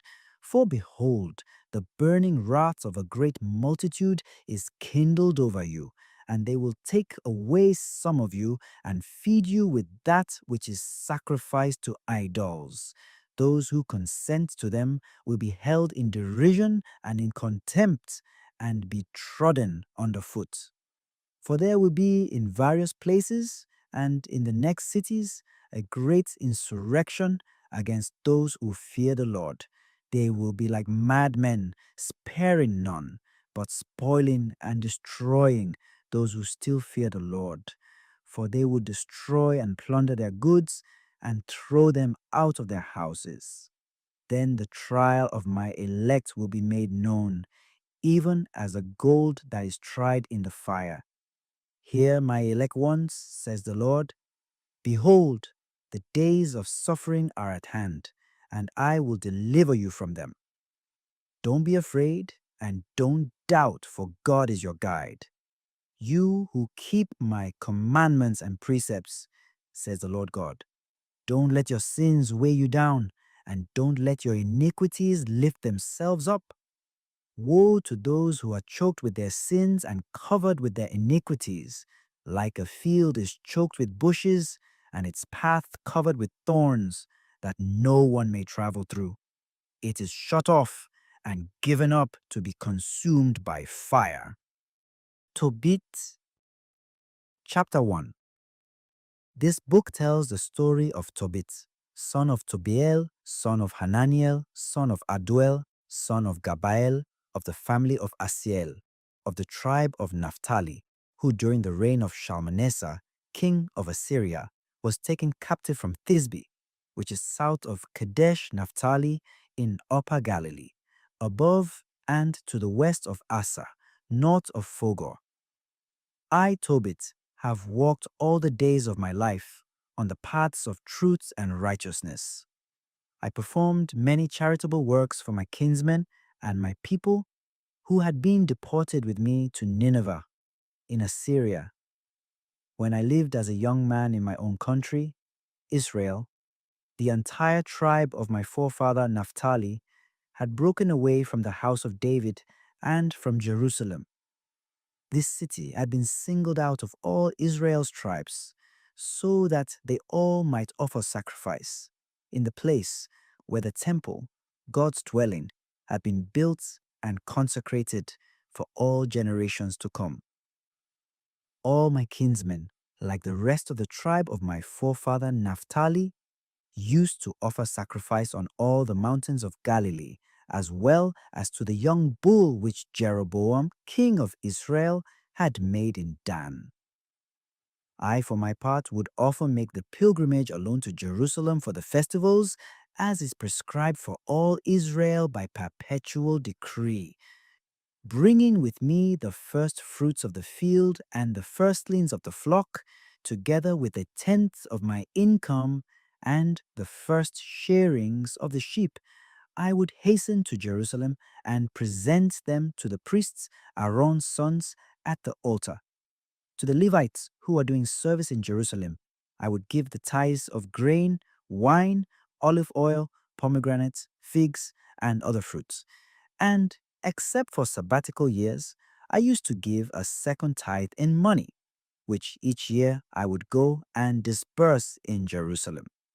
The third tithe I gave to orphans and widows, and to converts who were living with the Israelites. Every third year I would bring them this offering, and we ate it in keeping with the decree of the Mosaic law and the commands of Deborah, the mother of my father Tobiel, for when my father died, he left me an orphan. When I reached manhood, I married Anna, a woman of our own lineage. By her, I had a son whom I named Tobiah. Now, after I had been deported to Nineveh, all my brothers and relatives ate the food of heathens, but I refrained from eating that kind of food. Because of this wholehearted service of God, the Most High granted me favor and status with Shalmaneser, so that I became purchasing agent for all his needs. Every now and then, until his death, I would go to Media to buy goods for him. I also deposited several pouches containing a great sum of money with my kinsman Gabael, son of Gabri, who lived at Rages in Media. But when Shalmaneser died and his son Sennacherib succeeded him as king, the roads to Media became unsafe, so I could no longer go there.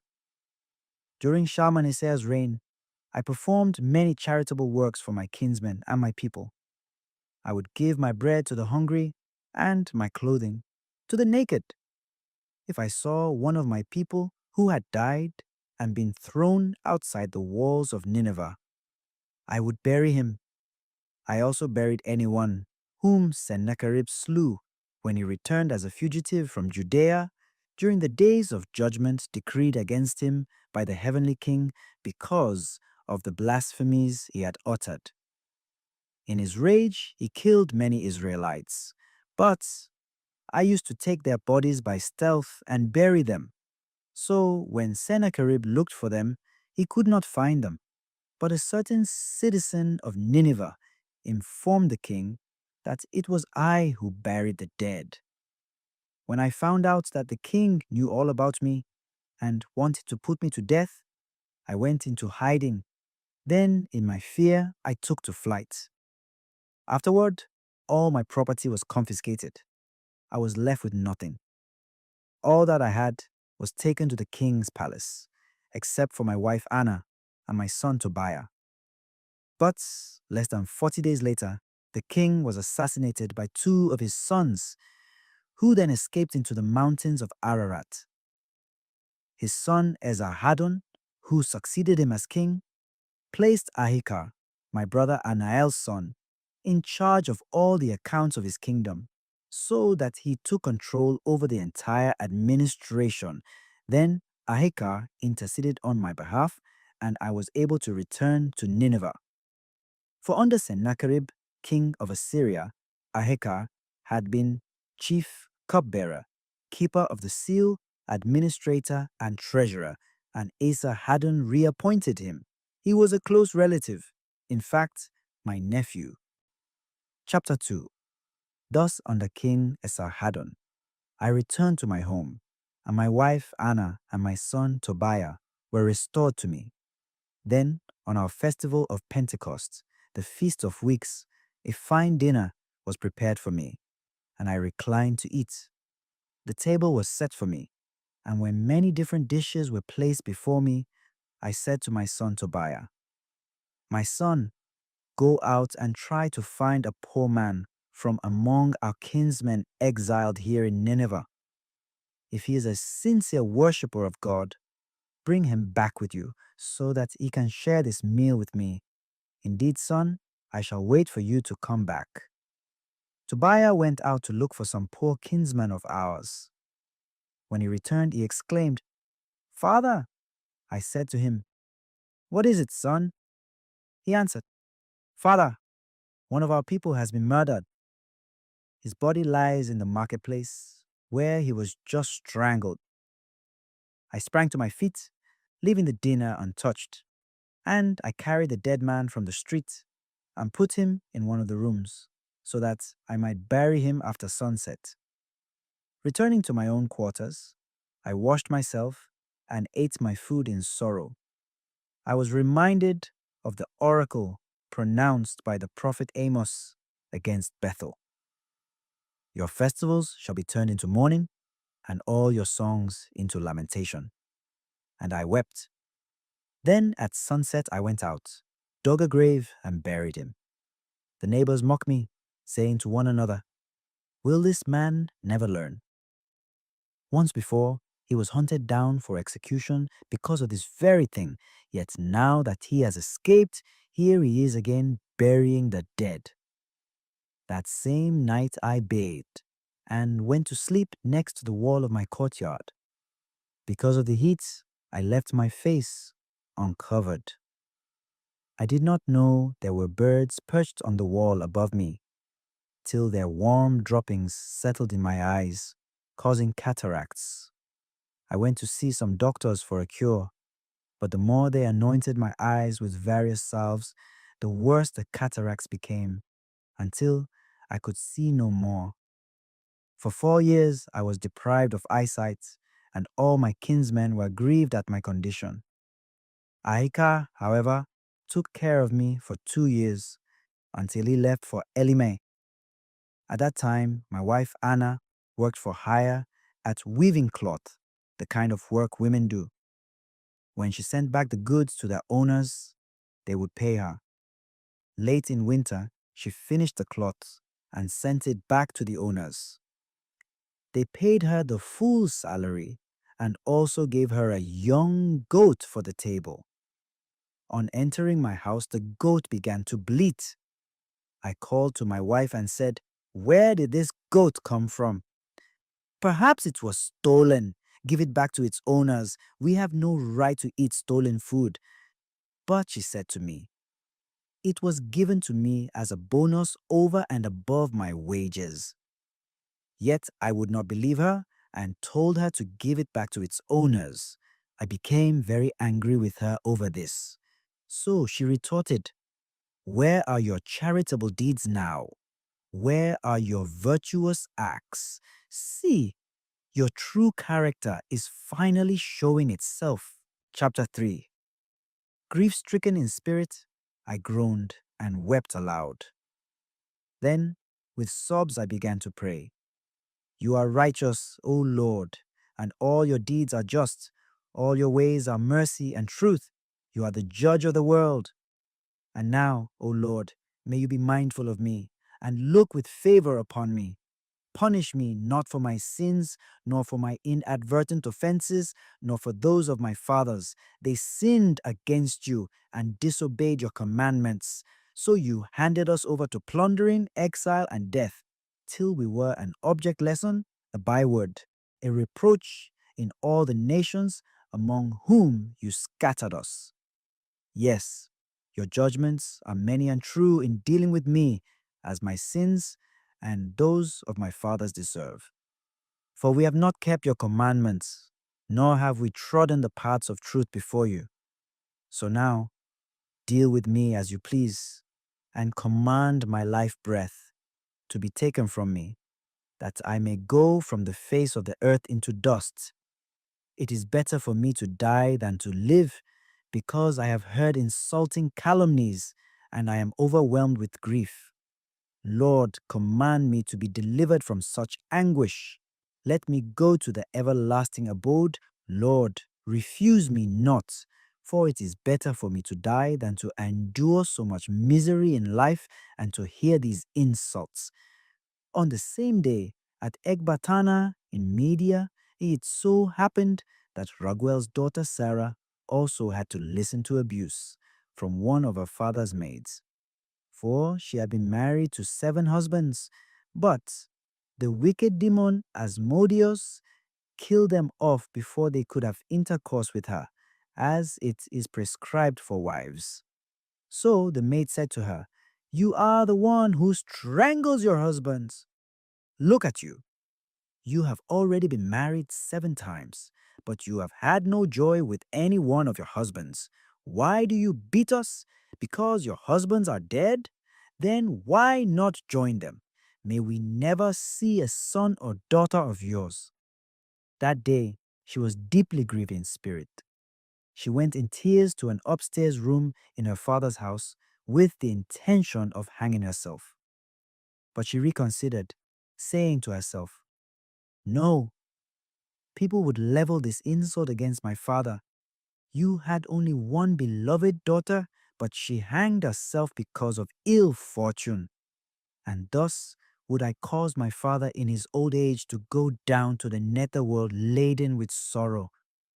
It is far better for me not to hang myself, but to beg the Lord to have me die, so that I need no longer live to hear such insults."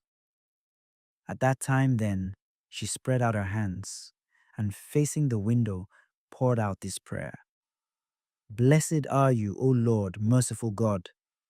Forever blessed and honored is your holy name. May all your works forever bless you. And now, O Lord, to you I turn my face and raise my eyes. Bid me to depart from the earth, never again to hear such insults. You know, O Master, that I am innocent of any impure act with a man, and that I have never defiled my own name or my father's name in the land of my exile.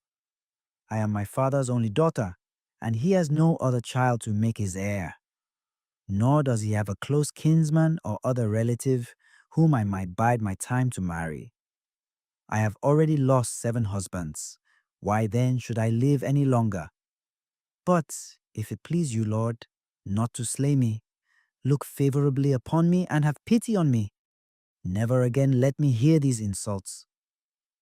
At that very time, the prayer of these 2 suppliants was heard in the glorious presence of Almighty God. So Raphael was sent to heal them both, to remove the cataracts from Tobit's eyes, so that he might again see God's sunlight, and to marry Raguel's daughter Sarah to Tobit's son Tobiah, and then drive the wicked demon Asmodeus from her. For Tobiah had the right to claim her before any other who might wish to marry her. In the very moment that Tobit returned from the courtyard to his house, Raguel's daughter Sarah came downstairs from her room. Chapter 4. That same day, Tobit remembered the money he had deposited with Gabael at Rages in Media, and he thought, "Now that I have asked for death, why should I not call my son Tobiah and let him know about this money before I die?" So he called his son Tobiah, and when he came, he said to him, "My son, when I die, give me a decent burial, honor your mother, and do not abandon her as long as she lives. Do whatever pleases her, and do not grieve her spirit in any way.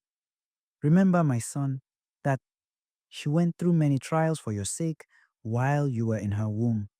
And when she dies, bury her in the same grave with me. Through all your days, my son, keep the Lord in mind and suppress every desire to sin or to break his commandments. Perform good works all the days of your life and do not tread the paths of wrongdoing. For if you are steadfast in your service, your good works will bring success not only to you, but also to all those who live uprightly. Give alms from your possessions. Do not turn your face away from any of the poor, and God's face will not be turned away from you.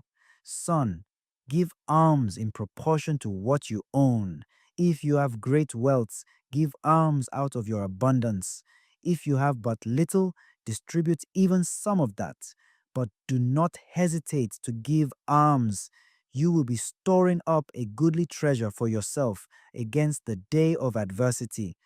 Almsgiving frees one from death and keeps one from going into the dark abode. Alms are a worthy offering in the sight of the Most High for all who give them. Be on your guard, son, against every form of immorality, and above all, marry a woman of the lineage of your forefathers. Do not marry a stranger who is not of your father's tribe, because we are sons of the prophets. My boy, keep in mind Noah, Abraham, Isaac, and Jacob, our fathers from of old. All of them took wives from among their own kinsmen and were blessed in their children. Remember that their posterity shall inherit the land. Therefore, my son, love your kinsmen. Do not be so proud-hearted toward your kinsmen, the sons and daughters of your people, as to refuse to take a wife for yourself from among them. For in such arrogance there is ruin and great disorder. Likewise, in worthlessness there is decay and dire poverty. For worthlessness is the mother of famine. Do not keep with you overnight the wages of any man who works for you, but pay him immediately. If you thus behave as God's servant, you will receive your reward. Keep a close watch on yourself, my son, in everything you do, and discipline yourself in all your conduct. Do to no one what you yourself dislike. Do not drink wine till you become drunk, nor let drunkenness accompany you on your way. Give to the hungry some of your bread, and to the naked some of your clothing. Whatever you have left over, give away as alms, and do not begrudge the alms you give. Be lavish with your bread and wine at the burial of the virtuous, but do not share them with sinners. Seek counsel from every wise man, and do not think lightly of any advice that can be useful. At all times bless the Lord God, and ask Him to make all your paths straight and to grant success to all your endeavors and plans. For no pagan nation possesses good counsel, but the Lord Himself gives all good things. If the Lord chooses, He raises a man up, but if He should decide otherwise, He casts him down to the deepest recesses of the netherworld. So now, my son, keep in mind my commandments, and never let them be erased from your heart. And now, son, I wish to inform you that I have deposited a great sum of money with Gabri's son Gabael at Rages in Media. Do not be discouraged, my child, because of our poverty. You will be a rich man if you fear God, avoid all sin, and do what is right before the Lord your God. Chapter 5. Then Tobiah replied to his father Tobit, Everything that you have commanded me, father, I will do. But how shall I be able to obtain the money from him, since he does not know me nor do I know him? What can I show him to make him recognize me and trust me so that he will give me the money? I do not even know which roads to take for the journey into Media. Tobit answered his son Tobiah, We exchanged signatures on a document written in duplicate. I divided it into two parts, and each of us kept one. His copy I put with the money. Think of it. 20 years have already passed since I deposited that money. So now, my son, find yourself a trustworthy man who will make the journey with you. We will, of course, give him a salary when you return, but get back that money from Gabael. Tobiah went to look for someone acquainted with the roads who would travel with him to Media. As soon as he went out, he found the angel Raphael standing before him, though he did not know that this was an angel of God. Tobiah said to him, "Who are you, young man?" He replied, "I am an Israelite, one of your kinsmen. I have come here to work." Tobiah said, "Do you know the way to Media?" The other replied, "Yes, I have been there many times. I know the place well, and I know all the routes. I have often traveled to Media. I used to stay with our kinsman Gabael, who lives at Rages in Media. It is a good 2 days' travel from Ekbatana to Rages, for Rages is situated at the mountains, Ekbatana out on the plateau." Tobiah said to him, "Wait for me, young man, till I go back and tell my father, for I need you to make the journey with me. I will, of course, pay you." Raphael replied, "Very well, I will wait for you, but do not be long." Tobiah went back to tell his father Tobit what had happened. He said to him, "I have just found a man who is one of our own Israelite kinsmen." Tobit said, "Call the man, so that I may find out what family and tribe he comes from, and whether he is trustworthy enough to travel with you, son." Tobiah went out to summon the man, saying, "Young man, my father would like to see you." When Raphael entered the house, Tobit greeted him first. Raphael said, "Hearty greetings to you." Tobit replied, "What joy is left for me any more? Here I am, a blind man who cannot see God's sunlight, but must remain in darkness like the dead who no longer see the light. Though alive, I am among the dead. I can hear a man's voice, but I cannot see him." Raphael said, "Take courage. God has healing in store for you, so take courage." Tobit then said, "My son Tobiah wants to go to Media. Can you go with him to show him the way? I will, of course, pay you, brother." Raphael answered, "Yes, I can go with him, for I know all the routes. I have often traveled to Media and crossed all its plains and mountains, so I know every road well." Tobit asked, "Brother, tell me, please, what family and tribe are you from?" Raphael said, "Why? Do you need a tribe and a family? Or are you looking for a hired man to travel with your son?" Tobit replied, "I wish to know truthfully whose son you are, brother, and what your name is." Raphael answered, "I am Azariah, son of Hananiah the elder, one of your own kinsmen." Tobit exclaimed, "Welcome. God save you, brother. Do not be provoked with me, brother, for wanting to learn the truth about your family. So it turns out that you are a kinsman, and from a noble and good line. I knew Hananiah and Nathaniah, the two sons of Shemaiah the elder. With me, they used to make the pilgrimage to Jerusalem, where we would worship together. No, they did not stray from the right path. Your kinsmen are good men. You are certainly of good lineage and welcome." Then he added, "For each day you are away, I will give you the normal wages, plus expenses for you and for my son. If you go with my son, I will even add a bonus to your wages." Raphael replied, "I will go with him. Have no fear. In good health we shall leave you, and in good health we shall return to you, for the way is safe." Tobit said, "God bless you, brother." Then he called his son and said to him, "My son, prepare whatever you need for the journey and set out with your kinsman. May God in heaven protect you on the way and bring you back to me safe and sound, and may his angel accompany you for safety, my son." Before setting out on his journey, Tobiah kissed his father and mother. Tobit said to him, "Have a safe journey." But his mother began to weep. She said to Tobit, "Why have you decided to send my child away? Is he not the staff to which we cling, ever there with us in all that we do? I hope more money is not your chief concern. Rather, let it be a ransom for our son. What the Lord has given us to live on is certainly enough for us."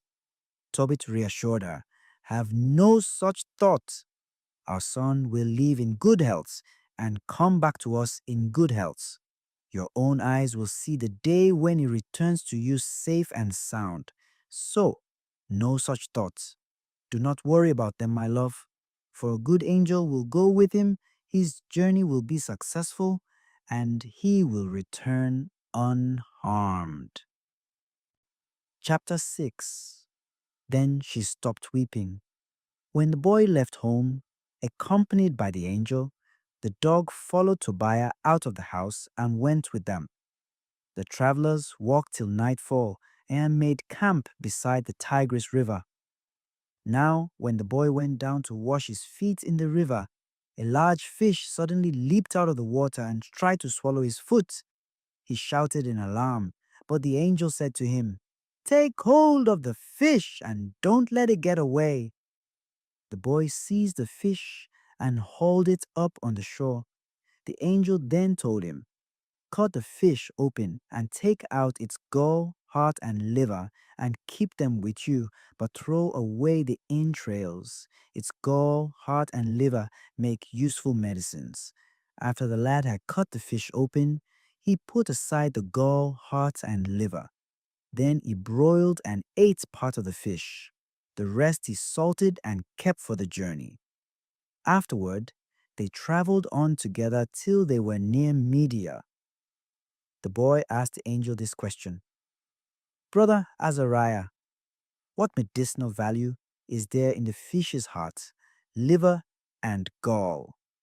He answered, "As regards the fish's heart and liver, if you burn them so that the smoke surrounds a man or a woman who is afflicted by a demon or evil spirits, the affliction will leave him completely, and no demons will ever return to him again.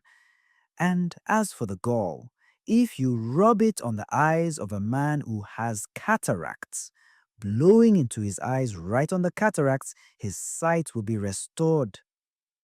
When they had entered Media and were getting close to Ecbatana, Raphael said to the boy, "Brother Tobiah." He answered, "Yes, what is it?" Raphael continued, "Tonight we must stay with Raguel, who is a relative of yours. He has a daughter named Sarah, but no other child. Since you are Sarah's closest relative, you before all other men have the right to marry her. Also, her father's estate is rightfully yours to inherit. Now the girl is sensible, courageous, and very beautiful, and her father loves her dearly." He continued, "Since you have the right to marry her, listen to me, brother. Tonight, I will ask the girl's father to let us have her as your bride. When we return from Rajes, we will hold the wedding feast for her. I know that Ragel cannot keep her from you or let her become engaged to another man. That would be a capital crime, according to the decree in the book of Moses. And he knows that it is your right before all other men to marry his daughter. So heed my words, brother. Tonight we must speak for the girl, so that we may have her engaged to you. And when we return from Rages, we will take her and bring her back with us to your house." Tobiah objected, however. "Brother Azariah, I have heard that this woman has already been married 7 times, and that her husbands died in their bridal chambers. On the very night they approached her, they dropped dead, and I have heard it said that it was a demon who killed them. So now I too am afraid of this demon. Because he loves her, he does not harm her, but he does slay any man who wishes to come close to her. I am my father's only child. If I should die, I would bring my father and mother down to their grave in sorrow over me, and they have no other son to bury them." Raphael said to him, "Do you not remember your father's orders? He commanded you to marry a woman from your own family. So, now listen to me, brother. Do not give another thought to this demon, but marry Sarah. I know that tonight you shall have her for your wife. When you go into the bridal chamber, Take the fish's liver and heart and place them on the embers for the incense. As soon as the demon smells the odor they give off, he will flee and never again show himself near her. Then, when you are about to have intercourse with her, both of you first rise up to pray. Beg the Lord of heaven to show you mercy and grant you deliverance. But do not be afraid, for she was set apart for you before the world existed. You will save her, and she will go with you. And I suppose that you will have children by her, who will take the place of brothers for you. So do not worry. When Tobiah heard Raphael say that she was his kinswoman of his own family's lineage, he fell deeply in love with her, and his heart became set on her. Chapter 7. When they entered Ecbatana, Tobiah said, Brother Azariah, lead me straight to our kinsman Raguel. So he brought him to the house of Raguel, whom they found seated by his courtyard gate. They greeted him first. He said to them, Greetings to you too, brothers. Good health to you and welcome. When he brought them into his home, he said to his wife Edna, This young man looks just like my kinsman Tobit. So Edna asked them, Who are you, brothers? They answered, We are of the exiles from Naphtali at Nineveh. She said, Do you know our kinsman Tobit? They answered, Indeed we do.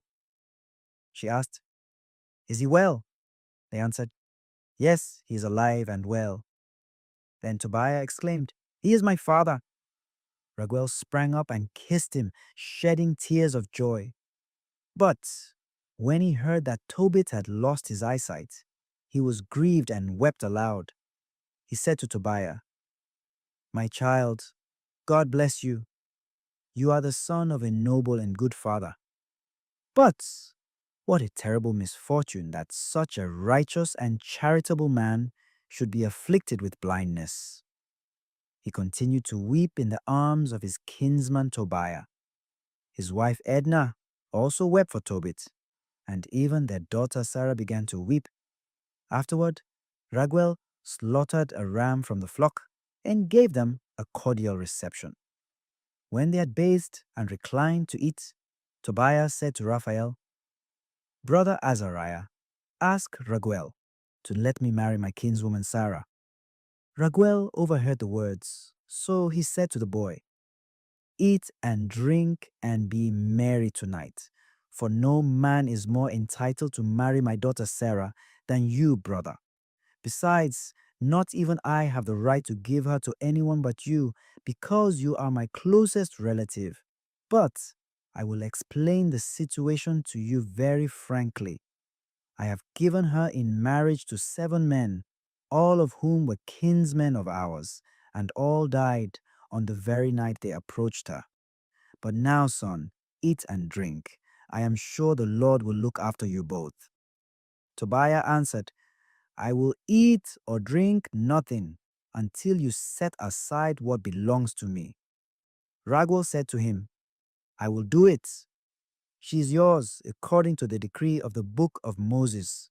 Your marriage to her has been decided in heaven. Take your kinswoman. From now on, you are her love, and she is your beloved. She is yours today and ever after. And tonight, son, may the Lord of heaven prosper you both. May he grant you mercy and peace. Then Raguel called his daughter Sarah, and she came to him. He took her by the hand and gave her to Tobiah with the words, Take her according to the law. According to the decree written in the book of Moses, she is your wife. Take her and bring her back safely to your father.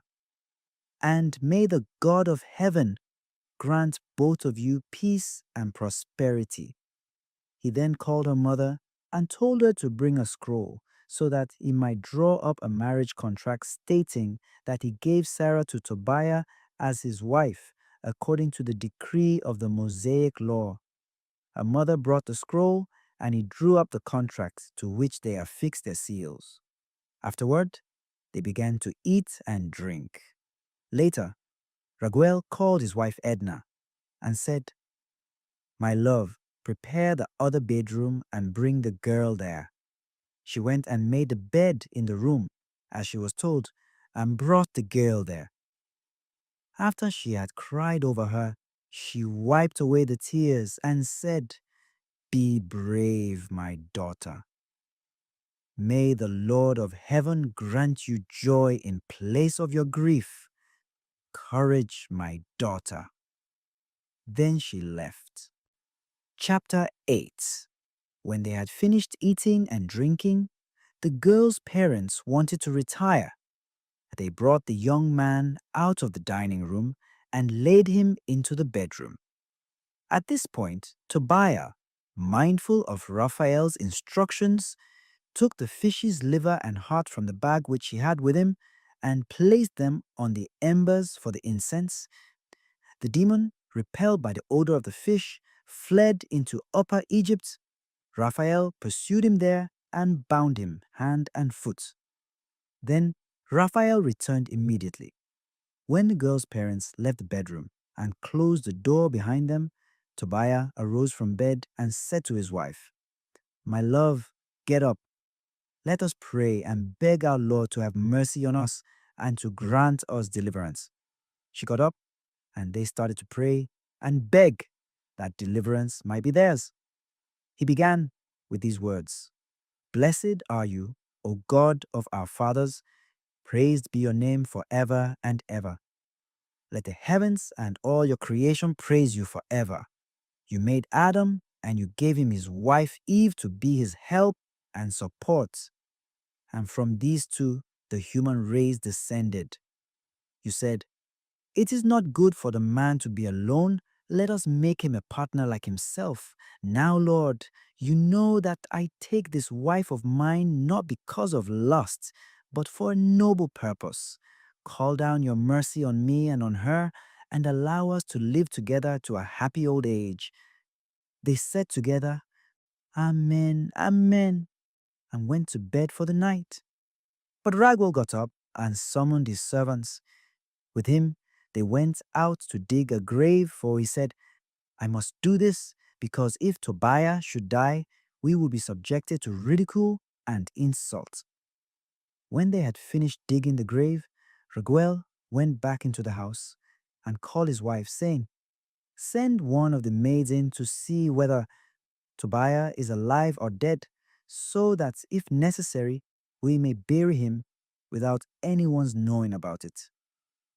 She sent the maid, who lit a lamp, opened the bedroom door, went in, and found them sound asleep together.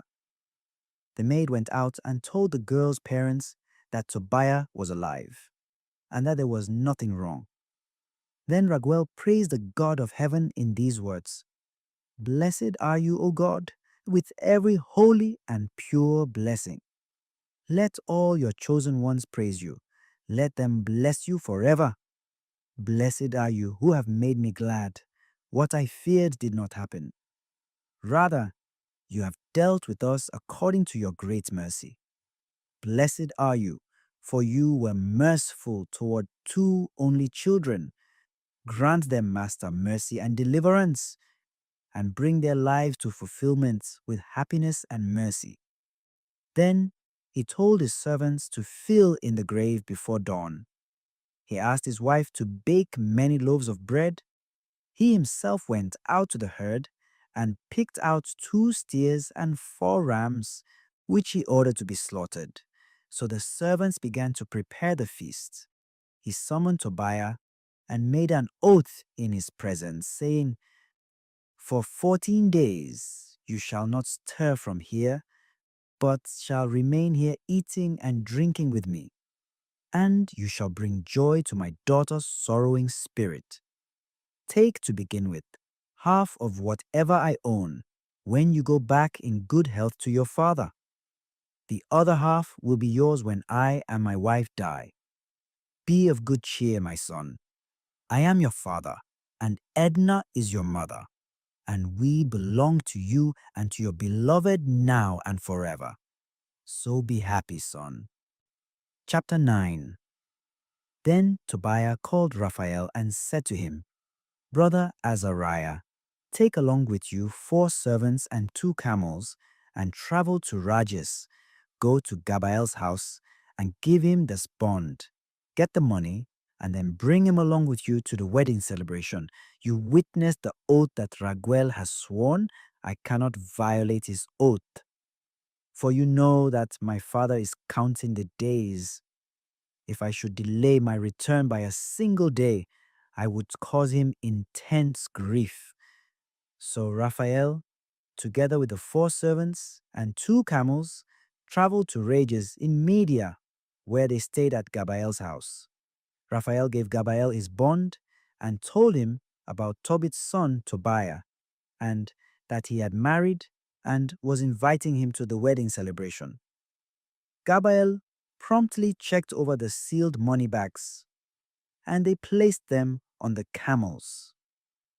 The following morning, they got an early start and traveled to the wedding celebration. When they entered Raguel's house, they found Tobiah reclining at table. He sprang up and greeted Gabael, who wept and blessed him, exclaiming, O noble and good child, son of a noble and good, upright and charitable man. May the Lord grant heavenly blessing to you and to your wife and to your wife's father and mother.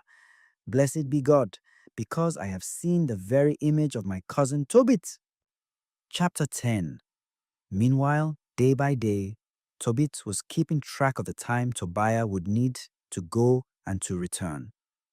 When the number of days was reached and his son did not appear, he said, I wonder what has happened. Perhaps he has been detained there, or perhaps Gabael is dead, and there is no one to give him the money. And he began to worry. His wife Anna said, My son has perished and is no longer among the living. And she began to weep aloud and to wail over her son. Alas, my child, light of my eyes, that I let you make this journey. But Tobit kept telling her, Hush, do not think about it, my love. He is safe. Probably they have to take care of some unexpected business there. The man who is traveling with him is trustworthy and is one of our own kinsmen. So do not worry over him, my love.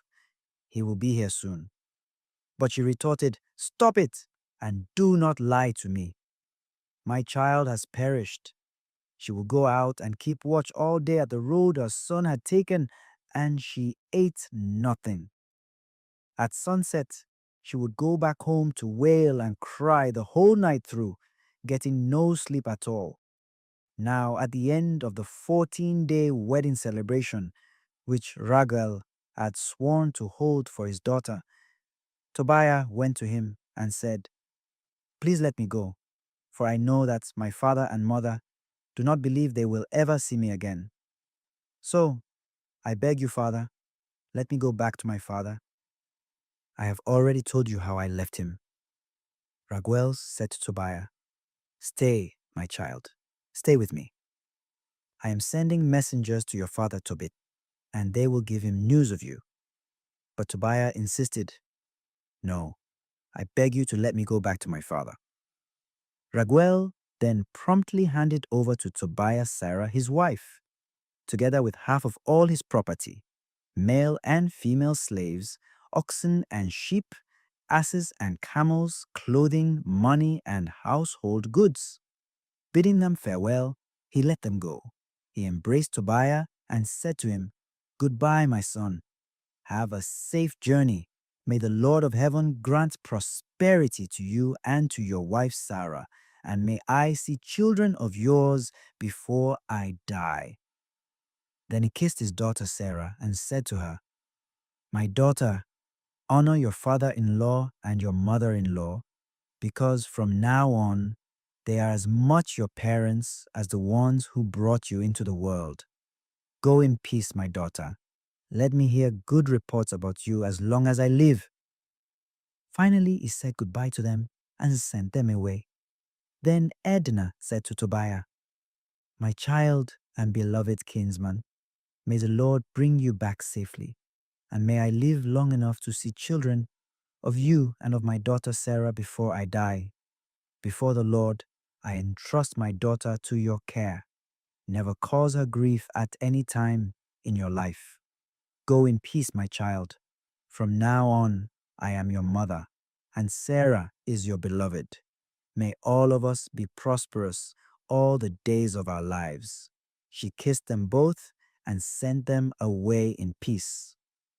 When Tobiah left Raguel, he was full of happiness and joy, and he blessed the Lord of heaven and earth, the King of all, for making his journey so successful. Finally, he said goodbye to Raguel and his wife Edna, and added, May I honor you all the days of my life. Chapter 11. Then they left and began their return journey. When they were near Kasserine, just before Nineveh, Raphael said, You know how we left your father? Let us hurry on ahead of your wife to prepare the house while the rest of the party are still on the way. So they both went on ahead, and Raphael said to Tobiah, Have the gall in your hand. And the dog ran along behind them. Meanwhile, Anna sat watching the road by which her son was to come. When she saw him coming, she exclaimed to his father, Tobit, your son is coming, and the man who traveled with him. Raphael said to Tobiah before he reached his father, I am certain that his eyes will be opened. Smear the fish gall on them. This medicine will make the cataracts shrink and peel off from his eyes. Then your father will again be able to see the light of day. Then Anna ran up to her son, threw her arms around him, and said to him, Now that I have seen you again, son, I am ready to die. And she sobbed aloud. Tobit got up and stumbled out through the courtyard gate. Tobiah went up to him with a fish gall in his hand, and holding him firmly, blew into his eyes. Courage, father, he said. Next, he smeared the medicine on his eyes, and it made them smart. Then, beginning at the corners of Tobit's eyes, Tobiah used both hands to peel off the cataracts. When Tobit saw his son, he threw his arms around him and wept. He exclaimed, I can see you, son, the light of my eyes. Then he said, Blessed be God, and praised be his great name, and blessed be all his holy angels. May his holy name be praised throughout all the ages, because it was he who scourged me, and it is he who has had mercy on me. Behold, I now see my son Tobiah. Then Tobit went back in, rejoicing and praising God with full voice. Tobiah told his father that his journey had been a success, that he had brought back the money, and that he had married Raguel's daughter Sarah, who would arrive shortly, for she was approaching the gate of Nineveh.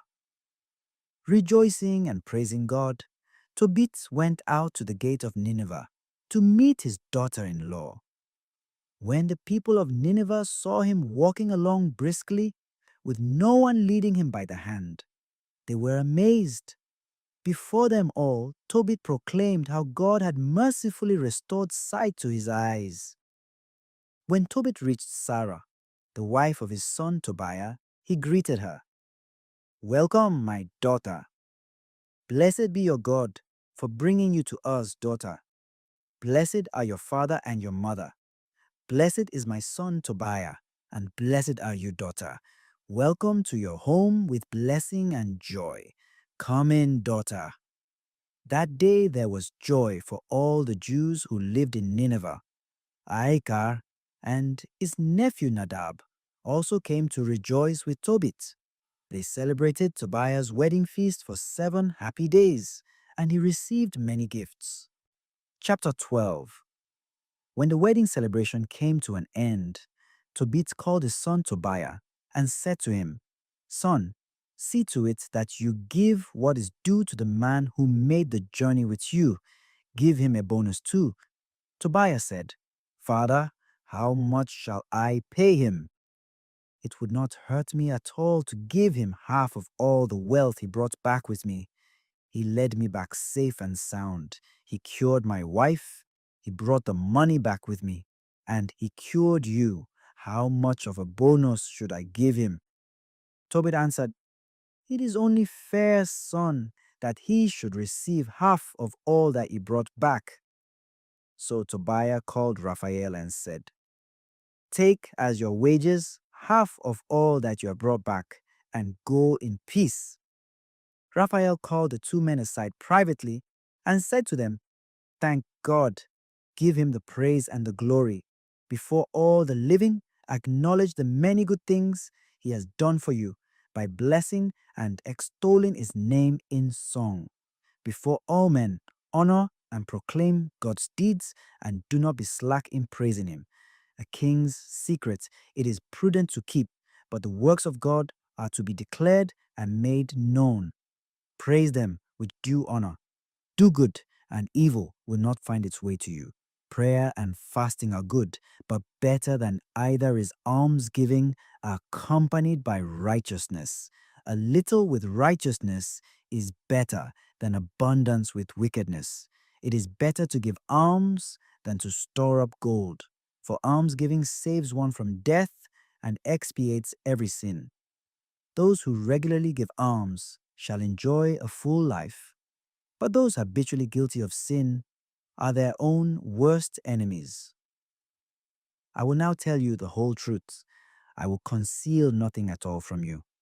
I have already said to you, a king's secret it is prudent to keep, but the works of God are to be made known with due honor. I can now tell you that when you, Tobit and Sarah, prayed, it was I who presented and read the record of your prayer before the glory of the Lord. And I did the same thing when you used to bury the dead. When you did not hesitate to get up and leave your dinner in order to go and bury the dead, I was sent to put you to the test. At the same time, however, God commissioned me to heal you and your daughter-in-law, Sarah. I am Raphael, one of the 7 angels who enter and serve before the glory of the Lord. Stricken with fear, the 2 men fell to the ground.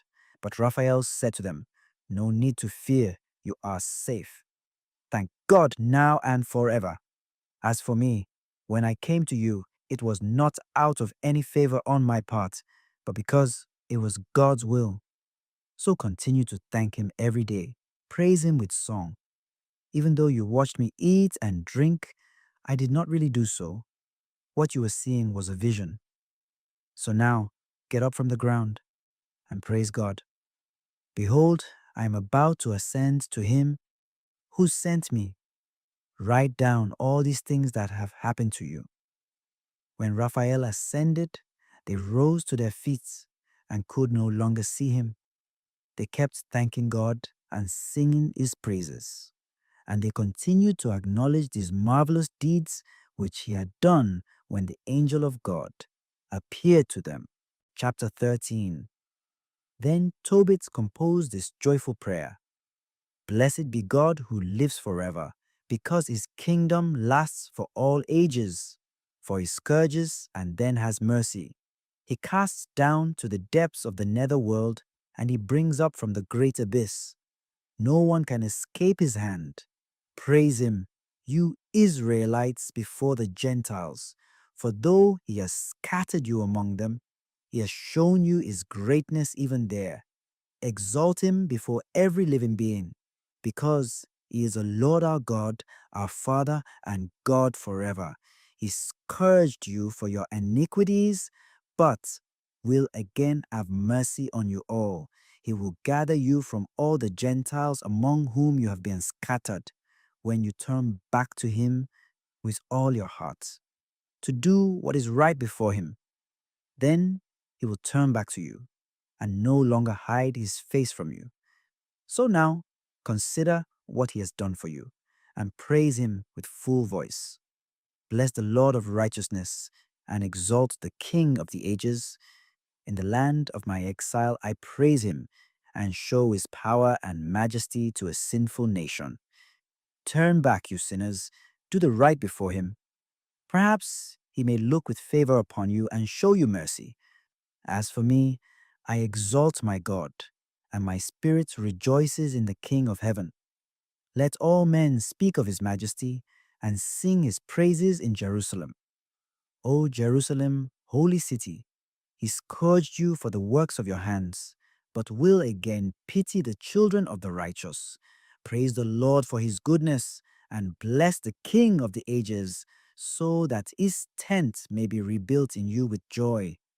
May he gladden within you all who were captives, all who were ravaged may he cherish within you for all generations to come. A bright light will shine to all parts of the earth. Many nations shall come to you from afar, and the inhabitants of all the limits of the earth, drawn to you by the name of the Lord God, bearing in their hands their gifts for the King of heaven. Every generation shall give joyful praise in you, and shall call you the chosen one, through all ages forever. Accursed are all who speak a harsh word against you. Accursed are all who destroy you and pull down your walls, and all who overthrow your towers and set fire to your homes. But forever blessed are all those who build you up. Go then, rejoice over the children of the righteous, who shall all be gathered together, and shall bless the Lord of the ages. Happy are those who love you, and happy those who rejoice in your prosperity. Happy are all the men who shall grieve over you, over all your chastisements, for they shall rejoice in you, as they behold all your joy forever. My spirit blesses the Lord, the great King. Jerusalem shall be rebuilt as his home forever. Happy for me, if a remnant of my offspring survive to see your glory and to praise the King of heaven. The gates of Jerusalem shall be built with sapphire and emerald, and all your walls with precious stones. The towers of Jerusalem shall be built with gold, and their battlements with pure gold. The streets of Jerusalem shall be paved with rubies and stones of Ophir. The gates of Jerusalem shall sing hymns of gladness, and all her houses shall cry out, Alleluia. Blessed be God who has raised you up. May he be blessed for all ages, for in you they shall praise his holy name forever. The end of Tobit's hymn of praise. Chapter 14. Tobit died peacefully at the age of 112 and received an honorable burial in Nineveh. He was 62 years old when he lost his eyesight, and after he recovered it, he lived in prosperity, giving alms and continually blessing God and praising the divine majesty. Just before he died, he called his son Tobiah and Tobiah's 7 sons and gave him this command: Son, take your children and flee into Media, for I believe God's word, which was spoken by Nahum against Nineveh. It shall all happen and shall overtake Assyria and Nineveh. Indeed, whatever was said by Israel's prophets, whom God commissioned, shall occur. Not one of all the oracles shall remain unfulfilled, but everything shall take place in the time appointed for it. So it will be safer in Media than in Assyria or Babylon. For I know and believe that whatever God has spoken will be accomplished. It shall happen, and not a single word of the prophecies shall prove false. As for our kinsmen who dwell in Israel, they shall all be scattered and led away into exile from the good land. The entire country of Israel shall become desolate. Even Samaria and Jerusalem shall become desolate. God's temple there shall be burnt to the ground and shall be desolate for a while. But God will again have mercy on them and bring them back to the land of Israel. They shall rebuild the temple, but it will not be like the first one until the era when the appointed time shall be completed. Afterward, all of them shall return from their exile, and they shall rebuild Jerusalem with splendor. In her, the temple of God shall also be rebuilt. Yes, it will be rebuilt for all generations to come, just as the prophets of Israel said of her. All the nations of the world shall be converted and shall offer God true worship. All shall abandon their idols, which have deceitfully led them into error, and shall bless the God of the ages in righteousness. Because all the Israelites who are to be saved in those days will truly be mindful of God, they shall be gathered together and go to Jerusalem. In security shall they dwell forever in the land of Abraham, which will be given over to them. Those who sincerely love God shall rejoice, but those who become guilty of sin shall completely disappear from the land. Now, as for you, my son, depart from Nineveh. Do not remain here. Now, children, I give you this command: serve God faithfully and do what is right before Him. You must tell your children to do what is upright and to give alms, to be mindful of God, and at all times to bless His name sincerely and with all their strength. The day you bury your mother next to me, do not even stay overnight within the confines of the city. For I see that people here shamelessly commit all sorts of wickedness and treachery. Think, my son, of all that Nadab did to Ahikar, the very one who brought him up. Ahikar went down alive into the earth. Yet God made Nadab's disgraceful crime rebound against him. Ahikar came out again into the light, but Nadab went into the everlasting darkness, for he had tried to kill Ahikar. Because Ahikar had given alms to me, he escaped from the deadly trap Nadab had set for him. But Nadab himself fell into the deadly trap, and it destroyed him. So, my children, note well what almsgiving does, and also what wickedness does. It kills. But now, my spirit is about to leave me. They placed him on his bed, and he died. And he received an honorable burial. When Tobiah's mother died, he buried her next to his father. He then departed with his wife and children for Media, where he settled in Ecbatana with his father-in-law, Raguel. He took respectful care of his aging father-in-law and mother-in-law, and he buried them at Ecbatana in Media. Then he inherited Raguel's estate, as well as that of his father Tobit. He died at the venerable age of 117. But before he died, he heard of the destruction of Nineveh and saw its effects.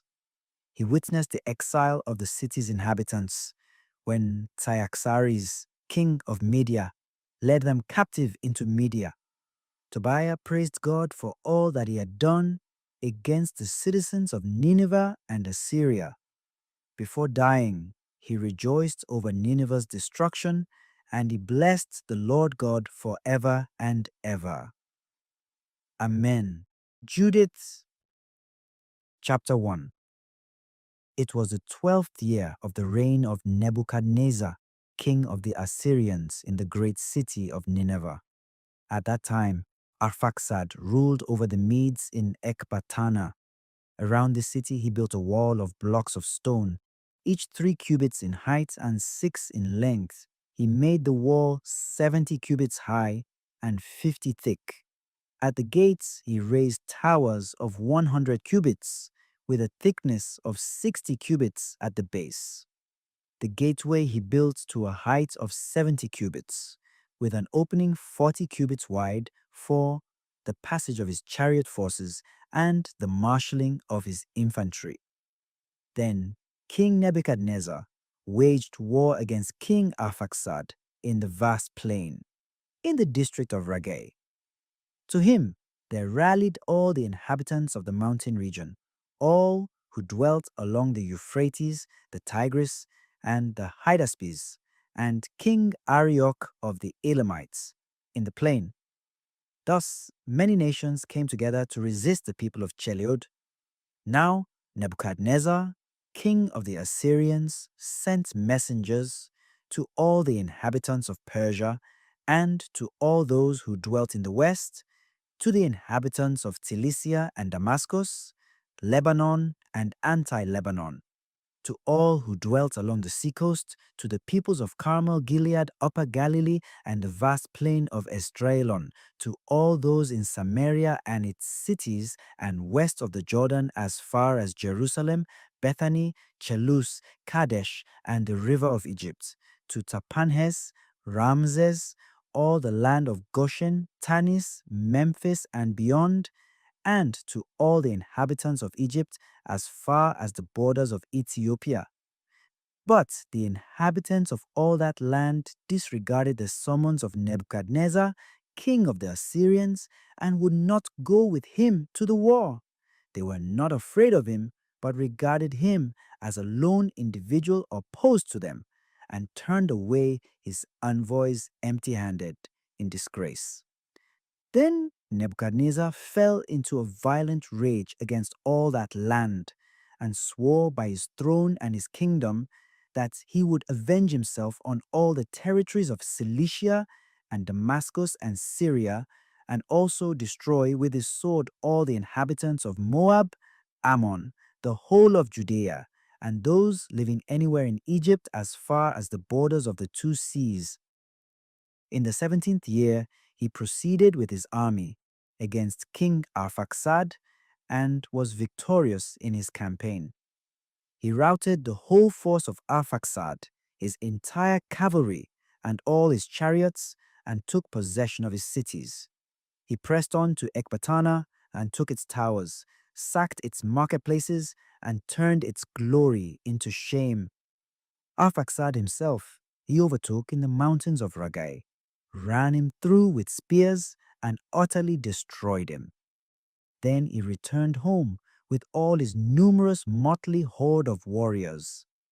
And there he and his army relaxed and feasted for 120 days. Chapter 2. In the 18th year, on the 22nd day of the first month, there was a discussion in the palace of Nebuchadnezzar, king of the Assyrians, about taking revenge on the whole world as he had threatened. He summoned all his ministers and nobles, laid before them his secret plan, and urged the total destruction of those countries. They decided to do away with all those who had refused to comply with the order he had issued. When he had completed his plan, Nebuchadnezzar, king of the Assyrians, summoned Holofernes, general-in-chief of his forces, second to himself in command, and said to him, "Thus says the great king, the Lord of all the earth, go forth from my presence, take with you men of proven valor, 120,000 infantry and 12,000 cavalry, and proceed against all the land of the west, because they did not comply with the order I issued. Tell them to have earth and water ready, for I will come against them in my wrath. I will cover all the land with the feet of my soldiers, to whom I will deliver them as spoils. Their slain shall fill their ravines and wadis. The swelling torrents shall be choked with their dead, and I will deport them as exiles to the very ends of the earth. You go before me and take possession of all their territories for me. If they surrender to you, guard them for me till the day of their punishment. As for those who resist, show them no quarter, but deliver them up to slaughter and plunder in each country you occupy. For as I live, and by the strength of my kingdom, what I have spoken, I will accomplish by my power. Do not disobey a single one of the orders of your Lord. Fulfill them exactly as I have commanded you, and do it without delay." So Holofernes left the presence of his lord and summoned all the princes and the generals and officers of the Assyrian army. He mustered 120,000 picked troops as his lord had commanded, and 12,000 mounted archers, and grouped them into a complete combat force. He took along a very large number of camels, asses, and mules for their baggage, innumerable sheep, cattle, and goats for their food supply, abundant provisions for each man, and much gold and silver from the royal palace. Then he and his whole army proceeded on their expedition in advance of King Nebuchadnezzar to cover all the western region with their chariots and cavalry and regular infantry. A huge, irregular force, too many to count, like locusts or the dust of the earth, went along with them. After a 3-day march from Nineveh, they reached the plain of Bechtilet, and from Bechtilet, they next encamped near the mountains to the north of Upper Cilicia. From there, Holofernes took his whole force, the infantry, cavalry, and chariots, and marched into the mountain region. He devastated Put and Lud and plundered all the Rasites and the Ishmaelites on the border of the desert toward the south of Chaldea. Then, following the Euphrates, he went through Mesopotamia and battered down every fortified city along the Wadi Abron until he reached the sea. He seized the territory of Cilicia and cut down everyone who resisted him. Then he proceeded to the southern borders of Japheth toward Arabia. He surrounded all the Midianites, burned their tents, and plundered their sheepfolds. Descending to the plain of Damascus, at the time of the wheat harvest, he set fire to all their fields, destroyed their flocks and herds, despoiled their cities, devastated their plains, and put all their youths to the sword. The fear and dread of him fell upon all the inhabitants of the coastland, upon those in Sidon and Tyre, and those who dwelt in Sur and Osina, and the inhabitants of Jamnia. Those in Azotus and Ascalon also feared him greatly. Chapter 3. They therefore sent messengers to him to sue for peace in these words: We, the servants of Nebuchadnezzar, the great king, lie prostrate before you. Do with us as you will. Our dwellings and all our wheat fields, our flocks and herds, and all our encampments are at your disposal. Make use of them as you please. Our cities and their inhabitants are also at your service. Come and deal with them as you see fit. After the spokesman had reached Holofernes and given him this message, he went down with his army to the seacoast and stationed garrisons in the fortified cities. From them, he impressed picked troops as auxiliaries. The people of these cities and all the inhabitants of the countryside received him with garlands and dancing to the sound of timbrels. Nevertheless, he devastated their whole territory and cut down their sacred groves, for he had been commissioned to destroy all the gods of the earth, so that every nation might worship Nebuchadnezzar alone, and every people and tribe invoke him as a god. At length, Holofernes reached Esdraelon in the neighborhood of Dothan, the approach to the main ridge of the Judean mountains. He set up his camp between Geba and Scythopolis, and stayed there a whole month to refurbish all the equipment of his army. Chapter 4. When the Israelites who dwelt in Judea heard of all that Holofernes, commander-in-chief of Nebuchadnezzar, king of the Assyrians, had done to the nations, and how he had despoiled all their temples and destroyed them, they were in extreme dread of him and greatly alarmed for Jerusalem and the temple of the Lord, their God. Now, they had lately returned from exile, and only recently had all the people of Judea been gathered together, and the vessels, the altar, and the temple been purified from profanation. So they sent word to the whole region of Samaria, to Kona, Beth-horon, Belmain, and Jericho, to Choba and Esora, and to the valley of Salem.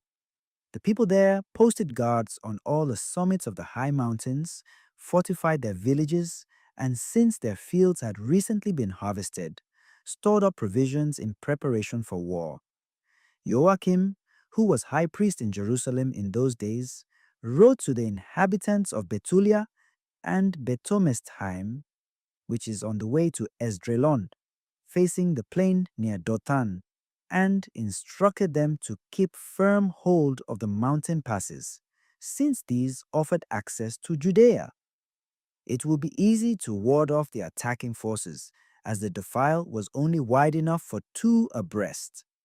The Israelites carried out the orders given them by Joachim, the high priest, and the senate of the whole people of Israel, which met in Jerusalem. All the men of Israel cried to God with great fervor and did penance, they, along with their wives and children and domestic animals. All their resident aliens, hired laborers, and slaves also girded themselves with sackcloth. And all the Israelite men, women, and children who lived in Jerusalem prostrated themselves in front of the temple building with ashes strewn on their heads, displaying their sackcloth covering before the Lord. The altar too they draped in sackcloth, and with one accord they cried out fervently to the God of Israel not to allow their children to be seized, their wives to be taken captive, the cities of their inheritance to be ruined, or the sanctuary to be profaned and mocked for the nations to gloat over. The Lord heard their cry and had regard for their distress. For the people observed a fast of many days' duration throughout Judea, and before the sanctuary of the Lord Almighty in Jerusalem. The high priest Joachim and all the priests in attendance on the Lord who served his altar were also girded with sackcloths as they offered the daily holocausts, the votive offerings, and the freewill offerings of the people. With ashes upon their turbans, they cried to the Lord with all their strength to look with favor on the whole house of Israel. Chapter 5. It was reported to Holofernes, commander-in-chief of the Assyrian army, that the Israelites were ready for battle and had blocked the mountain passes, fortified the summits of all the higher peaks, and placed roadblocks in the plains. In great anger, he summoned all the rulers of the Moabites, the generals of the Ammonites, and all the satraps of the seacoast, and said to them, "Now tell me, you Canaanites, what sort of people is this that dwells in the mountains? Which cities do they inhabit? How large is their army? In what does their power and strength consist? Who has set himself up as their king and the leader of their army? Why have they refused to come out to meet me, along with all the other inhabitants of the west?" Then Achior, the leader of all the Ammonites, said to him, "My lord, hear this account from your servant. I will tell you the truth about this people that lives near you, that inhabits this mountain region. No lie shall escape your servant's lips. These people are descendants of the Chaldeans. They formerly dwelt in Mesopotamia, for they did not wish to follow the gods of their forefathers who were born in the land of the Chaldeans, since they abandoned the way of their ancestors and acknowledged with divine worship the God of heaven. Their forefathers expelled them from the presence of their gods. So they fled to Mesopotamia and dwelt there a long time. Their God bade them leave their abode and proceed to the land of Canaan. Here they settled and grew very rich in gold, silver, and a great abundance of livestock. Later, when famine had gripped the whole land of Canaan, they went down into Egypt. They stayed there as long as they found sustenance and grew into such a great multitude that the number of their race could not be counted. The king of Egypt, however, rose up against them, shrewdly forced them to labor at brickmaking, oppressed and enslaved them. But they cried to their God, and he struck the land of Egypt with plagues for which there was no remedy. When the Egyptians expelled them, God dried up the Red Sea before them and led them along the route to Sinai and Kadesh Barnea. First they drove out all the inhabitants of the desert. Then they settled in the land of the Amorites, destroyed all the Heshbonites by main force, crossed the Jordan, and took possession of the whole mountain region. They expelled the Canaanites, the Perizzites, the Jebusites, the Shechemites, and all the Gergesites, and they lived in these mountains a long time. As long as the Israelites did not sin in the sight of their God, they prospered, for their God, who hates wickedness, was with them. But when they deviated from the way he prescribed for them, they were ground down steadily, more and more, by frequent wars, and finally taken as captives into foreign lands. The temple of their God was razed to the ground, and their cities were occupied by their enemies. But now that they have returned to their God, they have come back from the dispersion wherein they were scattered, and have repossessed Jerusalem, where their sanctuary is, and have settled again in the mountain region which was unoccupied. So now, my Lord and Master, if these people are at fault and are sinning against their God, and if we verify this offense of theirs, then we shall be able to go up and conquer them. But if they are not a guilty nation, then your lordship should keep his distance. Otherwise their Lord and God will shield them, and we shall become the laughing stock of the whole world. Now when Achior had concluded his recommendation, all the people standing round about the tents murmured, and the officers of Holofernes, and all the inhabitants of the seacoast and of Moab alike, said he should be cut to pieces. We are not afraid of the Israelites, they said, for they are a powerless people, incapable of a strong defense. Let us therefore attack them. Your great army, Lord Holofernes, will swallow them up. Chapter 6. When the noise of the crowd surrounding the council had subsided, Holofernes, commander-in-chief of the Assyrian army, said to Achior, in the presence of the whole throng of coastland peoples, of the Moabites, and of the Ammonite mercenaries, "Who are you, Achior, to prophesy among us, as you have done today, and to tell us not to fight against the Israelites because their God protects them? What God is there beside Nebuchadnezzar? He will send his force and destroy them from the face of the earth. Their God will not save them, but we, the servants of Nebuchadnezzar, will strike them down as one man, for they will be unable to withstand the force of our cavalry. We will overwhelm them with it, and the mountains shall be drunk with their blood, and their plains filled with their corpses. Not a trace of them shall survive our attack. They shall utterly perish, says King Nebuchadnezzar, Lord of all the earth, for he has spoken, and his words shall not remain unfulfilled.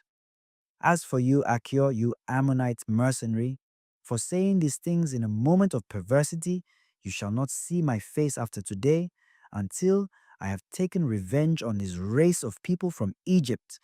Then, at my return, the sword of my army or the spear of my servants will pierce your sides, and you shall fall among their slain. My servants will now conduct you to the mountain region and leave you at one of the towns along the ascent. You shall not die till you are destroyed together with them. If you still cherish the hope that they will not be taken, then there is no need for you to be downcast. I have spoken, and my words shall not prove false in any respect. Then Holofernes ordered the servants who were standing by in his tent to seize Achior, conduct him to Bethulia, and hand him over to the Israelites. So the servants took him in custody and brought him out of the camp into the plain. From there, they laid him into the mountain region till they reached the springs below Bethulia. When the men of the city saw them, they seized their weapons and ran out of the city to the crest of the ridge, and all the slingers blocked the ascent of Holofernes' servants by hurling stones upon them. So they took cover below the mountain, where they bound Achior and left him lying at the foot of the mountain. Then they returned to their lord. The Israelites came down to him from their city, loosed him, and brought him into Bethulia. They held him before the rulers of the city, who in those days were Uzziah, son of Micah of the tribe of Simeon, Shabri, son of Gotoniel, and Shamis, son of Melchiel. They then convened all the elders of the city, and all their young men, as well as the women, gathered in haste at the place of assembly. They placed Achior in the center of the throng, and Uzziah questioned him about what had happened.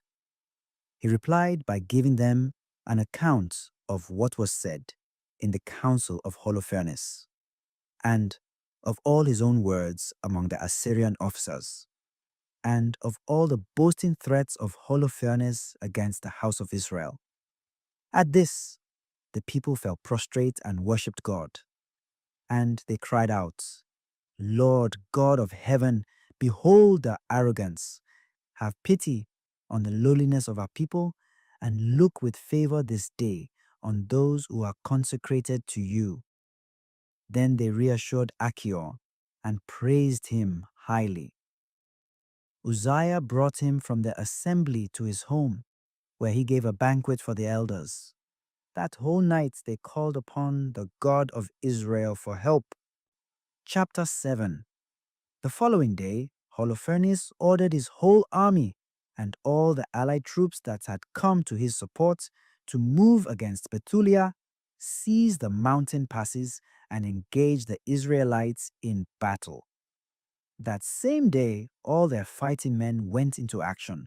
Their forces numbered 170,000 infantry and 12,000 horsemen, not counting the baggage train or the men who accompanied it on foot, a very great army. They encamped at the spring in the valley near Bethulia and spread out in breadth toward Dothan, as far as Baalbaim, and in length from Bethulia to Chiamon, which faces Esdraelon. When the Israelites saw how many there were, they said to one another in great dismay, "Soon they will devour the whole country. Neither the high mountains nor the valleys and hills can support the mass of them." Yet they all seized their weapons, lighted fires on their bastions, and kept watch throughout the night. On the second day, Holofernes led out all his cavalry in the sight of the Israelites who were in Bethulia. He reconnoitered the approaches to their city and located their sources of water. These he seized, stationing armed detachments around them, while he himself returned to his troops. All the commanders of the Edomites and all the leaders of the Ammonites, together with the generals of the seacoast, came to Holofernes and said, "Sir, listen to what we have to say, that there may be no losses among your troops. These Israelites do not rely on their spears, but on the height of the mountains where they dwell. It is not easy to reach the summit of their mountains. Therefore, sir, do not attack them in regular formation. Thus, not a single one of your troops will fall. Stay in your camp and spare all your soldiers. Have some of your servants keep control of the source of water that flows out at the base of the mountain, for that is where the inhabitants of Bethulia get their water. Then thirst will begin to carry them off, and they will surrender their city. Meanwhile, we and our men will go up to the summits of the nearby mountains and encamp there to guard against anyone's leaving the city. They and their wives and children will languish with hunger, and even before the sword strikes them, they will be laid low in the streets of their city. Thus, you will render them dire punishment for their rebellion and their refusal to meet you peacefully. Their words pleased Holofernes and all his ministers, and he ordered their proposal to be carried out. Thereupon, the Moabites moved camp, together with 5,000 Assyrians. They encamped in the valley and held the water supply and the springs of the Israelites. The Edomites and the Ammonites went up and encamped in the mountain region opposite Dothan. And they sent some of their men to the south and to the east opposite Egrebel, near Chusi, which is on Wadi Mokmor. The rest of the Assyrian army was encamped in the plain, covering the whole countryside. Their enormous store of tents and equipment was spread out in profusion everywhere. The Israelites cried to the Lord, their God, for they were disheartened, since all their enemies had them surrounded, and there was no way of slipping through their lines. The whole Assyrian camp, infantry, chariots, and cavalry, kept them thus surrounded for 34 days.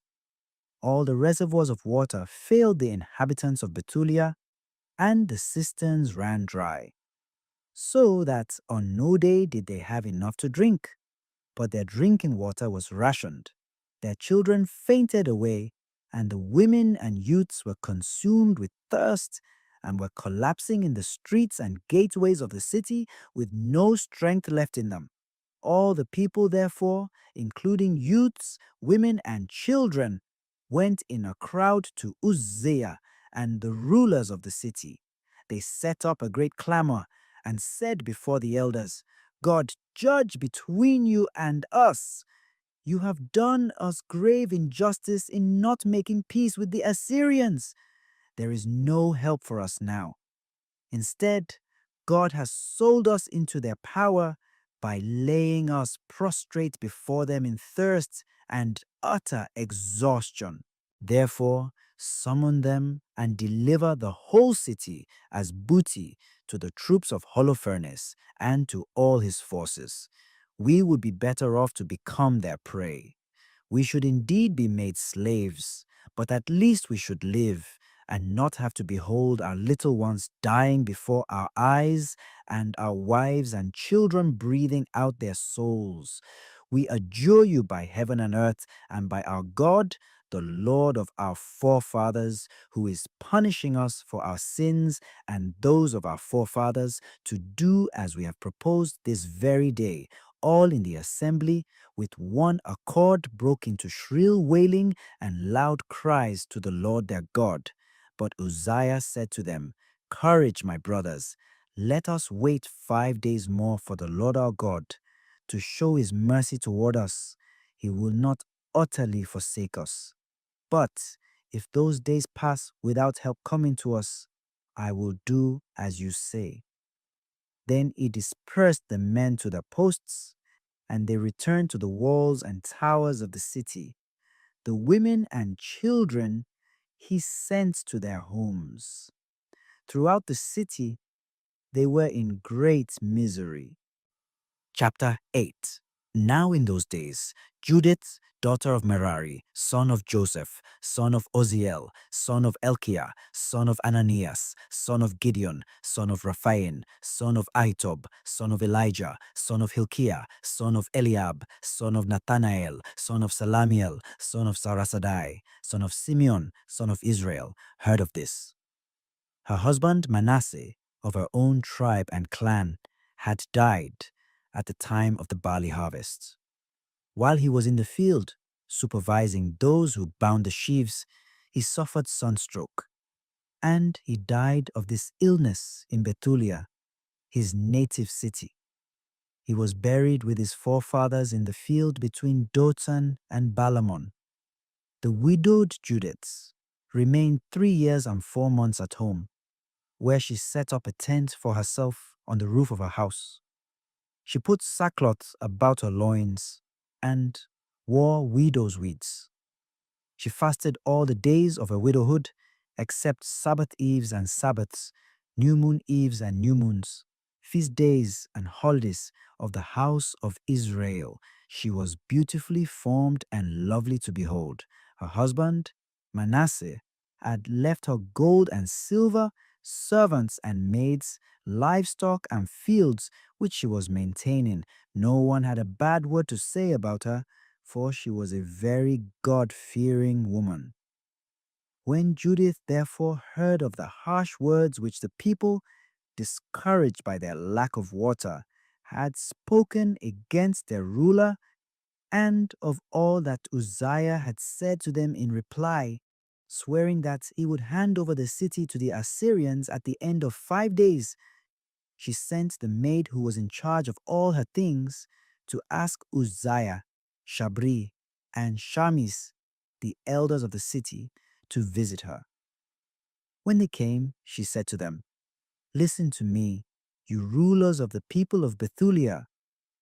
What you said to the people today is not proper. When you promised to hand over the city to our enemies at the end of 5 days, unless within that time the Lord comes to our aid, you interposed between God and yourselves this oath which you took.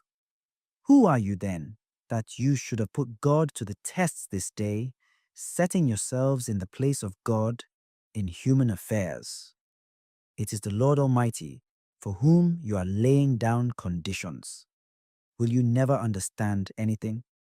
You cannot plumb the depths of the human heart or grasp the workings of the human mind. How then can you fathom God, who has made all these things, discern his mind and understand his plan? No, my brothers, do not anger the Lord our God. For if he does not wish to come to our aid within the 5 days, he has it equally within his power to protect us at such time as he pleases, or to destroy us in the face of our enemies. It is not for you to make the Lord our God give surety for his plans. God is not man that he should be moved by threats, nor human that he may be given an ultimatum. So, while we wait for the salvation that comes from him, let us call upon him to help us, and he will hear our cry if it is his good pleasure. For there has not risen among us in recent generations, nor does there exist today, any tribe or clan or town or city of ours that worships gods made by hands, as happened in former days. It was for such conduct that our forefathers were handed over to the sword and to pillage, and fell with great destruction before our enemies. But since we acknowledge no other God but the Lord, we hope that he will not disdain us or any of our people. If we are taken, all Judea will fall, our sanctuary will be plundered, and God will make us pay for its profanation with our life's blood, for the slaughter of our kinsmen, for the taking of exiles from the land, and for the devastation of our inheritance. He will lay the guilt on our heads. Wherever we shall be enslaved among the nations, we shall be a mockery and a reproach in the eyes of our masters. Our enslavement will not be turned to our benefit, but the Lord our God will maintain it to our disgrace. Therefore, my brothers, let us set an example for our kinsmen. Their lives depend on us, and the defense of the sanctuary, the temple, and the altar rests with us. Besides all this, we should be grateful to the Lord our God for putting us to the test, as he did our forefathers. Recall how he dealt with Abraham, and how he tried Isaac, and all that happened to Jacob in Syrian Mesopotamia while he was tending the flocks of Laban, his mother's brother. Not for vengeance did the Lord put them in the crucible to try their hearts, nor has he done so with us. It is by way of admonition that he chastises those who are close to him. Then Uzziah said to her, All that you have said was spoken with good sense, and no one can gainsay your words. Not today only is your wisdom made evident, but from your earliest years, all the people have recognized your prudence, which corresponds to the worthy dispositions of your heart. The people, however, were so tortured with thirst that they forced us to speak to them as we did, and to bind ourselves by an oath that we cannot break. But now, God-fearing woman that you are, pray for us that the Lord may send rain to fill up our cisterns, lest we be weakened still further. Then Judith said to them, Listen to me. I will do something that will go down from generation to generation among the descendants of our race. Stand at the gate tonight to let me pass through with my maid, and within the days you have specified before you will surrender the city to our enemies, the Lord will rescue Israel by my hand. You must not inquire into what I am doing, for I will not tell you until my plan has been accomplished. Uzziah and the rulers said to her, Go in peace, and may the Lord God go before you to take vengeance upon our enemies. Then they withdrew from the tent and returned to their posts. Chapter 9. Judith threw herself down, prostrate, with ashes strewn upon her head, and wearing nothing over her sackcloth. While the incense was being offered in the temple of God in Jerusalem that evening, Judith prayed to the Lord with a loud voice, Lord, God of my forefather Simeon, you put a sword into his hand to take revenge upon the foreigners who had immodestly loosened the maiden's girdle, shamefully exposed her thighs, and disgracefully violated her body. This they did, though you forbade it. Therefore, you had their rulers slaughtered, and you covered with their blood the bed in which they lay deceived, the same bed that had felt the shame of their own deceiving. You smote the slaves together with their princes, and the princes together with their servants. Their wives you handed over to plunder, and their daughters to captivity, and all the spoils you divided among your favored sons, who burned with zeal for you, and, in their abhorrence of the defilement of their kinswoman, called on you for help. O God, my God, hear me also, a widow. It is you who were the author of those events, and of what preceded and followed them, the present also, and the future you have planned. Whatever you devise comes into being. The things you decide on come forward and say, Here we are. All your ways are in readiness, and your judgment is made with foreknowledge. Here are the Assyrians, a vast force, priding themselves on horse and rider, boasting of the power of their infantry, trusting in shield and spear, bow and sling. They do not know that you, the Lord, crush warfare. Lord is your name. Shatter their strength in your might, and crush their force in your wrath. For they have resolved to profane your sanctuary, to defile the tent where your glorious name resides, and to overthrow with iron the horns of your altar. See their pride, and send forth your wrath upon their heads. Give me, a widow, the strong hand to execute my plan. With the guile of my lips, smite the slave together with the ruler together with his servant. Crush their pride by the hand of a woman. Your strength is not in numbers, nor does your power depend upon stalwart men, but you are the God of the lowly, the helper of the oppressed, the supporter of the weak, the protector of the forsaken, the savior of those without hope. Please, please, God of my forefather, God of the heritage of Israel, Lord of heaven and earth, creator of the waters, King of all you have created, hear my prayer. Let my guileful speech bring wound and wail on those who have planned dire things against your covenant, your holy temple, Mount Zion, and the homes your children have inherited.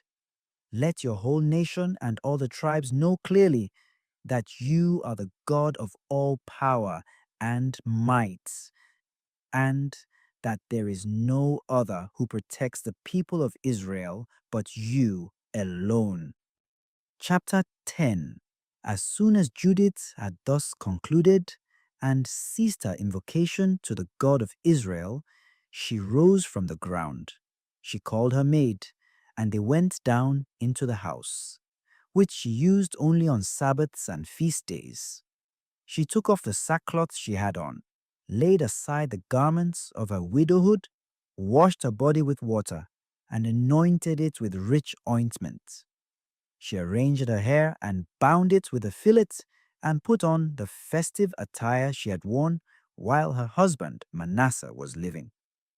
She chose sandals for her feet and put on her anklets, bracelets, rings, earrings, and all her other jewelry. Thus, she made herself very beautiful to captivate the eyes of all the men who should see her. She gave her maid a leather flask of wine and a cruse of oil. She filled a bag with roasted grain, fig cakes, bread, and cheese. All these provisions she wrapped up and gave to the maid to carry. Then they went out to the gates of the city of Bethulia and found Uzziah and the elders of the city, Shabri and Shamis, standing there. When these men saw Judith transformed in looks and differently dressed, they were very much astounded at her beauty and said to her, "May the God of our fathers bring you to favor and make your undertaking a success for the glory of the Israelites and the exaltation of Jerusalem." Judith bowed down to God. Then she said to them, "Order the gates of the city open for me, that I may go to carry out the business we discussed." So they ordered the youths to open the gate for her as she requested. When they did so, Judith and her maid went out. The men of the city kept her in view as she went down the mountain and crossed the valley. Then they lost sight of her. As Judith and her maid walked directly across the valley, they encountered the Assyrian outposts. The men took her in custody and asked her, "To what people do you belong? Where do you come from? And where are you going?" She replied, "I am a daughter of the Hebrews, and I am fleeing from them because they are about to be delivered up to you as prey. I have come to see Holofernes, the general-in-chief of your forces, to give him a trustworthy report.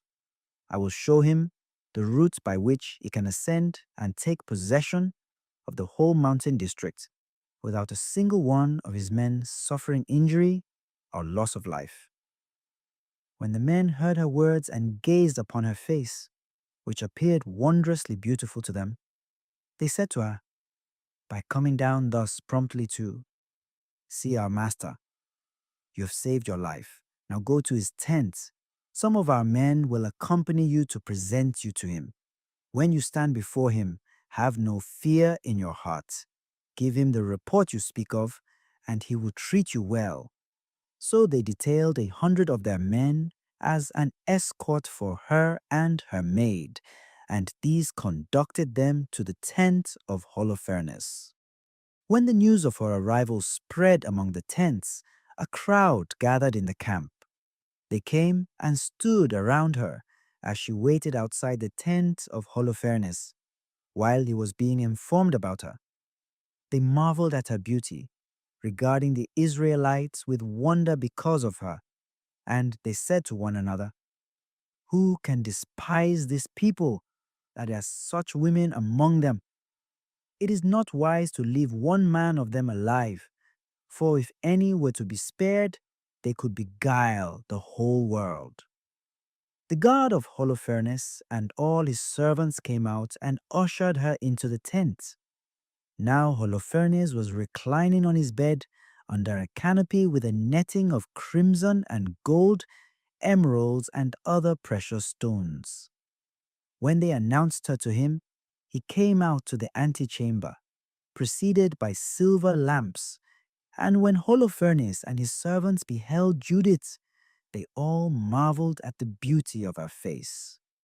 She threw herself down prostrate before him, but his servants raised her up. Chapter 11.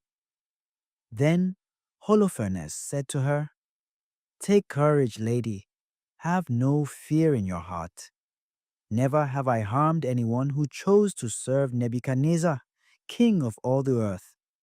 Nor would I have raised my spear against your people who dwell in the mountain region, had they not despised me and brought this upon themselves. But now tell me why you fled from them and came to us. In any case, you have come to safety. Take courage. Your life is spared tonight and for the future. No one at all will harm you. Rather, you will be well treated, as are all the servants of my lord, King Nebuchadnezzar." Judith answered him, "Listen to the words of your servant, and let your handmaid speak in your presence. I will tell no lie to my lord this night, and if you follow out the words of your handmaid, God will give you complete success, and my lord will not fail in any of his undertakings.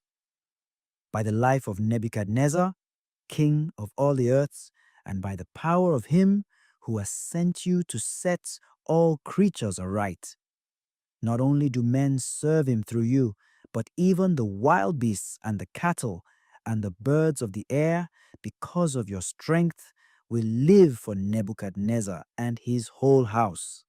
Indeed, we have heard of your wisdom and sagacity, and all the world is aware that throughout the kingdom you alone are competent, rich in experience, and distinguished in military strategy. As for Achaea's speech in your council, we have heard of it. When the men of Bethulia spared him, he told them all he had said to you. So then, my lord and master, do not disregard his word, but bear it in mind, for it is true. For our people are not punished, nor does the sword prevail against them, except when they sin against their God. But now their guilt has caught up with them, by which they bring the wrath of their God upon them whenever they do wrong, so that my Lord will not be repulsed and fail, but death will overtake them. Since their food gave out and all their water ran low, they decided to kill their animals and determined to consume all the things which God in his laws forbade them to eat. They decreed that they would use up the first fruits of grain and the tithes of wine and oil, which they had sanctified and reserved for the priests who minister in the presence of our God in Jerusalem, things which no layman should even touch with his hands.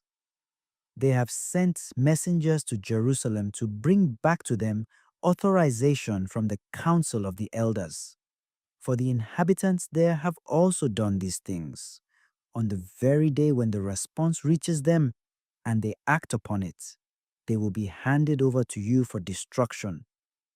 As soon as I, your handmaid, learned all this, I fled from them. God has sent me to perform with you such deeds that people throughout the world will be astonished on hearing of them.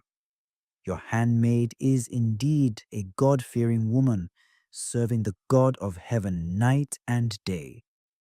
Now I will remain with you, my lord. But each night your handmaid will go out to the ravine and pray to God. He will tell me when the Israelites have committed their crimes. Then I will come and let you know, so that you may go out with your whole force, and not one of them will be able to withstand you. I will lead you through Judea till you come to Jerusalem, and there I will set up your judgment seats. You will drive them like sheep that have no shepherd, and not even a dog will growl at you. This was told me and announced to me in advance, and I, in turn, have been sent to tell you. Her words pleased Holofernes and all his servants. They marveled at her wisdom and exclaimed, "No other woman from one end of the world to the other looks so beautiful and speaks so wisely."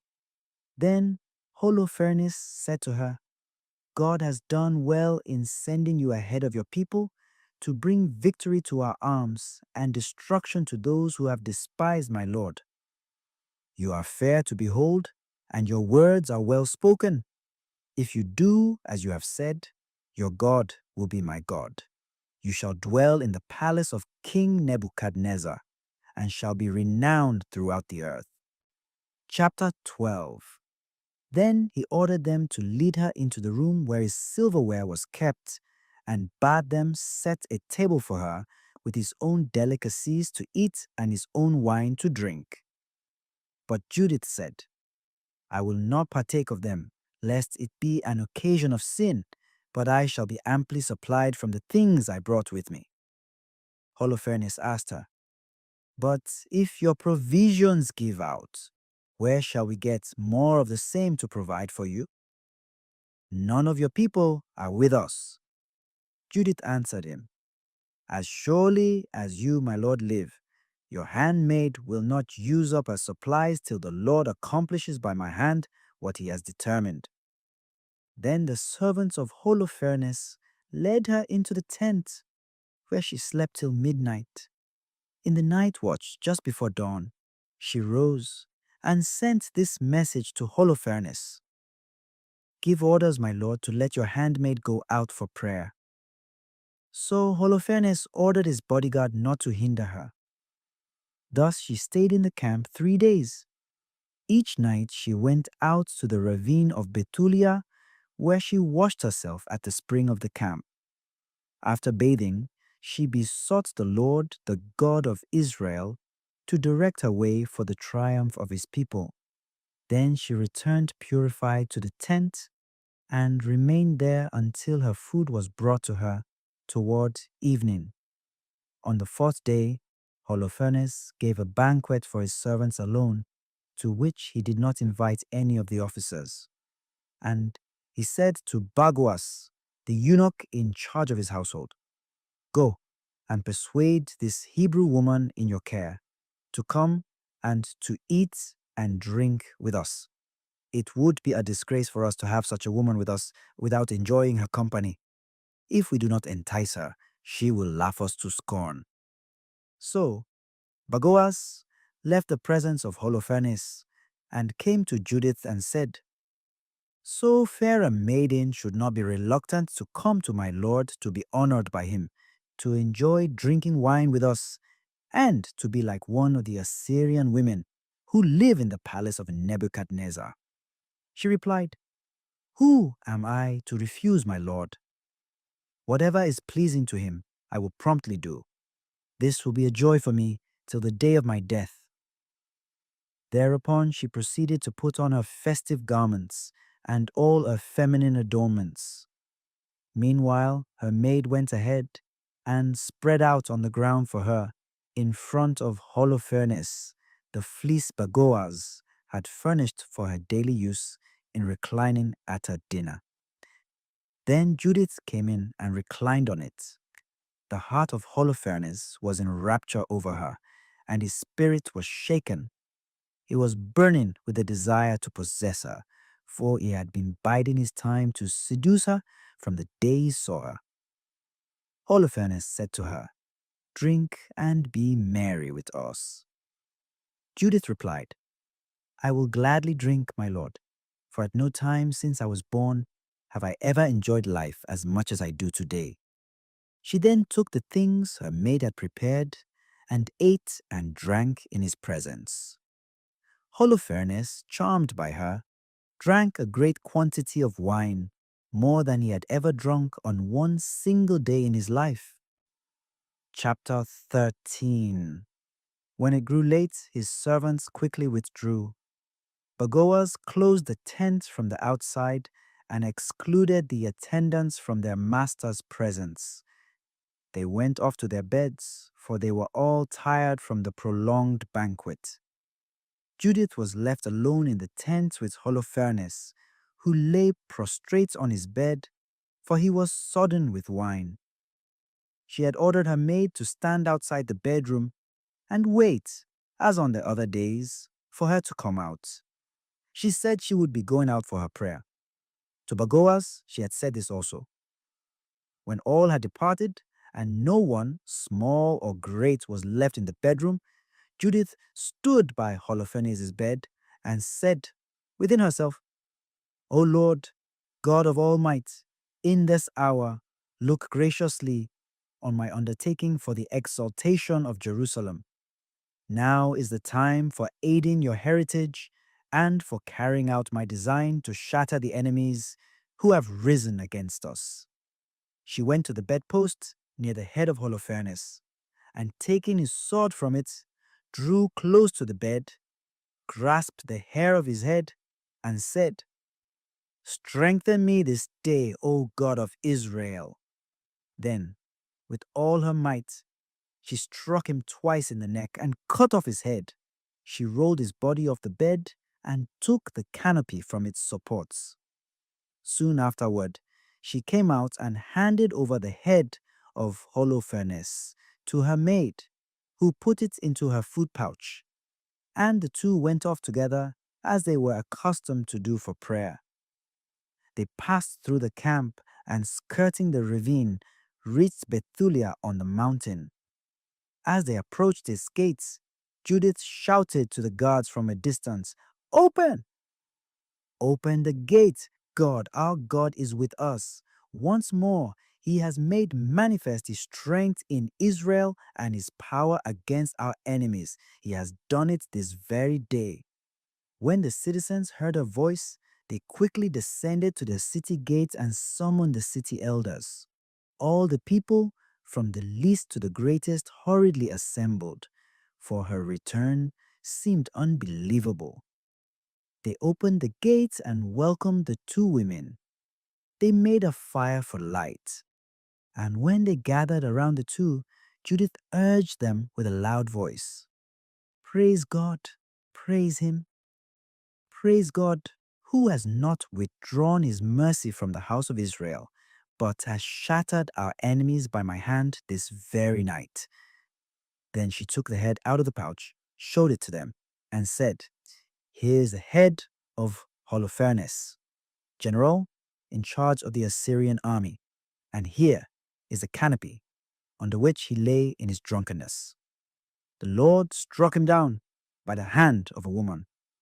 As the Lord lives, who has protected me in the path I have followed, I swear that it was my face that seduced Holofernes to his ruin, and that he did not sin with me to my defilement or disgrace. All the people were greatly astonished. They bowed down and worshipped God, saying with one accord, Blessed are you, our God, who today have brought to naught the enemies of your people.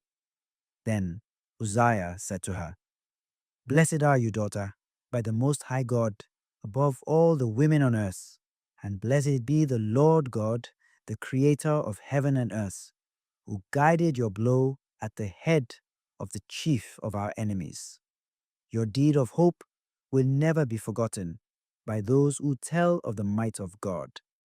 May God make this redound to your everlasting honor, rewarding you with blessings, because you risked your life when your people were being oppressed, and you averted our disaster, walking uprightly before our God. And all the people answered, Amen, Amen. Chapter 14. Then Judith said to them, Listen to me, my brothers. Take this head and hang it on the parapet of your wall. At daybreak, when the sun rises on the earth, let each of you seize his weapons, and let all the able-bodied men rush out of the city under command of a captain, as if about to go down into the plain against the advance guard of the Assyrians. But without going down, they will seize their armor and hurry to their camp to awaken the generals of the Assyrian army. When they run to the tent of Holofernes and do not find him, panic will seize them, and they will flee before you. Then you and all the other inhabitants of the whole territory of Israel will pursue them and strike them down in their tracks.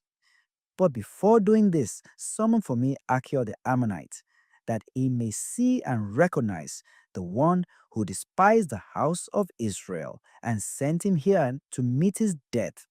So they called Achior from the house of Uzziah. When he came and saw the head of Holofernes in the hand of one of the men in the assembly of the people, he fell forward in a faint. Then, after they lifted him up, he threw himself at the feet of Judith in homage, saying, "Blessed are you in every tent of Judah and in every foreign nation. All who hear of you will be struck with terror. But now tell me all that you did during these days." So Judith told him, in the presence of the people, all that she had been doing from the day she left till the time she began speaking to them. When she finished her accounts, the people cheered loudly, and their city resounded with shouts of joy. Now Achior, seeing all that the God of Israel had done, believed firmly in him. He had the flesh of his foreskin circumcised, and he has been united with the house of Israel to the present day. At daybreak they hung the head of Holofernes on the wall. Then all the Israelite men took up their arms and went to the slopes of the mountain. When the Assyrians saw them, they notified their captains. These in turn went to the generals and division leaders and all their other commanders. They came to the tent of Holofernes and said to the one in charge of all his things, "Waken our master, for the slaves have dared come down to give us battle, to their utter destruction." Bagoas went in and knocked at the entry of the tent, presuming that he was sleeping with Judith. As no one answered, he parted the curtains, entered the bedroom, and found him lying on the floor, a headless corpse. He broke into a loud clamor of weeping, groaning, and howling, and rent his garments. Then he entered the tent, where Judith had her quarters. And, not finding her, he rushed out to the troops and cried, "The slaves have duped us! A single Hebrew woman has brought disgrace on the house of King Nebuchadnezzar. Here is Holofernes headless on the ground." When the commanders of the Assyrian army heard these words, they rent their tunics and were seized with consternation. Loud screaming and howling arose in the camp. Chapter 15. On hearing what had happened, those still in their tents were amazed and overcome with fear and trembling. No one kept ranks any longer. They scattered in all directions and fled along every road, both through the valley and in the mountains. Those also who were stationed in the mountain district around Bethulia took to flight. Then all the Israelite warriors overwhelmed them. Uzziah sent messengers to Betomastheim, to Chobah and Konah, and to the whole country of Israel to report what had happened, that all might fall upon the enemy and destroy them. On hearing this, all the Israelites, with one accord, attacked them and cut them down as far as Chobah. Even those from Jerusalem and the rest of the mountain region took part in this, for they too had been notified of the happenings in the camp of their enemies. The Gileadites and the Galileans struck the enemy's flanks with great slaughter, even beyond Damascus and its territory. The remaining inhabitants of Bethulia swept down on the camp of the Assyrians, plundered it, and acquired great riches. The Israelites who returned from the slaughter took possession of what was left, till the towns and villages in the mountains and on the plain were crammed with the enormous quantity of booty they had seized. The high priest Joachim and the elders of the Israelites, who dwelt in Jerusalem, came to see for themselves the good things that the Lord had done for Israel, and to meet and congratulate Judith. When they had visited her, all with one accord blessed her, saying, "You are the glory of Jerusalem, the surpassing joy of Israel. You are the splendid boast of our people. With your own hand you have done all this. You have done good to Israel, and God is pleased with what you have wrought. May you be blessed by the Lord Almighty forever and ever." And all the people answered, "Amen." For 30 days, the whole populace plundered the camp, giving Judith the tent of Holofernes, with all his silver, his couches, his dishes, and all his furniture, which she accepted. She harnessed her mules, hitched her wagons to them, and loaded these things on them. All the women of Israel gathered to see her, and they blessed her and performed a dance in her honor. She took branches in her hands and distributed them to the women around her. And she and the other women crowned themselves with garlands of olive leaves. At the head of all the people, she led the women in the dance, while the men of Israel followed in their armor, wearing garlands and singing hymns. Judith led all Israel in this song of thanksgiving, and the people swelled this hymn of praise. Chapter 16.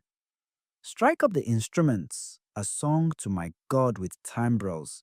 Chant to the Lord with cymbals. Sing to him a new song, exalt and acclaim his name. For the Lord is God. He crushes warfare and sets his encampment among his people. He snatched me from the hands of my persecutors. The Assyrian came from the mountains of the north. With the myriads of his forces he came. Their numbers blocked the torrents, their horses covered the hills. He threatened to burn my land, put my youths to the sword, dash my babes to the ground, make my children a prey, and seize my virgins as spoil. But the Lord Almighty thwarted them. By a woman's hand he confounded them. Not by youths was their mighty one struck down, nor did titans bring him low, nor huge giants attack him. But Judith, the daughter of Merari, by the beauty of her countenance disabled him. She took off her widow's garb to raise up the afflicted in Israel. She anointed her face with fragrant oil. With a fillet she fastened her tresses, and put on a linen robe to beguile him. Her sandals caught his eyes, and her beauty captivated his mind. The sword cut through his neck. The Persians were dismayed at her daring, the Medes appalled at her boldness. When my lowly ones shouted, they were terrified. When my weaklings cried out, they trembled. At the sound of their war cry, they took to flight. Sons of slave girls pierced them through. The supposed sons of rebel mothers cut them down. They perished before the ranks of my Lord. A new hymn I will sing to my God. O Lord, great are you and glorious, wonderful in power and unsurpassable. Let your every creature serve you, for you spoke and they were made. You sent forth your spirit and they were created. No one can resist your word. The mountains to their bases and the seas are shaken. The rocks like wax melt before your glance. But to those who fear you, you are very merciful. Though the sweet odor of every sacrifice is a trifle, and the fat of all holocausts but little in your sight, one who fears the Lord is forever great. Woe to the nations that rise against my people. The Lord Almighty will requite them. In the day of judgment, he will punish them. He will send fire and worms into their flesh, and they shall burn and suffer forever. The people then went to Jerusalem to worship God. When they were purified, they offered their holocausts, freewill offerings, and gifts. Judith dedicated as a votive offering to God all the things of Holofernes that the people had given her, as well as the canopy that she herself had taken from his bedroom. For 3 months, the people continued their celebration in Jerusalem before the sanctuary, and Judith remained with them. When those days were over, each one returned to his inheritance. Judith went back to Bethulia and remained on her estate. For the rest of her life, she was renowned throughout the land. Many wished to marry her, but she gave herself to no man all the days of her life from the time of the death and burial of her husband Manasseh. She lived to be very old in the house of her husband, reaching the advanced age of 105. She died in Bethulia, where they buried her in the tomb of her husband Manasseh, and the house of Israel mourned her for 7 days. Before she died, she distributed her goods to the relatives of her husband Manasseh, and to her own relatives, and to the maid she gave her freedom. During the life of Judith, and for a long time after her death, no one again disturbed the Israelites.